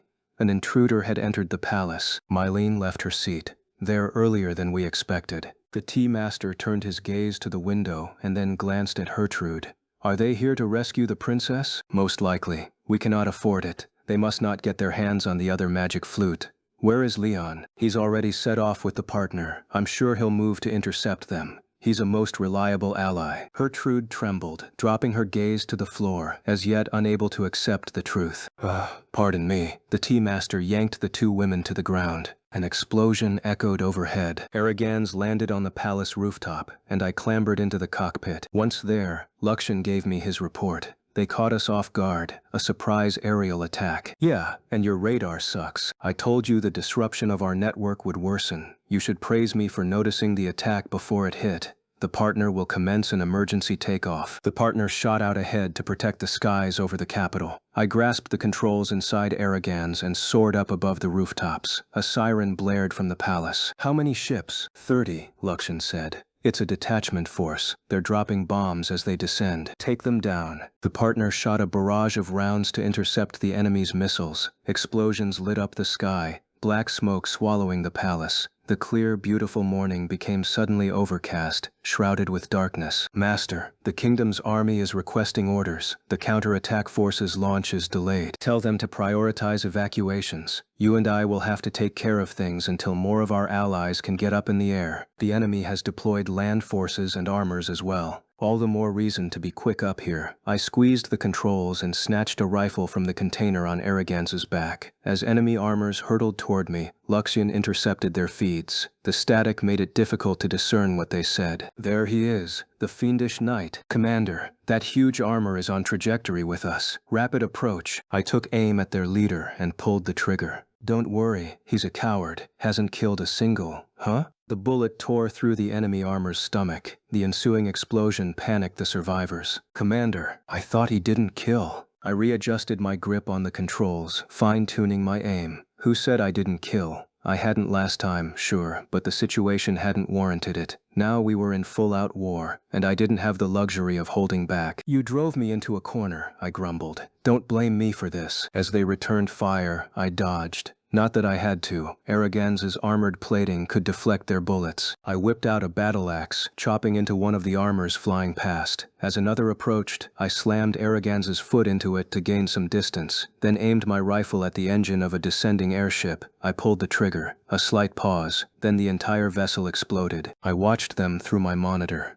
Ugh, this is awful. Absolutely sucks. If you guys hadn't come, I wouldn't have to do this. Arguably, you also wouldn't have had to fight if you'd run away, Luxien pointed out dutifully. And that would have been even worse, which is why I'm fighting. I hate the kingdom, but I hate the principality even more. Even wallowing in all that stupid marriage stuff was way better than this. I fought back nausea. My fingers trembled against the trigger as more enemy units closed in, headed straight for me. "Stop that bastard, you disgusting fiend. Don't face the fiendish knight by yourself. Attack simultaneously." "Who are you calling a fiend? You're the barbarians here, making me do this." I grit my teeth. "Enough of your misplaced resentment, morons." I shot another one down and then turned my gun on a second airship. With the sky above the capital turned into a battlefield, Julius raced down a corridor within the palace. As he passed a corridor, he ran into his foster brother already clad in a pilot suit. "Jilk." Jilk ran to meet him. "Your Highness, I'm glad to see you safe." Julius stared out a window, tormented. What are these principality bastards thinking? Why would they send a detachment to the palace now? He found it odd they had no monsters, and they'd only come with a few dozen ships. They must be here to retrieve Princess Hertrude and the magic flute. Julius slammed his fist against the wall. What is Bartford doing? He's left to intercept them. Please, Your Highness, you should fall back to a safe location. Don't be absurd. I'm going too. In the midst of this exchange, Maylene, Hertrude, and Leon's tea-master came hurrying down the corridor, accompanied by bodyguards. "You will not." The Queen's tone was sharp. "Mother." Julius couldn't just stand by and watch. He couldn't bear it. "I have to go with everyone else, but you should evacuate." "Julius, you lack the power to fight them. Besides, it's your duty to survive. Jilk and my friends will be fighting. Are you telling me to run?" "Yes," she said, her expression cold. "That's exactly what I'm telling you to do. Running is all you can do. I'm not asking you to give me an airship. Just one armor." "Julius, we have requisitioned no armor for you to use." Julius balled his hands into fists. "Then why are you letting Jilk out? After all, Jilk didn't possess his own armor either." "I requested one from my house, and they sent it," Jilk said. "The other 3 did the same. Your Highness, please, let us handle things from here." Julius shook his head in disbelief. "Why are you betraying me like this? Didn't we agree to work together? Was that all a lie? We said we'd protect Marie." Jilk dropped his gaze. Mylan interceded. "Julius, the palace's armors and airships are all in use. You can't fight. Now behave and come with us so we can evacuate." I'm pretty sure Duke Redgrave has some extra armors on his airship," Julius protested. "I heard he was recruiting more knights. If I go to him, certainly he'll—" "Did you forget your insult to Duke Redgrave? His house no longer supports you, Julius." "Jilk, the Principality's forces are descending. Please hurry to intercept them." "Yes, Your Majesty." "I'll be off, Your Highness." "Luck be with you," the Queen said as Jilk started down the hall. Julius watched for a few moments and then sped off on his own. Angie pulled Livia by the hand, racing down the hallway as confusion swept over the palace. Livia anxiously glanced out a window in their flight. "I can't believe we didn't notice them until they were already here. The static in our channels has gotten worse. If Luxien couldn't anticipate them, then we had no hope of knowing. At any rate, we need to get to the royal family's ship." Angie glanced out a window as well, catching sight of the partner. For now, it protected the skies on its own. "Where is Leon?" The moment the royal family's ship had accepted Angie and Livia as its owner, Leon had disappeared. Judging from what others had said, he was down in the dumps, but she and Livia had been too busy to track him down.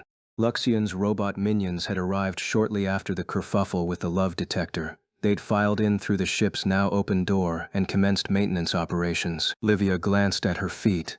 "Do you think he was upset with us for being so excited about our scores?" "No, I'm sure that wasn't it." "Well, part of the fault does lie with us. but I didn't think he'd disappear without giving us a chance to apologize. Cannon fire and explosions echoed overhead. It was no time to reminisce. My father and brother aren't here either. This was the worst possible timing. The Duke had left 3 guard ships for Angie's protection. They were currently patrolling the skies, but if the need arose, they had been set to evacuate her. Suddenly, Julius appeared up ahead, his shoulders hunched forward, gasping for air as he stared out a window.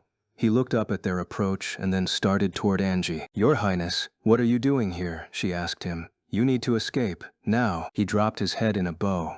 "Angelica, I have a favor to ask. Lend me what power you have at your disposal. Lend me the Duke's fleet." Livia glanced between them in confusion, unable to follow this abrupt development. Angie's eyes widened for a moment, but she soon regained her composure. "Those 3 ships are here to protect me. They aren't my subordinates. They only take orders from my father or brother. They might answer to Leon now, but either way, I can't honor your request. Just 1 armor is enough. I don't want to be a coward who runs." He bowed his head again, pleading. "No, Your Highness." Angie firmly rebuffed him. "Please, evacuate with us." Julius lifted his chin. "Do you hate me for betraying your feelings? Is that why you won't help me?" At these words, Angie realized something. "It's strange, but I don't feel any such thing toward him, not anymore." Her concern for Leon far outweighed any lingering desire for revenge. More than anything, she just wanted to see Leon's face again. "Not so long ago, I really did hate you, but now I love Leon. I don't resent you, Your Highness, not anymore." She smiled. Julius stared at her for a moment, as if captivated. His mouth opened, but before he got the chance to say anything, her family's knights found her and raced over. "My lady, there you are. We're headed underground," Angie instructed them.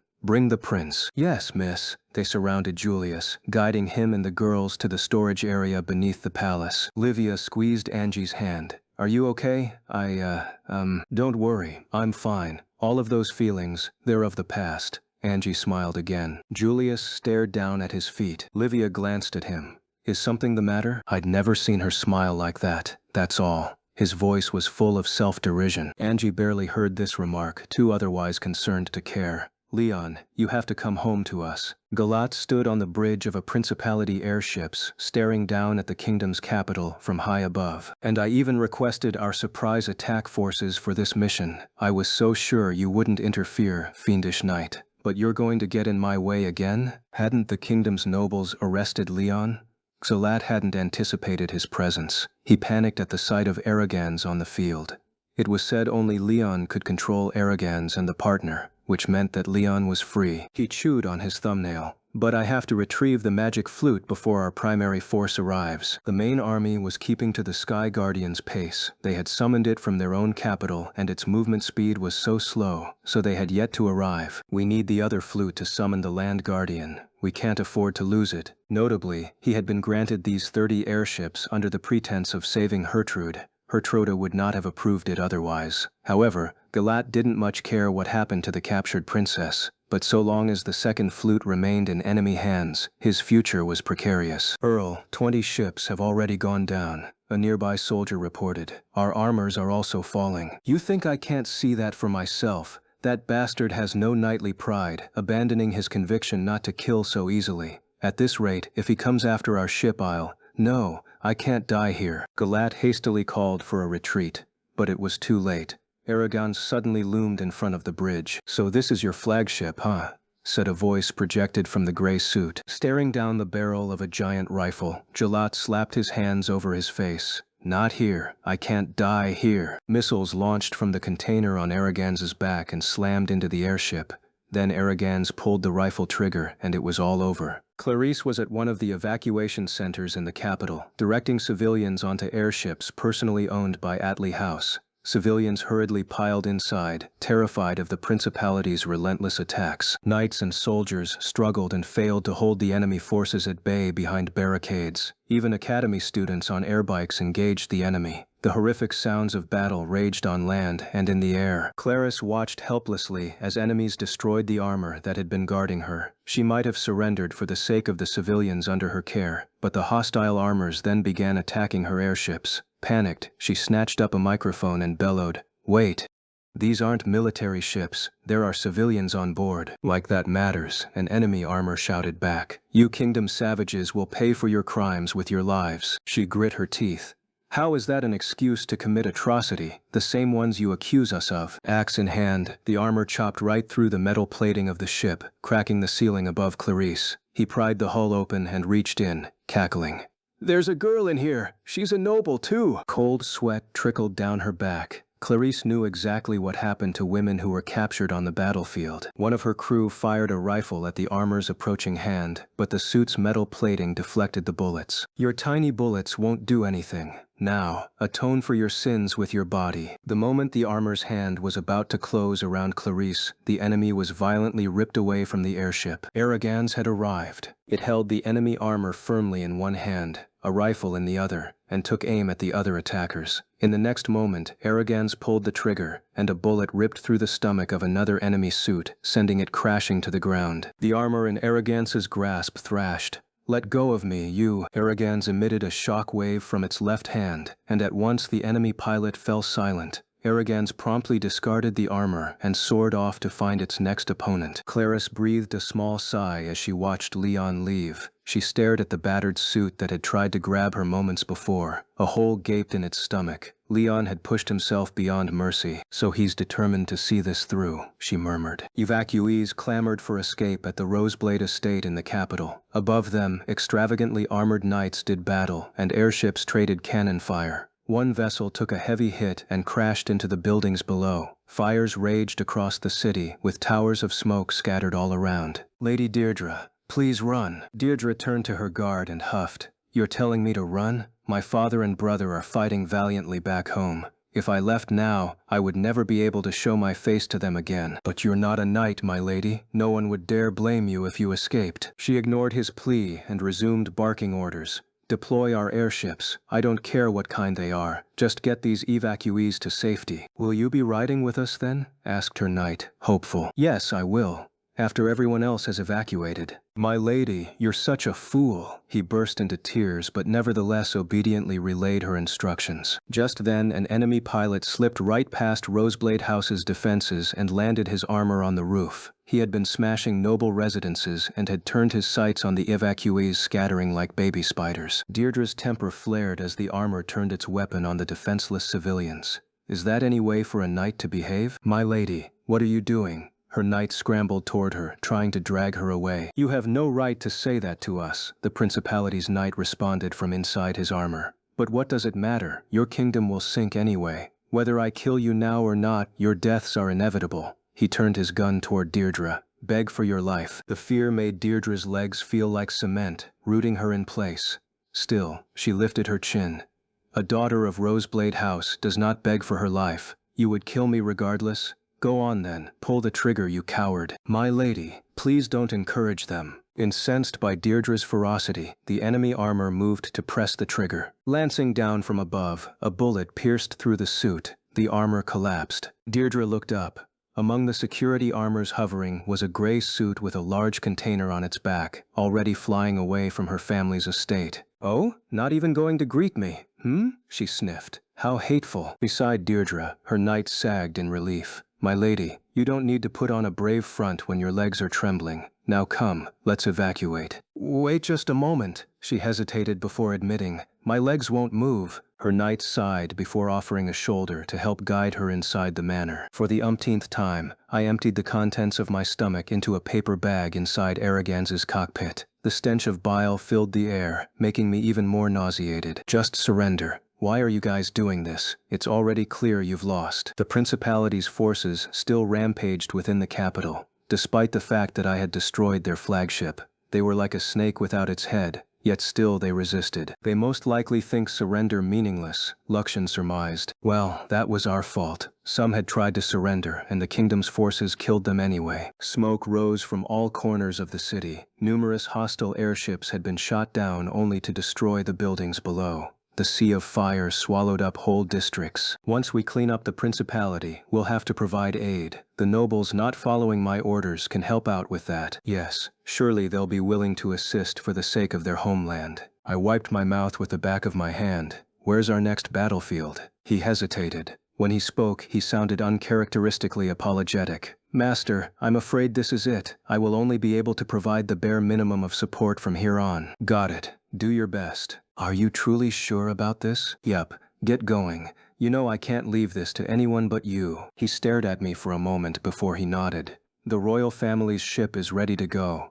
I have prepared a separate AI to support the girls. If you need any help, use them." "An AI separate from you?" "Yes. Also, please don't push yourself beyond your limit. If the battle seems hopeless, retreat." Static swallowed his words before he could finish his sentence. After a pause, his voice returned to normal, but it wasn't the same Luxian. In fact, it was like an entirely different person. "The link with my main body has been severed." He spoke like a robot reciting a pre-recorded line. My stomach twisting in anxious knots, I readjusted my grip on the controls. "I'm putting my faith in you, partner." Luxian hovered in the sliver of space separating the kingdom's floating mainland from the ocean below. The bulk of the continent cut off any sunlight, so the narrow space was bathed in darkness. A pillar of liquid carried ocean water up to the land above, but this was far from the most interesting sight down below. A number of tentacles jutted out of the sea, burrowing deep into the land above. The sea giant was so vast that, despite the human-like face peering out from the water, it looked more like an island. Luxian's spaceship measured over 700 meters long, but compared to this creature, it was a flea. Yet Luxian was calm even though he faced the beast alone. Well, it shouldn't be a problem to repeatedly annihilate this thing. His main cannon emitted a beam of light, severing the creature's tentacles. They disappeared in a puff of black smoke. The giant's eyes shifted, turning toward Luxian. More tentacles burst out of the water and wrapped tightly around his body. "Don't touch me." Luxian sliced through the tentacles with his lasers, then took aim with a missile launcher and fired. The bomb struck dead center, and the massive explosion blew the creature apart. Smoke billowed around Luxian, momentarily swallowing his vision. Then, "It's gradually regenerating. Seems Master's information was correct." Fresh tentacles shot out from the water, and Luxian blasted them off. The creature, with its human face and squid-like body, reared up, violent waves crashing all around it. Luxian fired his main cannon again, wreathing himself in smoke once more. "Too bad for you. As long as I'm here, you won't be able to complete your objective." The only problem was the remaining giant, the one on the surface that Luxian couldn't fight. He had no choice but to leave it to Leon and the partner. As the sea giant regenerated over and over again, Luxian continued his barrage, pinning it in place so it could do naught but heal itself. Master was right. I won't lose, but I can't win either. The problem really will be the other giant.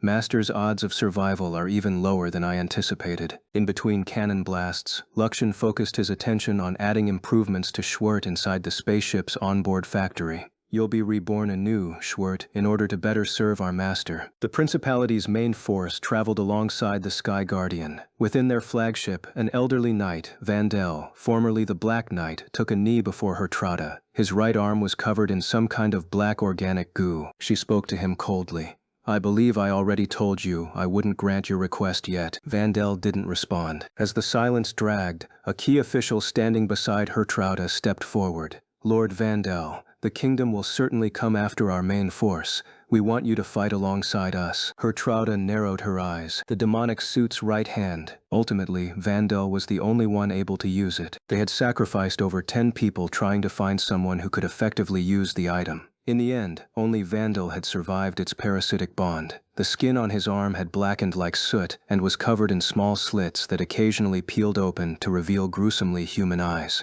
Even now, they peered around the area, sometimes fixating on Hertrauda. Vandel covered them with his opposite arm and apologized. "Pardon me, it seems I don't have complete control, but, Your Highness, I beg you to give me permission to rescue your sister. We already sent a rescue team. In the battle ahead, you may be able to have a rematch with the fiendish knight. Do you intend to run from that opportunity?" If the kingdom meant to attack, the Principality anticipated they would directly charge their main force. The kingdom had no hope of putting up a fight against the Sky Guardian, but the Principality was also experiencing the same communication disruptions as their enemy. They had to remain on guard, as they had no idea if such an attack would truly come, or when. Leon's return to the battlefield was considered the worst-case scenario. If that happened, Vandel was their only hope of stopping him. "But I swear, I can save her," said Vandel. Hertrauda chuckled. My sister does seem fond of you, and since we did send a rescue team ahead, it wouldn't be a bad idea to have you check on them, so long as you immediately report back." The aristocrat beside her tried to protest, but her Trouta dismissed him. Vandale stood. "In that case, I will set out at once. We'll prepare you the fastest airship available." "That's unnecessary. My armor will be enough on its own. An airship would only slow me down." He spun and left. Beside her, the official dabbed at the sweat on his forehead. The old knight's ominous arm frightened him, but even more frightening were Vandal's bloodshot eyes. "So that arm of his is a lost item?" he said hesitantly. "A piece of a demonic suit. It's turned him into a monster, if you ask me." Her Trouta leaned back in her seat. "They say whoever uses it has to offer up their life in exchange for immense power. I never dreamed a day would come when we'd get to see one for ourselves." "Do you think he can beat the fiendish knight?" "Of course, but regardless, we still won't lose this war. Trude, I pray that you're safe. Vandeel is on his way to you." The sky battle above the palace ended with the principality's remaining forces retreating. Kingdom airships gathered slowly, and my friends, who'd returned from their regions with the ships I'd sold them, assembled on the partner's deck. Raymond glanced down at the palace in dismay. "It's in ruins. No way to avoid that when the enemy attacks from the sky. Can we actually win this? Look at how bad things are already, and that was only 30 ships." Everyone felt anxious, so I tried to encourage them.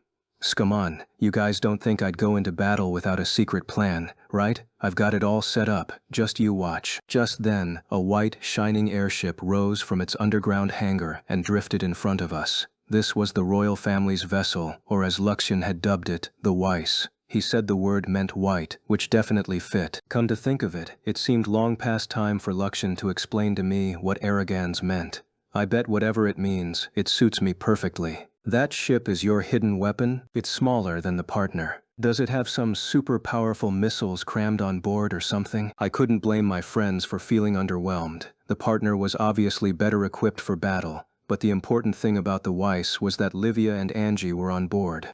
The Weiss required 2 people who'd affirmed their love for each other in order to exercise its true, amazing power. Kinda makes me feel conflicted thinking about it that way, though. The way those 2 loved each other, where did that leave me? "Hey, you're looking pale. Everything all right?" Daniel asked, concerned. "I'm fine. Hey, once we're done resupplying, I should explain what we're going to." I broke off as something small and dark soared through the sky, straight for the palace. It smashed through one of the walls, leaving a column of smoke behind. Panicked, I turned to Luxian. "What's going on?" "Checking now." His reaction was slower than usual. This thing wasn't at all like the Luxian I was used to. "Get Arrogans ready," I said. "I'm going out. We are still resupplying and performing maintenance on Arrogans. Please wait." And he wasn't remotely flexible. I turned back at the palace, heart racing, as an uproar rose from within. Having breached the palace, Vandal broke right into its heavily secured vault and stepped out with 2 items, the magic flute and his beloved sword. His sword was constructed of adamantius and was too large and unwieldy for anything but an armor to use.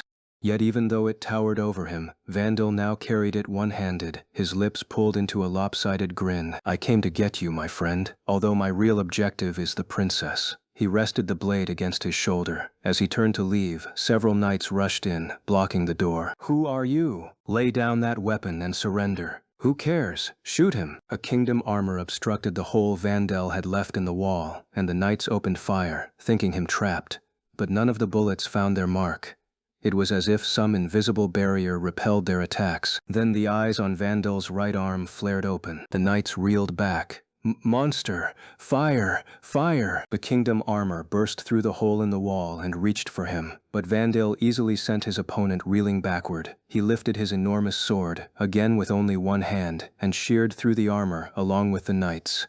In the blink of an eye, it was over, and Vandal was staring down at their bisected corpses, worthless whelps, now to search for the princess. The eyes on his right arm shifted back and forth before focusing in a single direction. "Ah, I see, that way." Vandal strode down the halls, cutting down any knights or soldiers he met along the way, until at last he made it to the room where Gertrude was kept. He burst through the door to find her waiting, safe and sound. "Princess!" All the eyes on his arm snapped shut. "Vandal! Why are you here? I just heard our preliminary assault failed." "They were pathetic," Vandal said bitterly. "They couldn't even save you, and they lost to those cowardly kingdom scum. Now, come, let's take you home. Princess Hertrauda awaits you. Really, Rada? Hertrude automatically accepted the magic flute he held out to her. Princess, stand back a bit. Hertrude stared in disbelief as Vandel's right arm suddenly expanded. It swallowed him whole and reformed itself into a full suit of armor. Its appearance resembled Aragan's, however, the ominous barbs studding it made it seem more organic than mechanic. It had wings like a bat and a barbed tail like a lizard. Rather than the hum of an engine, it pulsed with what sounded like a heartbeat. Vandel, don't tell me you used the demonic suit's right hand? He had in fact used the same black armor fragment she had shipped to the principality. Vandel could tell Hertrude understood the implications. Tears trickled down her cheeks. Her sadness warmed his heart. Please don't cry for me, princess. Why would you use something like that? She sobbed. Now one with the armor. Vandel's voice came out in a low rumble. Princess, this is the last act of service a feeble old man can provide. Now, please come along. You didn't have to. I could end it all right now with this flute. She squeezed it in her hands, her eyes on her feet. You mustn't, Vandel protested. Princess Hertrauda has already summoned the other two guardians. You're the only hope we have left. A last tear rolled down Hertrude's cheek, but she nodded. She knew the consequences of summoning a guardian. When Vandel offered his left hand, she climbed onto it, and the two set off. A number of kingdom armors lay in wait for them. But, kingdom whelps, you're no match for me. Bring out the fiendish knight. Vandel soared through the air, holding Hertrude protectively in his left hand and swinging his enormous sword with his right. He cut down one enemy after the other as they made their escape. The partner hovered in the distance, but Vandel passed it by. He had Hertrude, and getting her back to the main army was top priority. Fiendish knight, I've taken back the princess, Vandel grinned, imagining Leon gritting his teeth in frustration somewhere in the distance. I'll be back to settle the score with you soon, and he sped off. The kingdom sent no one after him. The principality had stolen Miss Hertrude and the magic flute, and that rampaging black armor looked familiar, but I couldn't recall where exactly I'd seen it before. I crossed my arms and thought as hard as I could. It was driving me insane. Nyx clapped me over the head. Don't sleep. Ouch, I wasn't. I massaged my sore head as I took in the number of airships assembled around the partner. My friends had come to my aid, thanks in part to the contracts they'd signed. Rows of ships dotted the sky above the capital, about 200 in total. Many of them had rushed here from other territories at the behest of nearby regional lords. My father fidgeted nervously. Leon, you didn't tell me you were commanding the whole fleet. What led to all of this? He'd rushed back as well, only to discover I'd been promoted to commander-in-chief. I couldn't blame him for being surprised. One thing led to another, and I just wound up being named Supreme Commander. These things just kinda happen. I shrugged. No, these kinds of things don't normally just kinda happen. Nyx shook his head in resignation. So, how are we going to win? I already saw the monster from a distance. It's ridiculously huge. Are we really going to be able to defeat it? I glanced over at the Weiss, the white vessel hovering in the middle of our fleet. I don't make a habit of getting into fights I can't win. I've got a trump card. Father gave me a skeptical look. Lady Angelica and Livia? You're sending those two into battle? That's ridiculous. You can't. You love them, don't you? Stop. I already feel uneasy enough as it is, but I shook my head. They're absolutely essential. He wasn't entirely convinced, but he gave in. You better protect them then. You'll regret it for the rest of your life if they die. That goes without saying. Nyx glanced at me worriedly. I shot him a smile. I know. Hold on just a minute, Marie interrupted. Why am I riding on this ship? That's obvious. The partner will be at the front of the pack, charging the enemy. You'll be our barrier. I expect you to pull your weight. To the temple's dismay, we'd borrowed the saint's regalia items from Marie. She was going to make herself useful. Nyx tilted his head. Who is this girl? I feel like I've seen her somewhere before. Father, do you know her? No clue. Who is she, Leon? This girl? I pointed my thumb at Marie. She's the saint. She's gonna be our shield. They wrinkled their noses. As your father, I'm ashamed you would ever think to use a girl as a shield. Oh, shut it. I make use of whoever I can, even if it's my own parents. I'll be working her to the bone, too. You're scum. Marie glared at me. I flicked her on the head before turning solemn. You better work like your life's on the line, because it is. If you hold up your end, I'll do what I can to make sure they're lenient with you. Marie cradled her head in her hands, tears beating in her eyes. Clemency isn't going to mean much if I die out here. That's not my problem. Suck it up and get your butt out there. Try to run and I'll kill you. I don't care if I have to chase you to the ends of this world to do it." She lowered her gaze in defeat. Honestly, I really couldn't think of any other way to get the temple to spare her. She was dead either way if we lost. Even if we won, she was still a criminal. At least if she fought like her life depended on it, which, again, it did, we could hope they would pardon her. Just then, a squad of armors landed on the deck, each painted a gaudy color. "Marie," the red one called. "No need to be so anxious." I rolled my eyes. "Why are you guys here?" The 4 pilots, red, blue, purple, and green, descended from their cockpits and gathered around Marie. "I, Greg Fuseberg, swear to protect you," Greg said, voice swelling with confidence. Tears streamed down Marie's cheeks. You guys, don't forget about me." Chris removed his glasses and smiled at Marie. "As long as we're here, you have nothing to fear." Brad swept a hand through his hair, striking his standard pose. Finally, Jilk held a hand out to Marie. "Miss Marie, this time we'll be at your side. You aren't going out there alone. All of you.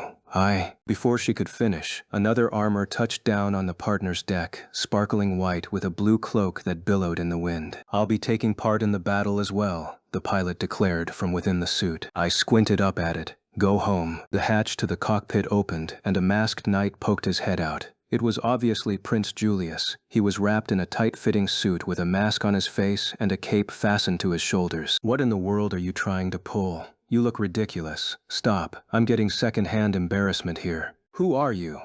Jilk, Prince Julius's foster brother and best friend, appeared to be genuinely caught off guard. "You're kidding me. He's just trying to be nice and act like he doesn't know who it is, right?" Greg stepped in front of Marie, fully on guard. "Hey, masked dude, what are you here for?" I don't believe it. I stared at them. They were all genuinely wary of Prince Julius. Chris pulled out his sword. "Marie, step back." "What?" Marie stammered. "But that's Julie." Brad conjured fireballs in either hand, ready to send them flying at a moment's notice. "What's wrong with you people? That's clearly Prince Julius." Prince Julius hopped down from the cockpit, landing nimbly in front of his 4 friends. As he slowly stood to his full height, he said, "It seems you're all curious about my true identity. For now, you may call me the Masked Knight." "Masked Knight?" Jilk whipped out his pistol and turned it on. "Let me reiterate, Prince Julius." I groaned. "I'm seriously about to cry over here." "That's right. I was moved by your passion and spirit. I will do what little I can to help." "Hey, what are you doing?" "Viscount Bartfort, release me." "Shut up and get your butt over here, you big moron." I threw my arm around his neck and yanked him away from the group so we could talk in the shadows, just the 2 of us. Once we were at a safe distance, I reached my hand out toward his mask, but Prince Julius slapped his hands over it. "Why did you come here, Your Highness?" You're wrong. I'm not the great and noble prince. There is a reason I cannot reveal my identity to you, but I will be participating in this battle as a normal knight, and I am absolutely not Prince Julius." Does he really think he can fool me? Enough. Go home. "Hold on just a... Viscount Bartfort, don't you need as much fighting power as you can get right now?" I scrubbed my face. "Look, I can't use some random dude I don't know. Now, off with you." Wait, I suppose I have no choice but to show you the truth." He peeled off his mask, revealing, shocker, himself. "I actually am Julius." "Yeah, I know. I recognized you even with the mask on." "What?" he gasped. "But my disguise was perfect." "You really do think I'm an idiot, don't you?" "Fine, I'll tell you, but this is just between us. I want to participate in the battle. Exit's over there," I pointed. Prince Julius threw himself at me, clinging to my shoulders. "Please, let me fight with everyone. It'll be my fault if you get yourself killed out there. That's why I'm wearing a mask. How would a stupid mask keep you alive?" "Go home," I snapped. "No. Arg. If I drove him off, odds were he'd still charge into battle and just get himself killed. This good-for-nothing prince was going to be the death of me, so what should I do with him?" As I cast about for a solution, the Weiss caught my eye. "That's it. I'll just have all these troublesome jerks gather in one place. If I put them on the Weiss, they can act as bodyguards for Livia and Angie. We've got our defenses concentrated there already, so they'll have a good chance of surviving this. Although if I put it like that, I'd get pushback all over again." "Are you really serious about this?" I asked. "Absolutely. In that case, I'm going to put you in the most dangerous place possible." "At the front?" "Huh. Wise choice, Bartfort." The way he grinned from ear to ear made me want to punch him, but I suppressed the urge. Don't be stupid. The key to this battle is the Weiss, the royal family's ship. We're going to use it to defeat that ridiculously huge monster. Thus, the enemy is most likely to target it. Prince Julius's expression turned grim. If I put Marie on board as well, I'm sure he'll fight to the death to defend the ship. Marie will be there as well. It'll be dangerous. Do you have the guts to do this? He readjusted his mask, a smile spreading across his face. Leave it to me, Supreme Commander. I am so glad you're so stupid. Unfortunately, this meant sending Marie away from the front line, but I could stomach that if it meant her gang of dummos would go with her. All right then, off to the Weiss with you. Yes, you won't regret this. Prince Julius paused. By the way, I kind of jumped from my cockpit without thinking. Is there any way for me to get back up there? He glanced up at his armor, puzzling over how to climb back in. What an absolute blockhead. Livia and Angie stood on the Weiss's bridge, gaping at the entity before them. Lux, a round white robot with a blue eye floated in front of them. A perfect replica of Luxian aside from its color scheme and its voice, which, while still robotic, was decidedly feminine. I'm afraid not. No, I will be your new familiar, as you call it. I have been charged with controlling this ship. Angie's eyes widened. You can do that? Oh, the vessel's a bit of an older model, but we've added some improvements. So yes, with me on board, you won't need a crew. As such, the Weiss would be operated by a robot, much like the partner. The only ones on board were therefore Livia, Angie, and their bodyguards. Livia's hands ghosted over the robot's exterior. And your name is? Oh, now that's a problem. Calling me by a serial number would be terribly dull. Why don't you refer to me as Clear? May we address you as Clear then? Asked Angie. Address me however you wish. I will do my utmost to protect you. Sourpuss though Luxian is, he certainly has taken a liking to you too. Angie stared down at her feet. Clear tilted forward slightly, puzzled. Is something the matter, Angelica? Is there any way we can meet with Leon? If we just set off right now, I won't be able to tell him how I feel. How you feel for the master, Very well, I'll connect us. Huh? A digital feed abruptly projected in midair, displaying Leon. He stood beside a strange masked man. Leon! Livia gasped. Leon, Angie struggled, uncharacteristically shy.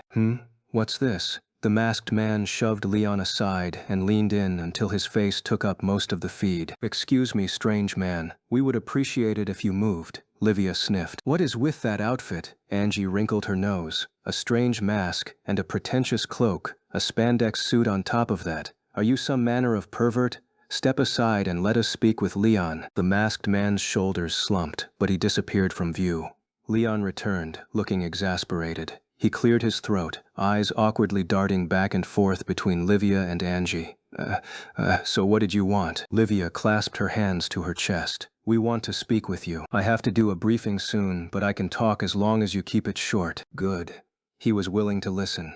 Angie took a deep breath and steadied herself. It's about what happened before. You see, I wanted you to know. Hey, where did that masked knight go? Greg cut in. I need to see his face for myself or, What's this thing? His face took up the entire projection. A vein bulged on Angie's forehead, but Jilk, Brad, and Chris soon joined Greg. They all waved at Angie and Livia. This is amazing. You can see the other person's face and hear their voice. We'll be heading your way soon, so just wait a bit longer. Marie will be coming along as well, so make preparations for her arrival. Face red with indignation, they'd interrupted to make demands for Marie? Angie slammed her fist through the projection. Get out of the way, all of you. We're talking to Leon. Static ran through the image, and then it flickered and faded. Huh? Livia glanced at Clear, alarmed, but the robot merely moved its eye from side to side as if shaking its head. Unfortunately, the communication network continues to be disrupted, so our connection was severed. Was it my fault? Angie asked. No, it's been like this for a while, said Clear. Livia hung her head, disappointed. Angie reached over and squeezed her hand.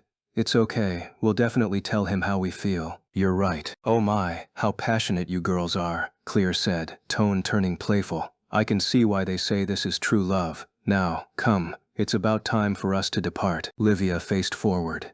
That's quite the sight. Over 200 airships began pushing forward, ready to challenge the Principality in a decisive battle. Unfortunately, it is largely a jumbled mass of ships unable to coordinate due to the communication interference. We may have the numbers, but it will be a miracle if we win under these circumstances, said Angie. A miracle? Knowing Leon, he'll pull it off. True, I can't help but expect the impossible from him. It appears the battle will take place over a large lake, said Clear. The water comes up directly from the ocean in a pillar connected to the underbelly of the continent. Livia pressed a hand to her chest. We'll be battling above a lake? Angie nodded. Most aerial battles take place over bodies of water. That way, if anyone goes down, there's a possibility of survival. Livia still shook her head. That will pollute it terribly. All of the waste from the battle would fall into the lake, and the contamination would cause no end of trouble for anyone who depended on that water to live. This is a battle of life or death. Unfortunately, we don't have the luxury to worry about such things. Angie squeezed her hand. But I promise, once this is all over, we can help with restoration efforts. A small vessel launched from the partner at the head of the fleet and made its way toward the Weiss. It carried Marie and 4 of her lovers, as well as the masked knight. I was now alone on the deck. Thick clouds gathered in the distance. We were less than a day away from clashing with the Principality's forces. We have an ace up our sleeve, I told Luxion's shell of a body.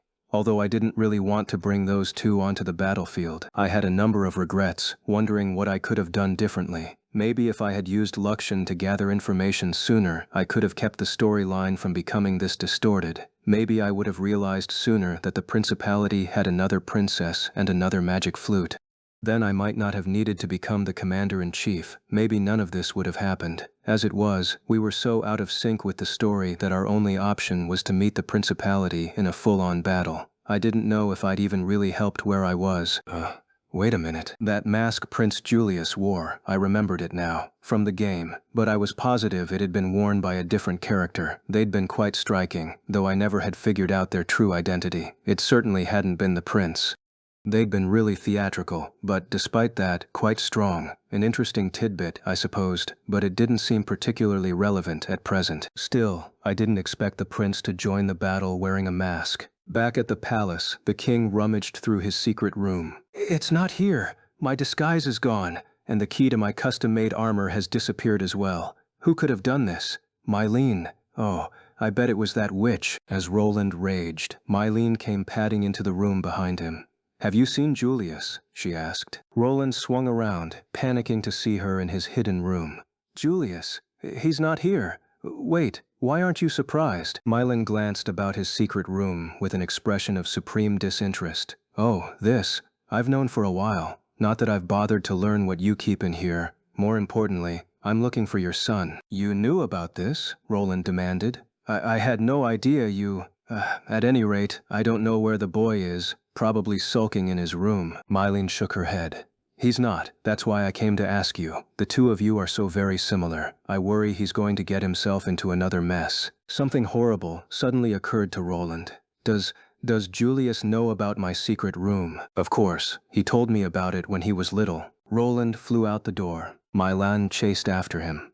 What's wrong? Julius, that idiot stole my disguise and my armor. Her face paled. Why do you even have something like that? Because it's heroic. Obviously. The two princesses were reunited at last in Hertrauda's private quarters aboard the Principality flagship. Please don't summon the Land Guardian, Hertrauda begged her older sister. The Sky and Sea Guardians will be more than enough to achieve our objective, Trude. I've put quite the burden on your shoulders, Hertrude said regretfully. If only I had used my magic flute sooner. Hertrauda shook her head. One of us had to. We already decided that if you failed, I would take up the banner and head for the kingdom. Hertrude clenched the flute in her hands, tears streaming down her cheeks. The flute's true power came at a cost, the player's life force. This sacrifice gave the player the ability to summon an enormous creature known as a guardian. Rhoda, I don't know anymore, Hertrude murmured. Which country was really in the wrong? Even if what Queen Mylene said was correct, we can't stop this anymore, Hertrauda said. It was not an answer to Hertrude's question, but it was the truth. We will sink the kingdom's mainland and take their suspension stone.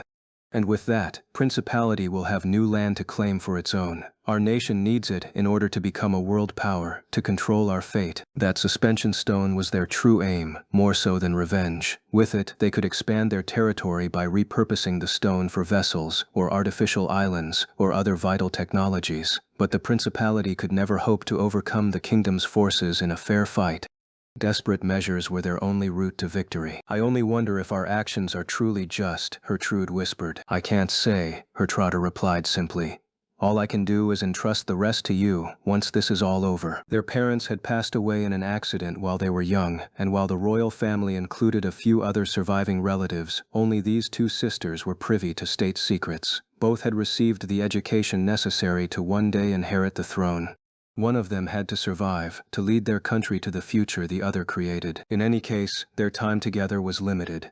Gertrude was determined to indulge her sister in any way she could. "Trude, what did you do while you were in the kingdom?" Gertrude asked. "I was a transfer student at their academy. It was far more wicked than I imagined." She had heard the female students owned slaves and looked down on the male students. Even so, it had been a shock to see for herself. That fiendish knight bowed his head to every girl on campus. "You mean the one who beat Vandel?" Gertrude frowned. "How did the kingdom change so much? Before the principality declared its independence, their society was the same as ours, from what we read." "Good question. It was a very strange country. The fiendish knight even called up his own airship because a girl wanted to go on an adventure of all things. Oh, speaking of, I got to see the elves' homeland and one of the ruins of the ancient people." Gertrude's eyes lit up with wonder as Gertrude described her travels. The principality's royal family had descended from adventurers just as the royal family of Holfort Kingdom had, so the two girls had grown up on tales of their daring do. "You really did go on an adventure."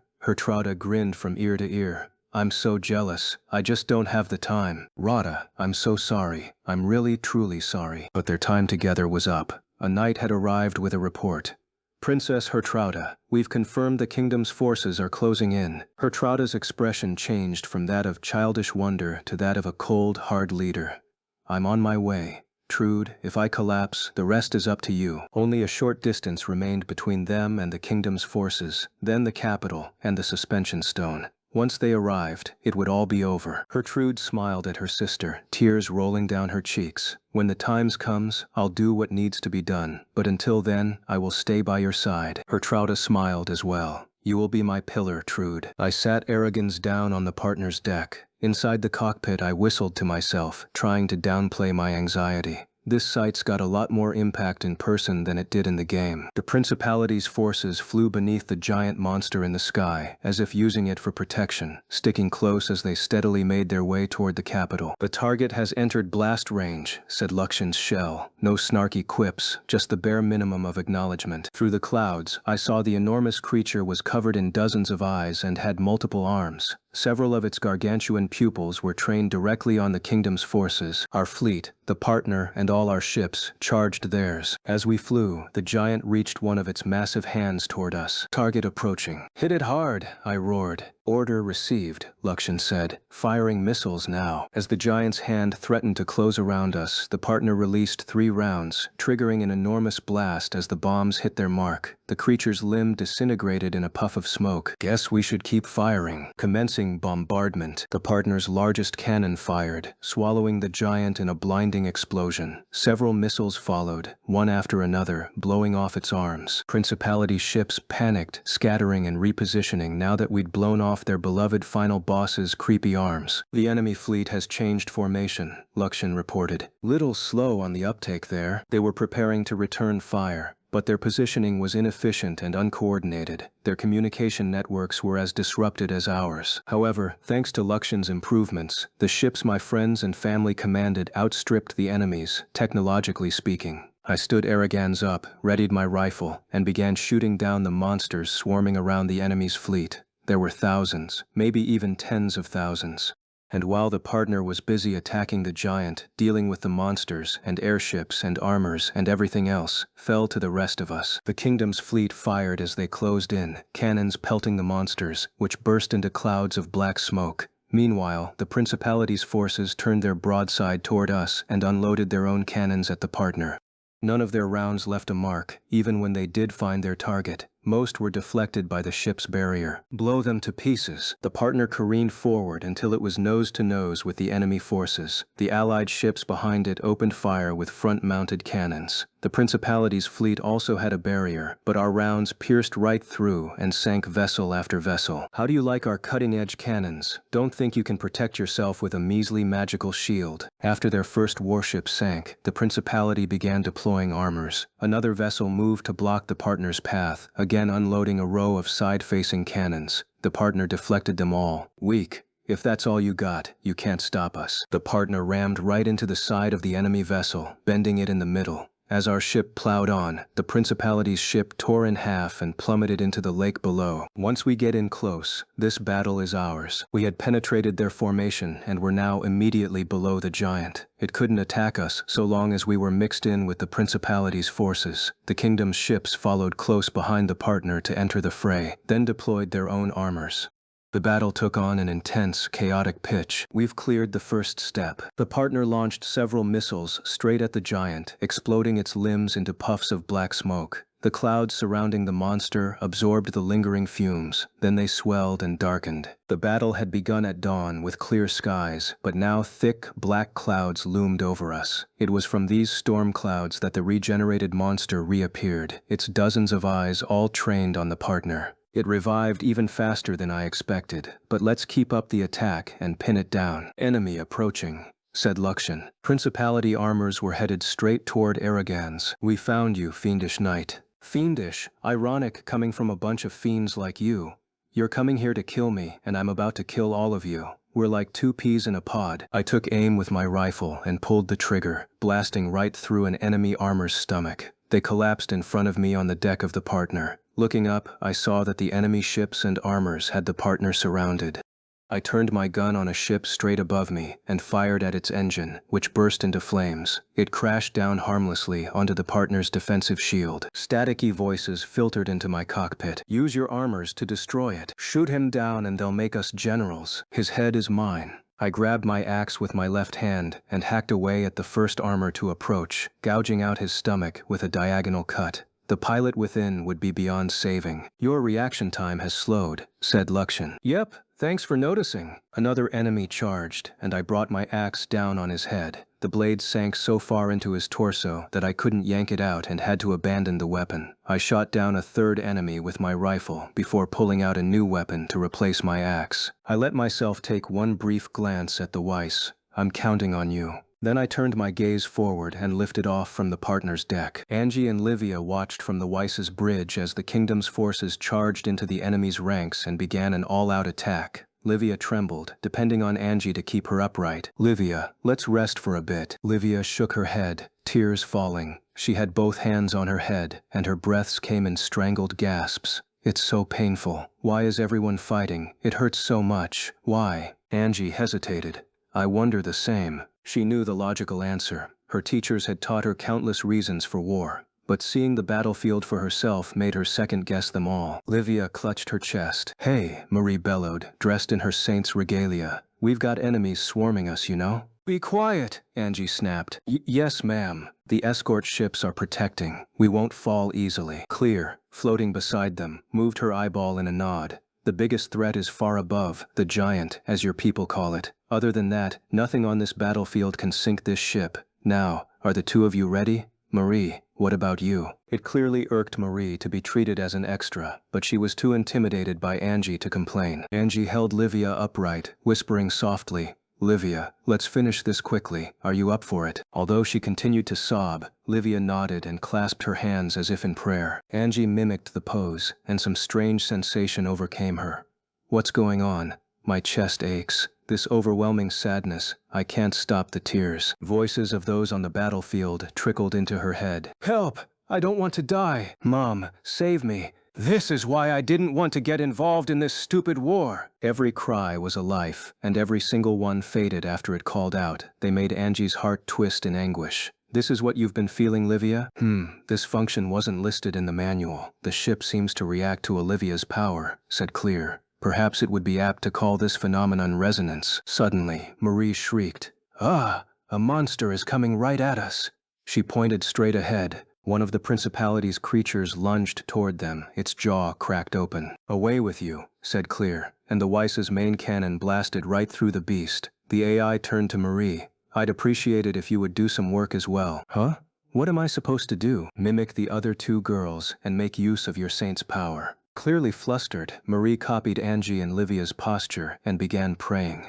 At last, the Weiss shuddered, finally drawing out its true potential. Angie glanced up at the ceiling and spread her arms wide. A warm sensation is washing over me. It's so calming. As she did, an image appeared in her mind. Summer break. when she, Livia, and Leon, tight-knit and together, had come home after bathing in the hot spring. The evening sky had been so beautiful. She'd enjoyed herself so much, so truly. If only those days could have continued forever. I cut down an encroaching monster and dared to glance behind me. All the armors, all the ships, everything had frozen in place. The battle came to a sudden stop, and suddenly every monster in the area evaporated in a burst of black smoke. Warm light enveloped us, emanating from the Weiss. Well, there it is, the final weapon. Even the giant looming above us snapped its eyes shut and shielded itself with its arms, for what good it did. The Weiss's light was so powerful it gradually corroded the giant's body, and now it ends. One by one, the Principality's armors lowered their arms. The static on our communication networks cleared, and the thick clouds shrank back, giving way to a bright blue sky. Love really is amazing,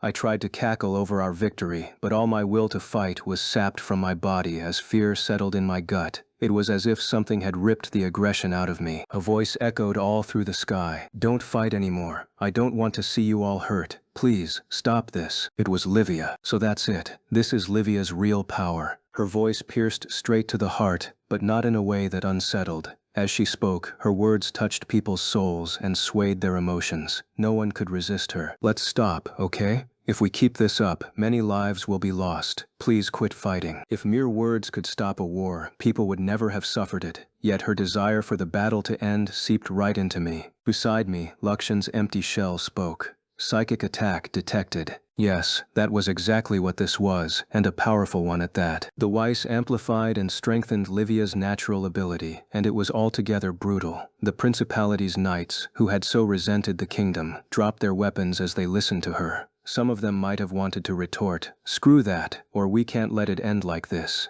But whatever lingering hatred they had evaporated in the face of Livia's sorrow, the sight brought back memories from one of the scenes in the game. Above us, the giant gave one final, eerie cry before it vanished completely. What a fearsome attack, I mumbled. A power like this shouldn't be used lightly, if ever. Hertrauda watched from the Principality's flagship, tears rolling down her cheeks. Why does your heart ache this much for us? Stop it. You're supposed to be our enemy. Don't be sad for us. Please, I'm begging you. Enough. Olivia's anguish filtered through, and Hertrauda's heart ached right along with hers. Those standing nearby stared blankly ahead or cried as they slid to the floor. Livia's power robbed them of their will to fight. Are we really supposed to forget our grudge, just like that? It was vexing, but at the same time, Hertrauda's desire for revenge ebbed away. Hertrude had asked if the Principality's cause was just. Hertrauda had said it didn't matter, but did it? Hertrude wrapped her little sister in her arms. Rada, let's put an end to this. The Sky Guardian has already disappeared. Hertrauda shook her head. No, I don't want this. If it ends, why did I have to sacrifice my life? I have to fight. Otherwise, what am I dying for? Frustrated, Hertrauda squeezed her magic flute. She wanted to fight, but her heart disobeyed her. She was supposed to hate these people, but she couldn't. Cords. The kingdom really is rotten for pulling something like this. How low can you sink, not even letting your enemy hate or resent you for what you've done? How dare they rob me of my will? It's not fair, controlling our hearts like this. Hertrauda burst into tears, and Hertrude hugged her tight, crying as well. I'm sorry. I'm so sorry for making you do this in my place. As the Sea Guardian disappeared, the magic flute in Hertrauda's hands disintegrated too. It can't be. Even the Sea Guardian lost. Gradually, the life drained out of Hertrauda, her consciousness drifting further and further away. Rada. Trude.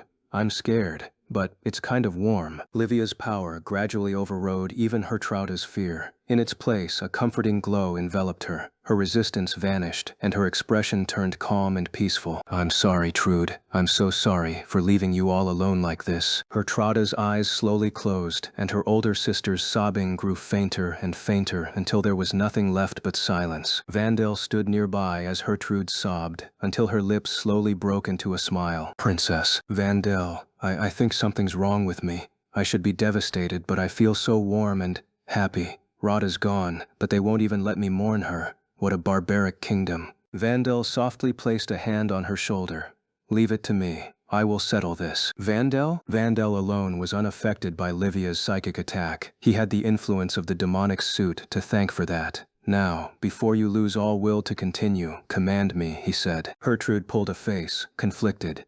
She'd made the same expression when she was younger. and it brought back so many fond memories for Vandel. "Princess," he urged. Her hesitation broke. "Vandel, go. Show them that the principality won't back down." He nodded sharply and marched off. When he stepped outside the bridge, he covered his mouth and hacked into his hand. His palm came away coated red with blood. "My body's done well to hold up this long." Grateful for that, Vandal turned his gaze to his right arm.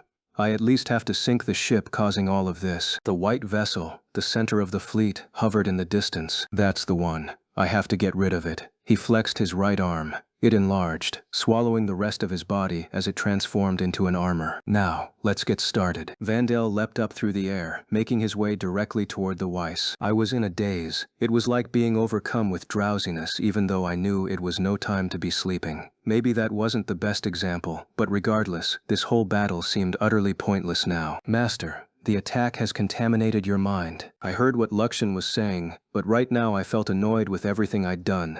What had I even fought for this whole time? Marie was the one in the wrong. No one could have gotten mad at me for abandoning her.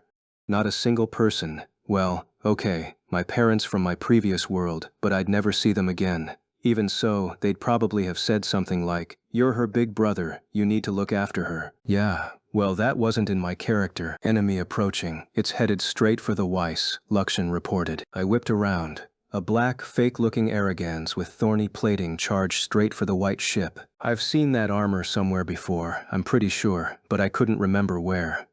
The Weiss? No sooner did I say that than the black armor punctured a hole through the vessel. An explosion rocked the skies. Shit! Panicked. I seized Arroganz's controls and launched toward the Weiss, my head abruptly clearer than it had been a few moments ago. Weird. I almost feel like I was dreaming. "It was a psychic attack," said Luxan. "The Weiss projected it at everyone indiscriminate of allegiance." So that's Livia's power, huh? Terrifying. When that warmth had wrapped around me, it filled me with both joy and fear. The other vessels and armors still hung motionless. Whatever, so that enemy unit is the same one that stole Hertrude and the magic flute from the palace. Luxan finished. "It's that Black Knight geezer?" Dread flooded through me, and I accelerated. On the underside of the continent, the sea giant disappeared, and as far as Luxan was concerned, the power that had vanquished it was a dangerous one. So this is Olivia's ability? I see why Master called it the ultimate weapon. Smoke billowed from Luxan's ship. The communication networks are slowly stabilizing. Just a little bit more and I should be able to re-establish the connection with my portable terminal. He submerged his ship, letting the seawater bring down its temperature. Steam rose off it in waves, enveloping Luxan in a white mist. Hopefully nothing serious has happened in my absence. As his ship cooled, Luxan contemplated what to do next. As long as Master's still alive, it will be fine. Vandel sliced his enormous sword through the beautiful white vessel's outer hull and pushed his way in through the hole. What's this? Legless robots came charging at him with weapons drawn. He slammed the broadside of his sword against them and sent them flying. One of them he caught by the arm for closer inspection. There's no one inside? What bizarre creations. He crushed the robot in his hand, then proceeded to hack away at the ship as he moved forward. A vessel like this shouldn't exist. The kingdom is evil, just as I suspected. Evil, yes, evil that should be destroyed. His right arm swelled, and magic shot out from its many eyes. The magic blasted through the interior of the ship, fires breaking out in its wake. The vessel began to lose altitude. That's right, the kingdom must be destroyed. They are the enemy. Vandale continued his destructive path all the way to the bridge. There, he found 3 people, mere children.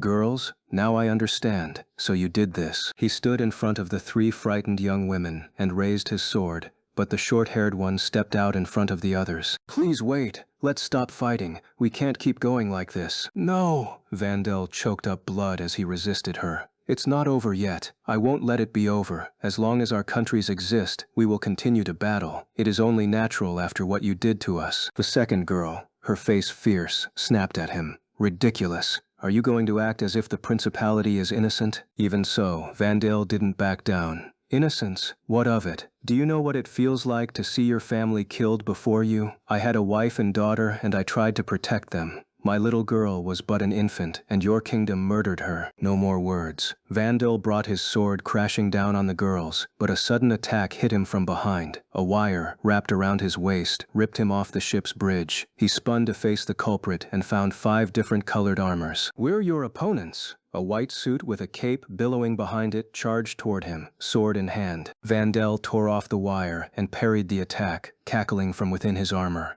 Don't think you can stop me if that's all you're capable of. He knocked the white suit away. The green suit fired at him with a rifle. Vandal didn't even bother dodging. His outer plating deflected every round. The enemy's panic was palpable. Well then, let's see if you can repel this. A phalanx of spears surrounded him all at once and then simultaneously plunged toward him, piercing the joints of his armored plating. How's that? You can't escape. Humph. Vandal flexed his muscles, and every last spear snapped in half. You bastard. It's not over yet. Together, a red and a blue armor moved on him in a pincer attack, but Vandal deflected one with his sword and flicked the other away with his tail. What's wrong, brats? Did you really think such feeble attacks would best old Vandal? He taunted. The white armor flinched. Vandal? You're the Black Knight? That's right. Well, formerly. Regardless, I can rid myself of you lot in mere seconds. He lunged, lifting his greatsword through the air with every intention of slicing the white armor in two, but the red armor slammed into him from the side, and the blue suit swept in from the front. The way you fight, are you the sword saint? Vandal asked. No, you're too inept. Grrr! The blue suit swung at him fiercely, but Vandal blocked with his blade. As the others circled around him, he laughed. That's right, show me what you're really made of. The Black Knight requires stronger opponents. His eyes were bloodshot, his mental state increasingly unstable. His rampage put the 5 armors at an even more severe disadvantage. Vandal's armor swelled, more eyes popping out across his skin. His opponents shrank back from his ominous visage. Scared, cowards, then die. Vandal cackled as he brought his sword swinging down, but just then, another armor swept in front of them and sent him reeling back. What? But he was elated when he saw who had interrupted. At last we meet. A savage grin spread across Vandal's face. I've been waiting for you, fiendish knight. Arrogans loomed before him. Yeah, that's a real freaky name you've got for me, Leon replied. But if I'm a fiend, that makes you something even worse. Overjoyed, Vandal hardly noticed the trickle of blood running from one corner of his mouth. What the hell was going on here? The sinister armor felt more like a living thing than a machine, and those eyes all over it, darting back and forth, gave me the goosebumps. I've waited all this time to fight you again, said Vandal. Thanks for the heartfelt confession, but it's not as flattering as you think. I would have been cool with never seeing you again. That is one creeptastic armor you're piloting. He cackled. I owe you and the kingdom my gratitude. This item, the demonic suit's right hand, lay dormant in your vault, but none of you recognized its value, so the princess had it sent to the principality instead. What? My brows knit. Now our armors can fight at the same level. Let's have a fair battle this time, based purely on skill. Vandal charged toward me. I dodged, but he swung in behind me. Enemy approaching from the rear, Luxon intoned. Yeah, I know. I managed to block the attack again, this time with my rifle, but his greatsword cleaved right through it. I abandoned the weapon and fished out a new one. Vandal's suit moved so fluidly and so fast, it was clearly superior to the last one he'd battled me in. I didn't stand a chance. You're annoyingly persistent, Gramps. I'm not dying until I've taken your head. Arrogans soared up high with the Black Knight in hot pursuit. Take this, Vandal roared, and the eyes on his suit conjured fireballs. I tried to dodge, but they followed close behind me. This is cheating, I cried, accelerating in an attempt to outrun them. But he kept creating even more. Send out the drones. Deploying drones, said Luxon. Dozens of robots shot out of the container on my back. They were small, round, and equipped with machine guns, which they unloaded on the fireballs. The drones managed to disperse some of the flaming projectiles, but many of them were destroyed in the process. Any that survived the firestorm, the Black Knight cut in two with his greatsword. You scumbag, I snapped. You're the one person I don't want to hear that from. Vandal paused. No, you're not the one I need to take down. He abruptly ceased his pursuit, and his gaze wandered to the ship directly below us, the Weiss. Don't you dare! Duty compels me to sink that ship. The eyes on Vandal's suit powered up to release another barrage of fireballs. I dropped altitude with all haste and swung in front of the Weiss's damaged bridge. I caught a glimpse of Livia and Angie behind me. Marie stood there as well. Damn, even if they wanted to escape, the exits had collapsed and sealed them in. Throw up our defenses, I ordered. Activating shield, said Luxian. I protected the 3 girls with my armor as Vandel pelted me with one fireball after another. Unfortunately, I couldn't block them all. A few struck the Weiss dead center, triggering even greater explosions. The idiot brigade fanned out behind me to help protect the girls. As Vandel continued his assault, flames tore through the Weiss, and the ship started to truly sink. And after all that trouble we went through trying to stop this, I gritted my teeth as I continued blocking as much of Vandel's magic as I could. I refuse to let it end like this, Vandel said. This war isn't over until one side loses, not before then. I turned to the masked knight. Hey, you pervert knight, I told you already. Call me the masked knight. Yeah, whatever. Evacuate the girls. I'll take care of the situation here. Prince Julius hesitated as if he wanted to protest, but after a short pause he said, fine. He and his friends had realized they were no match for the Black Knight. Good. I'll deal with Gramps. Once more, I lunged forward as the Black Knight lifted his sword. Just then, an enormous mountain rose straight up out of the lake. You've got to be freaking kidding me. But wait, it was no mountain. It was another one of those damn giants. New enemy sighted, said Luxian. It is a new type of giant. For a split second, I let my guard down as a cold sweat poured down my back. The Black Knight's sword came crashing down on me, and the blow sent me hurtling to the ground. Gertrude held her magic flute in hand as she stared down at her precious little sister, lying there on the floor. I'm so sorry I wasn't a better sister to you. Why did things have to end this way? Tears trickled down her cheeks as one of the principality's chief nobles approached. The man was injured, blood running down from his forehead. You brats, the noble spat. How pathetic can you be, failing this miserably? He cursed them both and lifted his foot to kick Radha's body. Gertrude intercepted him, taking the blow instead and dropping her magic flute in the process. Stop. Radha did her best. And what good did that do? Results are all that matter. You're just as useless as your parents were. Both of them were opposed to the war. That's why we killed them and tried to start over with the 2 of you. His face colored with despair. This is the end. It's all over for us. At this rate, they'll have to counterattack and invade the principality to keep up appearances. I thought we could win if we used those monsters. I never dreamed the enemy would render us powerless. Gertrude squeezed Radha's limp hand. What are you talking about? Ah, you're just as foolish as your parents. We used you, both of you. Hatred roiled in Gertrude's gut. He sneered at her and laughed. Wait, there may still be a chance. If I send them your head, the kingdom might spare me at least. I'll be the hero who stopped your tyranny. The noble pulled out a pistol and aimed it at her, but suddenly the airship rocked hard to one side. Gertrude's magic flute, which she'd dropped moments before, came rolling across the floor toward her. Damn it! The noble regained his balance and turned his gun back on Gertrude at the same instant she put her mouth to the magic flute. All of you, every last one of you, can just disappear. And she blew with all the strength she had. Black smoke enveloped the air around Gertrude as monsters appeared again. One of them swooped down and sank its teeth into the noble's side. No, stop! Someone save me!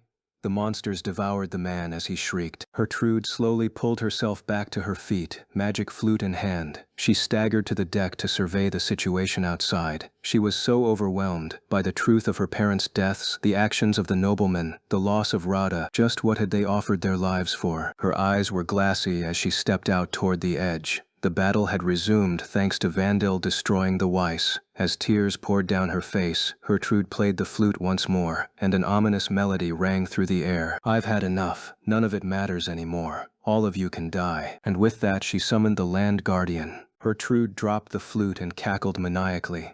All of you, just disappear. The Land Guardian obliged her order, given in insanity, and began wreaking havoc. Leon's father, Balkis, stood on the bridge of his ship, demanding answers. Another one of those ridiculously enormous monsters has appeared. What in the world is going on? The moment he and his crew had charged the enemy ranks, they'd lost consciousness. By the time they came to, the sky giant had disappeared. But a new, mountainous monster was moving across the lake. Let's just say Balkis was having trouble keeping up. Nix, also on the bridge, pointed out the ship's window. Father, there are other monsters now, too, and even more than before. Deploy our armors. I'm going out there. You can't, Nix protested. You have to stay and give orders. Enough. Listen, you're my heir now. You have to be the one to stay. If something happens, it'll be up to you to protect our house and our family. Understand? I can't let Nix die, Balkus thought as he tousled his son's hair. If anything happens to me, you siblings need to look after each other. If Leon survives this, work him to the bone and protect our lands. He's competent, but he's also an idiot. Make sure you take care of him. No, you're asking way too much of me, and as long as you stay here, you won't need me to do that. I'm not letting you brats die before me. Balkus turned to his crew. Look after Nix. With that, he left. So the final boss did appear after all. To make matters worse, the Black Knight is ridiculously strong. I have no idea what the heck is going on here anymore. I swore and dodged again. Fiendish Kneite. Now that Gramps had taken down the Weiss, he was once again determined to chase me to the ends of the earth. This isn't funny. Not one bit. This would only be acceptable if he were a cute girl. I parried his attack with my axe, but the greatsword tore right through my weapon. Missiles, all of them. Launching all missiles, Luxon responded. The container on the back of Arrogans opened again, sending a barrage of explosives toward the Black Knight. He put distance between us and dodged them all. Not only did he move sickeningly fast, but those stupid eyes of his launched fireballs to take down all my missiles too. The only weapon I still had was this axe. My shockwave attack required latching onto him, and I couldn't catch him. I'm using a cheat item, and I still can't beat him. Every time I thought I had him cornered, he turned the tables on me. I'd exhausted every tactic I could think of. As if I wasn't preoccupied enough, the mountain-shaped giant suddenly began shooting thorns out of its body. They sliced through the air and nailed several of the surrounding ships. It attacked kingdom and principality vessels alike, indiscriminate in its fury. What the? Even the Black Knight panicked. Princess, where's the partner? I barked at Luxon. Enemies have intercepted it, keeping it too preoccupied to attack the giant, he responded. Knowing the partner had attacked the previous giant, the principality's forces had it under heavy fire. You morons! Focus on the beast killing both of us before you come after my ship. I howled, taking a stance with my axe. I brought it down on the Black Knight, but he parried with his sword. I don't have time to play with you anymore, said Vandel. Die already. No thanks. I don't want to die in a place like this. Dying on a battlefield? Count me out, he scoffed. You have neither the pride nor the dignity of a true knight. You really are a fiend. So what? Don't push your pride and dignity crap on me. The partner unleashed the last of its ammunition on the giant, just as Luxon's shell of a body reported. The partner's operating system has reached its limit. Crap! The principality was concentrating fire on my ship, and as the partner's barrier fell, cannonballs slammed into it and set it ablaze. I could only watch as the partner crashed into the lake below. I owed Luxon a big apology for this. The Black Knight's blade sliced toward me. This is the end for you. I readjusted my grip on the controls, ready to struggle until my last breath, but suddenly, Luxon's voice changed, returning to that wonderful snide, sarcastic normal. I'm purging the container. You're back. As the Black Knight charged, Luxon released the container from my back, dropping it right into our enemy's path. Vandel sliced through it, and the explosion engulfed the area. However, now Arroganz's mobility was significantly reduced. As in, my engine had been in that container. I'd be a sitting duck the next time the Black Knight attacked. Well, now that you're suddenly here, what are we supposed to do? I asked. Not a problem. Schwert will be here momentarily. As if on cue, my airbike descended from above, although its shape was a little different than I remembered. What's that thing? Schwert, said Luxon. It sure doesn't look like it. Irrelevant. Schwert looked more like a plane or a shield now than a bike, depending on how you looked at it. It aligned itself with Arrogance's back, connecting at the same spot my missile container had been moments ago.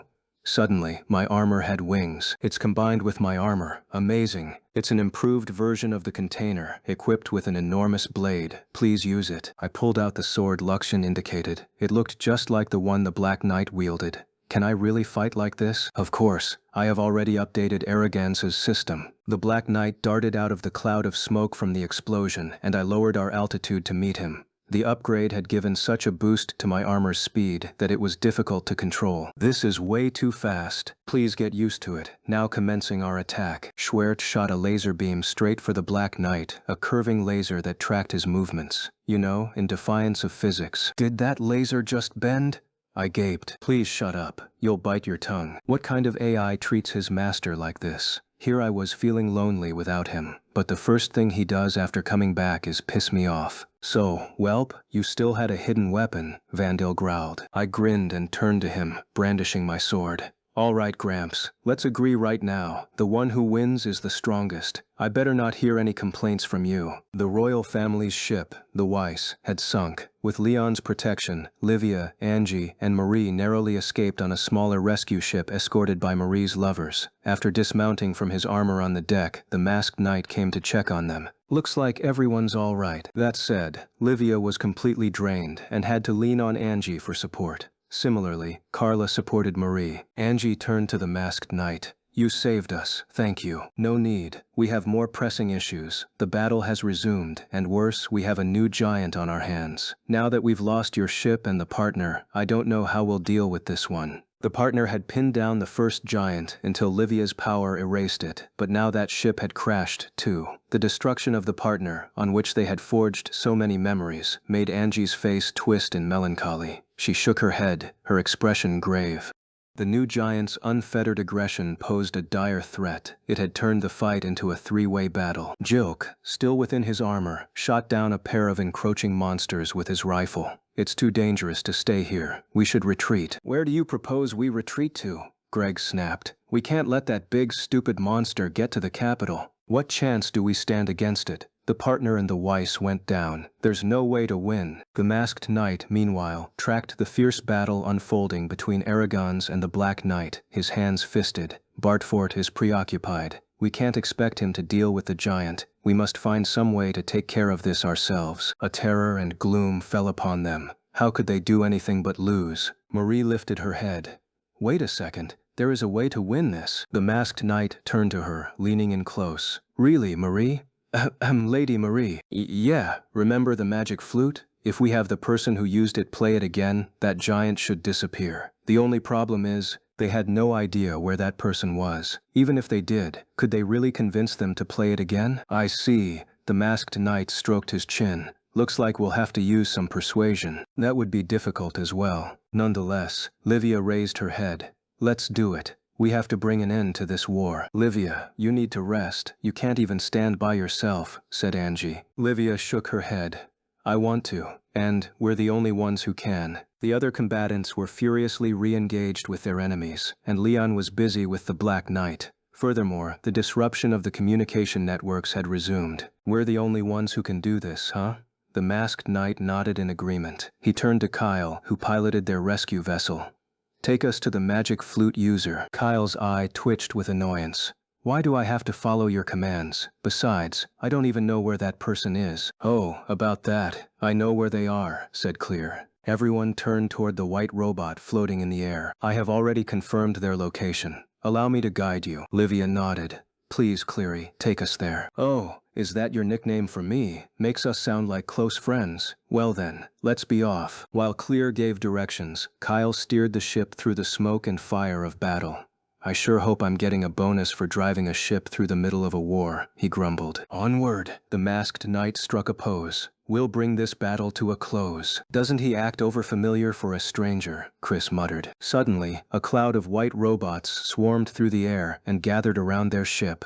What's going on? The masked knight cried, alarmed. They're bodyguards, Clear assured him. It seems that Sourpuss has returned. Sourpuss? Ahead, a pillar of light shot down from the sky. It pierced right through the giant, which erupted in a cloud of black smoke. Their little rescue ship disappeared inside the resulting cloud, charging on toward the Principality's flagship. What was that light just now? Ha ha ha. Clear struggled to compose herself. It's magic, incredible magic. That was magic! The masked knight frowned, bewildered. Our target has come into view. The masked knight squinted through the smoke billowing around them. The visibility is terrible. I can't see anything. If we don't brake, we'll slam right into it, Clear warned. Flustered, Kyle slowed their ship, and as they broke through the darkness, the Principality's vessel came into view. Brad reeled. Hey, we're going to hit it, Clear chuckled, thoroughly enjoying herself. It will be fine. At this speed, we can board safely. As they approached, they saw Hertrude sitting on the enemy ship's deck, protected by a horde of monsters all around her. The masked knight hopped back into his armor's cockpit. I'll clear the way. Angie, still supporting Livia on her shoulder, tilted her head at him and laughed. As strange as your mask is, you're quite dependable. I'd thank you to call me the Masked Knight."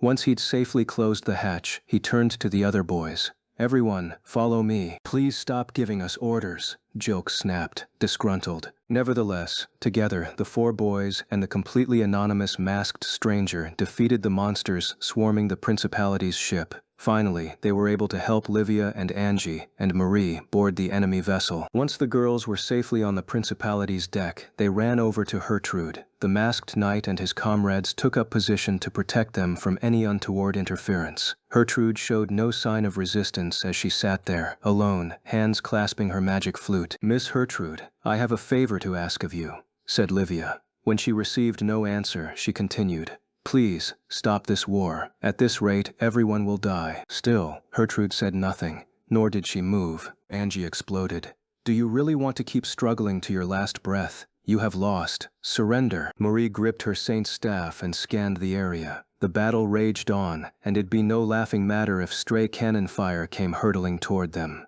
She grimaced. Finally, Hertrude slowly lifted her head. Marie shrieked at the dark circles beneath her eyes. "Let's end this," Livia continued, an earnest appeal. "We have to. At this rate, all of your people will die." "They're already on the brink of total annihilation," Angie added. "Pull back now. That serves both of our interests. You can use that flute of yours to stop the giant, right?" Hertrude lowered her gaze, shoulders vibrating. As her grip tightened on the flute, she broke into hysterical laughter. "That's right. It'd be smarter to quit now, but I refuse." She pulled herself to her feet and threw her arms wide. Despair was written across her face as she screamed. "If you want to kill me, do it. But killing me won't stop the Guardian. No matter how many times you destroy it, it will just revive. I wonder, how will you stand against an immortal being like that?" Livia was not dissuaded. "But it's attacking the Principality as well as the kingdom. If this keeps up, so what?" Hertrude snapped. "Huh? All I can do is laugh. One of those foul nobles told me the truth, that they were only ever using Hertrada and me. I don't trust anyone anymore. Every one of you can just disappear for all I care." Livia stepped closer. "But you're not alone. I'm sure there are other people who care deeply for you, Miss Hertrude." "There were. But soon Vandel will die too, and Rada is, my one and only little sister, is already gone." Shocked, Livia pulled back. Hertrude laughed. "You know the price for summoning a guardian? Your life. It didn't matter that the Sea and Sky Guardians didn't fulfill her orders. Once they disappeared, she died. You really played us well." Hertrauda had taken her last breath, then, robbed of all frustration, resentment, and hatred. "You really are heartless," Hertrude went on, "playing with our emotions like that. You're the lowest of the low." Livia's gaze fell to the ground. "Enough of your nonsense," Angie snapped. "Are you really going to pretend you have no responsibility in all of this?" "It shouldn't take your life if you blow the flute again," Marie timidly interjected. "At least I don't think it will." Gertrude turned her gaze to Marie. "How clever. I suppose if I stopped it before it fulfilled my order, its death wouldn't kill me. Of course, I'd never be able to use the magic flute again, and the Guardian would attempt to kill me instead. Not that I'd particularly care. I simply want to destroy this useless world before I go, to avenge my sister's death." Livia shook her head. "Even if you feel that way, this is wrong. What good will avenging her do? Your sister wouldn't have wanted that." "Oh, shut it, you dingbat," Marie spat. Livia and Angie gaped in surprise. Even Gertrude's eyes went round with shock. Marie got right up in Livia's face, holding her staff in one hand, her other pressed to her chest. "What does it matter if she's in the wrong? Sure, maybe to you it seems messed up, but not to her. And what do you know about what Hertrauda really wanted? Nothing? Then stop acting like you get to speak for her. It's arrogant." Livia bit her lip. "But at this rate, no one will be happy with." Marie wouldn't give her an inch. "So you're telling her to give up on overcoming her enemies and just be miserable? To forsake vengeance because it's wrong? What about how she feels, huh? Real cocky to lecture her like this when you've never had to stand there silently while someone you cared about was killed. Although since revenge is wrong, of course you wouldn't do anything about it, right?" Aye. "Have you ever lost anyone you love? Ever experienced all the regret that comes with their death?" Marie snarled. "It's painful. When someone you love is taken from you, it feels like your heart is being ripped from your chest. Everything you say is so cheap. Good girls like you may talk pretty, but your words ring hollow." "Whose side are you on?" Angie cut in. I couldn't care less about her revenge. Our priority right now is stopping that monster. Shut up! If the world is so weak that a single giant can crush it, then it might as well go down in flames right now, Marie shrieked. Her words came from the heart, and they seethed. Angie flinched back, but even still, Marie wouldn't stop. Marie was livid. Those who preached against vengeance only denounced it because it was convenient for them. I absolutely loathe this hypocrite. She did the same thing in the game, spouting all those ideals. Sounded like a bunch of lies to me then, too. You want to claim that war is wrong and people shouldn't take revenge? Go get your brain checked. You think she doesn't know that Giant is going to hurt people, that she's going to be responsible for their deaths? She's going through with it anyway because none of that is enough to stop her from avenging her sister. Even Marie didn't know why she was defending the enemy princess, but she couldn't sit by while Angie and Livia lectured Gertrude for being in the wrong. Marie knew regret. She had grown far too familiar with it in her previous life, especially after her brother died. And how does that justify killing hundreds of people? Angie glared at Marie. Look around us. The battle is over. She turned to Gertrude. If we keep this up, you'll just be killing other people's loved ones for the sake of killing them. These deaths don't stop unless we act. Don't you understand? Marie stared around. The principality's forces held up white flags. The kingdom's army continued to engage the giant, and only a few vessels still remained airborne. Those who had fallen in battle, knights and soldiers alike, had family and friends too. People waiting for them to come home, who would never again see their loved ones. Marie found herself losing the will to argue. There's no point in fighting anymore, Angie said to Gertrude. If you pull back now, there's still a chance to resolve this diplomatically. Continuing now is pointless. This is now a war of attrition, one you will lose. Will you continue it nevertheless? Angie asked. Even if the principality managed to regain their strength, they had lost too many troops to truly fight back anytime soon. Another country would doubtless target them in this weakened state and destroy them utterly. Phanos House was once part of the Holfort royal family, said Angie. You have position, leverage, surrender, and we can negotiate. Gertrude laughed tonelessly. I'm sure you're right, but all that awaits us in surrender is slavery at your hands. Such was the fate of a country that lost a war. But you'll be alive, Livia said. Those soldiers have people waiting for them back home. Please don't let any more of them die needlessly. Marie bit her lip. None of this sounded wrong. But where did that leave Gertrude? Then Gertrude spoke. I never thought your pathetic saint would speak in my defense. Why are you trying to protect someone like me? If it hadn't been for you, I would never have had to experience all these feelings. Having said her piece, Gertrude raised the flute to her lips and blew once more. A soft melody carried through the air. Are you sure about this? Marie asked. As Gertrude pulled her lips away, the flute crumbled to dust. She chuckled. It chafes to give up on my revenge, but seeing you defend me cooled my head. You're right, I knew this didn't have any meaning, but I couldn't stop myself. I just don't understand why. Why did this have to happen to us? Tears streamed down Gertrude's cheeks, and she sank to the ground. Marie knelt beside her and put her arms around the foreign princess. Gradually, the fighting around them had ceased. The air went silent, but for the wind. Gertrude wiped away her tears. The principality surrenders. An enemy unit is rapidly approaching, Clear cut in. Be careful, everyone. The 5 armored boys surrounding them went on the alert, but a black armor slammed down onto the deck between them. Vandel. His suit was crumbling around him, liquid dripping down its outer plating. Get away from the princess, kingdom scum, he hissed. A wave of eyes flared open all over his suit, glaring at them all. Creepy, Marie mumbled. Vandel, that's enough. Gertrude lifted her head, weeping. Let's put an end to this. You fought so well for me. I'm so grateful, but it's all right now. You don't have to do this anymore. But the Black Knight refused to concede. Princess, they've deceived you. Vandel? Don't worry. Stay here and watch as I destroy them all. He lifted himself up, more black ooze gushing from his suit like blood pouring from open wounds. No, Vandel, it's over, Gertrude shouted. I won't let it be over. The masked knight swung his sword, but the Black Knight deflected. The other boys charged as well, but none were any match for Vandel. It can't end, he repeated. I won't allow it to. I haven't avenged my family. Nothing is over until the kingdom's people taste the same despair I felt when I lost my wife and daughter. He lurched toward Marie and the girls.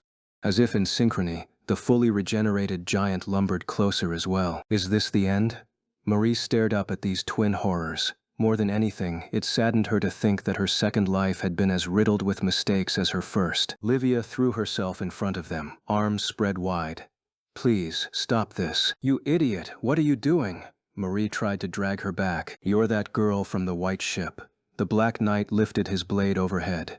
All the more reason to kill you. I can't let you live. Marie threw her staff arm forward and channeled her power to conjure a desperate magic shield. So this is all your saint amounts to, is it? The Black Knight shattered it with his fist. Vandeel, enough. Stop, Gertrude cried, but the Black Knight brought his sword swinging down toward Livia. Livia! Angie leaped forward to protect her friend. Marie squeezed her eyes shut. Bubby, save them. And, as if on cue, I'm going to tear you to pieces, you stupid old fart. A squadron of the Principality's armors had surrounded me in an attempt to assist the Black Knight in his final efforts. Fools, getting in my way. I destroyed them all. But once I had, my last opponent was nowhere to be found. I flew through the air, searching for him, until I finally spotted him on the deck of the enemy's flagship. Livia was there, as was Angie and Marie.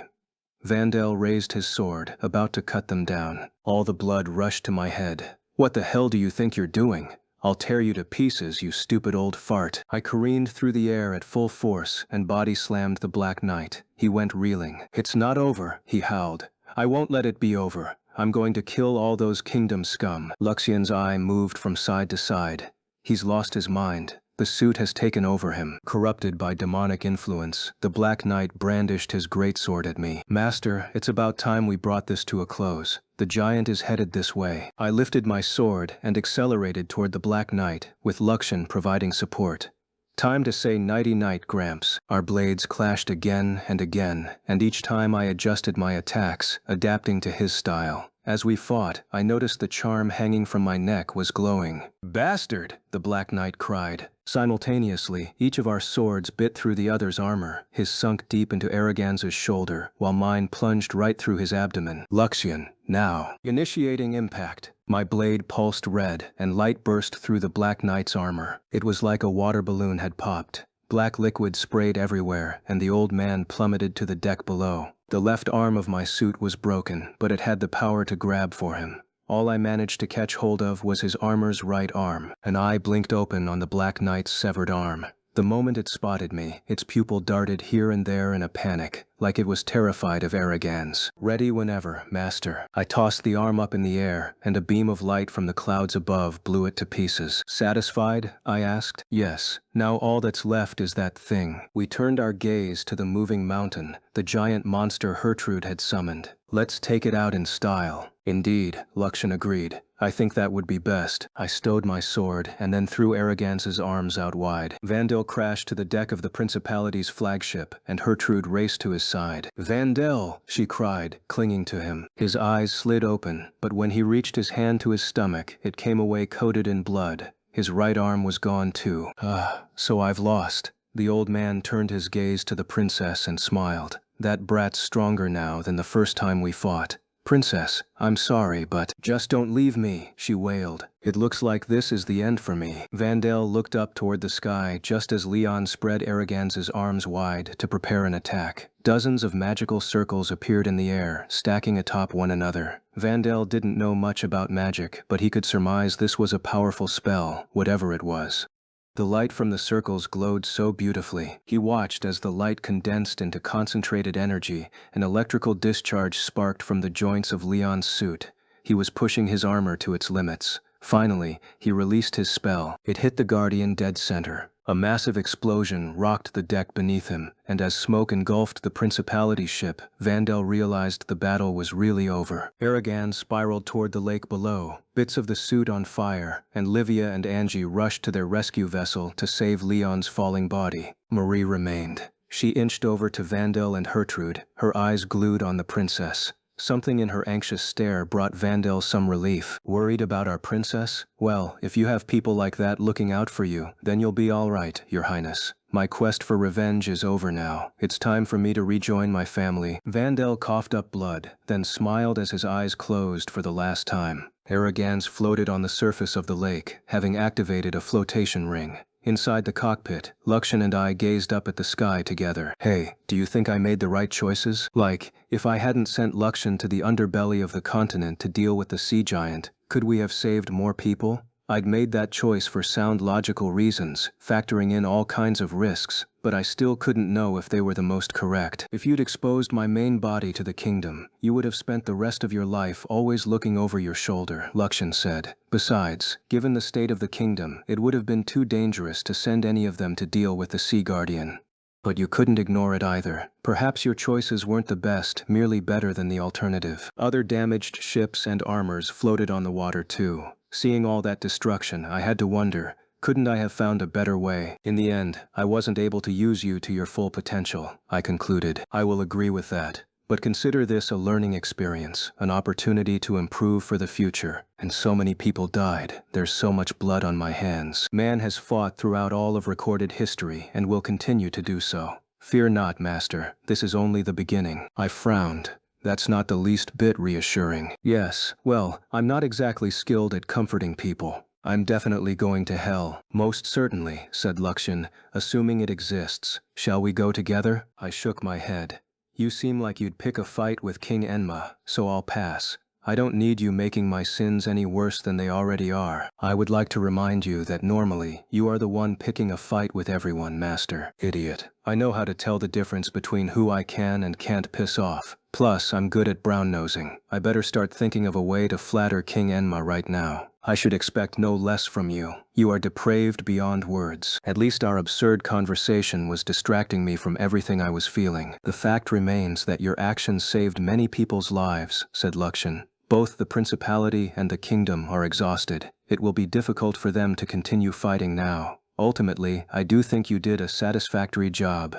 You also managed to make it seem like Arrogans and the partner are out of commission. Depending on how you play things from here, you might be able to get that peaceful life you always wanted. If I were really the protagonist of the story, we'd probably all get to have a happy ending. Alas, I would receive no such thing. Such was the fate of a background character. But if there was a protagonist out there who could save the world, I was still committed to doing everything I could to kiss up to them. So if you're out there, please save me. I don't care who you are, as long as you can rescue me. The hero role is too big for this pitiful NPC. I wish I could have done a better job. It's my fault things turned out this way. War would have broken out between the two countries regardless of your involvement, said Luxian. You give yourself too much credit. Is this his way of trying to comfort me? Irksome as he was, I liked him better now than when he sounded like an emotionless robot. Sorry about the partner and the Weiss, I said. They both went down. I can retrieve and repair the partner. As for the Weiss, its psychic attack is too dangerous for my liking. Whatever system amplified Livia's power must have been added to the ship after its initial construction. I saw no indication of it in the original manual. Being able to stop a whole war with the power of love is pretty terrifying, and even scarier is having your willpower to fight zapped right out of you. Luxian agreed. I believe it would be best to leave that ship be.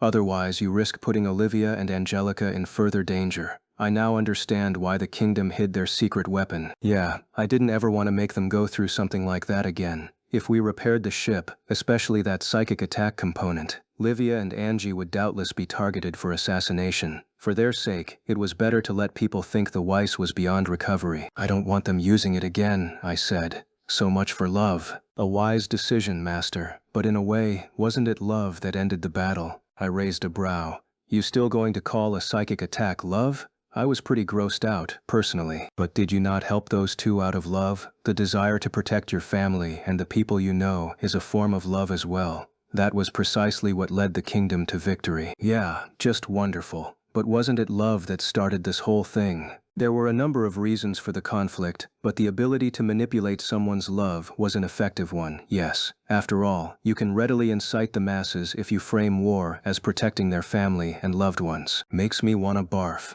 I made a gagging sound. People fight for love. They put their lives on the line for others. Truly a wonderful thing, isn't it? Luxian was clearly being facetious. Just then, a small vessel descended toward the scraps of Arrogans. It landed on the water's surface, creating waves that rippled around me. Livia and Angie were on the deck, tears in their eyes. Huh? Do they think I'm dead or something? Instead of cracking wise, why not hurry up and comfort them? Lakshan suggested condescendingly. And do make up your mind before I lose my patience. You love those two, don't you? Idiot. I wouldn't be this cautious with them if I didn't. It was less a matter of me being able to make up my mind and more like I didn't dare put my hands on them if I couldn't follow through all the way, get married to them. I was the faithful type after all. I've done enough hard work to last a lifetime, I said. I just want to live in peace from now on. Peaceful future or not, I don't believe you will be able to escape them. Do you really think I deserve them though? There's way better guys out there, and they've got each other. That's for the two of them and you to decide. Although, if it's a financial concern, you should put that aside. That's why I'm here. Wow, thanks. I'm so happy I think I could cry. Aragon's hatch popped open, and I stepped out onto the flotation device. Livia and Angie leaped down from their vessel, throwing their arms around me in a tight embrace. Leon, you big idiot. I looped my arms around them as they clung to me. I didn't really plan a speech for this moment, so, hey, I'm back. Tears streamed down Livia's face as she buried her face in my chest. Please don't make me worry like that. Oh, you were worried about me? Angie pinched my arm, though I didn't feel much of anything through my pilot suit. Enough with the jokes. Why did you run away from us back then? Back when? When we were underground, when that machine confirmed that Livia and I, that we love each other. Her cheeks reddened with embarrassment. It made me want to tease her. I didn't want to get in the way, I said. Who said you'd be in the way? Never say that again. You're incredibly important to both of us. Always one to interrupt a moment. My father's airship landed in the water beside us. Apparently they had come to retrieve me as well. The battle was truly over. All that remained was cleaning up and tying a few loose ends. Things were settled quickly once we returned to the capital. The kingdom agreed to peace with the principality, as other countries were gunning to invade at every one of our borders. We didn't have the forces or supplies to deal with Phanos more punitively. Still, the principality did cease to exist as an independent nation. Phanos House was reincorporated into the kingdom and forced to sign a pretty humiliating treaty, including reparations for their transgressions and a guarantee of military support for the kingdom. Fines would be levied against them if they failed to comply. The kingdom would also be sending one of its own to keep an eye on Phanos. Honestly, the treatment Phanos House got was worse than any of the other regional lords. They were in a precarious state and would suffer the repercussions of their actions for the next several centuries. While the other nobles finalized decisions at the palace, I was otherwise preoccupied. Politics had little to do with me. Lord Leon, you were extraordinary out there. Yes, like a hero. Please, regale us with your exploits. Instead, I was surrounded by a number of young women. I wish you could have seen me in action. I shredded those principality bastards and tore them to pieces. Tiny, tiny pieces. Incidentally, these girls weren't students of the academy, at least not yet. They would be starting next term. They were all high-ranking nobility, which meant they didn't have any slaves and knew little of the world. Pure and untainted, unlike the refuse at school. Considering who their fathers were, I was sure they had their own aims for approaching me, but this was still pretty pleasant. Nothing beats being doted on like this. These adorable girls visited me daily while I was cooped up in the palace. Rather than second-guess their motives, I had decided to live in the moment. When we start attending the academy next year, you'll be a year ahead of us, said one of the girls. It's like a dream, being able to attend the same school as you. I'm really looking forward to your tea parties, Lord Leon. I struggled to contain my glee. They were so cute, so unsullied and untouched, so different from the girls at the academy. Was this the true beginning of my life here? Maybe with the war over, I would be released from the curse of that stupid Otome game. I can't wait for all of you to start attending, I said. Their cheeks flushed red. The rest of the student population still detested me, but I was extremely popular outside of the academy. I couldn't stop grinning. When I first reincarnated into this world, it had been a cruel matriarchy. Now, I stood a real chance of building my own harem. I was on cloud 9. As I indulged myself, Queen Mylene suddenly popped out of nowhere. Viscount Bartford, might I have a word? Your Majesty. She wore a grave expression, eyes full of sadness and unease. Stop. Don't look at me like that. The other girls read the atmosphere and slipped out of the room. I was left feeling like an adulterer who'd been caught red-handed. Your Majesty, I can explain. I understand. Huh? Was she really being understanding about me getting carried away because some girls were fawning over me? That was awfully open-minded of her. She was too perfect. You were trying to distract yourself, weren't you? We put you through a lot. I heard it was a brutal fight. It must have been so hard on you. Okay, maybe she completely misunderstood my motives, but she did understand the gravity of what I'd gone through. I shrugged. I'm no match for you. Although, partly, I was just happy to have them dote on me like that. Definitely not an experience you get at the academy. Yes, you are like any other man in that respect, she said as she settled in the seat in front of me. Do you remember? I told you I would reveal everything later. Yes, before I went into battle. I'm guessing that time is now? She nodded, adjusting her posture as she looked directly into my eyes. Can you accept everything I'm about to tell you, Viscount Bartford? The truth is bitter and merciless. She did say something about this having to do with why the kingdom became the way it is. Does that mean there's actually an explanation for this Otome game's twisted premise? I sat up a little straighter. I'm not an innocent little boy. I'm ready to hear whatever you have to say. I would later regret how easily those words left my mouth. Very well.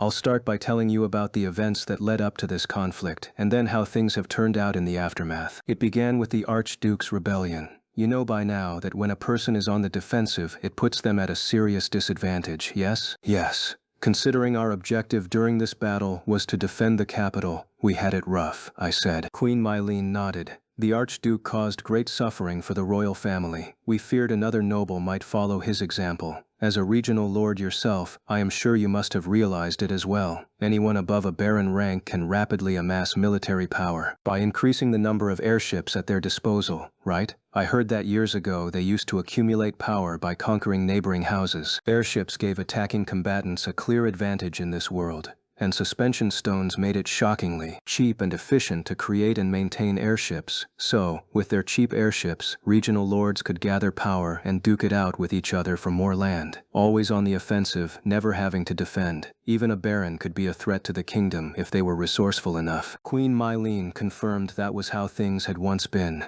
Some regional lords holed themselves up in their own regions, but many grew bold and launched attacks on the capital itself. Those stupid enough to try had been defeated, but as the defender was always at a disadvantage, the kingdom had also suffered significant losses. The kingdom established the academy as a way to demonstrate its power outside of battle. We could discourage regional lords from ever opposing us by showing the difference in our strength. Luxian had mentioned something along those lines once, but what did that have to do with the truth underlying the world? If I remembered right, Luxian had said something about the kingdom pushing the burden off onto men. And, continued the queen, the kingdom designed an additional strategy. In order to further chip away at the power of the regional lords, they strove to instill a new value system.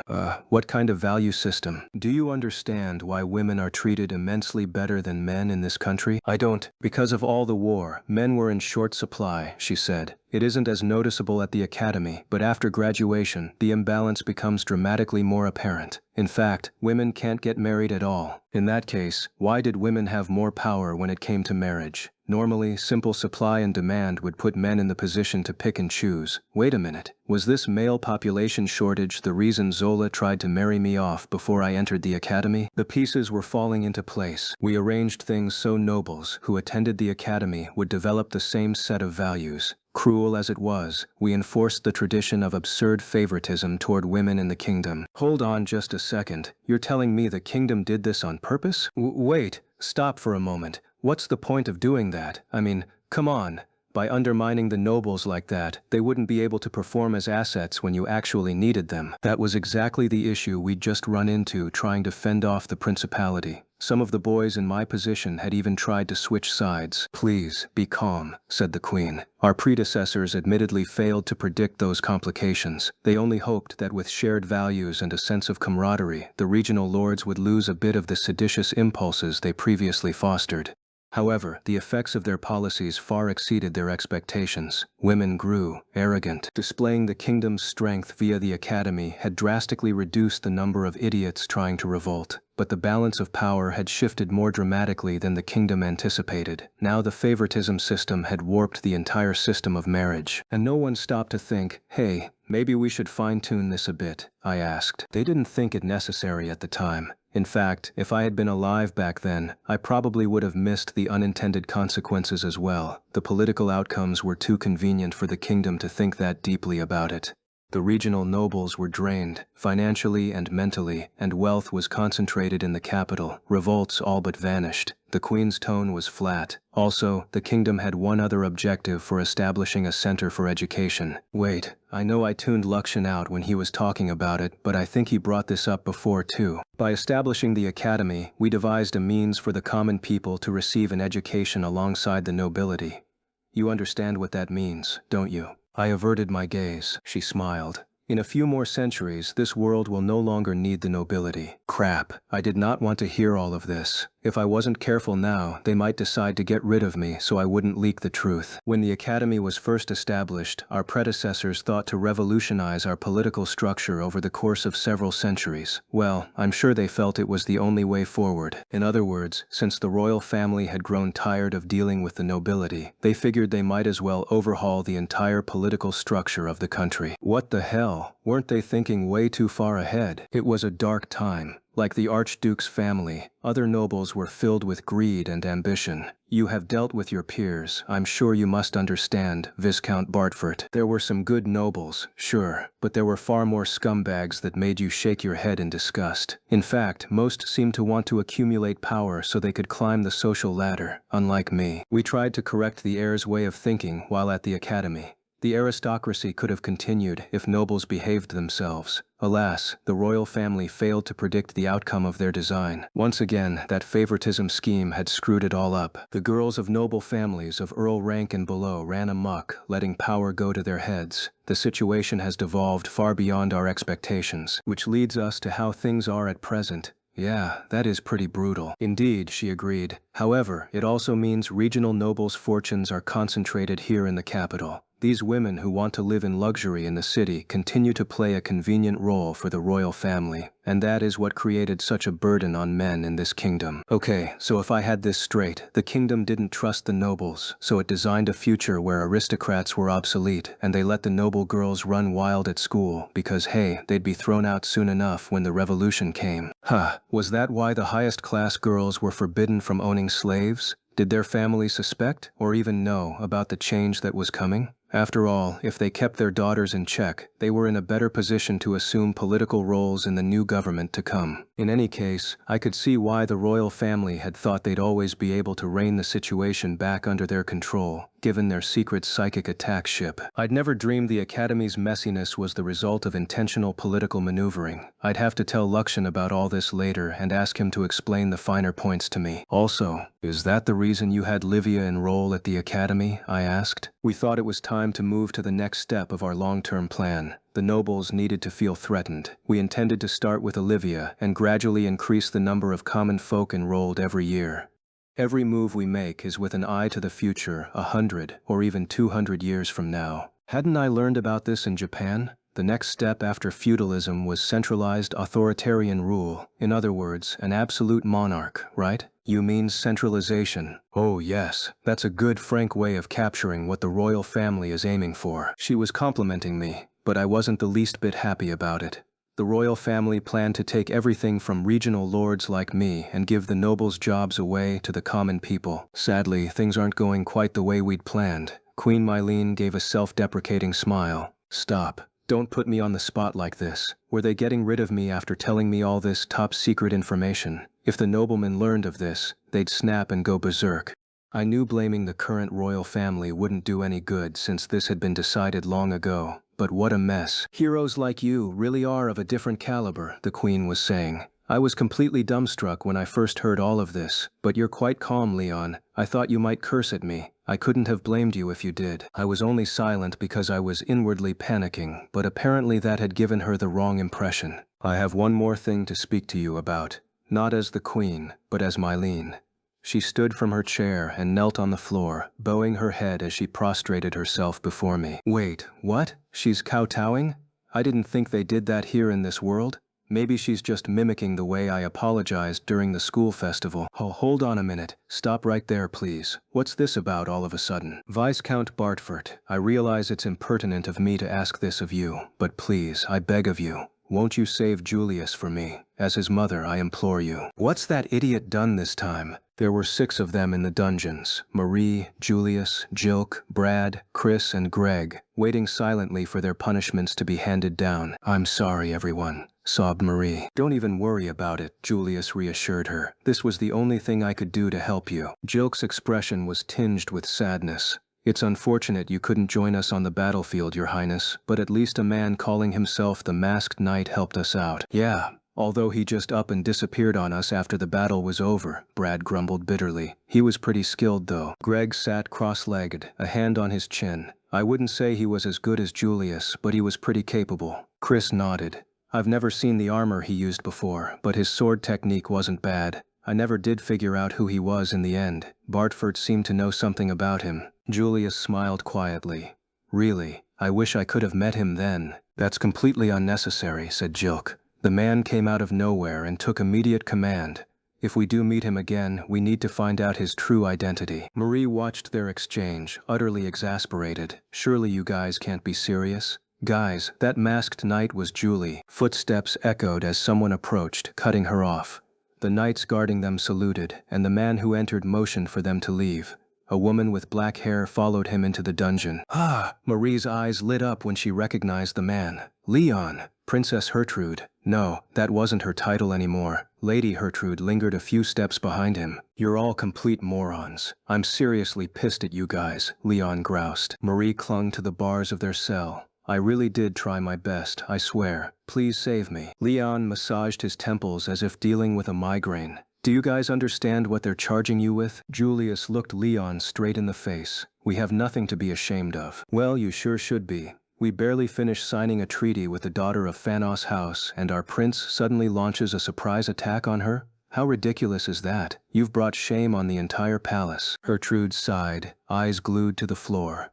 You did it for me, didn't you? That was part of it, Julius admitted. That treaty was unreasonably cruel. The way things were going, I would have had to marry into your house. Besides, Marie requested that I intervene. She had wanted to do something to help out the former principality's territory. Ah, so that's the real reason. The palace wanted to keep the newly minted Phanos Dukan under their thumb by sending them Julius. If they forced Gertrude to marry him, it might soften her people's animosity toward the kingdom, making them easier to control. Julius had launched a staged attack to prevent this from happening.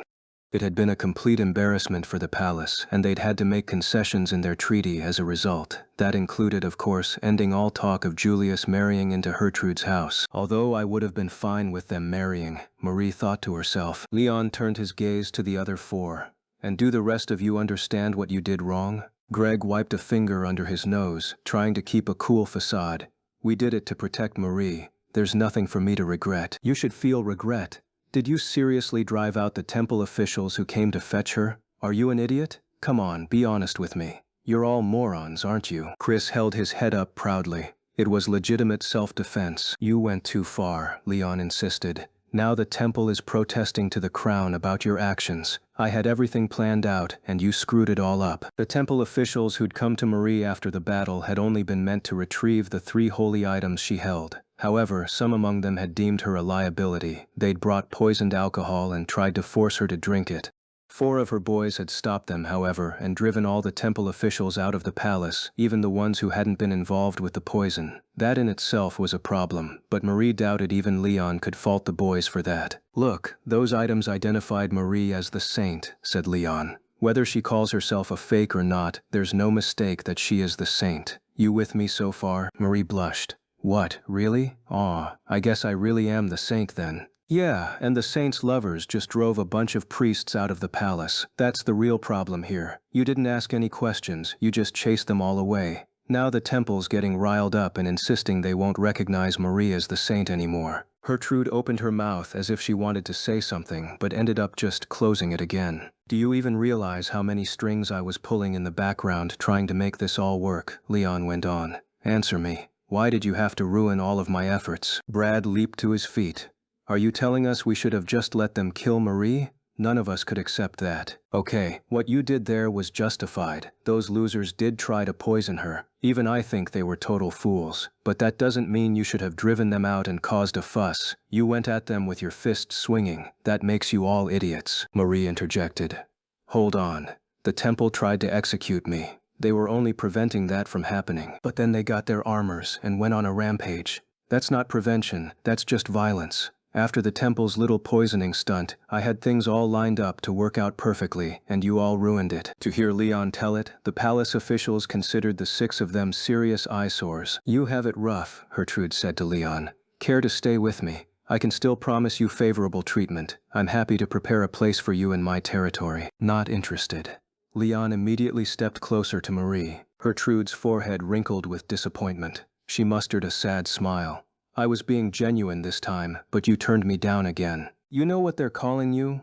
Leon asked Marie. A fearsome witch for enticing 5 former heirs. Aw, they really said that? Marie fidgeted, cheeks going red. Because of all of you, the palace is flooded with appeals. Your houses are absolutely livid, Leon berated the boys. The palace officials refuse to forgive what you've done, and the temple is so furious that they're demanding you all be executed. Marie latched on to Leon's ankle. Please save us. I tried to save you, but again, I reiterate, you all ruined everything, Leon spat. You have a grudge against me, don't you? How did you guys even get yourselves into this mess? I'm at a total loss here, as is everyone else. He looked like he was on the verge of tears. We were just trying to do what we could to stop it, Marie protested, and it just got kind of messed up along the way. This is a disaster. Think before you act. Tears poured down her cheeks. Does that mean we're all going to die? Leon opened his mouth, but then seemed to swallow whatever he was going to say next. He turned his back to them. I asked Queen Mylene for her help. I'll do everything I can, but don't get your hopes up. Marie smiled. This was the big brother she knew from her previous life. Once Leon got involved, things always worked out. Thank you, Bubby. I made my way to the king to see about resolving the incident with Marie and her love interests. Seated with His Majesty were Mr. Vince and Minister Bernard. They all wore disapproving looks when they heard my plea. It seems you don't understand the gravity of your request. The king's voice was cold. Come on, it was his own son's life hanging in the balance. You can keep all of the reward money you intended to give me after the war. If that's not enough, I'll supplement whatever else you need from my own fortune, I said. The king snorted. I hear you transferred the right to your workshop over to your father. As for your lost items, they were destroyed. What pittance you have left is inconsequential. To top it all off, you destroyed the royal family's ship as well, did you not? Shouldn't you be taking responsibility for all that?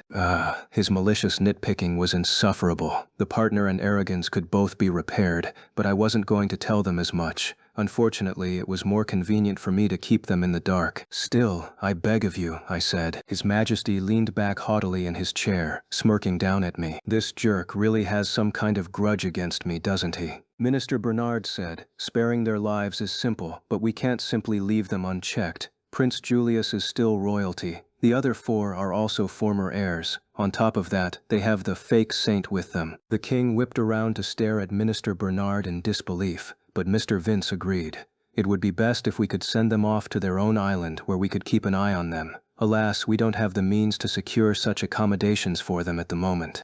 I doubt the palace has the luxury of spending resources looking for such a location right now. In which case, our only option is to use the one you claimed for your own, Leon. Is that acceptable to you? His Majesty glared at Mr. Vince. Evidently, unlike the king, he didn't think the loss of the royal ship was my responsibility. It was a relief to see him on my side, but it pained me to lose the land I'd been cultivating into an ideal home. Although, wait a minute, maybe it's better for me to get rid of my territory. Outwardly, it'll look like I have nothing left. That's a good thing, isn't it? I straightened. If that means you'll spare their lives, I don't mind. Why would you go so far to protect the prince and his friends? Minister Bernard asked. Pardon me for asking, but what drives you to do something like this? I contemplated for a moment. I could give him the answer he wanted to hear, but I'd learned by now that kissing up to people got me the opposite of what I wanted. Better to be honest. I'm tired of being a noble. I don't need a viscount title. Honestly, I'd like to return it all. I'm content to spend my life peacefully as a baronet. Interesting. Mr. Vince stared at me, but I had no idea what was going through his head. I already lost my airship and my armor. The way I am now, I'm of no value to you, so I'm content to start over from the beginning. I guess the reason I want to help them is because, for better or worse, I just can't leave them alone. The 3 listened intently, each wearing a serious expression. Just can't leave them alone, The prince has certainly found a good friend in you. Your Majesty, do you agree to the terms we have discussed? Minister Bernard glanced over at the king. He seemed lost in thought. Huh? Yeah, sure. I'll see to it they're pardoned. Mr. Vince motioned for me to go. All right then, we'll take care of things here. Seems we've put a lot on your shoulders. You've got that right. I shook my head. So please, save me this time. I want to enjoy my retirement in peace. Retirement at your age? Well, you do have a point. We'll be sure to compensate you for all you have done. Being frank with them had paid off. In fact, I was anxiously looking forward to the repayment he promised. Well, everything you lost we can recover quickly enough, said Lakshan. He and I were in my room, speaking privately. Don't say that. Losing that island was a big blow. We finally started harvesting rice, and I was ready to move on to making miso and soy sauce next. I'm surprised they actually accepted your retirement. I shrugged. I think it's more they didn't know what to do with me. It works for them either way. They probably don't think I'm a threat anymore. You seem happy. Yeah, I dunno. Things hadn't ended entirely the way I'd pictured, but it wasn't all bad. My efforts had at least paid off. And now that I'm returning to life as a background character, maybe I should consider going adventuring. I will accompany you, in that case. You couldn't do a thing without me. I shot him a look. You don't have any manners. But now that I was free, I could use Lakshan's main ship to go on a trip. I was sick of dealing with other people's messes. Although, hold on a sec, spending some quiet days back home wouldn't be too bad either. Nix, the second oldest son, well, actually the oldest now that we knew Rootart wasn't legitimate, was the new heir. I could spend my time helping him out. My life has only just begun. If it's only just begun, what would you call everything you have been doing up until this point? Lakshan asked snidely. Flailing, honestly. I'd been in a panic ever since Zola tried to sell me off to that perverted old bat. First, I have to graduate. I paused. Wait, is the academy even going to resume classes? I haven't confirmed as much, but based on the situation at the capital, I doubt things will be the same as they were, even if it does immediately reopen. The door to my room swung open, and Livia raced in, panicked. Leon, I heard you're leaving the nobility? She was gasping for air, completely winded. You already heard about that? I motioned for her to sit, but she refused. The Viscount title and lower Fourth Court ranking never suited me. I already ceded my territory, and even if I did gain independence, the best I could hope for is a knighthood. Although they're pretty much already treating me like a knight anyway. But you worked so hard. This is too cruel. And after what Angie put herself through. Angie? She worried about me too. Tell her it's fine. This is how I wanted things. No, that's not it. Her gaze fell to the floor, fingers clutching at her skirt as the tears began to well up. She prostrated herself in front of Marie to try to save you. Now it's blown up into this huge problem. Now on top of that, you're losing your titles too. She did what? Angie's father had summoned her to the palace, where he was taking care of things in the wake of the war, to question her about what had transpired at the academy. I'm disappointed in you, he said. I know. She, the daughter of a duke, had prostrated herself in the academy plaza before hundreds of students. You denigrated our house's name. I know. She'd done it for Leon, and although she had no regrets, she knew it was unacceptable behavior for a member of Redgrave House. Her father continued. The man in whom you saw so much potential has lost all standing, territory, status, and every honor that came with it. That's the kind of person for whom you tarnished our house's reputation. How am I supposed to deal with this? Angie had no words. It was up to her father to decide what to do. But if he wanted her to say something, then... Are you going to ask me to take my own life? You're resolute, I'll give you that. He gazed up at the ceiling. I can't have a daughter like you in my house. I'll prepare a fitting husband for you, so make preparations to leave our estate. As far as punishments went, this was considerably kind. Very well, Angie mumbled. Her father smiled. Aren't you curious who it is? Who? She didn't care for reasons of the heart, but for reasons of the head. She needed to look into this man to prepare herself for dealing with him. Some idiot knight who relinquished all of his titles, ranking, and territory, said her father. The fool wishes to retire even though he's still so young, but I think he'll be a perfect partner for you. Pardon? Our house will be looking after the both of you. I've heard all about your other friend as well. She may be treated as an official mistress. Angie's mouth parted. Her father had done a thorough investigation if he knew that much about their relationship. She bowed her head low, prompting him to laugh. Thank you so much. It's not completely set in stone yet. I still need to speak with the groom. Before he could finish, Gilbert came flying into the room. Father. No need to shout. There's a big problem. Leon is... Let me go. Her head is mine. I tightened my grip on my sword, brandishing it through the air of the dungeons. Marie trembled in the far corner of her cell, pleading for her life. Wait, it's not my fault. Everyone else got carried away and made her prostrate herself. Finish talking. Good. Now give me your head. I'll be merciful and lop it off with one swing. Knights and soldiers tried to hold me back. Please calm down. Viscount, lower your weapon. We understand how you feel, but please cool your head. The palace had already decided on the punishments for Marie's lovers, so they'd been dragged out and lectured for their poor judgment. Marie was the only one down here now, and I couldn't let her get away with what she'd done. I was an idiot for showing you any compassion, I bellowed. You can repay me with your life. You're the one who said you'd save me, Marie wailed. You honestly think I'd forgive you after you made Livia and Angie get down on their hands and knees? I'm going to pass judgment on you right here. I waded forward, dragging the knights and soldiers behind me. Footsteps echoed from the stairwell, and two people raced into the dungeons from behind me. Livia and Angie. Leon, wait. Calm down. You idiot, what are you thinking? I pointed at Marie. I want her head. They both gaped. You want her head? Livia drew her brows. But why? I drew my arm over my eyes, wiping them. I felt so guilty for making the two of them endure such humiliation that the tears wouldn't stop.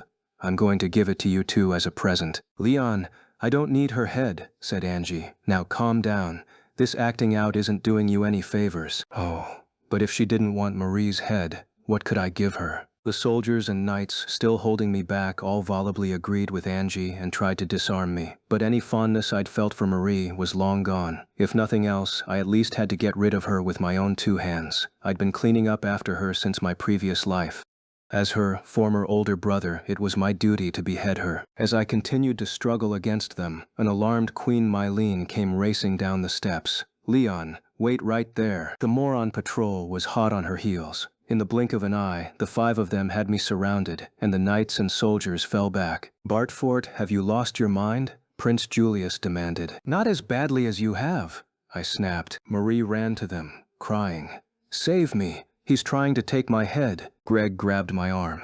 Bartfort, I can't believe you. I won't allow you to do that. Chris snatched the sword from my hands. You won't put a single finger on her. Stand down, Joke demanded from in front of her cell. Brad grabbed me by the neck and tried to drag me away.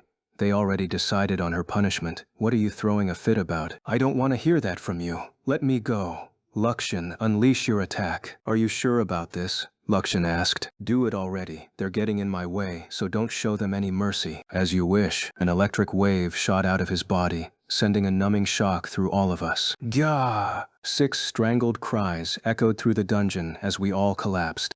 You bastard, I rasped. You weren't supposed to get me caught up in it. When I came to, I found myself lying on a couch. Queen Mylene sat nearby, along with Livia and Angie. Relief washed over their faces when I opened my eyes, but just as quickly they looked annoyed. Unbelievable. I wondered what it could possibly be when I heard all the fuss. I gave her an imploring look. Your Majesty, I want Marie's head. She drew her brows together, troubled by my pleading. My plan to trigger her mothering instincts seemed to be working. But alas, I'm sorry, but once a punishment has been decided, it's difficult to overturn. I regret being unable to honor your request after all you have done for us, but we must keep the saint alive. Angie scanned me up and down. What's with you all of a sudden? Didn't you want to save her so badly that you offered up your own territory? She made you two prostrate yourselves. Livia's dropped her gaze.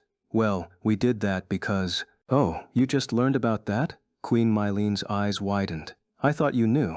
That's why I followed their example when asking for a favor. Marie, that brat. This isn't Japan. What was she thinking, spreading a custom like this? I sat on the couch with my knees drawn up to my chest. Leon, can we talk? Asked Angie. About what? I glanced up. Angie and Livia were holding hands. The cruel truth. Marie wore a sour expression. A guard had been sent to lead her out of the dungeon, and she now sat in a guest room. They're shipping me off to the countryside? Yuck, she grumbled. That's the kind of attitude you're going to take after I saved you? The two of us were speaking privately because I still had a lot I wanted to ask her. That was part of the reason I'd worked so hard to keep her around. I wanted to know more about what happened to our parents. After I recovered my calm, I realized killing her would only make them sad.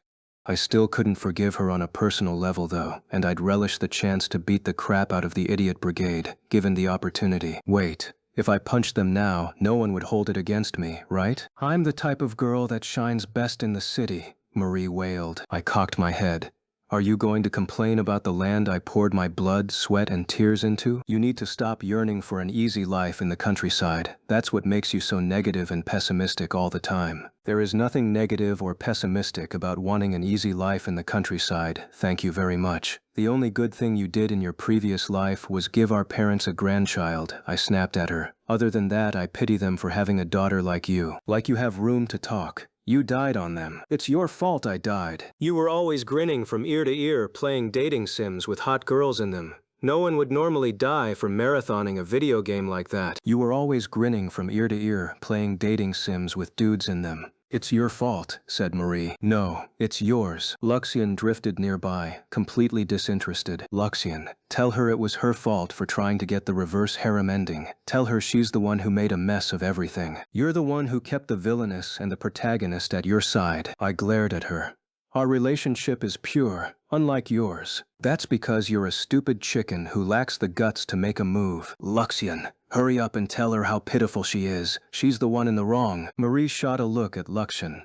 Go ahead, round thingy. Tell my pitiful, good-for-nothing brother he's the one in the wrong here. His eyes shifted between the two of us. In that case, allow me to voice my opinion. I pity your parents for being stuck with 2 children like you. You jerk. That's what you have to say? Seriously? But all my anger ebbed away, replaced by guilt. Marie whispered, Hey, isn't he a bit harsh? Can't he read the room? He hits you right where it hurts, doesn't he? I didn't really want him to be the voice of reason here. Perhaps it hurts because it's the truth? Luxian turned toward Marie. Allow me to ask you this. Could you look your daughter in the face after all you have done? Marie clutched her chest.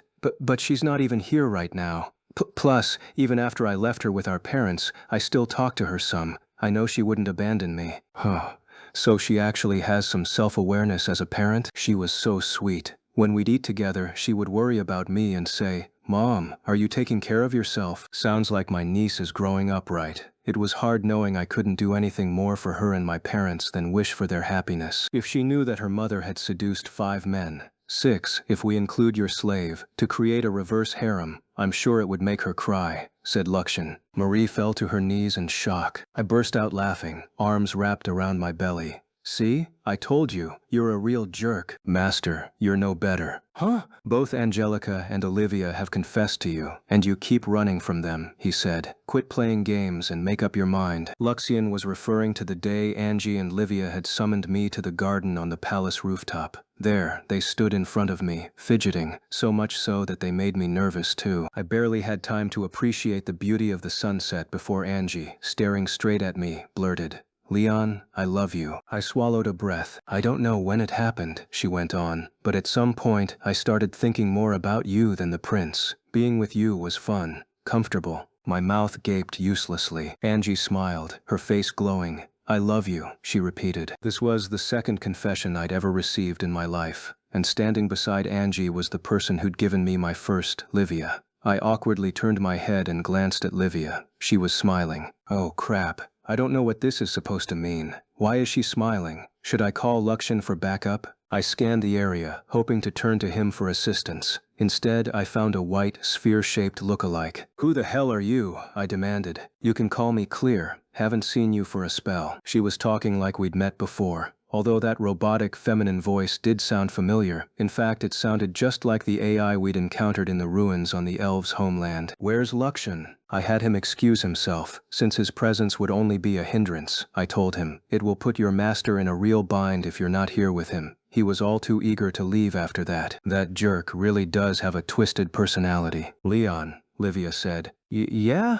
I straightened and turned toward her. I still love you just as much now as I did before. I'm confident no one feels as strongly for you as I do. Right. Although I blurted it out as if I understood what she meant, this situation was not at all what I'd imagined. Never in my life had I dreamed 2 different people would confess to me at the same time. So please let us hear your answer. We want to know. Angie put her hand over her chest and said, It doesn't matter whether it's Livia or me, or someone else for that matter. We won't hold it against you no matter who you choose, or even if you decide not to choose us at all. But tell us how you feel. Could I make a run for it? But they were both being so completely sincere. I summoned my courage. A gust of air rippled their hair. Bathed in the light of the evening sun, they both had a divine glow. I threw my arms wide open and declared, "I love you both." They each smiled at me, then slapped me across the face. It had been incredible. Angie was the first to strike me, and then Livia's hand whipped across my opposite cheek. Perfect coordination. "You truly are scum," Lakshan said in the present. "Come on, this may be my second life, but it's the first time I've ever had two cute girls confess to me." That hypocritical brat Marie wrinkled her nose at me.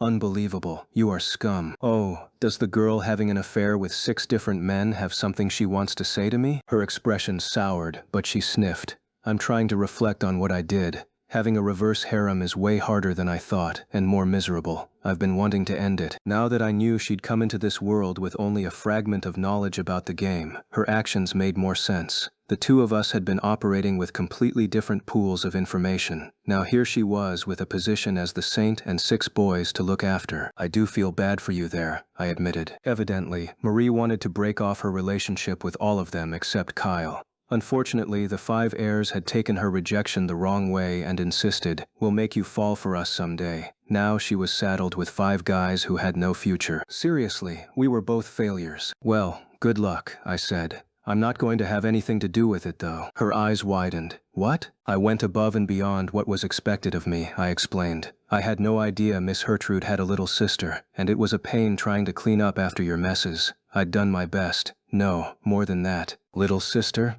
You mean Hertrada?" "Yep, and this situation went off the plot of the original games in more ways than that. I guess my mistake was assuming this place was exactly the same as the game world. Anyway, I saved the country when it was in danger. My job ends here. I couldn't accomplish any more than I already had, right? Technically I'd completed the game, although the protagonist hadn't ended up with anyone, and instead Marie had all 6 boys. Still, this wasn't a bad ending. It was a bit odd, all things considered, but I'd safely cleared all the battles and events. Marie stared at me as if surprised before nodding to herself. "I'm guessing you don't know this, but..." Then she proceeded to reveal the truth about this world, a truth I had known nothing about. A few days later, a large crowd gathered at the capital's cemetery to mourn those who had fallen in battle. They were family, friends, lovers, survivors, a grim reminder of what war wrought. Winning wasn't an end, it was a beginning. I gazed out at the people from a carriage window after the ceremony had come to a close. "My apologies to your family, but I wanted to talk to you in private, though it's too bad I couldn't be younger for you."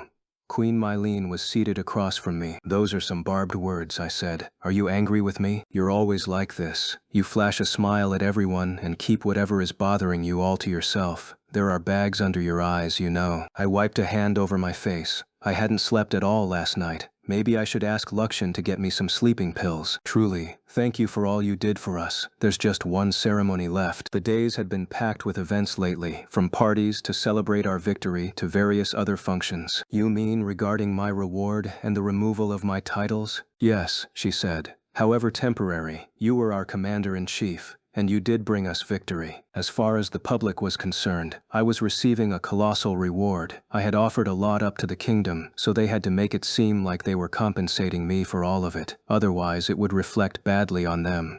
If they weren't strict about rewarding good behavior and punishing bad behavior, it could cause unrest. Of course, it's the first time anyone has ever requested a demotion as their reward," Her Majesty continued. "Although it would be impossible to remove all of my titles at once, they would take them away gradually over the years until I was a simple knight. A viscount title and lower 4th court ranking are too much responsibility for me," I said. "I lost my territory, so being a simple knight suits me perfectly. Plus, I won't be of any use to you anymore. Not when I can't use the partner or arrogance." Guilt flashed across her face. "I'm only paying you back for what you said earlier," I teased. She started pouting and turned her head away. Gosh, she really is adorable. Makes me want to throw my arms around her. "As for your other request, we don't have a problem honoring it." "Good." I leaned back in my seat. Things were going perfectly for me. "There's just one thing. About your lost items," said the Queen. "Can't they be repaired?" "I did recover them, but it looks like they're beyond salvaging.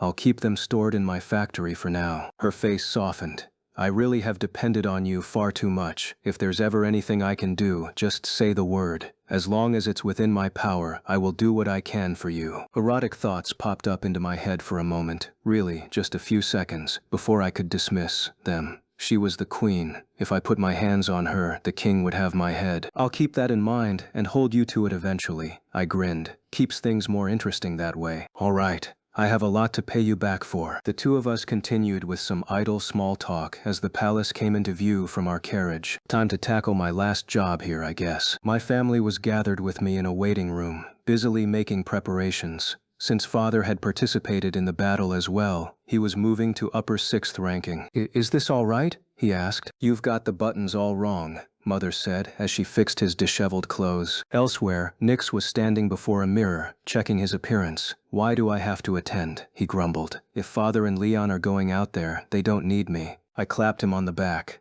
You're the heir now, right? Be glad your first real battle ended in an overwhelming victory. But I didn't even do anything. And besides that, what's going to happen to our older brother Rutart? I mean, I guess we're not actually related, but I'm still curious what's going to happen to their family. Zola and her children had nothing left now. During the battle, an airship had fallen on the estate father had bought for her. In fact, the whole capital was in shambles and would be busy rebuilding for a while, even with armors available to help with construction. Since he fled in the face of battle, the palace has revoked Rudart's knighthood, I said. Now that Zola's lost her titles as well, I guess they'll be treating him the same as a commoner. When father abandoned Zola, she'd had no choice but to return to her own family. The family had tried to run during the conflict, and as a result, they'd lost everything, from titles to status. A number of aristocratic households had been similarly wiped out, actually. You know an awful lot about all of this. Nix quirked a brow. Queen Mylene told me. His expression soured.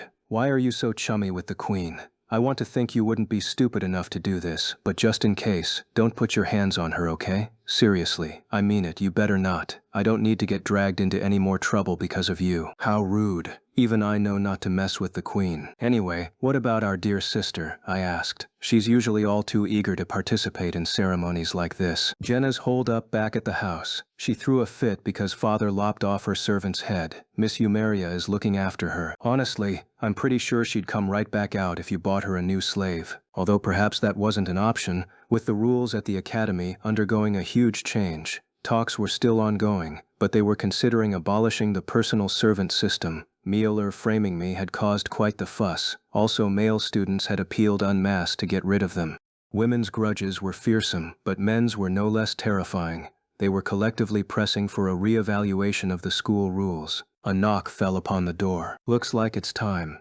All right, off to fulfill my last job then. This really would be the end. A red carpet extended down the middle of the audience chamber's floor, leading to the throne. I took a knee before the king and waited. His movements were ceremonious and theatrical as he praised the nobles who'd participated in the war. Hurry up and finish already. As if reading my thoughts, the king said, Viscount Leon Faux Bartfort. No, Earl Bartfort. First I relieve you of your duties as Commander-in-Chief, and now I do hereby bestow on you the title of Earl and with it lower 3rd court ranking. Murmurs broke out among the gathered nobles. I stared down at the floor, eyes wide as saucers. This idiot. What is he saying? Your Majesty, please permit me to speak, I blurted, my head spinning. He stroked his beard as he gazed down at me. Very well, speak. I am truly grateful for your generosity, but might I inquire as to why you are granting me such a title and ranking? I am still so young. Such status seems far beyond. My voice trailed off as I struggled for words. I basically just wanted to scream. I can't be a freaking earl.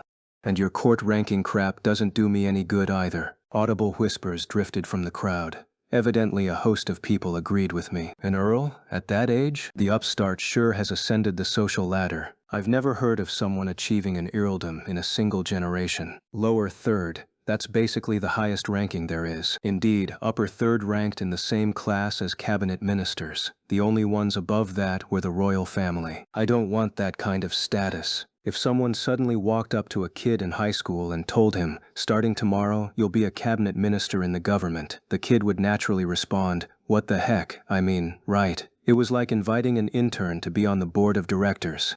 I couldn't handle that kind of responsibility. I couldn't do that work. When I lifted my head, His Majesty, that bastard Roland, smirked. After all you have accomplished, we must see that you are suitably rewarded. It's only fitting to grant you such a title and rank. Please, you needn't worry.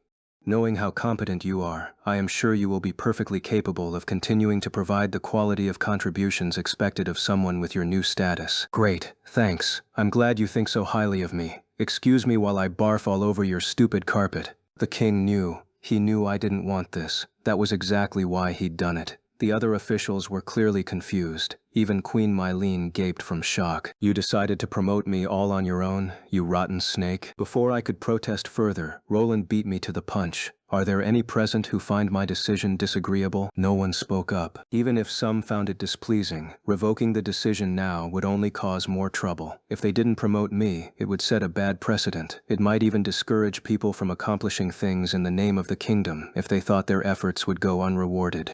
Especially given the caliber of my achievements. If I didn't get promoted, then no one ever would. Earl Bartford, I look forward to seeing what you'll do in the future, said the king. You honor me. It would be so much more satisfying if I could howl. Screw you. Alas, my family was present. Displaying a poor attitude here would only bring them trouble, and I had already done enough to them. As Roland sneered, I swore silently that someday I would have my revenge. When I got back to my family's room in the palace, I went berserk. That bastard! I told him I didn't want any more prestige, and then he went out of his way to promote me to Earl. I snatched up one of the cushions from the couch and sent it flying, mostly because I was too scared to fling anything breakable. My parents stood nearby, whispering to each other. If our son's an earl now, how should we approach him? Should we be more formal? I guess? Although, I don't really think he's the type to concern himself with that sort of thing. But he's an earl, and lower third court ranking. He's leagues above us. Formal it is then. I whipped around, pointed a finger at the two, and bellowed, I'm an earl in name only. The palace is just harassing me at this point. Don't you dare get formal with me. Gives me the creeps just thinking about it. Nix snapped. Hey, I've got an idea. Father could return that factory to you. You'd have more income befitting your station. If that could solve my problems, I wouldn't be wallowing. The factory made a decent amount of money, but it wasn't enough. An earldom was no joke. The tribute expected from someone of that rank made the factory's revenue look like chump change. Father smacked his fist to his palm, face lighting up. Why not become a palace noble then? You'd get a pension from the government, and you'd have no territory to worry about. Nope, absolutely not. They'd make me a cabinet minister. I can't do that kind of job. You have a point. If you became a top official in our government, it'd spell the end for this country. I chucked a cushion at my father and stormed out of the room. I'll just leave this stupid country altogether. Mother peeked out of the room and called after me, You be home by dinner. Yes, ma'am. As I skulked down the palace corridors, a voice rang out. Hey! Angie hiked up her skirt with both hands, careful not to trip as she raced over. She was in a fancy gown today for attending the ceremony. When she finally caught up to me, she was out of breath and her face was red. She must have seen me from a distance. That was the only explanation for how winded she was. What was that just now? She gasped, waving a hand toward the audience chamber. Did you know about this? I shook my head, shoulders slumped. The king decided it on his own. I wasn't told anything about it. Well, I do understand why he couldn't demote you, given the circumstances, and it does benefit the kingdom to bestow you with greater status, but my father didn't know about it either. So that jerk really didn't consult with anyone, huh? Causing trouble for others must run in the family. Prince Julius was bad enough, but his dad is a douchebag too. What do you think I should do? I asked her. I'm in a real bind if they're serious about this Earl business. I can see that the status doesn't do you much good when you don't have a house or territory. Becoming a palace noble presents its own set of problems too. It's probably best if you marry into another family. Marry into a family? Top-ranking aristocrats can furnish their daughter and her new husband with land and a house. Plus, if you marry into a family, you'll also have their political support. It's a win-win. As I contemplated this option, another girl in a fine gown suddenly appeared. Clarice. Oh, you don't need to marry into a family, she said. You just need to establish a new house for yourself. The kingdom just lost a wide swath of its nobility. Now is your chance to gain independence. True, the kingdom had eliminated a number of noble houses in the recent war with the principality. They'd abolished the ones with direct ties to Phanos, of course, but anyone who ignored their call for aid had also been written out.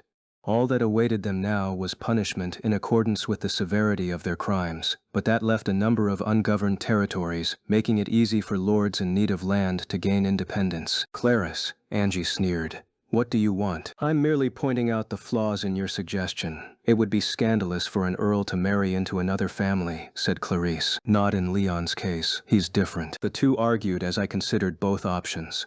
So marry into someone else's family, or go independent, huh? Doing the former just seems like it'll lead to the latter either way, I mumbled to myself. Deirdre waltzed up to us then, clad in a truly gaudy gown. I overheard your conversation. What nonsense are the two of you going on about? Deirdre asked. Clarice glared at her. Kindly stay out of it. You two keep going on about independence as if becoming a regional lord is the only option. You're thinking too small. Angie quirked a brow. What do you mean by that? Deirdre smirked. Roseblade House is looking to start a branch house, a subdivision of our family. They would live in the capital as a court noble. It's the perfect opportunity now that so many positions are open. Roseblade House would make all the preparations. As Earl, you need only grant your prestige and status. In other words, she wanted me to be the head of Roseblade House's branch family? Wasn't that basically the same as marrying into another noble house? The three of them glowered at one another. Instinct told me it was time to run. As I tiptoed off, I heard a feminine yelp. Naturally, I took off sprinting in that direction. I ran down a stretch of hallway and then turned a corner, where I found Livia on the ground. Apparently, she'd tripped on her own skirt, unaccustomed to such formal wear. A man stood over her, extending his hand. Are you injured, young lady? No, I'm all right. Glad to hear it. May I escort you to that room over there so you can rest? Livia's eyes darted back and forth, clearly panicked by the sudden invitation. I stomped forward to chase the jerk off, but balked when I saw the man's face. Trying to pick up girls in the palace, Your Majesty? Have you no shame? And what exactly is wrong with that? Oh, it's you. A smirk stretched across Roland's face. Earl Bartford, how does it feel, having moved up in the world? Like crap. What happened to demoting me? I thought we agreed that giving me more titles would make it harder to remove them later on. Oh, that, he shrugged. I considered your request, but it would be too much trouble. You're the hero who saved our country. If I treated you poorly, it would reflect badly on me. After careful contemplation, I decided it would be best to promote you after all. But you are going to demote me later, right? Certainly, if you do something that warrants a demotion, he said. This jerk actually gets pleasure from making me miserable. That's not what we agreed on. You're right, the king put a hand over his chest. It does wound me to do this, but I do absolutely loathe you. I swore to myself I wouldn't do anything that would bring you any joy. You absolute douche, I gaped. You just told me you hate me to my face. Pleased with himself, Roland waved his arms in an exaggerated manner. I have a grudge, Earl Bartford. You took the spotlight from me before the battle started. How dare you use such a suave line like, if that is what your majesty desires, I can't let that go. That was my moment to shine, and you stole it from me. Seriously? That's your problem? Livia managed to get back on her feet, glancing between the two of us. The nervous look on her face was adorable, but the real problem was the conniving old fart in front of me. You were supposed to act flustered so I could tease you and show off what a composed, magnanimous adult I am, His Majesty went on. You failed me. Then you blew up at the Marcus and stole even more of the attention. I was seething. You mean you're not upset because I kicked the crap out of your son and tried to seduce your wife? He folded his arms over his chest and scrutinized me from head to toe. You're a filthy rat, but if that were enough to anger me, I could hardly make it a day here in the palace. It was my son's own fault for losing to you so miserably.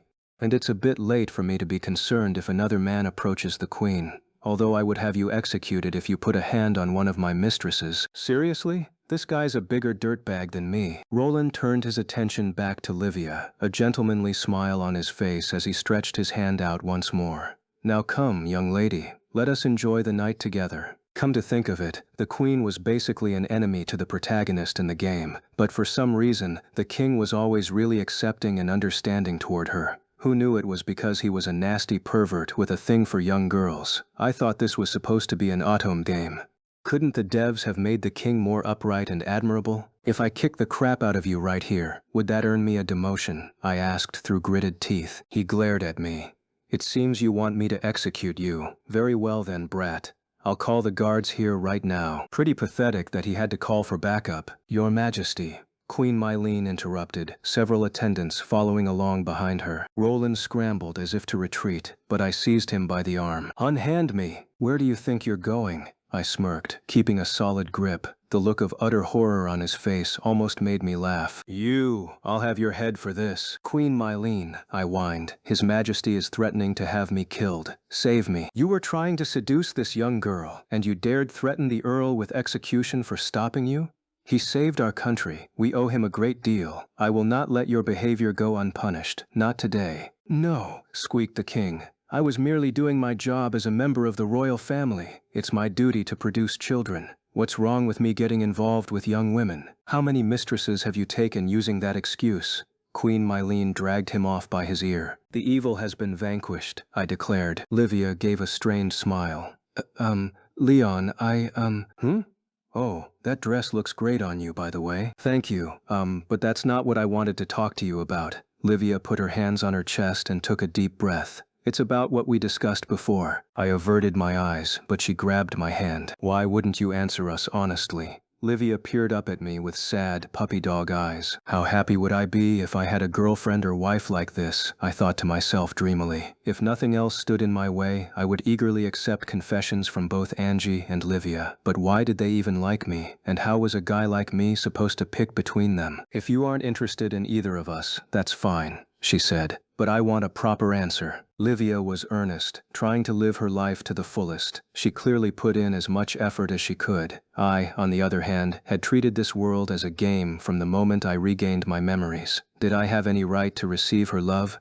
I'd mocked Marie before, but what made the two of us any different? Livia's expression hardened, and she took a determined stance. If you don't make up your mind, I'll have to take action. What? I'll do whatever it takes to make you fall in love with me. That was an awfully bold declaration. When those 5 losers had said that to Marie, I'd thought, what idiots. But it sounded so suave the way Livia said it. It almost made me want to answer, yes ma'am. If I were a girl, I'd definitely fall for her in a heartbeat. So please stay at my side, forever and ever. Tears welled in her eyes. I rubbed the back of my neck. I'm sorry, but I can't. Spring break came a bit early. After returning home, I made my way to the factory. People and robots were busy at work, with robots performing the manual labor and humans acting as support, handling small, miscellaneous matters.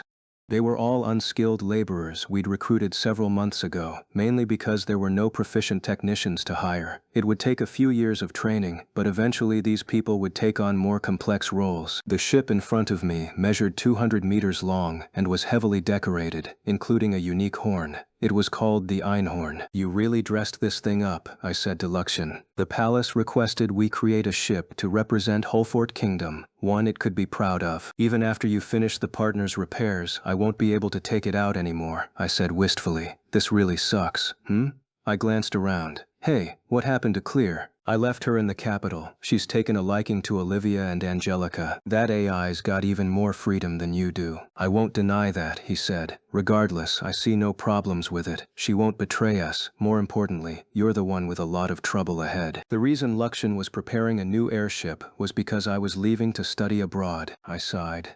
Who could have dreamed this Otome game was only the first installment in a whole series? That was a little tidbit I'd learned during my conversation with Marie that day in the palace. She delivered a shocking revelation that turned my world upside down. I'm guessing you don't know this, but that Otome game turned into a whole series. It did what now? Her Trauda is a character from the 3rd installment, Marie said, a little pompously. There was a 3rd installment? I shrieked. Okay, wait. Hold up just a moment. If there was a 3rd game, that implied the existence of a 2nd game. No one ever told me about this. Of course you wouldn't know. You died after clearing the 1st game. The sequel came out later, and in the 3rd game, Julius's younger brother appears. He has a younger brother? Marie snorted. Yes. The king has a harem, and the other prince is from a different mother. He's got this tormented, sexy air about him, almost like some delinquent. Yeah, I didn't really care about that, but I'd seriously thought Julius was the only prince. Although now that she mentioned it, I did seem to recall seeing a kid who matched that description in the audience chamber before. I guess it would be a problem if they only had one potential heir. Does that mean those 2 monsters I'd never heard anything about before were the final bosses from the 3rd game? I asked. Yup.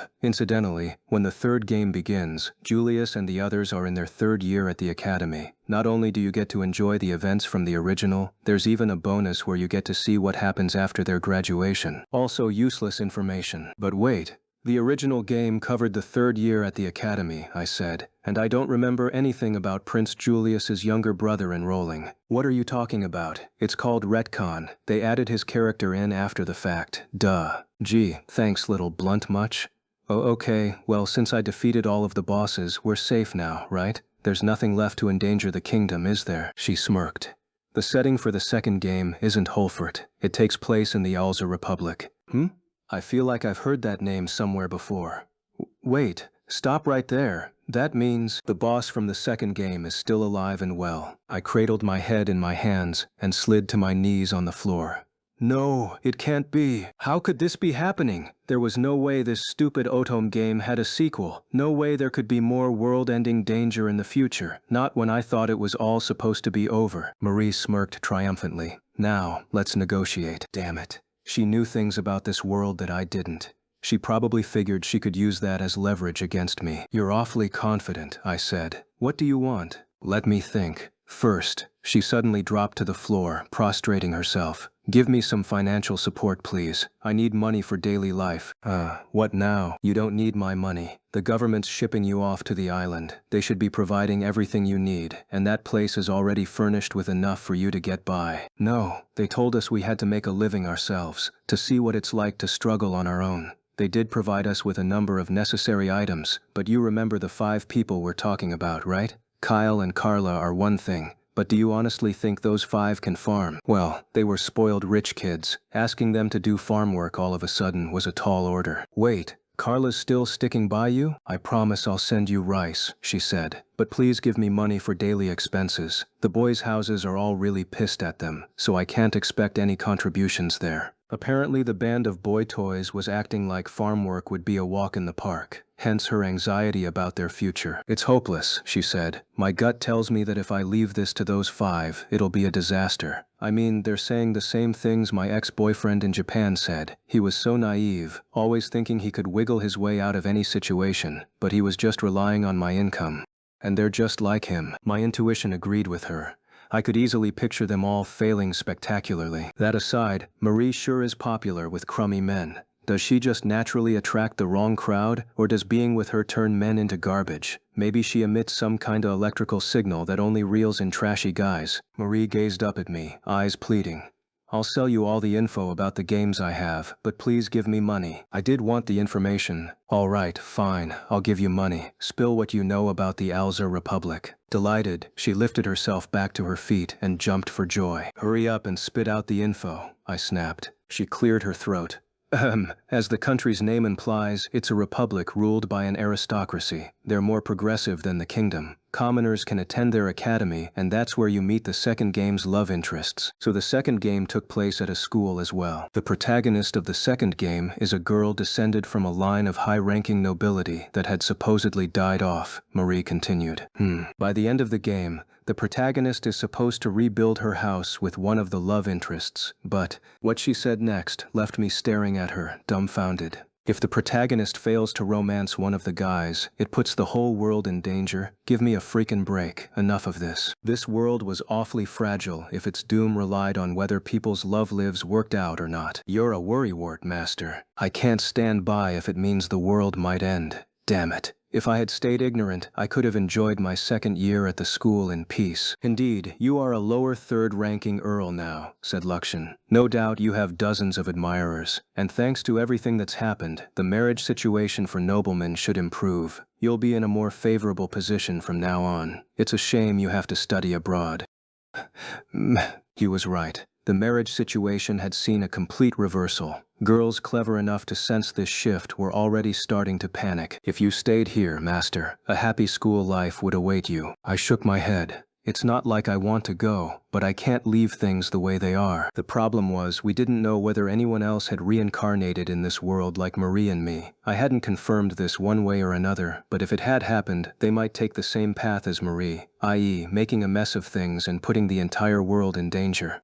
I couldn't let my guard down. All my efforts would be in vain if some idiot destroyed us all. Yeah, about that. I'm just going to keep an eye on things. If nothing fishy is going on, it'll be a normal study abroad experience. And what about the language barrier? Lakshan asked. I've learned basic greetings, but I can't have a conversation, I admitted. I could interpret for you? My eye twitched. Then you should have said that to begin with. I studied my ass off for this, as well you should have. Just then, Nix came waltzing in.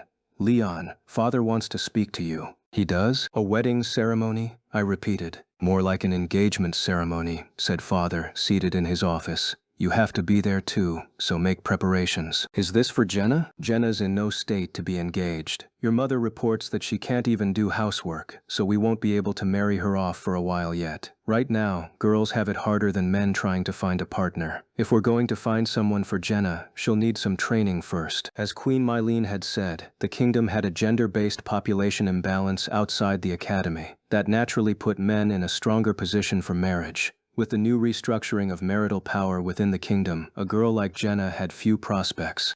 Our mother would have to re-educate her from the ground up. They could probably have found someone using my connections, but my parents thought the idea too crude and refused to entertain it. So father had to be talking about an engagement for Nix. After all, he was the new heir to our house and was helping my father out with his work. It made sense for him to get married too, since he'd already graduated. But why just an engagement instead of an actual marriage? The situation is complicated. Sorry to spring this on you out of nowhere, but I want you to attend before you leave. Sure, that's fine, I said. Good. Well then go get ready. As I left my father's office and started down the stairs, I ran into Jenna, now the oldest daughter of Bartford House, since Merce wasn't actually my father's child. Miss Eumeria was teaching her how to clean. My lady, you have to put in more effort when you're scrubbing. Do it properly, like this. Jenna watched silently and scowled as she made a vague effort to mimic Miss Eumeria. No, not like that. For that part, you're supposed to do it like this. Miss Eumeria's teaching style was positively adorable. It was hard to believe she was old enough to be the mother of a child. Jenna threw down the rag she was using. I've had enough of this. This is grunt work. Have the servants do it. But they told me to teach you how to clean. Apparently Jenna still hadn't grasped her new reality. Once I go back to the academy, there will be plenty of barony heirs to choose from. I just have to marry one of them. Oh, Leon, perfect timing. Introduce me to one of your friends. In light of the circumstances, I won't be picky.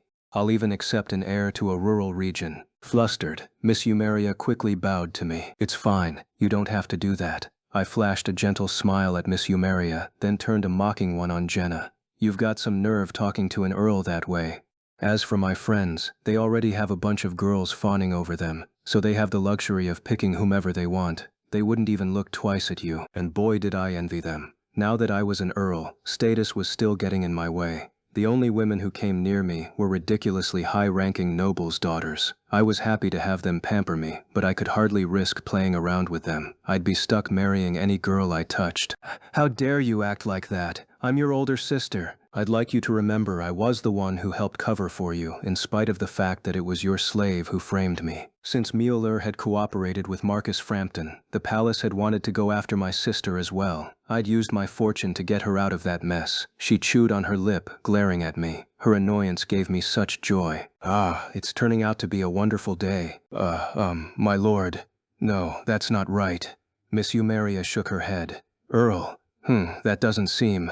At any rate, Lord Leon, please have some sympathy for Lady Jenna. Miss Eumeria's presence was so soothing. While my real sisters were absolute garbage human beings, Miss Eumeria was like an adorable younger sister, although in reality she was older than me and had a kid. Still, I liked that she was a bit airheaded. She was so diligent and kind. Honestly, she's perfect. Since Miss Eumeria asked so nicely, I'll let it slide this time, but you better put some effort in.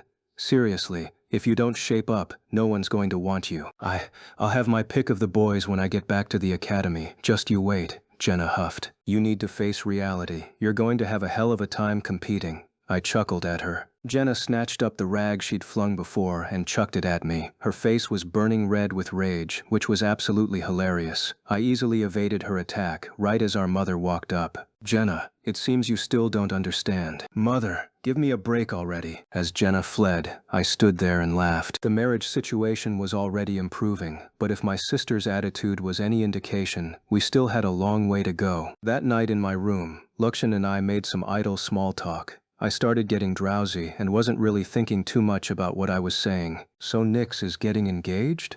Lakshan asked. Yep, I said. We're gonna have to celebrate. Speaking of, have you decided who you are going to pick? Between Olivia and Angelica? How can I do that when I don't know how I feel? Like, I have feelings for both of them, but thinking about getting married is kinda terrifying. I paused to yawn. In other words, Lakshan said, you like them both so much you can't choose between them, correct? That's right. That's why I said both of them. And when I did, they slapped me. I was being honest. Kinda cruel of them, don't you think? Are you interested in marrying either? I shrugged. It'd be great if I could, but if it were that simple, I wouldn't be in this predicament, would I? I do like them, but that's the problem. I want them to be happy, and we don't suit each other. They were both too good for me. I mean, they'd prostrated themselves to save me, right? They deserved better, someone who could make them happy. Master, you're an earl and a hero. I believe you more than suit them. I don't want to use my status like that. It feels like a disservice to them. If that's how you feel. After a short pause, Lakshan added, I am looking forward to tomorrow. Me too. So let me get some shut-eye. I'm sleepy, and we have to get up first thing in the morning too. I closed my eyes and let the words hang. As I drifted off, I pictured Livia and Angie's smiling faces. The next morning, as our family gathered in a waiting room, I found myself dressed in a luxurious suit. Isn't this kinda odd? Nix is supposed to be the star today, right? He was wearing an expensive suit as well, but my attire stood out far more than his. Oh, you know, you're the Earl. I'm just a baron's heir. That's probably why, he said. That doesn't make any sense. You're the one who should be looking dapper today, not me. Our younger brother Colin peered up at me.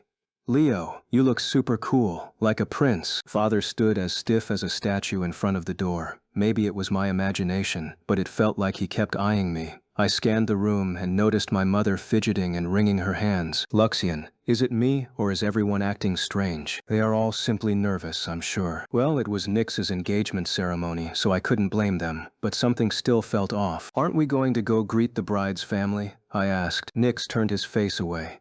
We arranged it this way. We can greet them once the ceremony is over. They really are putting this whole event together in a hurry, I thought. Father glanced at his watch. It's about time. All right, let's go. Leon, this way. Yep, on my way. It was my first time attending an engagement ceremony like this. I was kind of excited. Plus, Nix was the leading man today, so there was no pressure on me. I was looking forward to giving him a good ribbing later. Father, care to explain? It's exactly what it looks like. The ceremony was being held at a temple, though it more resembled a church from my previous world. A long red carpet lay down the middle of the floor, lined by pews. Among the attendees, Duke Redgrave stood out the most, and for some reason, Nix went to sit with the rest of the guests. At the altar stood two girls in pure white dresses. You tricked me, I gasped. Don't make it sound so sinister. I never said it was an engagement ceremony for Nix. You're the one who jumped to conclusions. It was very clearly Angie and Livia waiting at the end of the aisle. Their faces were hidden beneath veils, but their silhouettes gave them away. To make matters worse, Angie's father was here, so there would be no running away. No one said a word to me about this. That's because you're so wishy-washy, Father snapped. If we don't settle things once and for all before you leave, who knows what you'll get yourself into while you're off in another country. Hey, don't call me wishy-washy. I just didn't want to get married. Father glanced over at Mr. Vince. If you flee, you'll make the Duke and his house look bad. This was a rotten thing to do, setting me up like this. I froze and turned. Hold on just a second. Don't tell me you knew about this too, Luxian. His round, robotic body floated nearby, looking strangely joyful. I did indeed. Your waffling was pathetic, so I took the liberty of making arrangements for you. I can't believe you'd do something like this to me. As we squabbled, Gilbert strolled over to us at the entrance. He wore a smile on his face, but the look he gave me wasn't any kind of happy. Leon, Angie, and her friend are waiting. You can't leave them standing there forever. Or is Angie not good enough for you? No, she's definitely good enough. Too good, actually. But I'm a guy. I wanted to play around some. No one said anything to me about getting engaged. Father knit his brows in a scowl. I doubt you're aware, but we received a number of marriage requests regarding you. A mountain of them, frankly. Some of which were absolutely ridiculous, from women in their 50s all the way down to girls who had yet to hit puberty. Even you wouldn't be interested in either of those. Aristocratic society was rotten from the inside out. Women in their 50s were one thing, but girls who hadn't even hit puberty, they were just kids. No, Absolutely not. If you get engaged to Angie, you won't have to deal with that mess, Gilbert added. And it's not as if you dislike her, is it? I glanced over at Luxon, but he averted his gaze. Little jerk, he went off blabbing about my feelings. But I'm leaving to study abroad, I said. Exactly, that's why we decided to hold the engagement ceremony before you leave. We even consulted His Majesty beforehand, and he happily gave his blessing. He also sent a message to pass along. Gilbert handed me a folded sheet of paper. I smoothed it out and scanned the page, then promptly crumpled it in my fists. It read, "Welcome to life's graveyard. I heard about how you kept running from marriage, so I did everything in my power to guide things along so you could get married to those two. Feel free to weep tears of gratitude at my benevolence. Fondest regards, your highly talented and marvelous king." That dirtbag was not going to get away with this. Father put a hand on my back and pushed me forward. "Get going already. Those two girls are way too good for you. In fact, you're a real pain in the butt, and you should thank them for taking a man like you. What's there to waffle about? Be happy, hurry up and get married.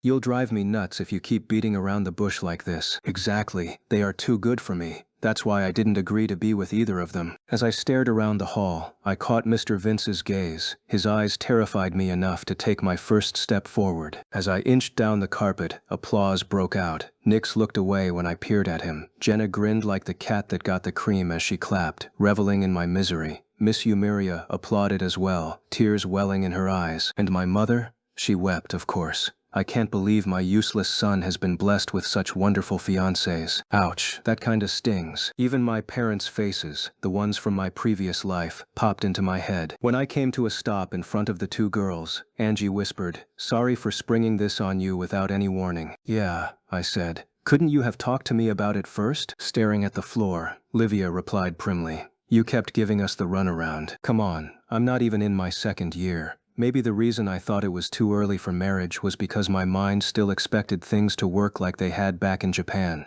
"You never know," I said. "You might get fed up and wish you'd never gone through with this." Livia smiled.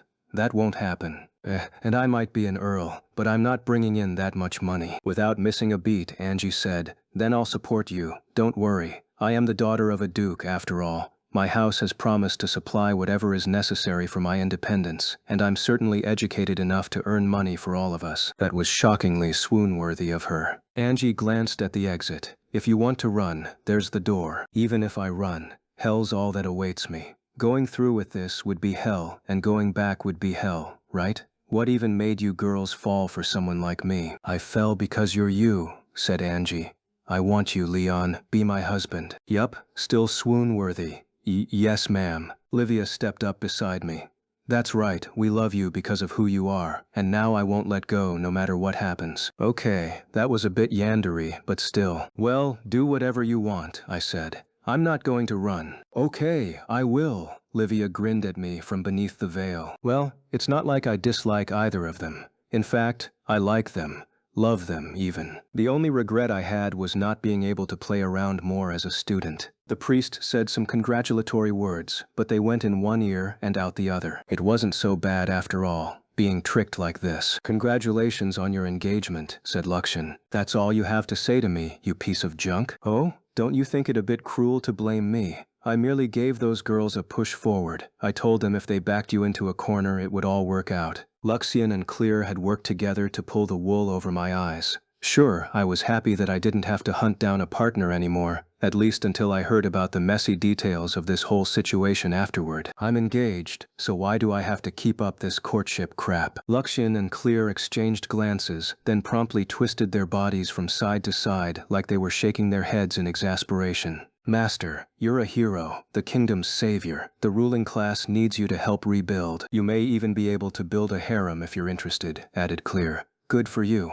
"No, not good for me. The girls in this country hated my guts up until now. Having them kiss up to me feels weird. No, it's terrifying. I can only imagine they have ulterior motives." "Don't worry, the situation isn't shifting that rapidly," said Luxon. "I suspect it will take about 20 years for true change to sink in." That wasn't half as reassuring as he thought it was. That meant there would still be a bunch of girls looking down their nose at men, right? This world really is tough on guys. And even though I just got engaged, I'm immediately leaving to study abroad. It feels like I just got married, but I'm going off by myself on a job transfer. Clear giggled. I'll be staying here, so you needn't worry. The AI in the ruins had seemed extremely serious, but now that she was in a little robot body, her personality had softened quite a bit. Maybe something about being inserted into a remote unit changed her. A knock sounded on the door to my room. "It's open," I said. "Sorry to barge in." Livia stood there, dressed in pajamas with a pillow in her arms. "Humph. You haven't even made preparations to welcome us in here."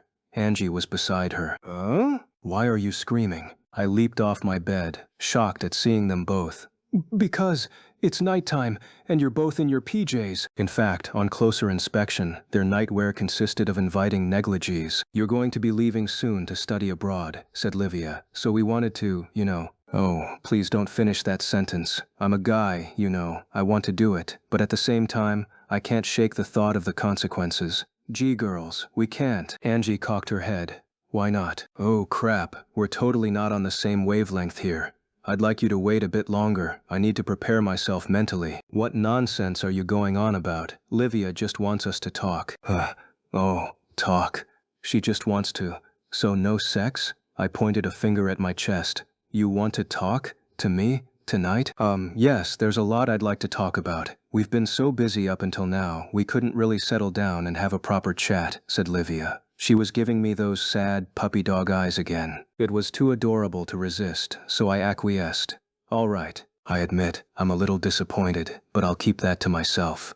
"Okay, no, that's a lie. I'm actually really disappointed." "What did you think we were here for?" Angie gave me a teasing look. I averted my eyes. "I was just thinking about love." "Oh, love, huh? Good. I would be delighted to hear what you think of it. What is love, anyway? Even I don't have an answer for that." Angie and Livia settled down on my bed, close enough for their skin to brush up against mine. Luxian and Clear had disappeared off somewhere. The two of them really were no help. "I didn't get a chance to thank you before," Angie said. "That's right," Livia added. "So much has happened since I first met you at the academy. You saved me so many times." "Yeah, it was rough. Namely thanks to my sister and those 5 lovesick idiots. Well, I had Luxian by my side. It wasn't like I did it all alone." "You're wrong about that," said Angie. "Luxian only helped us because of you.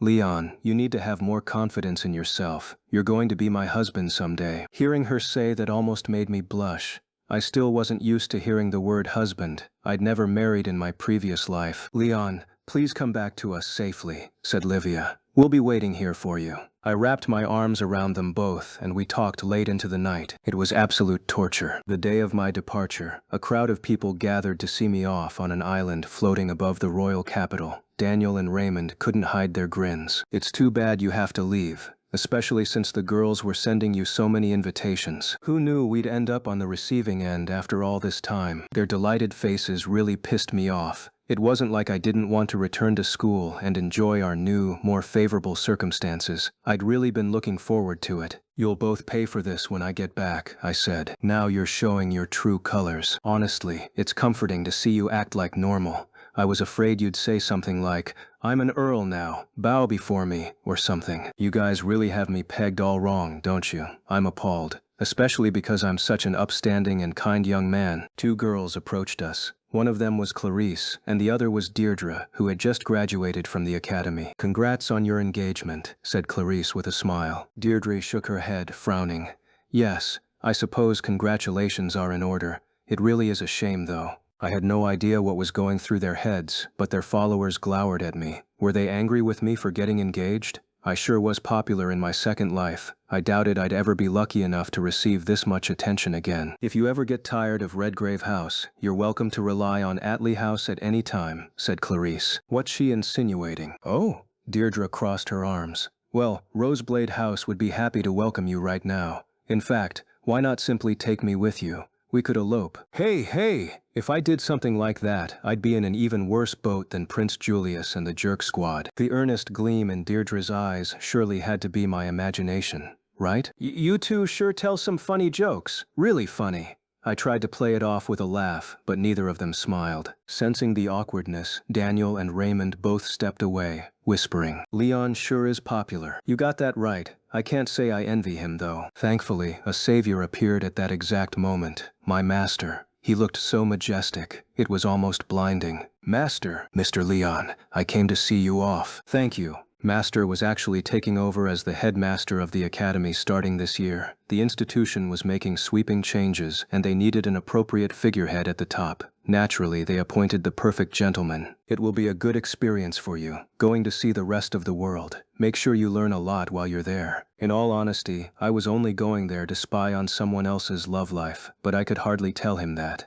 I will continue studying tea while I'm away, I said. Glad to hear it. I also hope you'll continue to grow as a gentleman. No, as a person. I look forward to seeing how you mature. Master, I'll aim to become as gentlemanly as you. Luxian interrupted. Master, it's time for us to depart. Yeah, I guess we should get going. I boarded the Einhorn, never bothering to look back at those gathered to see me off. And it was definitely not because Clarice and Deirdre scared the crap out of me. It was because I was on the verge of tears. Honestly, I swear. Clear had remained at the academy with Livia and Angie. Are you sure you made the right decision by not going to see him off? Angie sipped her tea. If we broke down in tears in front of other people, it would only trouble him more. Plus, we already said our farewells, added Livia. How dedicated, Clear teased. Master sure found himself two amazing fiancés. Angie lowered her cup and glanced out the window. The distinct form of the Einhorn loomed in the distance as it departed from the harbor. There's one other reason, she said. The two of us have something else to do. Livia nodded. You have something planned? Clear asked. I want to be of use to him. I plan to study hard, so he can rely on me in the future if he needs, said Livia. Indeed, said Angie. He never showed any interest in foreign countries before, and even said he didn't want to go. Yet out of nowhere, he suddenly decided to study abroad. There has to be a reason for it, right? Unable to tell them the truth, Clear kept her answer vague. I'm sure he has his reasons. I get the feeling he's hiding something from us, and the only reason he won't share is because he doesn't think he can depend on us. In that case, we need to become people he can rely on, said Angie. I applaud your enthusiasm, but I don't think you need to get yourselves worked up over it, said Clear. Livia smiled at her. We know. But we want to be the ones to help him out next time, and in order to do that, we have a lot of studying to do. We want to give him a good surprise when he comes back from the Republic. Clear's eye turned to the books on the table. Livia had a tome about magic in front of her, while Angie had one open about regional management. It would depend on the circumstances, but if you want to pass along a message, just let me know. I can send it along through that sourpuss, Luxian. Angie's face lit up. Really? Then if an opportunity comes up to message him, we'll be sure to let you know. Livia turned to gaze out the window. I wonder what Leon is up to right now. Once I got to my private room on the Einhorn, I plopped down on my bed. Damn it, my departure went smooth and all, but I really don't want to go overseas. I whined and flailed like a child. I'd never had much interest in foreign countries to begin with, yet to my chagrin, I was sailing off to study in one. You really don't know when to let things go, said Luxian. At least let me complain about it. Why do I have to go overseas and watch over someone else's love life, huh? If this new protagonist didn't succeed in making one of her love interests fall for her, we were all doomed. Why was this world so ridiculously absurd? Yes, well, circumstances aside, why don't you come over here?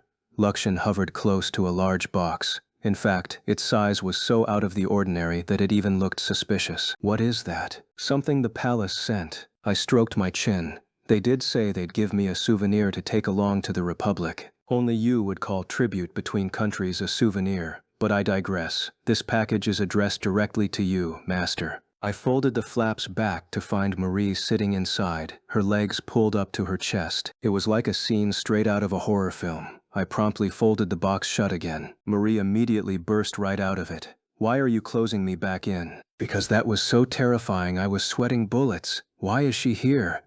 I stared at Luxian. If his lack of surprise was any indication, he'd known about this beforehand. It's best you hear it from Marie, he said. I turned back to her. She pressed her two index fingers together, fidgeting.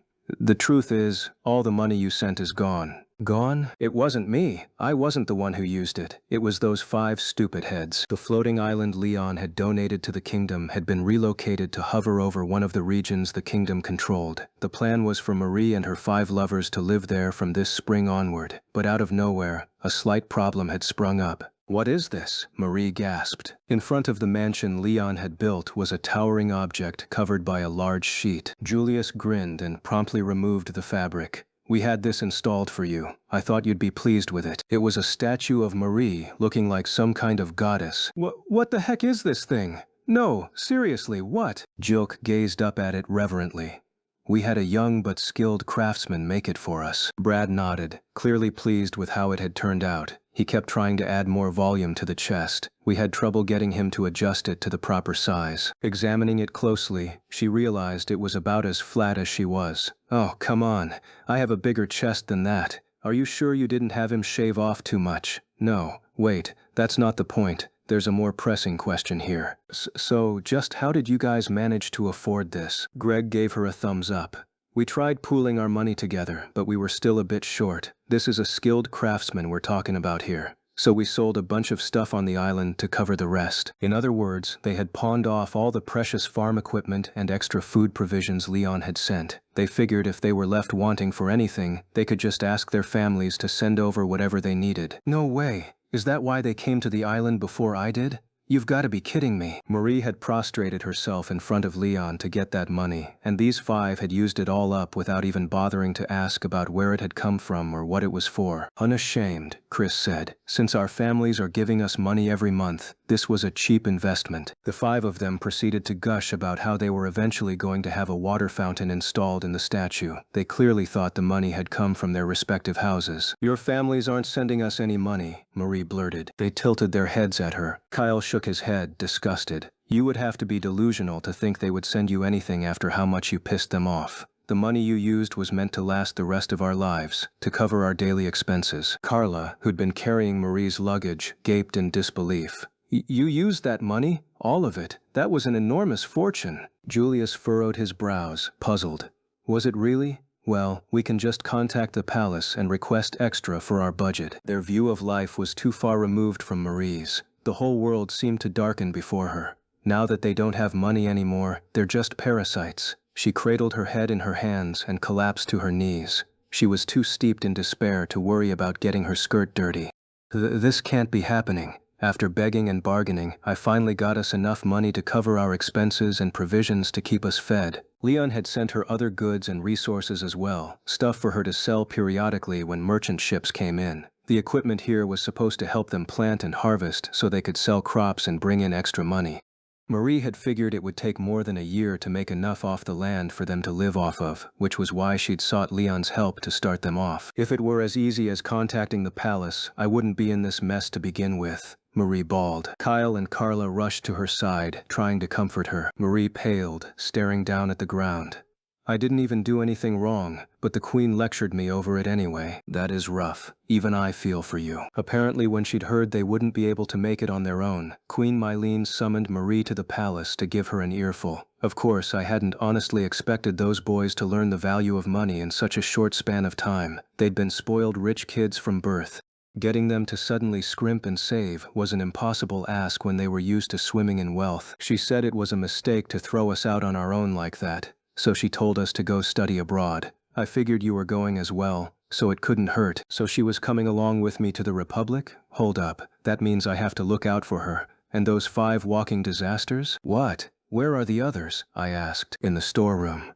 Oh, and this. She handed me a couple of letters. The first one I ripped open was from Roland. Make sure you deal with these troublemakers. I crumpled it in my fists. The next one I opened carefully since it was addressed to me from Queen Mylene. Please take care of Julius and the others. Also, to tell the truth, there were apparently those in power who couldn't let what Marie and the others had done slide. The palace wanted to send them abroad temporarily for their own safety.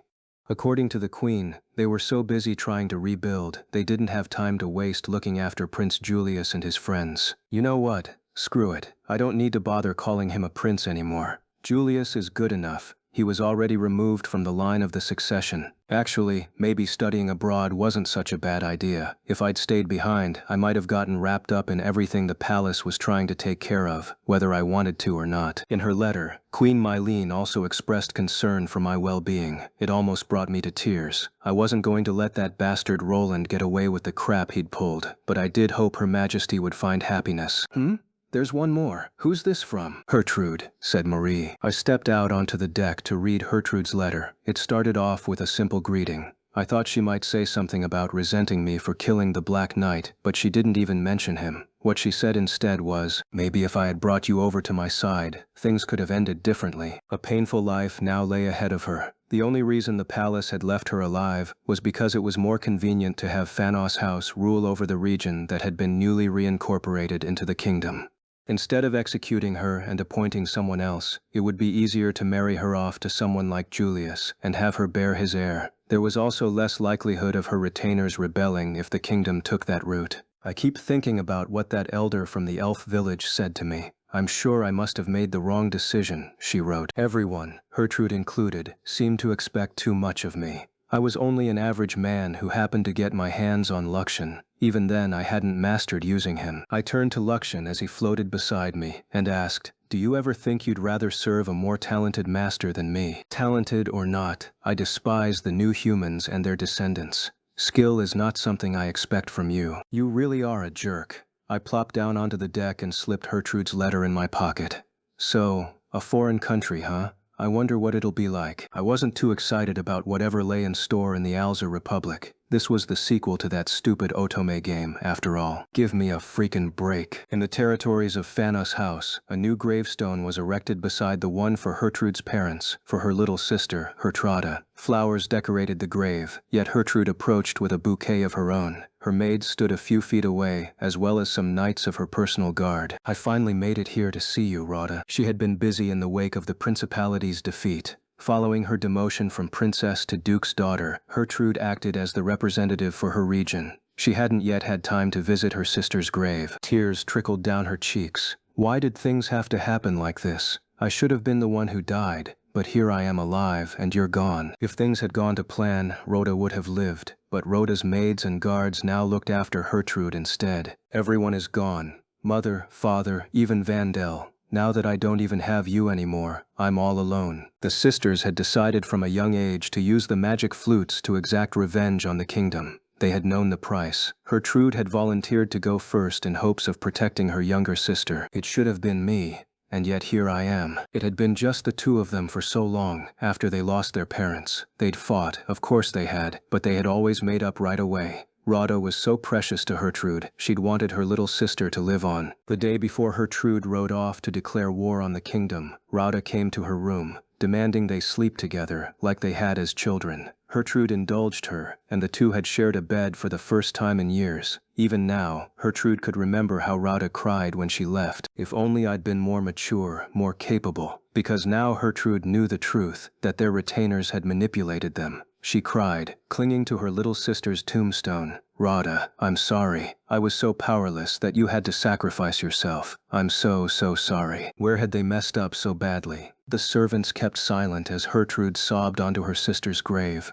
Still, after a while, a man sent directly from the kingdom checked his pocket watch. "Representative Phanos," he called. "It's about time we leave." Those around him, all from the former principality, protested. "At least give her a break when she's visiting her family's graves. Surely you know how long Lady Gertrude has waited to come here. You kingdom people have no compassion." The man's expression turned cold.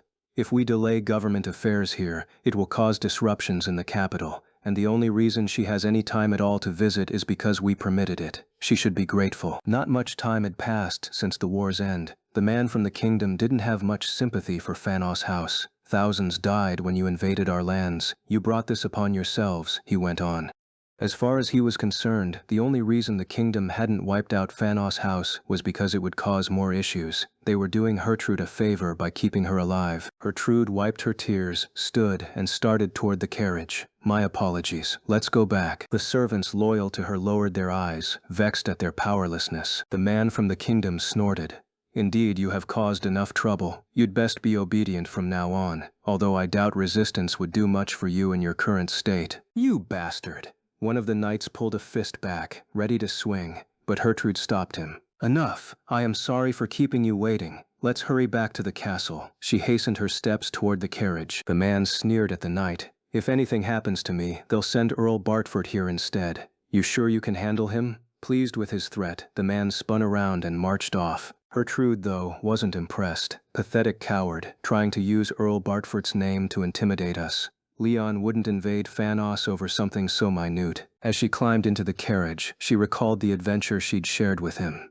It hadn't been all that exciting. They had only explored some old ruins near the elves' village, but she looked fondly on the memory. Oh, that's right, that elder told me something back then, something about walking beside my fated partner. Leon sprang to mind as Gertrude pictured the fortune the old woman had foretold. If I had tried harder to bring him over to my side, maybe things would have worked out differently. Perhaps Rada would still be alive, and perhaps the principality wouldn't have fallen. Gertrude briefly entertained the daydream but shook her head. I can't think of that right now. I have to keep my head on my shoulders. Fanna's house needed her. She couldn't waste any more time lamenting how things had turned out. As her family's graves receded in the distance, Gertrude silently called out to them. Rada, Vandil, now that you're with Mother and Father, I want you to watch over us.